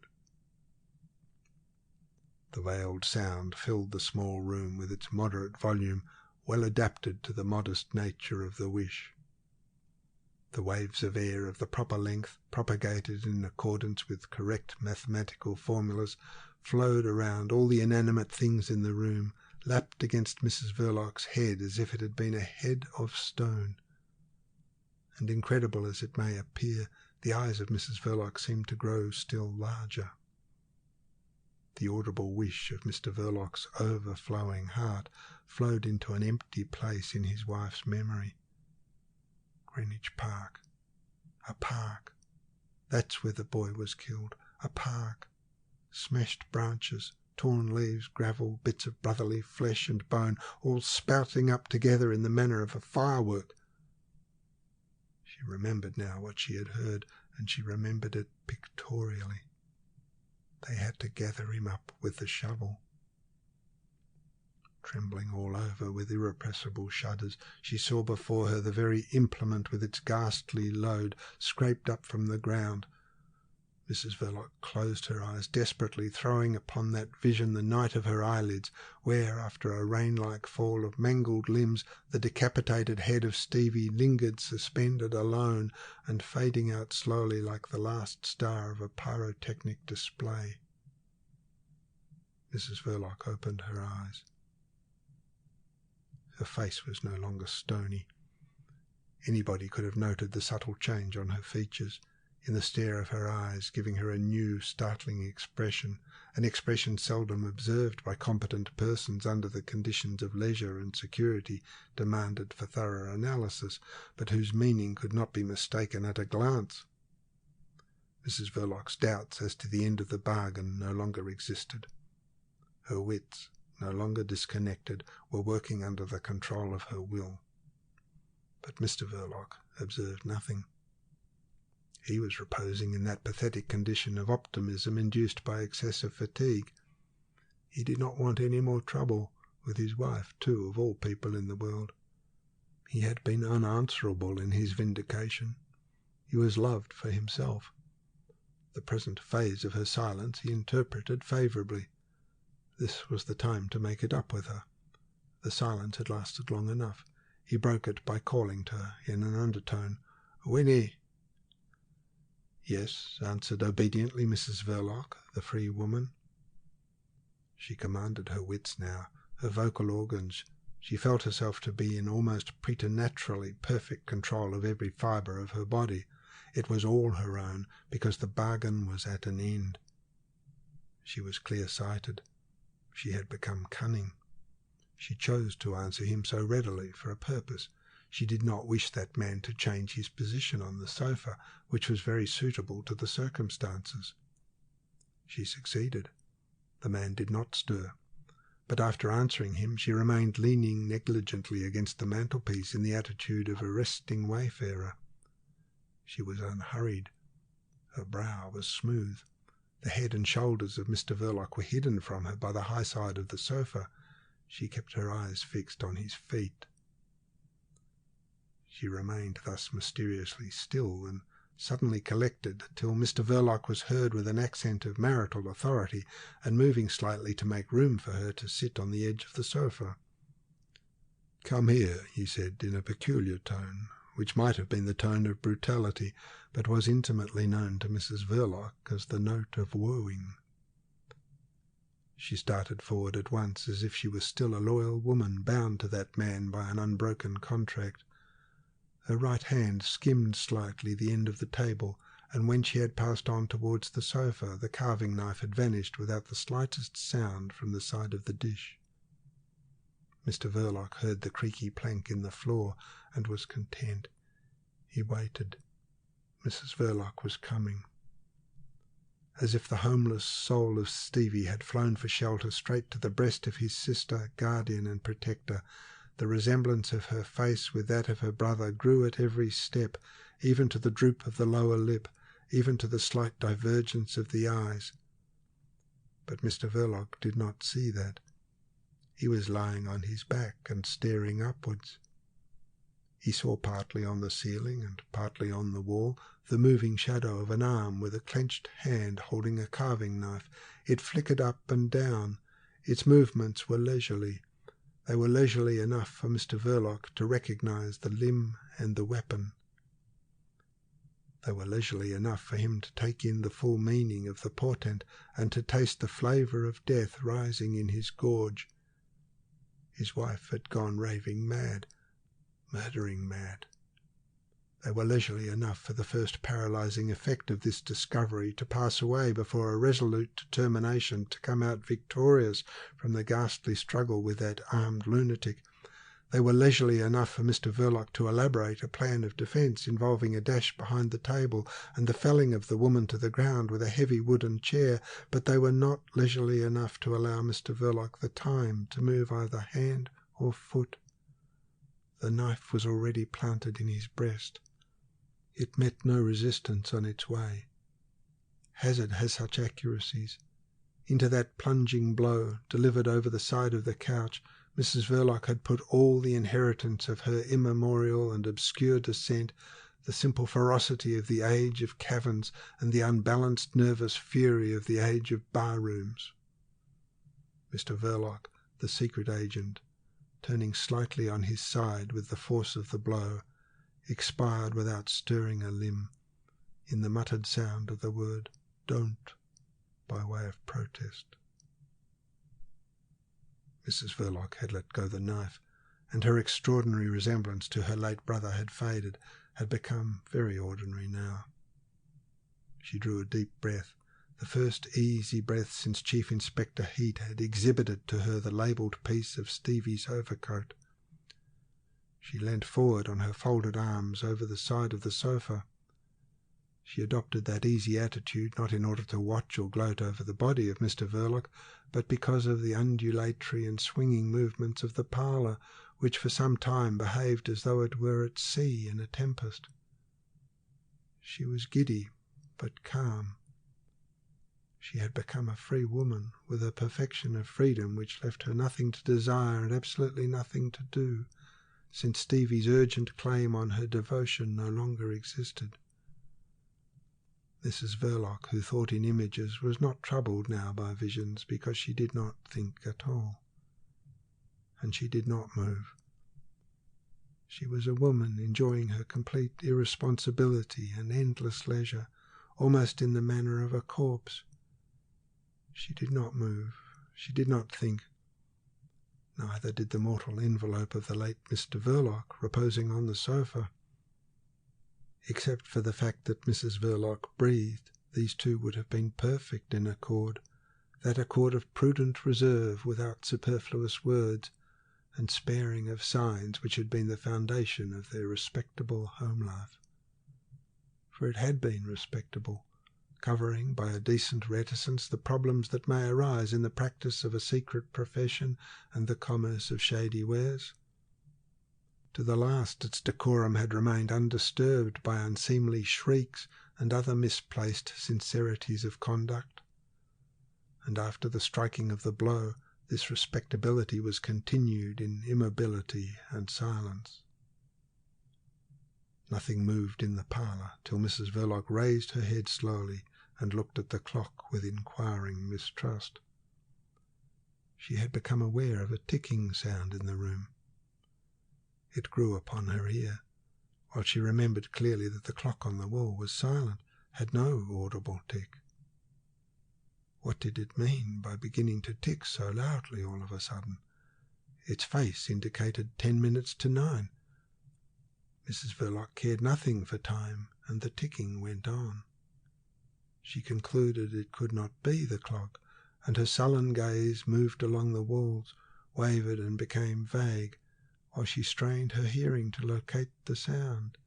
Tick, tick, tick. After listening for some time, Mrs. Verloc lowered her gaze deliberately on her husband's body. Its attitude of repose was so homelike and familiar that she could do so without feeling embarrassed by any pronounced novelty in the phenomena of her home life. Mr. Verloc was taking his habitual ease. He looked comfortable. By the position of the body, the face of Mr. Verloc was not visible to Mrs. Verloc, his widow. Her fine, sleepy eyes, travelling downward on the track of the sound, became contemplative on meeting a flat object of bone which protruded a little beyond the edge of the sofa. It was the handle of the domestic carving knife, with nothing strange about it but its position at right angles to Mr. Verloc's waistcoat, and the fact that something dripped from it. Dark drops fell on the floor-cloth one after another, with a sound of ticking growing fast and furious, like the pulse of an insane clock. At its highest speed this ticking changed into a continuous sound of trickling. Mrs. Verloc watched that transformation with shadows of anxiety coming and going on her face. It was a trickle, dark, swift, thin. Blood. At this unforeseen circumstance, Mrs. Verloc abandoned her pose of idleness and irresponsibility. With a sudden snatch at her skirts and a faint shriek, she ran to the door, as if the trickle had been the first sign of a destroying flood. Finding the table in her way, she gave it a push with both hands as though it had been alive, with such force that it went for some distance on its 4 legs, making a loud scraping racket, whilst the big dish with the joint crashed heavily on the floor. Then all became still. Mrs. Verloc, on reaching the door, had stopped. A round hat, disclosed in the middle of the floor by the moving of the table, rocked slightly on its crown in the wind of her flight. Chapter 12, Part 1 of The Secret Agent by Joseph Conrad. Winnie Verloc, the widow of Mr. Verloc, the sister of the late faithful Stevie, blown to fragments in a state of innocence and in the conviction of being engaged in a humanitarian enterprise, did not run beyond the door of the parlour. She had indeed run away so far from a mere trickle of blood, but that was a movement of instinctive repulsion. And there she had paused with staring eyes and lowered head, as though she had run through long years in her flight across the small parlour, Mrs. Verloc by the door was quite a different person from the woman who had been leaning over the sofa, a little swimmy in her head, but otherwise free to enjoy the profound calm of idleness and irresponsibility. Mrs. Verloc was no longer giddy. Her head was steady. On the other hand, she was no longer calm. She was afraid. If she avoided looking in the direction of her reposing husband, it was not because she was afraid of him. Mr. Verloc was not frightful to behold. He looked comfortable. Moreover, he was dead. Mrs. Verloc entertained no vain delusions on the subject of the dead. Nothing brings them back, neither love nor hate. They can do nothing to you. They are as nothing. Her mental state was tinged by a sort of austere contempt for that man who had let himself be killed so easily. He had been the master of a house, the husband of a woman, and the murderer of her Stevie, and now he was of no account in every respect. He was of less practical account than the clothing on his body, than his overcoat, than his boots, than that hat lying on the floor. He was nothing. He was not worth looking at. He was even no longer the murderer of poor Stevie. The only murderer that would be found in the room when people came to look for Mr. Verloc would be herself. Her hands shook so that she failed twice in the task of refastening her veil. Mrs. Verloc was no longer a person of leisure and responsibility. She was afraid. The stabbing of Mr. Verloc had been only a blow.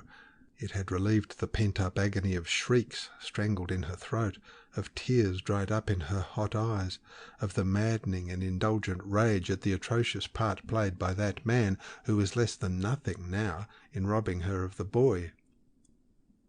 It had been an obscurely prompted blow. The blood trickling on the floor off the handle of the knife had turned it into an extremely plain case of murder. Mrs. Verloc, who always refrained from looking deep into things, was compelled to look into the very bottom of this thing. She saw there was no haunting face, no reproachful shade, no vision of remorse, no sort of ideal conception. She saw there an object. That object was the gallows. Mrs. Verloc was afraid of the gallows. She was terrified of them ideally. Having never set eyes on that last argument of men's justice except in illustrative woodcuts to a certain type of tales, she first saw them erect against a black and stormy background, festooned with chains and human bones, circled about by birds that peck at dead men's eyes.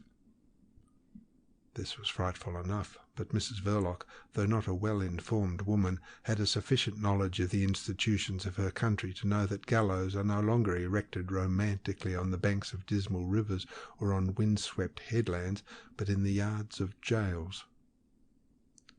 There, within 4 high walls, as if into a pit at dawn of day, the murderer was brought out to be executed with a horrible quietness and, as the reports in the newspapers always said, in the presence of the authorities. With her eyes staring on the floor, her nostrils quivering with anguish and shame, she imagined herself all alone among a lot of strange gentlemen in silk hats who were calmly proceeding about the business of hanging her by the neck. That, never, never. And how was it done? The impossibility of imagining the details of such a quiet execution added something maddening to her abstract terror. The newspapers never gave any details except one, but that one, with some affectation, was always there at the end of a meagre report. Mrs. Verloc remembered its nature. It came with a cruel, burning pain into her head, as if the words, "The drop given was 14 feet," had been scratched on her brain with a hot needle. The drop given was 14 feet. These words affected her physically too. Her throat became convulsed in waves to resist strangulation, and the apprehension of the jerk was so vivid that she seized her head in both hands as if to save it from being torn off her shoulders. The drop given was 14 feet. No, that must never be. She could not stand that. The thought of it even was not bearable. She could not stand thinking of it. Therefore Mrs. Verloc formed the resolution to go at once and throw herself into the river off one of the bridges. This time she managed to refasten her veil. With her face as if masked all black from head to foot except for some flowers in her hat, she looked up mechanically at the clock. She thought it must have stopped.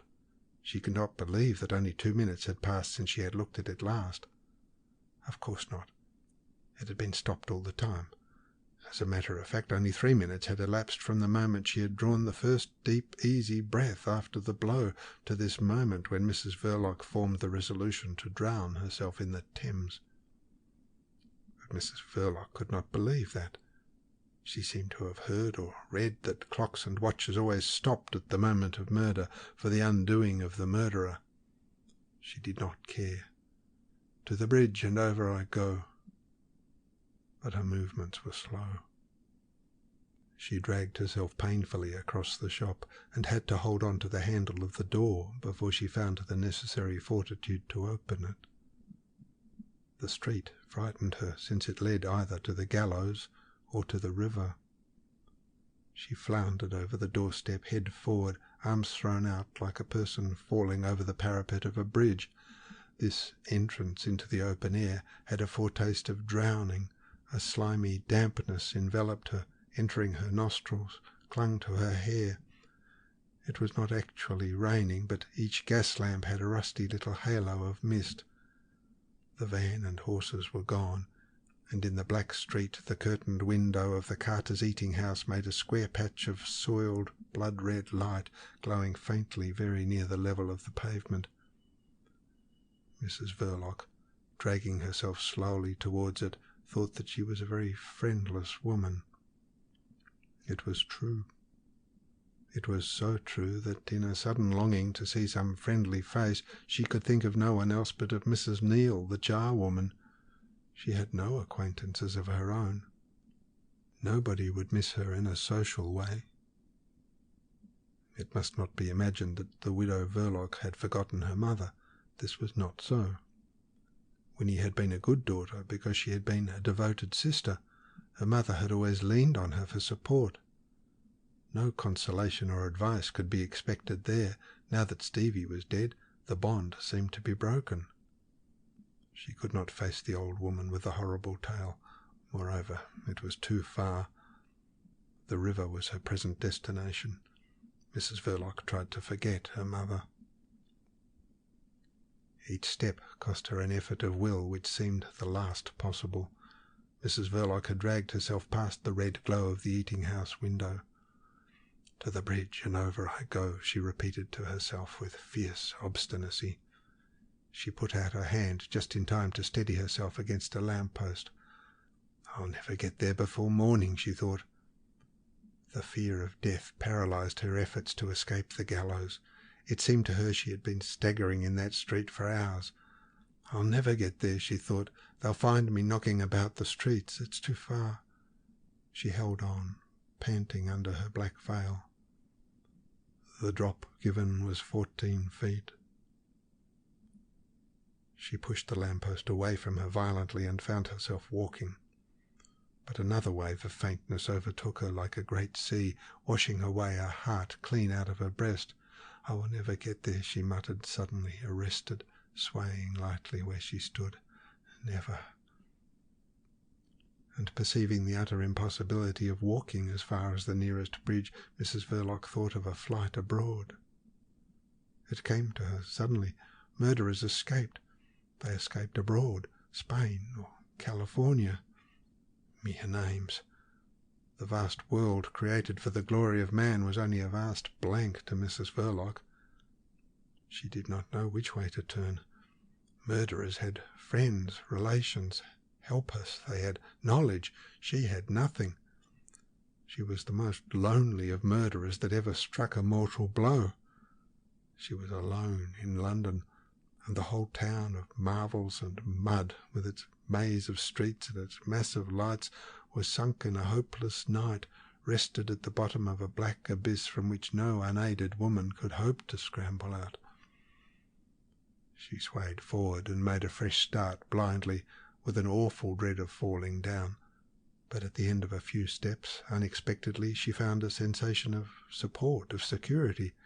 Raising her head, she saw a man's face peering closely at her veil. Comrade Ossipon was not afraid of strange women, and no feeling of false delicacy could prevent him from striking an acquaintance with a woman apparently very much intoxicated. Comrade Ossipon was interested in women. He held up this one between his two large palms, peering at her in a businesslike way, till he heard her say faintly, "Mr. Ossipon," and then he very nearly let her drop to the ground. "Mrs. Verloc," he exclaimed, "you here?" It seemed impossible to him that she should have been drinking, but one never knows. He did not go into that question, but attentive not to discourage kind fate surrendering to him the widow of Comrade Verloc, he tried to draw her to his breast. To his astonishment she came quite easily, and even rested on his arm for a moment before she attempted to disengage herself. Comrade Ossipon would not be brusque with kind fate. He withdrew his arm in a natural way. "You recognized me," she faltered out, standing before him, fairly steady on her legs. Of course I did," said Ossipon with perfect readiness. "I was afraid you were going to fall. I thought of you too often lately not to recognize you anywhere, at any time. I've always thought of you, ever since I first set eyes on you." Mrs. Verloc seemed not to hear. "You were coming to the shop?" she said nervously. "Yes, at once," answered Ossipon. "Directly I read the paper." In fact, Comrade Ossipon had been skulking for a good 2 hours in the neighbourhood of Brett Street, unable to make up his mind for a bold move. The robust anarchist was not exactly a bold conqueror. He remembered that Mrs. Verloc had never responded to his glances by the slightest sign of encouragement. Besides, he thought the shop might be watched by the police, and Comrade Ossipon did not wish the police to form an exaggerated notion of his revolutionary sympathies. Even now he did not know precisely what to do. In comparison with his usual amatory speculations, this was a big and serious undertaking. He ignored how much there was in it and how far he would have to go in order to get hold of what there was to get, supposing there was a chance at all. These perplexities, checking his elation, imparted to his tone a soberness well in keeping with the circumstances. "May I ask you where you were going?" he inquired in a subdued voice. "Don't ask me," cried Mrs. Verloc with a shuddering, repressed violence. All her strong vitality recoiled from the idea of death. "Never mind where I was going." Ossipon concluded that she was very much excited, but perfectly sober.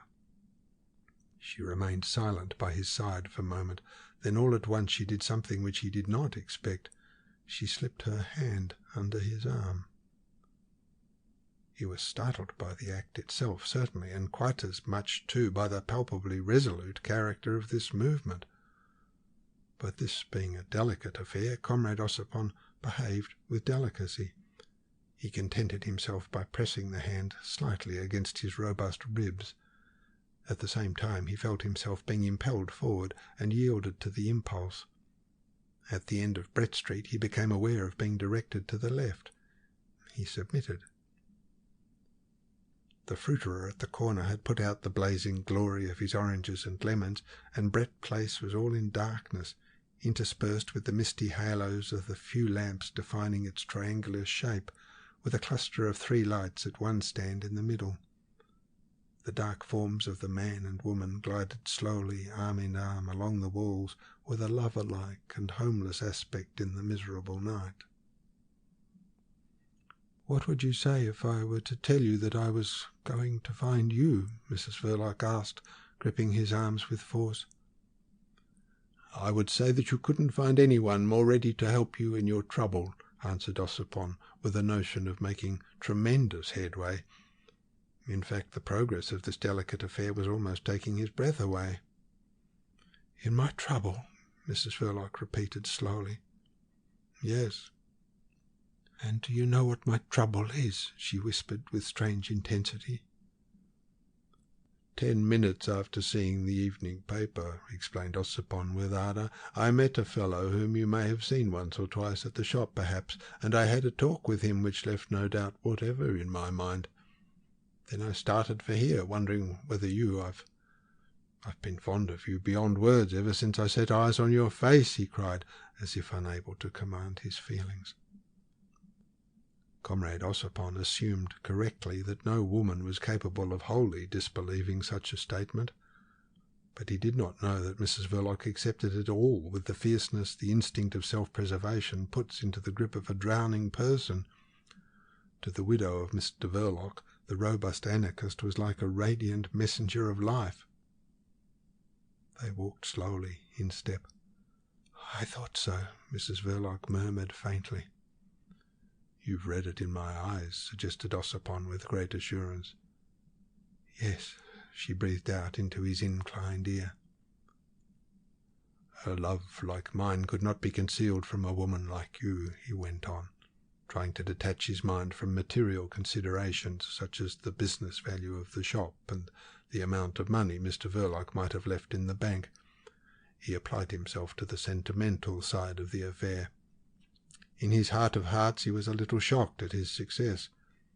Verloc had been a good fellow, and certainly a very decent husband as far as one could see. However, Comrade Ossipon was not going to quarrel with his luck for the sake of a dead man. Resolutely he suppressed his sympathy for the ghost of Comrade Verloc and went on. "I could not conceal it. I was too full of you. I dare say you could not help seeing it in my eyes, but I could not guess it. You were always so distant." "What else did you expect?" burst out Mrs. Verloc. "I was a respectable woman." She paused, then added, as if speaking to herself in sinister resentment, "till he made me what I am." Ossipon left that past and took up his running. "He never did seem to me to be quite worthy of you," he began, throwing loyalty to the winds. "You were worthy of a better fate." Mrs. Verloc interrupted bitterly. "Better fate? He cheated me out of 7 years of life." "You seem to live so happily with him." Ossipon tried to exculpate the lukewarmness of his past conduct. "It's that what's made me timid. You seem to love him. I was surprised and jealous," he added. "Love him!" Mrs. Verloc cried out in a whisper, full of scorn and rage.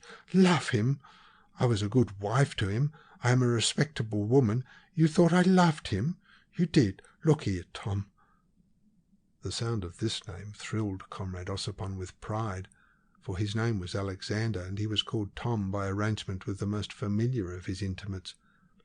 It was a name of friendship, of moments of expansion. He had no idea that she had ever heard it used by anybody. It was apparent that she had not only caught it, but had treasured it in her memory, perhaps in her heart.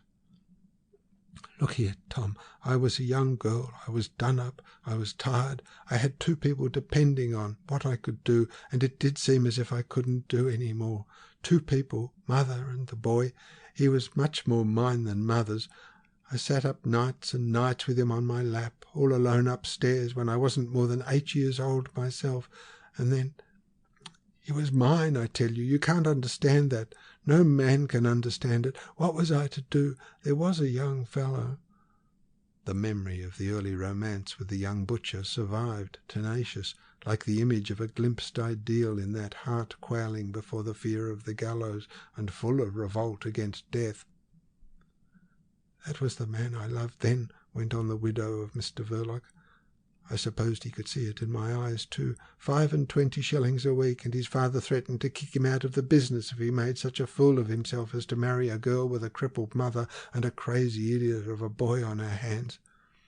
But he would hang about me, till one evening I found the courage to slam the door in his face. I had to do it. I loved him dearly. 25 shillings a week. There was that other man, a good lodger. What is a girl to do? Could I have gone on the streets? He seemed kind. He wanted me anyhow. What was I to do with mother and that poor boy? I said yes. He seemed good-natured, he was free-handed, he had money, he never said anything. 7 years, 7 years a good wife to him, the kind, the good, the generous, And he loved me. Oh, yes, he loved me, till I sometimes wished myself. 7 years, 7 years a wife to him. And do you know what he was, that dear friend of yours? Do you know what he was? He was a devil. The superhuman vehemence of that whispered statement completely stunned Comrade Ossipon. Winnie Verloc, turning about, held him by both arms, facing him under the falling mist in the darkness and solitude of Brett Place, in which all sounds of life seemed lost as if in a triangular well of asphalt and bricks, of blind houses and unfeeling stones. "No, I didn't know," he declared with a sort of flabby stupidity whose comical aspect was lost upon a woman haunted by the fear of the gallows. "But I do now. I understand," he floundered on, his mind speculating as to what sort of atrocities Verloc could have practised under the sleepy, placid appearances of his married state. It was positively awful. I understand," he repeated, and then, by a sudden inspiration, uttered an "unhappy woman" of lofty commiseration instead of the more familiar "poor darling" of his usual practice. This was no usual case. He felt conscious of something abnormal going on, while he never lost sight of the greatness of the stake. "Unhappy, brave woman." He was glad to have discovered that variation, but he could discover nothing else. "Ah, but he is dead now," was the best he could do, and he put a remarkable amount of animosity into his guarded exclamation. Mrs. Verloc caught at his arm with a sort of frenzy. "You guessed, then, that he was dead?" she murmured, as if beside herself. You guessed what I had to do. Had to." There were suggestions of triumph, relief, gratitude in the indefinable tone of these words. It engrossed the whole attention of Ossipon to the detriment of mere literal sense. He wondered what was up with her, why she had worked herself into this state of wild excitement. He even began to wonder whether the hidden causes of that Greenwich Park affair did not lie deep in the unhappy circumstances of the Verlocs' married life.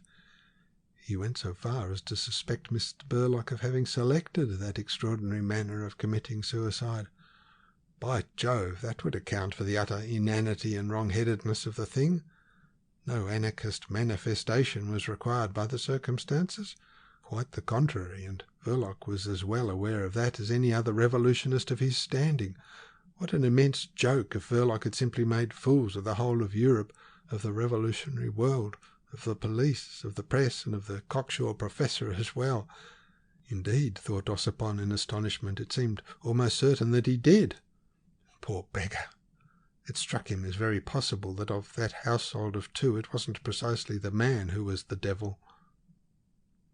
Alexander Ossipon, nicknamed the Doctor, was naturally inclined to think indulgently of his men friends. He eyed Mrs. Verloc hanging on his arm. Of his women friends he thought in a specially practical way. Why Mrs. Verloc should exclaim at his knowledge of Mr. Verloc's death, which was no guess at all, did not disturb him beyond measure. They often talked like lunatics, but he was curious to know how she had been informed. The papers could tell her nothing beyond the mere fact, the man blown to pieces in Greenwich Park not having been identified. It was inconceivable on any theory that Verloc should have given her an inkling of his intention, whatever it was. This problem interested Comrade Ossipon immensely. He stopped short. They had gone then along the three sides of Brett Place and were near the end of Brett Street again. "How did you first come to hear of it?" he asked in a tone he tried to render appropriate to the character of the revelations which had been made to him by the woman at his side. She shook violently for a while before she answered in a listless voice. "From the police. A chief inspector came. Chief Inspector Heat, he said he was. He showed me." Mrs. Verloc choked. "Oh, Tom, they had to gather him up with a shovel."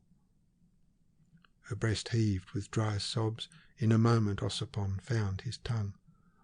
"The Police? Do you mean to say the police came already? The Chief Inspector Heat himself actually came to tell you?"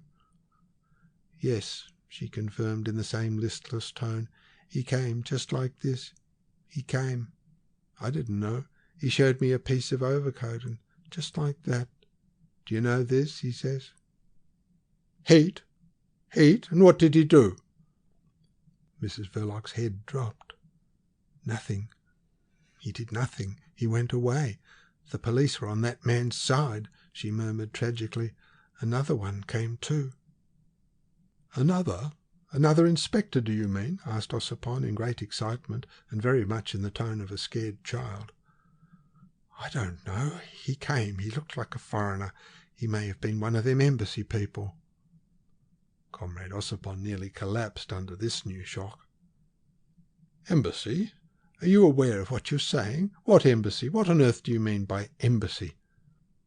"It's that place in Chesham Square. The people he cursed so. I don't know. What does it matter?" "And that fellow, what did he do or say to you?" "I don't remember. Nothing. I don't care. Don't ask me," she pleaded in a weary voice. "All right, I won't," assented Ossipon tenderly. And he meant it too, not because he was touched by the pathos of the pleading voice, but because he felt himself losing his footing in the depths of this tenebrous affair. Police? Embassy? Phew. For fear of adventuring his intelligence into ways where its natural lights might fail to guide it safely, he dismissed resolutely all suppositions, surmises, and theories out of his mind. He had the woman there, absolutely flinging herself at him, and that was the principal consideration.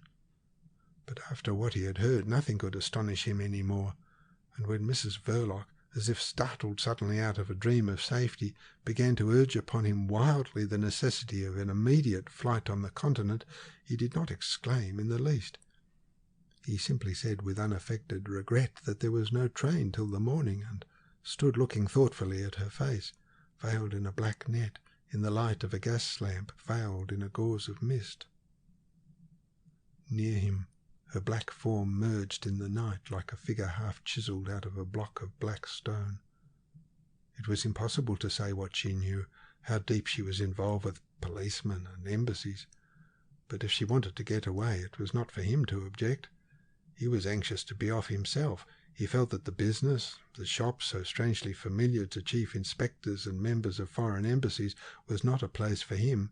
That must be dropped. But there was the rest, these savings, the money. "You must hide me till the morning somewhere," she said in a dismayed voice.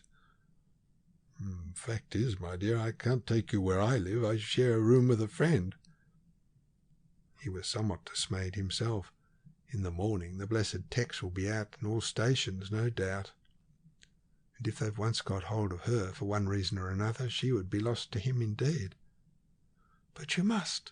Don't you care for me at all? At all? What are you thinking of?" She said this violently, but she let her clasped hands fall in discouragement.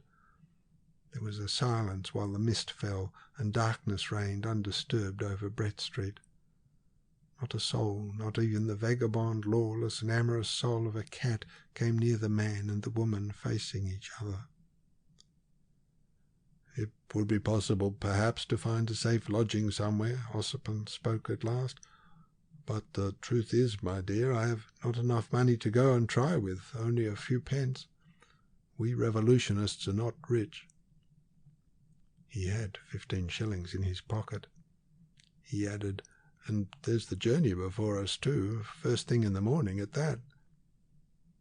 She did not move, made no sound, and Comrade Ossipon's heart sank a little. Apparently she had no suggestion to offer. Suddenly she clutched at her breast as if she had felt a sharp pain there. "But I have," she gasped. "I have the money. I have enough money. Tom, let us go from here." "How much have you got?" he inquired, without stirring to her tug, for he was a cautious man. "I have the money, I tell you, all the money." "What do you mean by it? All the money there was in the bank, or what?" he asked incredulously, but ready not to be surprised at anything in the way of luck. Yes, "Yes," she said nervously. "All there was. I've it all." "How on earth did you manage to get hold of it already?" he marvelled. "He gave it to me," she murmured suddenly, subdued and trembling. Comrade Ossipon put down his rising surprise with a firm hand. "Why, then we are saved," he uttered slowly. She leaned forwards and sank against his breast. He welcomed her there. She had all the money. Her hat was in the way, a very marked effusion, her veil too. He was adequate in his manifestations, but no more. She received them without resistance and without abandonment, passively, as if only half sensible. She freed herself from his lax embraces without difficulty. You will save me, Tom," she broke out, recoiling, but still keeping her hold on him by the two lapels of his damp coat. "Save me. Hide me. Don't let them have me. You must kill me first. I couldn't do it myself. I couldn't. Not even for what I am afraid of." She was confoundedly bizarre, he thought. She was beginning to inspire him with an indefinite uneasiness. He said surlily, for he was busy with important thoughts, "What the devil are you afraid of?" "Haven't you guessed what I was driven to do?" cried the woman. Distracted by the vividness of her dreadful apprehensions, her head ringing with forceful words that kept the horror of her position before her mind, she had imagined her incoherence to be clearness itself. She had no conscience of how little she had audibly said in the disjointed phrases completed only in her thought. She had felt the relief of a full confession, and she gave a special meaning to every sentence spoken by Comrade Ossipon, whose knowledge did not in the least resemble her own. "Haven't you guessed what I was driven to do?"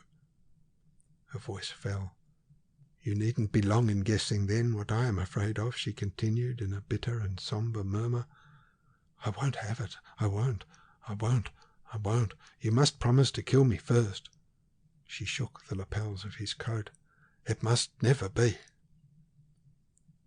He assured her curtly that no promises on his part were necessary, but he took good care not to contradict her in set terms, because he had had much to do with excited women, and he was inclined in general to let his experience guide his conduct in preference to applying his sagacity to each special case. His sagacity in this case was busy in other directions.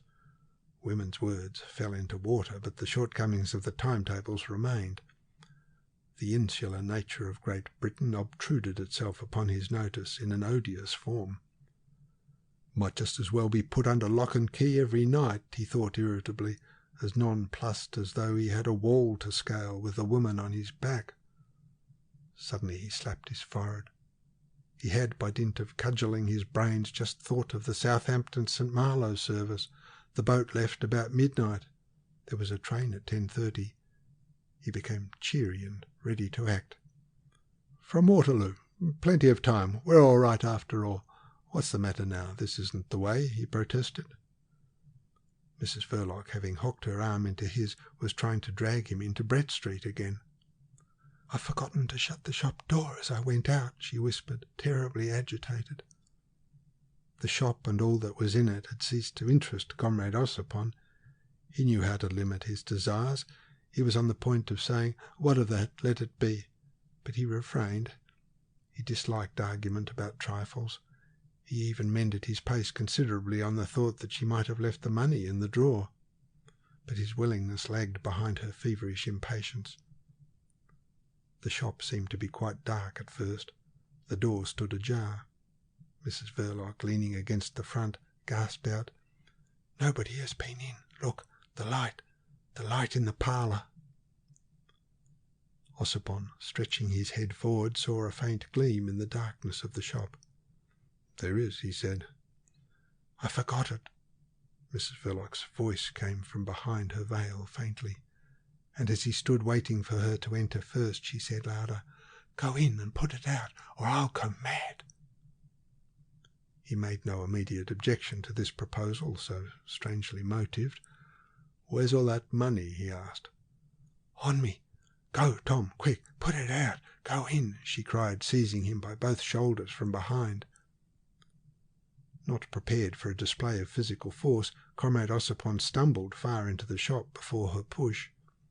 He was astonished at the strength of the woman and scandalized by her proceedings, but he did not retrace his steps in order to remonstrate with her severely in the street. He was beginning to be disagreeably impressed by her fantastic behaviour. Moreover, this or never was the time to humour the woman. Comrade Ossipon avoided easily the end of the counter and approached calmly the glazed door of the parlour. The curtain over the panes being drawn back a little, he, by a very natural impulse, looked in just as he made ready to turn the handle. He looked in without a thought, without intention, without curiosity of any sort. He looked in because he could not help looking in. He looked in and discovered Mr. Verloc reposing quietly on the sofa. A yell coming from the innermost depths of his chest died out unheard and transformed into a sort of greasy, sickly taste on his lips. At the same time, the mental personality of Comrade Ossipon executed a frantic leap backward, but his body, left thus without intellectual guidance, held on to the door-handle with the unthinking force of an instinct. The robust anarchist did not even totter, and he stared, his face close to the glass, his eyes protruding out of his head. He would have given anything to get away, but his returning reason informed him that it would not do to let go the door-handle. What was it? Madness? A nightmare? Or a trap into which he had been decoyed with fiendish artfulness? Why? What for? He did not know. Without any sense of guilt in his breast, in the full peace of his conscience as far as these people were concerned, the idea that he would be murdered for mysterious reasons by the couple Verloc passed not so much across his mind as across the pit of his stomach, and went out, leaving behind a trail of sickly faintness and indisposition. Comrade Ossipon did not feel very well, in a very special way, for a moment, a long moment, and he stared. Mr. Verloc lay very still meanwhile, simulating sleep for reasons of his own, while that savage woman of his was guarding the door, invisible and silent in the dark and deserted street. Was all this some sort of terrifying arrangement invented by the police for his special benefit? His modesty shrank from that explanation. But the true sense of the scene he was beholding came to Ossipon through the contemplation of the hat. It seemed an extraordinary thing, an ominous object, a sign. Black and rim upward, it lay on the floor before the couch, as if prepared to receive the contributions of pence from people who would come presently to behold Mr. Verloc in the fullness of his domestic ease, reposing on a sofa. From the hat, the eyes of the robust anarchist wandered to the displaced table, gazed at the broken dish for a time, received a kind of optical shock from observing a white gleam under the imperfectly closed eyelids of the man on the couch. Mr. Verloc did not seem so much asleep now as lying down with a bent head and looking insistently at his left breast. And when Comrade Ossipon had made out the handle of the knife, he turned away from the glazed door and retched violently. The crash of the street door flung to made his very soul leap in a panic. This house with its harmless tenant could still be made a trap of a terrible kind. Comrade Ossipon had no settled conception now of what was happening to him.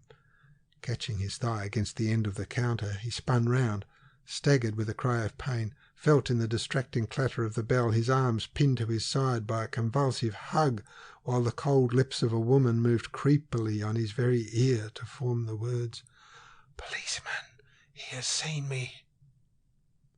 He ceased to struggle. She never let him go. Her hands had locked themselves with an inseparable twist of fingers on his robust back. While the footsteps approached, they breathed quickly, breast to breast, with hard-laboured breaths, as if theirs had been the attitude of a deadly struggle, while in fact it was the attitude of deadly fear. And the time was long. The constable on the beat had in truth seen something of Mrs. Verloc. Only coming from the lighted thoroughfare at the other end of Brett Street, she had been no more to him than a flutter in the darkness. And he was not even quite sure that there had been a flutter. He had no reason to hurry up. On coming abreast of the shop, he observed that it had been closed early. There was nothing very unusual in that. The men on duty had special instructions about that shop. What went on about there was not to be meddled with unless absolutely disorderly, but any observations made were to be reported. There were no observations to make, but from a sense of duty and for the peace of his conscience, owing also to that doubtful flutter in the darkness, the constable crossed the road and tried the door. The spring latch, whose key was reposing for ever off duty in the late Mr. Verloc's waistcoat pocket, held as well as usual. While the conscientious officer was shaking the handle, Ossipon felt the cold lips of the woman stirring again creepily against his very ear. "If he comes in, kill me, Tom." Chapter 12, Part 2 of The Secret Agent by Joseph Conrad. The constable moved away, flashing as he passed the light of his dark lantern, merely for form's sake, at the shop window. For a moment longer the man and the woman inside stood motionless, panting, breast to breast. Then her fingers came unlocked, her arms fell by her side slowly. Ossipon leaned against the counter. The robust anarchist wanted support badly. This was awful. He was almost too disgusted for speech, yet he managed to utter a plaintive thought, showing at least that he realized his position. "Only a couple of minutes later and you'd have made me blunder against the fellow poking about here with his damned dark lantern." The widow of Mr. Verloc, motionless in the middle of the shop, said insistently, "Go in and put that light out, Tom. It will drive me crazy." She saw vaguely his vehement gesture of refusal. Nothing in the world would have induced Ossipon to go into the parlour. He was not superstitious, but there was too much blood on the floor, a beastly pool of it all round the hat. He judged he had been already too far near that corpse for his peace of mind, for the safety of his neck, perhaps. "At the meter, then. There, look, in that corner." The robust form of Comrade Ossipon, striding brusque and shadowy across the shop, squatted in a corner obediently, but this obedience was without grace. He fumbled nervously, and suddenly, in the sound of a muttered curse, the light behind the glazed door flicked out to a gasping, hysterical sigh of a woman. Night, the inevitable reward of men's faithful labours on this earth, night had fallen on Mr. Verloc, the tried revolutionist, one of the old lot, the humble guardian of society, the invaluable secret agent, Delta, of Baron Stott-Wartenheim's dispatches, a servant of law and order, faithful, trusted, accurate, admirable, with perhaps one single amiable weakness, the idealistic belief in being loved for himself. Ossipon groped his way back through the stuffy atmosphere, as black as ink now, to the counter. The voice of Mrs. Verloc, standing in the middle of the shop, vibrated after him in that blackness with a desperate protest. "I will not be hanged, Tom, I will not—" She broke off.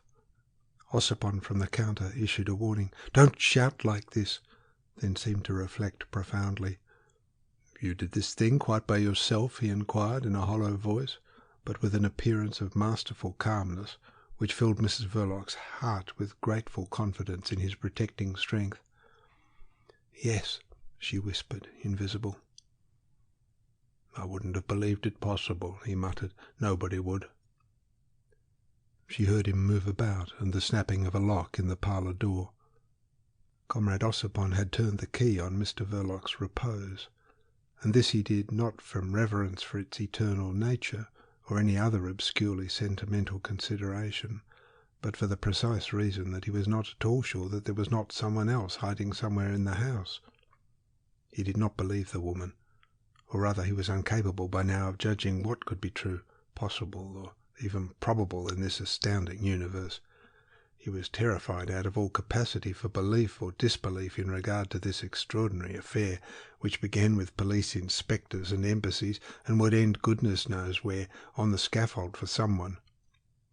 He was terrified at the thought that he could not prove the use he made of his time ever since 7 o'clock, for he had been skulking about Brett Street.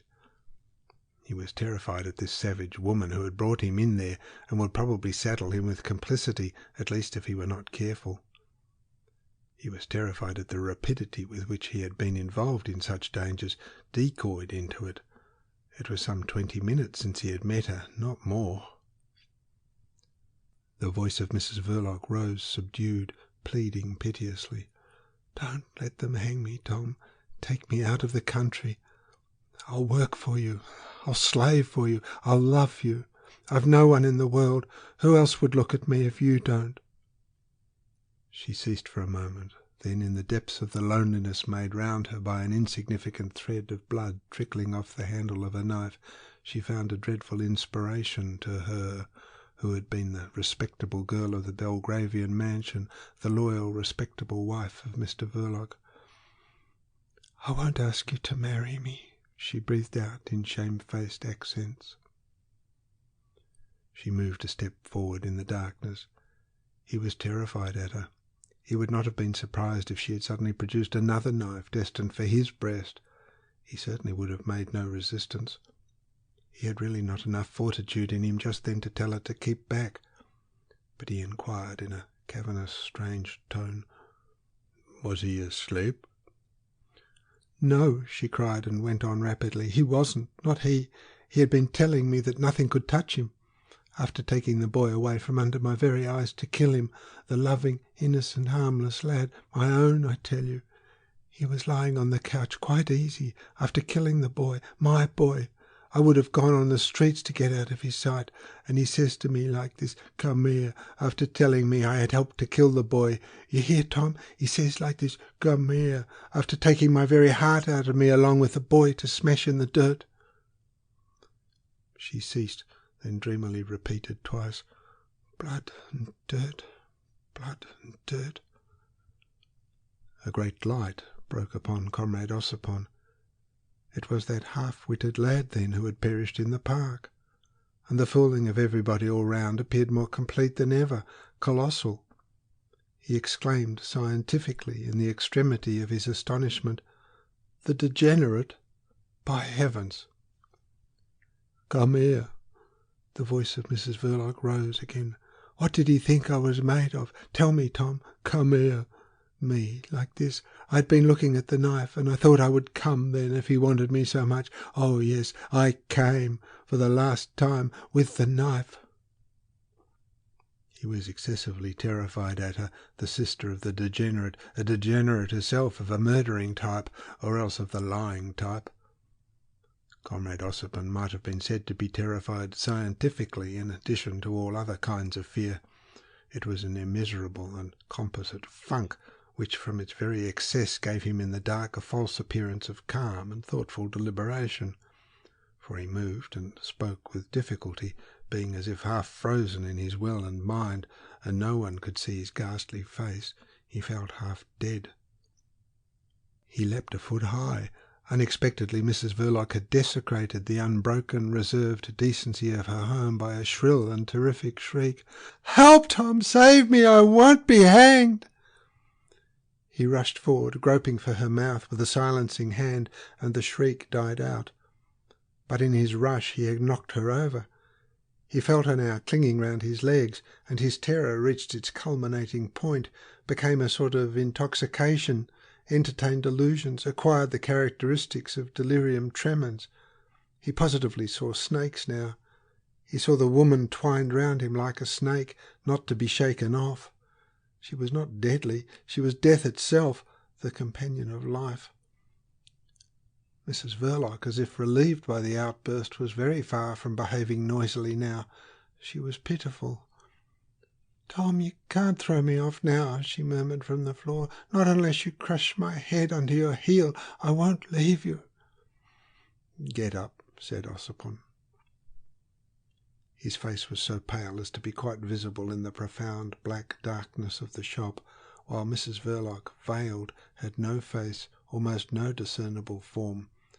The trembling of something small and white, a flower in her hat, marked her place, her movements. It rose in the blackness. She had got up from the floor, and Ossipon regretted not having run out at once into the street, but he perceived easily that it would not do. It would not do. She would run after him. She would pursue him, shrieking, till she sent every policeman within hearing in chase, and then goodness only knew what she would say of him. He was so frightened that for a moment the insane notion of strangling her in the dark passed through his mind, and he became more frightened than ever. She had him. He saw himself living in abject terror in some obscure hamlet in Spain or Italy, till some fine morning they found him dead too, with a knife in his breast, like Mr. Verloc. He sighed deeply. He dared not move, and Mrs. Verloc waited in silence, the good pleasure of her saviour, deriving comfort from his reflective silence. Suddenly he spoke up in an almost natural voice. His reflections had come to an end. "Let's go out, or we'll lose the train." "Where are we going to, Tom?" she asked timidly. Mrs. Verloc was no longer a free woman. "Let's go to Paris first, the best way we can. Go out first and see if the way's clear." She obeyed. Her voice came subdued through the cautiously opened door. "It's all right." Ossipon came out. Notwithstanding his endeavours to be gentle, the cracked bell clattered behind the closed door in the empty shop, as if trying in vain to warn the reposing Mr. Verloc of the final departure of his wife, accompanied by his friend. In the hansom they presently picked up, the robust anarchist became explanatory. He was still awfully pale, with eyes that seemed to have sunk a whole half-inch into his tense face, but he seemed to have thought of everything with extraordinary method. "When we arrive," he discoursed in a queer, monotonous tone, "you must go into the station ahead of me, as if we did not know each other. I will take the tickets and slip in yours into your hand as I pass you. Then you will go into the first-class ladies' waiting room and sit there till 10 minutes before the train starts. Then you come out. I will be outside. You go in first on the platform as if you did not know me. There may be eyes watching there that know what's what. Alone, you're only a woman going off by train. I am known. With me you may be guessed at as Mrs. Verloc running away. Do you understand, my dear?" he added with an effort. "Yes," said Mrs. Verloc, sitting there against him in the hansom, all rigid with the dread of the gallows and the fear of death. "Yes, Tom." And she added to herself, like an awful refrain, "The drop given was 14 feet." Ossipon, not looking at her, and with a face like a fresh plaster cast of himself after a wasting illness, said, "By the by, I ought to have the money for the tickets now." Mrs. Verloc, undoing some hooks of her bodice, while she went on staring ahead beyond the splashboard, handed over to him the new pigskin pocket-book. He received it without a word, and seemed to plunge it deep somewhere into his very breast. Then he slapped his coat on the outside. All this was done without the exchange of a single glance. They were like two people looking out for the first sight of a desired goal. It was not till the hansom swung round a corner and towards the bridge that Ossipon opened his lips again. "Do you know how much money there is in that thing?" he asked, as if addressing slowly some hobgoblin sitting between the ears of the horse. "No," said Mrs. Verloc. "He gave it to me. I didn't count. I thought nothing of it at the time. Afterwards—" She moved her right hand a little. It was so expressive, that little movement of that right hand, which had struck the deadly blow into a man's heart less than an hour before, that Ossipon could not repress a shudder. He exaggerated it then purposely, and muttered, I am cold. I get chilled through." Mrs. Verloc looked straight ahead at the perspective of her escape. Now and then, like a sable streamer blown across the road, the words, "The drop given was 14 feet," got in the way of her tense stare. Through her black veil the whites of her big eyes gleamed lustrously like the eyes of a masked woman. Ossipon's rigidity had something businesslike, a queer, official expression. He was heard again all of a sudden, as though he had released a catch in order to speak. "Look here, do you know whether he kept his account at the bank in his own name or in some other name?" Mrs. Verloc turned upon him her masked face and the big white gleam of her eyes. "Other name?" she said thoughtfully. "Be exact in what you say," Ossipon lectured in the swift motion of the hansom. "It's extremely important. I will explain to you. The bank has the numbers of these notes. If they were paid to him in his own name, then when his death becomes known, the notes may serve to track us, since we have no other money. You have no other money on you?" She shook her head negatively. "None whatsoever?" he insisted. "A few coppers." "It would be dangerous in that case. The money would have then to be dealt specially with, very specially. We'd have perhaps to lose more than half the amount in order to get these notes changed in a certain safe place I know of in Paris. In the other case, I mean, if he had his account and got paid out under some other name, say Smith for instance, the money is perfectly safe to use. You understand? The bank has no means of knowing that Mr. Verloc and, say, Smith are one and the same person. Do you see how important it is that you should make no mistake in answering me? Can you answer that query at all? Perhaps not, eh?" She said composedly, "I remember now. He didn't bank in his own name. He told me once that it was on deposit in the name of Prosor." "You're sure?" "Certain." "You don't think the bank had any knowledge of his real name, or anybody in the bank, or—" She shrugged her shoulders. "How can I know? Is it likely, Tom?" "No, I suppose it's not likely. It would have been more comfortable to know. Here we are. Get out first and walk straight in. Move smartly." He remained behind and paid the cabman out of his own loose silver. The programme traced by his minute foresight was carried out. When Mrs. Verloc, with her ticket for St. Malo in her hand, entered the ladies' waiting room, Conrad Ossipon walked into the bar, and in 7 minutes absorbed 3 goes of hot brandy and water. "Trying to drive out a cold," he explained to the barmaid with a friendly nod and a grimacing smile. Then he came out, bringing out from that festive interlude the face of a man who had drunk at the very fountain of sorrow. He raised his eyes to the clock. It was time. He waited.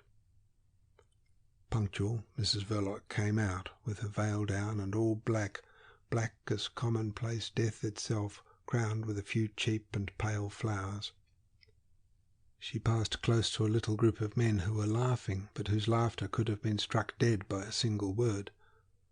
Her walk was indolent, but her back was straight, and Conrad Ossipon looked after it in terror before making a start himself. The train was drawn up, with hardly anybody about its row of open doors. Owing to the time of the year and to the abominable weather, there were hardly any passengers.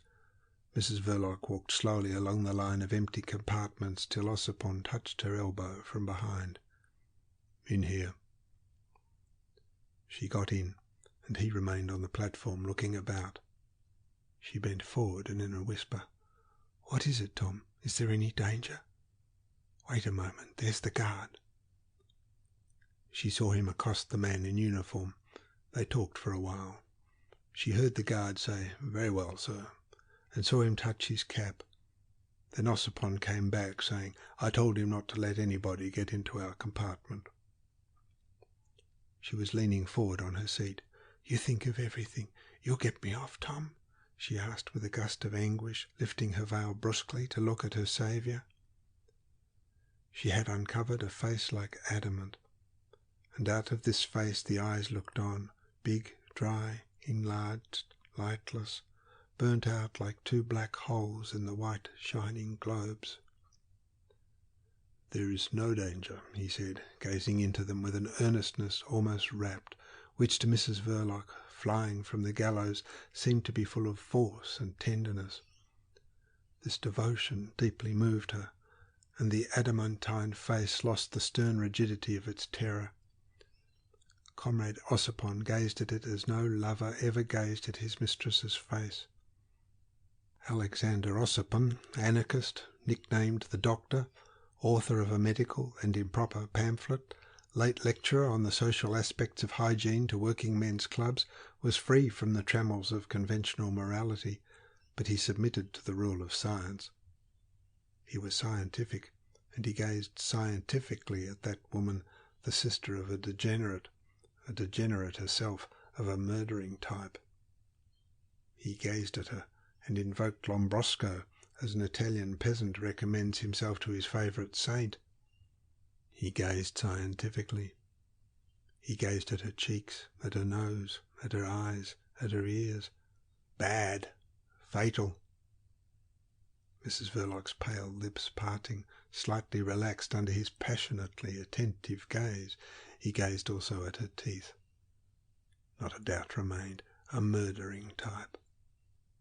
If Comrade Ossipon did not recommend his terrified soul to Lombroso, it was only because, on scientific grounds, he could not believe that he carried about him such a thing as a soul. But he had in him the scientific spirit which moved him to testify on the platform of a railway station in nervous, jerky phrases. "He was an extraordinary lad, that brother of yours, most interesting to study, a perfect type in a way, perfect." He spoke scientifically in his secret fear, and Mrs. Verloc, hearing these words of commendation vouchsafed to her beloved dead, swayed forward with a flicker of light in her sombre eyes, like a ray of sunshine heralding a tempest of rain. "He was that indeed," she whispered softly, with quivering lips. "You took a lot of notice of him, Tom. I loved you for it." "It's almost incredible the resemblance there was between you two," pursued Ossipon, giving a voice to his abiding dread, and trying to conceal his nervous, sickening impatience for the train to start. "Yes, he resembled you." These words were not especially touching or sympathetic, but the fact of that resemblance insisted upon was enough in itself to act upon her emotions powerfully. With a little faint cry, and throwing her arms out, Mrs. Verloc burst into tears at last. Ossipon entered the carriage, hastily closed the door, and looked out to see the time by the station clock. 8 minutes more. For the first 3 of these Mrs. Verloc wept violently and helplessly without pause or interruption. Then she recovered somewhat and sobbed gently in an abundant fall of tears. She tried to talk to her Saviour, to the man who was the messenger of life. "Oh, Tom, how could I fear to die after he was taken away from me so cruelly? How could I be such a coward?" She lamented aloud her love of life, that life without grace or charm, and almost without decency, but of an exalted faithfulness of purpose, even unto murder. And, as often happens in the lament of poor humanity, rich in suffering but indigent in words, the truth, the very cry of truth, was found in a worn and artificial shape picked up somewhere among the phrases of sham sentiment. "How could I be so afraid of death, Tom? I tried, but I am afraid. I tried to do away with myself, and I couldn't. Am I hard? I suppose the cup of horrors was not full enough for such as me. Then when you came—" She paused. Then, in a gust of confidence and gratitude, "I will live all my days for you, Tom," she sobbed out. "Go over into the other corner of the carriage, away from the platform," said Ossipon solicitously. She let her saviour settle her comfortably, and he watched the coming on of another crisis of weeping, still more violent than the first. He watched the symptoms with a sort of medical air, as if counting seconds. He heard the guard's whistle at last. An involuntary contraction of the upper lip bared his teeth with all the aspect of savage resolution as he felt the train beginning to move. Mrs. Verloc heard and felt nothing, and Ossipon, her saviour, stood still. He felt the train roll quicker, rumbling heavily to the sound of the woman's loud sobs, and then, crossing the carriage in 2 long strides, he opened the door deliberately and leapt out. He had leapt out at the very end of the platform, and such was his determination in sticking to his desperate plan that he managed, by a sort of miracle performed almost in the air, to slam the door of the carriage. Only then did he find himself rolling head over heels like a shot rabbit. He was bruised, shaken, pale as death, and out of breath when he got up, but he was calm, and perfectly able to meet the excited crowd of railwaymen who had gathered round him in a moment. He explained in gentle and convincing tones that his wife had started at a moment's notice for Brittany to her dying mother, that of course she was greatly upset, and he considerably concerned at her state, that he was trying to cheer her up, and had absolutely failed to notice at first that the train was moving out. To the general exclamation, "Why didn't you go on to Southampton then, sir?" he objected the inexperience of a young sister-in-law left alone in the house with 3 small children, and her alarm at his absence, the telegraph offices being closed. He had acted on impulse. "But I don't think I'll ever try that again," he concluded, smiled all round, distributed some small change, and marched without a limp out of the station. Outside, Comrade Ossipon, flush of safe banknotes as never before in his life, refused the offer of a cab. "I can walk," he said, with a little friendly laugh to the civil driver. He could walk. He walked. He crossed the bridge. Later on, the towers of the Abbey saw in their massive immobility the yellow bush of his hair passing under the lamps. The lights of Victoria saw him too, and Sloane Square, and the railings of the park, and Comrade Ossipon once more found himself on a bridge. The river, a sinister marvel of still shadows and flowing gleams mingling below in a black silence, arrested his attention. He stood looking over the parapet for a long time. The clock tower boomed a brazen blast above his drooping head. He looked up at the dial. 12:30 of a wild night in the Channel. And again Comrade Ossipon walked.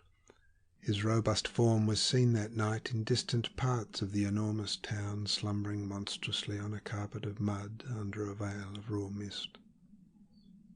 It was seen crossing the streets without life and sound, or diminishing in the interminable straight perspectives of shadowy houses bordering empty roadways lined by strings of gas lamps. He walked through squares, places, ovals, commons, through monotonous streets with unknown names, where the dust of humanity settles inert and hopeless out of the stream of life. He walked. And suddenly turning into a strip of a front garden with a mangy grass plot, he let himself into a small grimy house with a latchkey he took out of his pocket.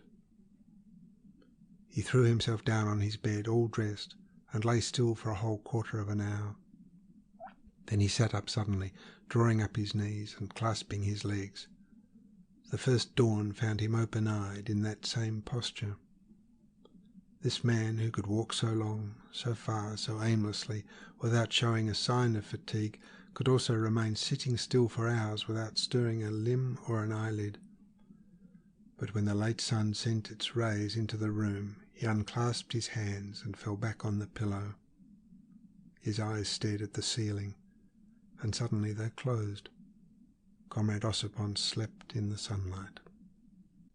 Chapter 13 of The Secret Agent by Joseph Conrad. The enormous iron padlock on the doors of the wall cupboard was the only object in the room on which the eye could rest without becoming afflicted by the miserable unloveliness of forms and the poverty of material. Unsaleable in the ordinary course of business on account of its noble proportions, it had been ceded to the Professor for a few pence by a marine dealer in the east of London.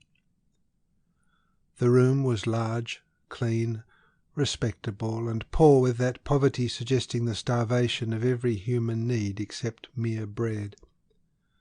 There was nothing on the walls but the paper, an expanse of arsenical green, soiled with indelible smudges here and there, and with stains resembling faded maps of uninhabited continents. At a deal table near a window sat Comrade Ossipon, holding his head between his fists. The Professor, dressed in his only suit of shoddy tweeds, but flapping to and fro on the bare boards a pair of incredibly dilapidated slippers, had thrust his hands deep into the overstrained pockets of his jacket. He was relating to his robust guest a visit he had lately been paying to the Apostle Michaelis. The perfect anarchist had even been unbending a little. The fellow didn't know anything of Verloc's death. Of course, he never looks at the newspapers. They make him too sad, he says, but never mind. I walked into his cottage, not a soul anywhere. I had to shout half a dozen times before he answered me. I thought he was fast asleep yet, in bed. But not at all. He had been writing his book for 4 hours already. He sat in that tiny cage in a litter of manuscript. There was a half-eaten raw carrot on the table near him, his breakfast. He lives on a diet of raw carrots and a little milk now. "How does he look on it?" asked Comrade Ossipon listlessly. "Angelic." I picked up a handful of his pages from the floor. The poverty of reasoning is astonishing. He has no logic. He can't think consecutively. But that's nothing. He has divided his biography into 3 parts, entitled Faith, Hope, Charity. He is elaborating now the idea of a world planned out like an immense and nice hospital with gardens and flowers, in which the strong are to devote themselves to the nursing of the weak. The Professor paused. "Conceive you this folly, Ossipon, the weak, the source of all evil on this earth," he continued with his grim assurance. I told him that I dreamt of a world like Shambles, where the weak would be taken in hand for utter extermination. "You understand, Ossipon? The source of all evil. They are our sinister masters, the weak, the flabby, the silly, the cowardly, the faint of heart, and the slavish of mind.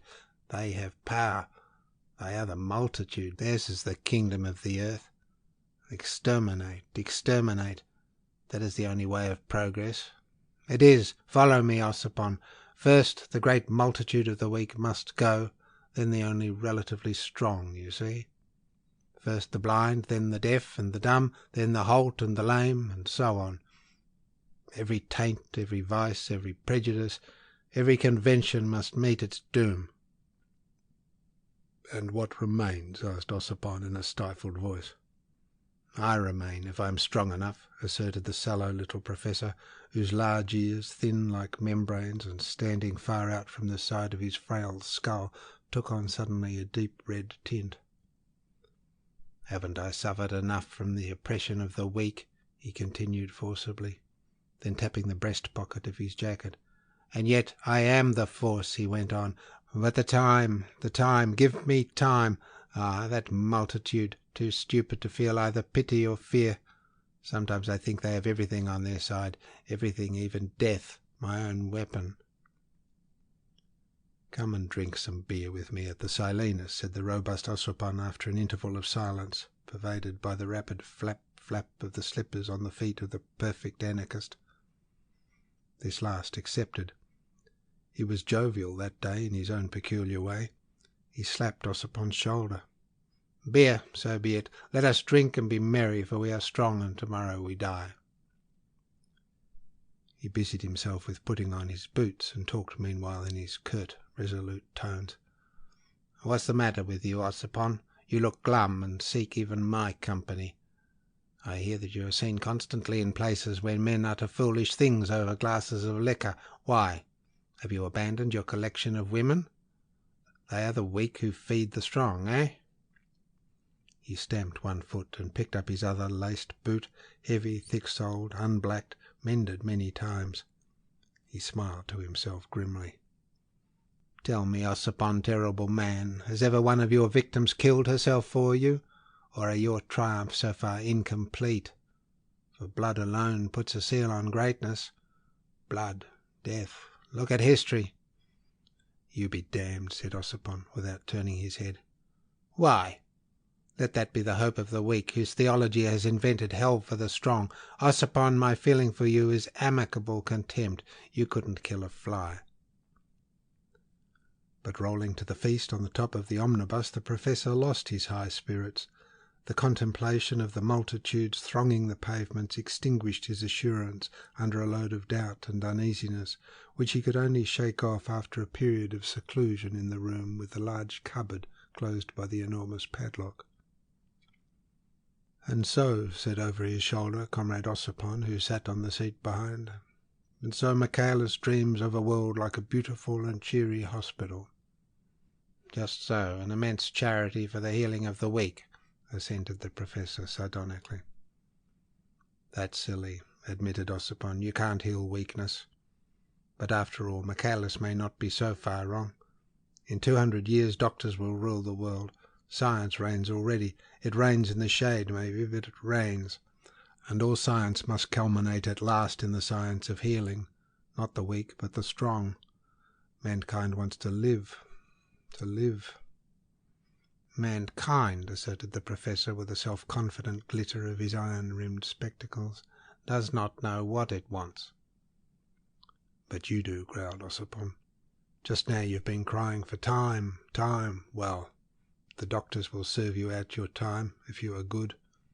You profess yourself to be one of the strong, because you carry in your pocket enough stuff to send yourself and, say, 20 other people into eternity. But eternity is a damned hole. It's time that you need. You, if you met a man who could give you for certain 10 years of time, you would call him your master. My device is no God, no master, said the Professor sententiously as he rose to get off the bus. Ossipon followed. Wait till you're lying flat on your back at the end of your time, he retorted, jumping off the footboard after the other. Your scurvy, shabby, mangy little bit of time, he continued across the street and hopping onto the curbstone. Ossipon, I think that you are a humbug, the Professor said, opening masterfully the doors of the renowned Silenus. And when they had established themselves at a little table, he developed further this gracious thought. You are not even a doctor, but you are funny. Your notion of a humanity universally putting out the tongue and taking the pill from pole to pole at the bidding of a few solemn jokers is worthy of the prophet. Prophecy, what's the good of thinking of what will be? He raised his glass. To the destruction of what is, he said calmly. He drank and relapsed into his peculiarly close manner of silence. The thought of a mankind as numerous as the sands of the seashore, as indestructible, as difficult to handle, oppressed him. The sound of exploding bombs was lost in their immensity of passive grains without an echo. For instance, this Verloc affair. Who thought of it now? Ossipon, as if suddenly compelled by some mysterious force, pulled a much-folded newspaper out of his pocket. The Professor raised his head at the rustle. "What's that paper? Anything in it?" he asked. Ossipon started like a scared somnambulist. Nothing whatever. The thing's 10 days old. I forgot it in my pocket, I suppose." But he did not throw the old thing away. Before returning it to his pocket, he stole a glance at the last lines of a paragraph. They ran thus: "An impenetrable mystery seems destined to hang forever over this act of madness or despair." Such were the end words of an item of news headed "Suicide of Lady Passenger from a Cross-Channel Boat." Comrade Ossipon was familiar with the beauties of its journalistic style. "An impenetrable mystery seems destined to hang forever." He knew every word by heart. An impenetrable mystery. And the robust anarchist, hanging his head on his breast, fell into a long reverie. He was menaced by this thing in the very source of his existence. He could not issue forth to meet his various conquests, those that he courted on benches in Kensington Gardens and those he met near area railings, without the dread of beginning to talk to them of an impenetrable mystery destined. He was becoming scientifically afraid of insanity lying in wait for him amongst these lines, to hang forever over. It was an obsession, a torture. He had lately failed to keep several of these appointments, whose note used to be an unbounded trustfulness in the language of sentiment and manly tenderness. The confiding disposition of various classes of women satisfied the needs of his self-love and put some material means into his hand. He needed it to live. It was there. But if he could no longer make use of it, he ran the risk of starving his ideals and his body. This act of madness or despair, an impenetrable mystery, was sure to hang forever as far as all mankind was concerned. But what of that, if he alone of all men could never get rid of the cursed knowledge? And Comrade Ossipon's knowledge was as precise as the newspaper man could make it, up to the very threshold of the mystery destined to hang forever. Comrade Ossipon was well informed. He knew what the gangwayman of the steamer had seen. A lady in a black dress and a black veil wandering at midnight alongside on the quay. "Are you going by the boat, ma'am?" he had asked her encouragingly. "This way." She seemed not to know what to do. He helped her on board. She seemed weak. And he knew also what the stewardess had seen. A lady in black with a white face standing in the middle of the empty ladies' cabin. The stewardess induced her to lie down there. The lady seemed quite unwilling to speak, and as if she were in some awful trouble. The next the stewardess knew, she was gone from the ladies' cabin. The stewardess then went on deck to look for her, and Conrad Ossipon was informed that the good woman found the unhappy lady lying down in one of the hooded seats. Her eyes were open, but she would not answer anything that was said to her. She seemed very ill. The stewardess fetched the chief steward, and those two people stood by the side of the hooded seat, consulting over their extraordinary and tragic passenger. They talked in audible whispers, for she seemed past hearing, of St. Malo and the consul there, of communicating with her people in England. Then they went away to arrange for her removal down below, for indeed by what they could see of her face she seemed to them to be dying. But Conrad Ossipon knew that behind that white mask of despair there was struggling against terror and despair a vigour of vitality, a love of life that could resist the furious anguish which drives to murder and the fear, the blind mad fear of the gallows. He knew.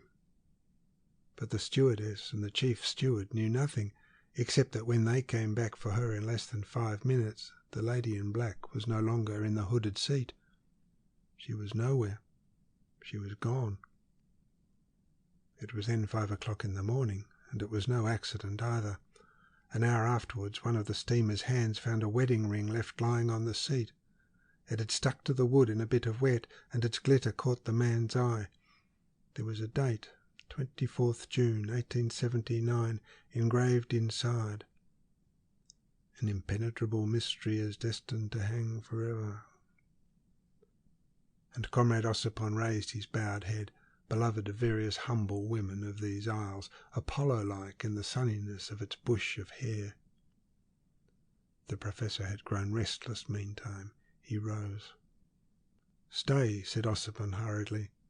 "Here, what do you know of madness and despair?" The professor passed the tip of his tongue on his dry thin lips and said doctorally, "There are no such things. All passion is lost now. The world is mediocre, limp, without force. And madness and despair are a force, and force is a crime in the eyes of the fools, the weak and the silly who rule the roost. You are mediocre. Verloc, whose affair the police has managed to smother so nicely, was mediocre. And the police murdered him. He was mediocre. Everybody is mediocre. Madness and despair. Give me that for a lever and I'll move the world. Ossipon, you have my cordial scorn. You are incapable of conceiving even what the fat-fed citizen would call a crime. You have no force." He paused, smiling sardonically under the fierce glitter of his thick glasses. "And let me tell you that this little legacy they say you've come into has not improved your intelligence. You sit at your beer like a dummy. Goodbye." "Will you have it?" said Ossipon, looking up with an idiotic grin. "Have what?" "The legacy. All of it." The incorruptible professor only smiled. His clothes were all but falling off him. His boots, shapeless with repairs, heavy like lead, let water in at every step.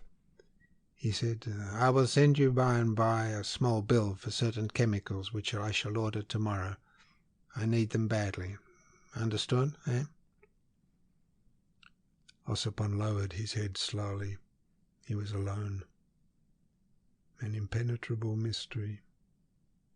It seemed to him that suspended in the air before him he saw his own brain pulsating to the rhythm of an impenetrable mystery. It was diseased, clearly, this act of madness or despair. The mechanical piano near the door played through a valse cheekily, then fell silent all at once, as if gone grumpy. Conrad Ossipon, nicknamed the Doctor, went out of the Silenus beer hall. At the door he hesitated, blinking at a not too splendid sunlight. and the paper with the report of the suicide of a lady was in his pocket. His heart was beating against it. The suicide of a lady, this act of madness or despair. He walked along the street without looking where he put his feet, and he walked in a direction which would not bring him to the place of appointment with another lady, an elderly nursery governess putting her trust in an Apollo-like ambrosial head. He was walking away from it. He could face no woman. It was ruin. He could neither think, work, sleep, nor eat. But he was beginning to drink with pleasure, with anticipation, with hope. It was ruin. His revolutionary career, sustained by the sentiment and trustfulness of many women, was menaced by an impenetrable mystery, the mystery of a human brain pulsating wrongfully to the rhythm of journalistic phrases, will hang forever over this act. It was inclining towards the gutter of madness or despair. "I am seriously ill," he muttered to himself with scientific insight. Already his robust form, with an embassy's Secret Service money, inherited from Mr. Verloc, in his pockets, was marching in the gutter as if in training for the task of an inevitable future. Already he bowed his broad shoulders, his head of ambrosial locks, as if ready to receive the leather yoke of the sandwich board. As on that night more than a week ago, Conrad Ossipon walked without looking where he put his feet, feeling no fatigue, feeling nothing, seeing nothing, hearing not a sound. An impenetrable mystery. He walked disregarded. This act of madness or despair. And the incorruptible professor walked too, averting his eyes from the odious multitude of mankind. He had no future. He disdained it. He was a force. His thoughts caressed the images of ruin and destruction. He walked frail, insignificant, shabby, miserable, and terrible in the simplicity of his idea, calling madness and despair to the regeneration of the world. Nobody looked at him. He passed on, unsuspected and deadly, like a pest in the street full of men. End of chapter 13.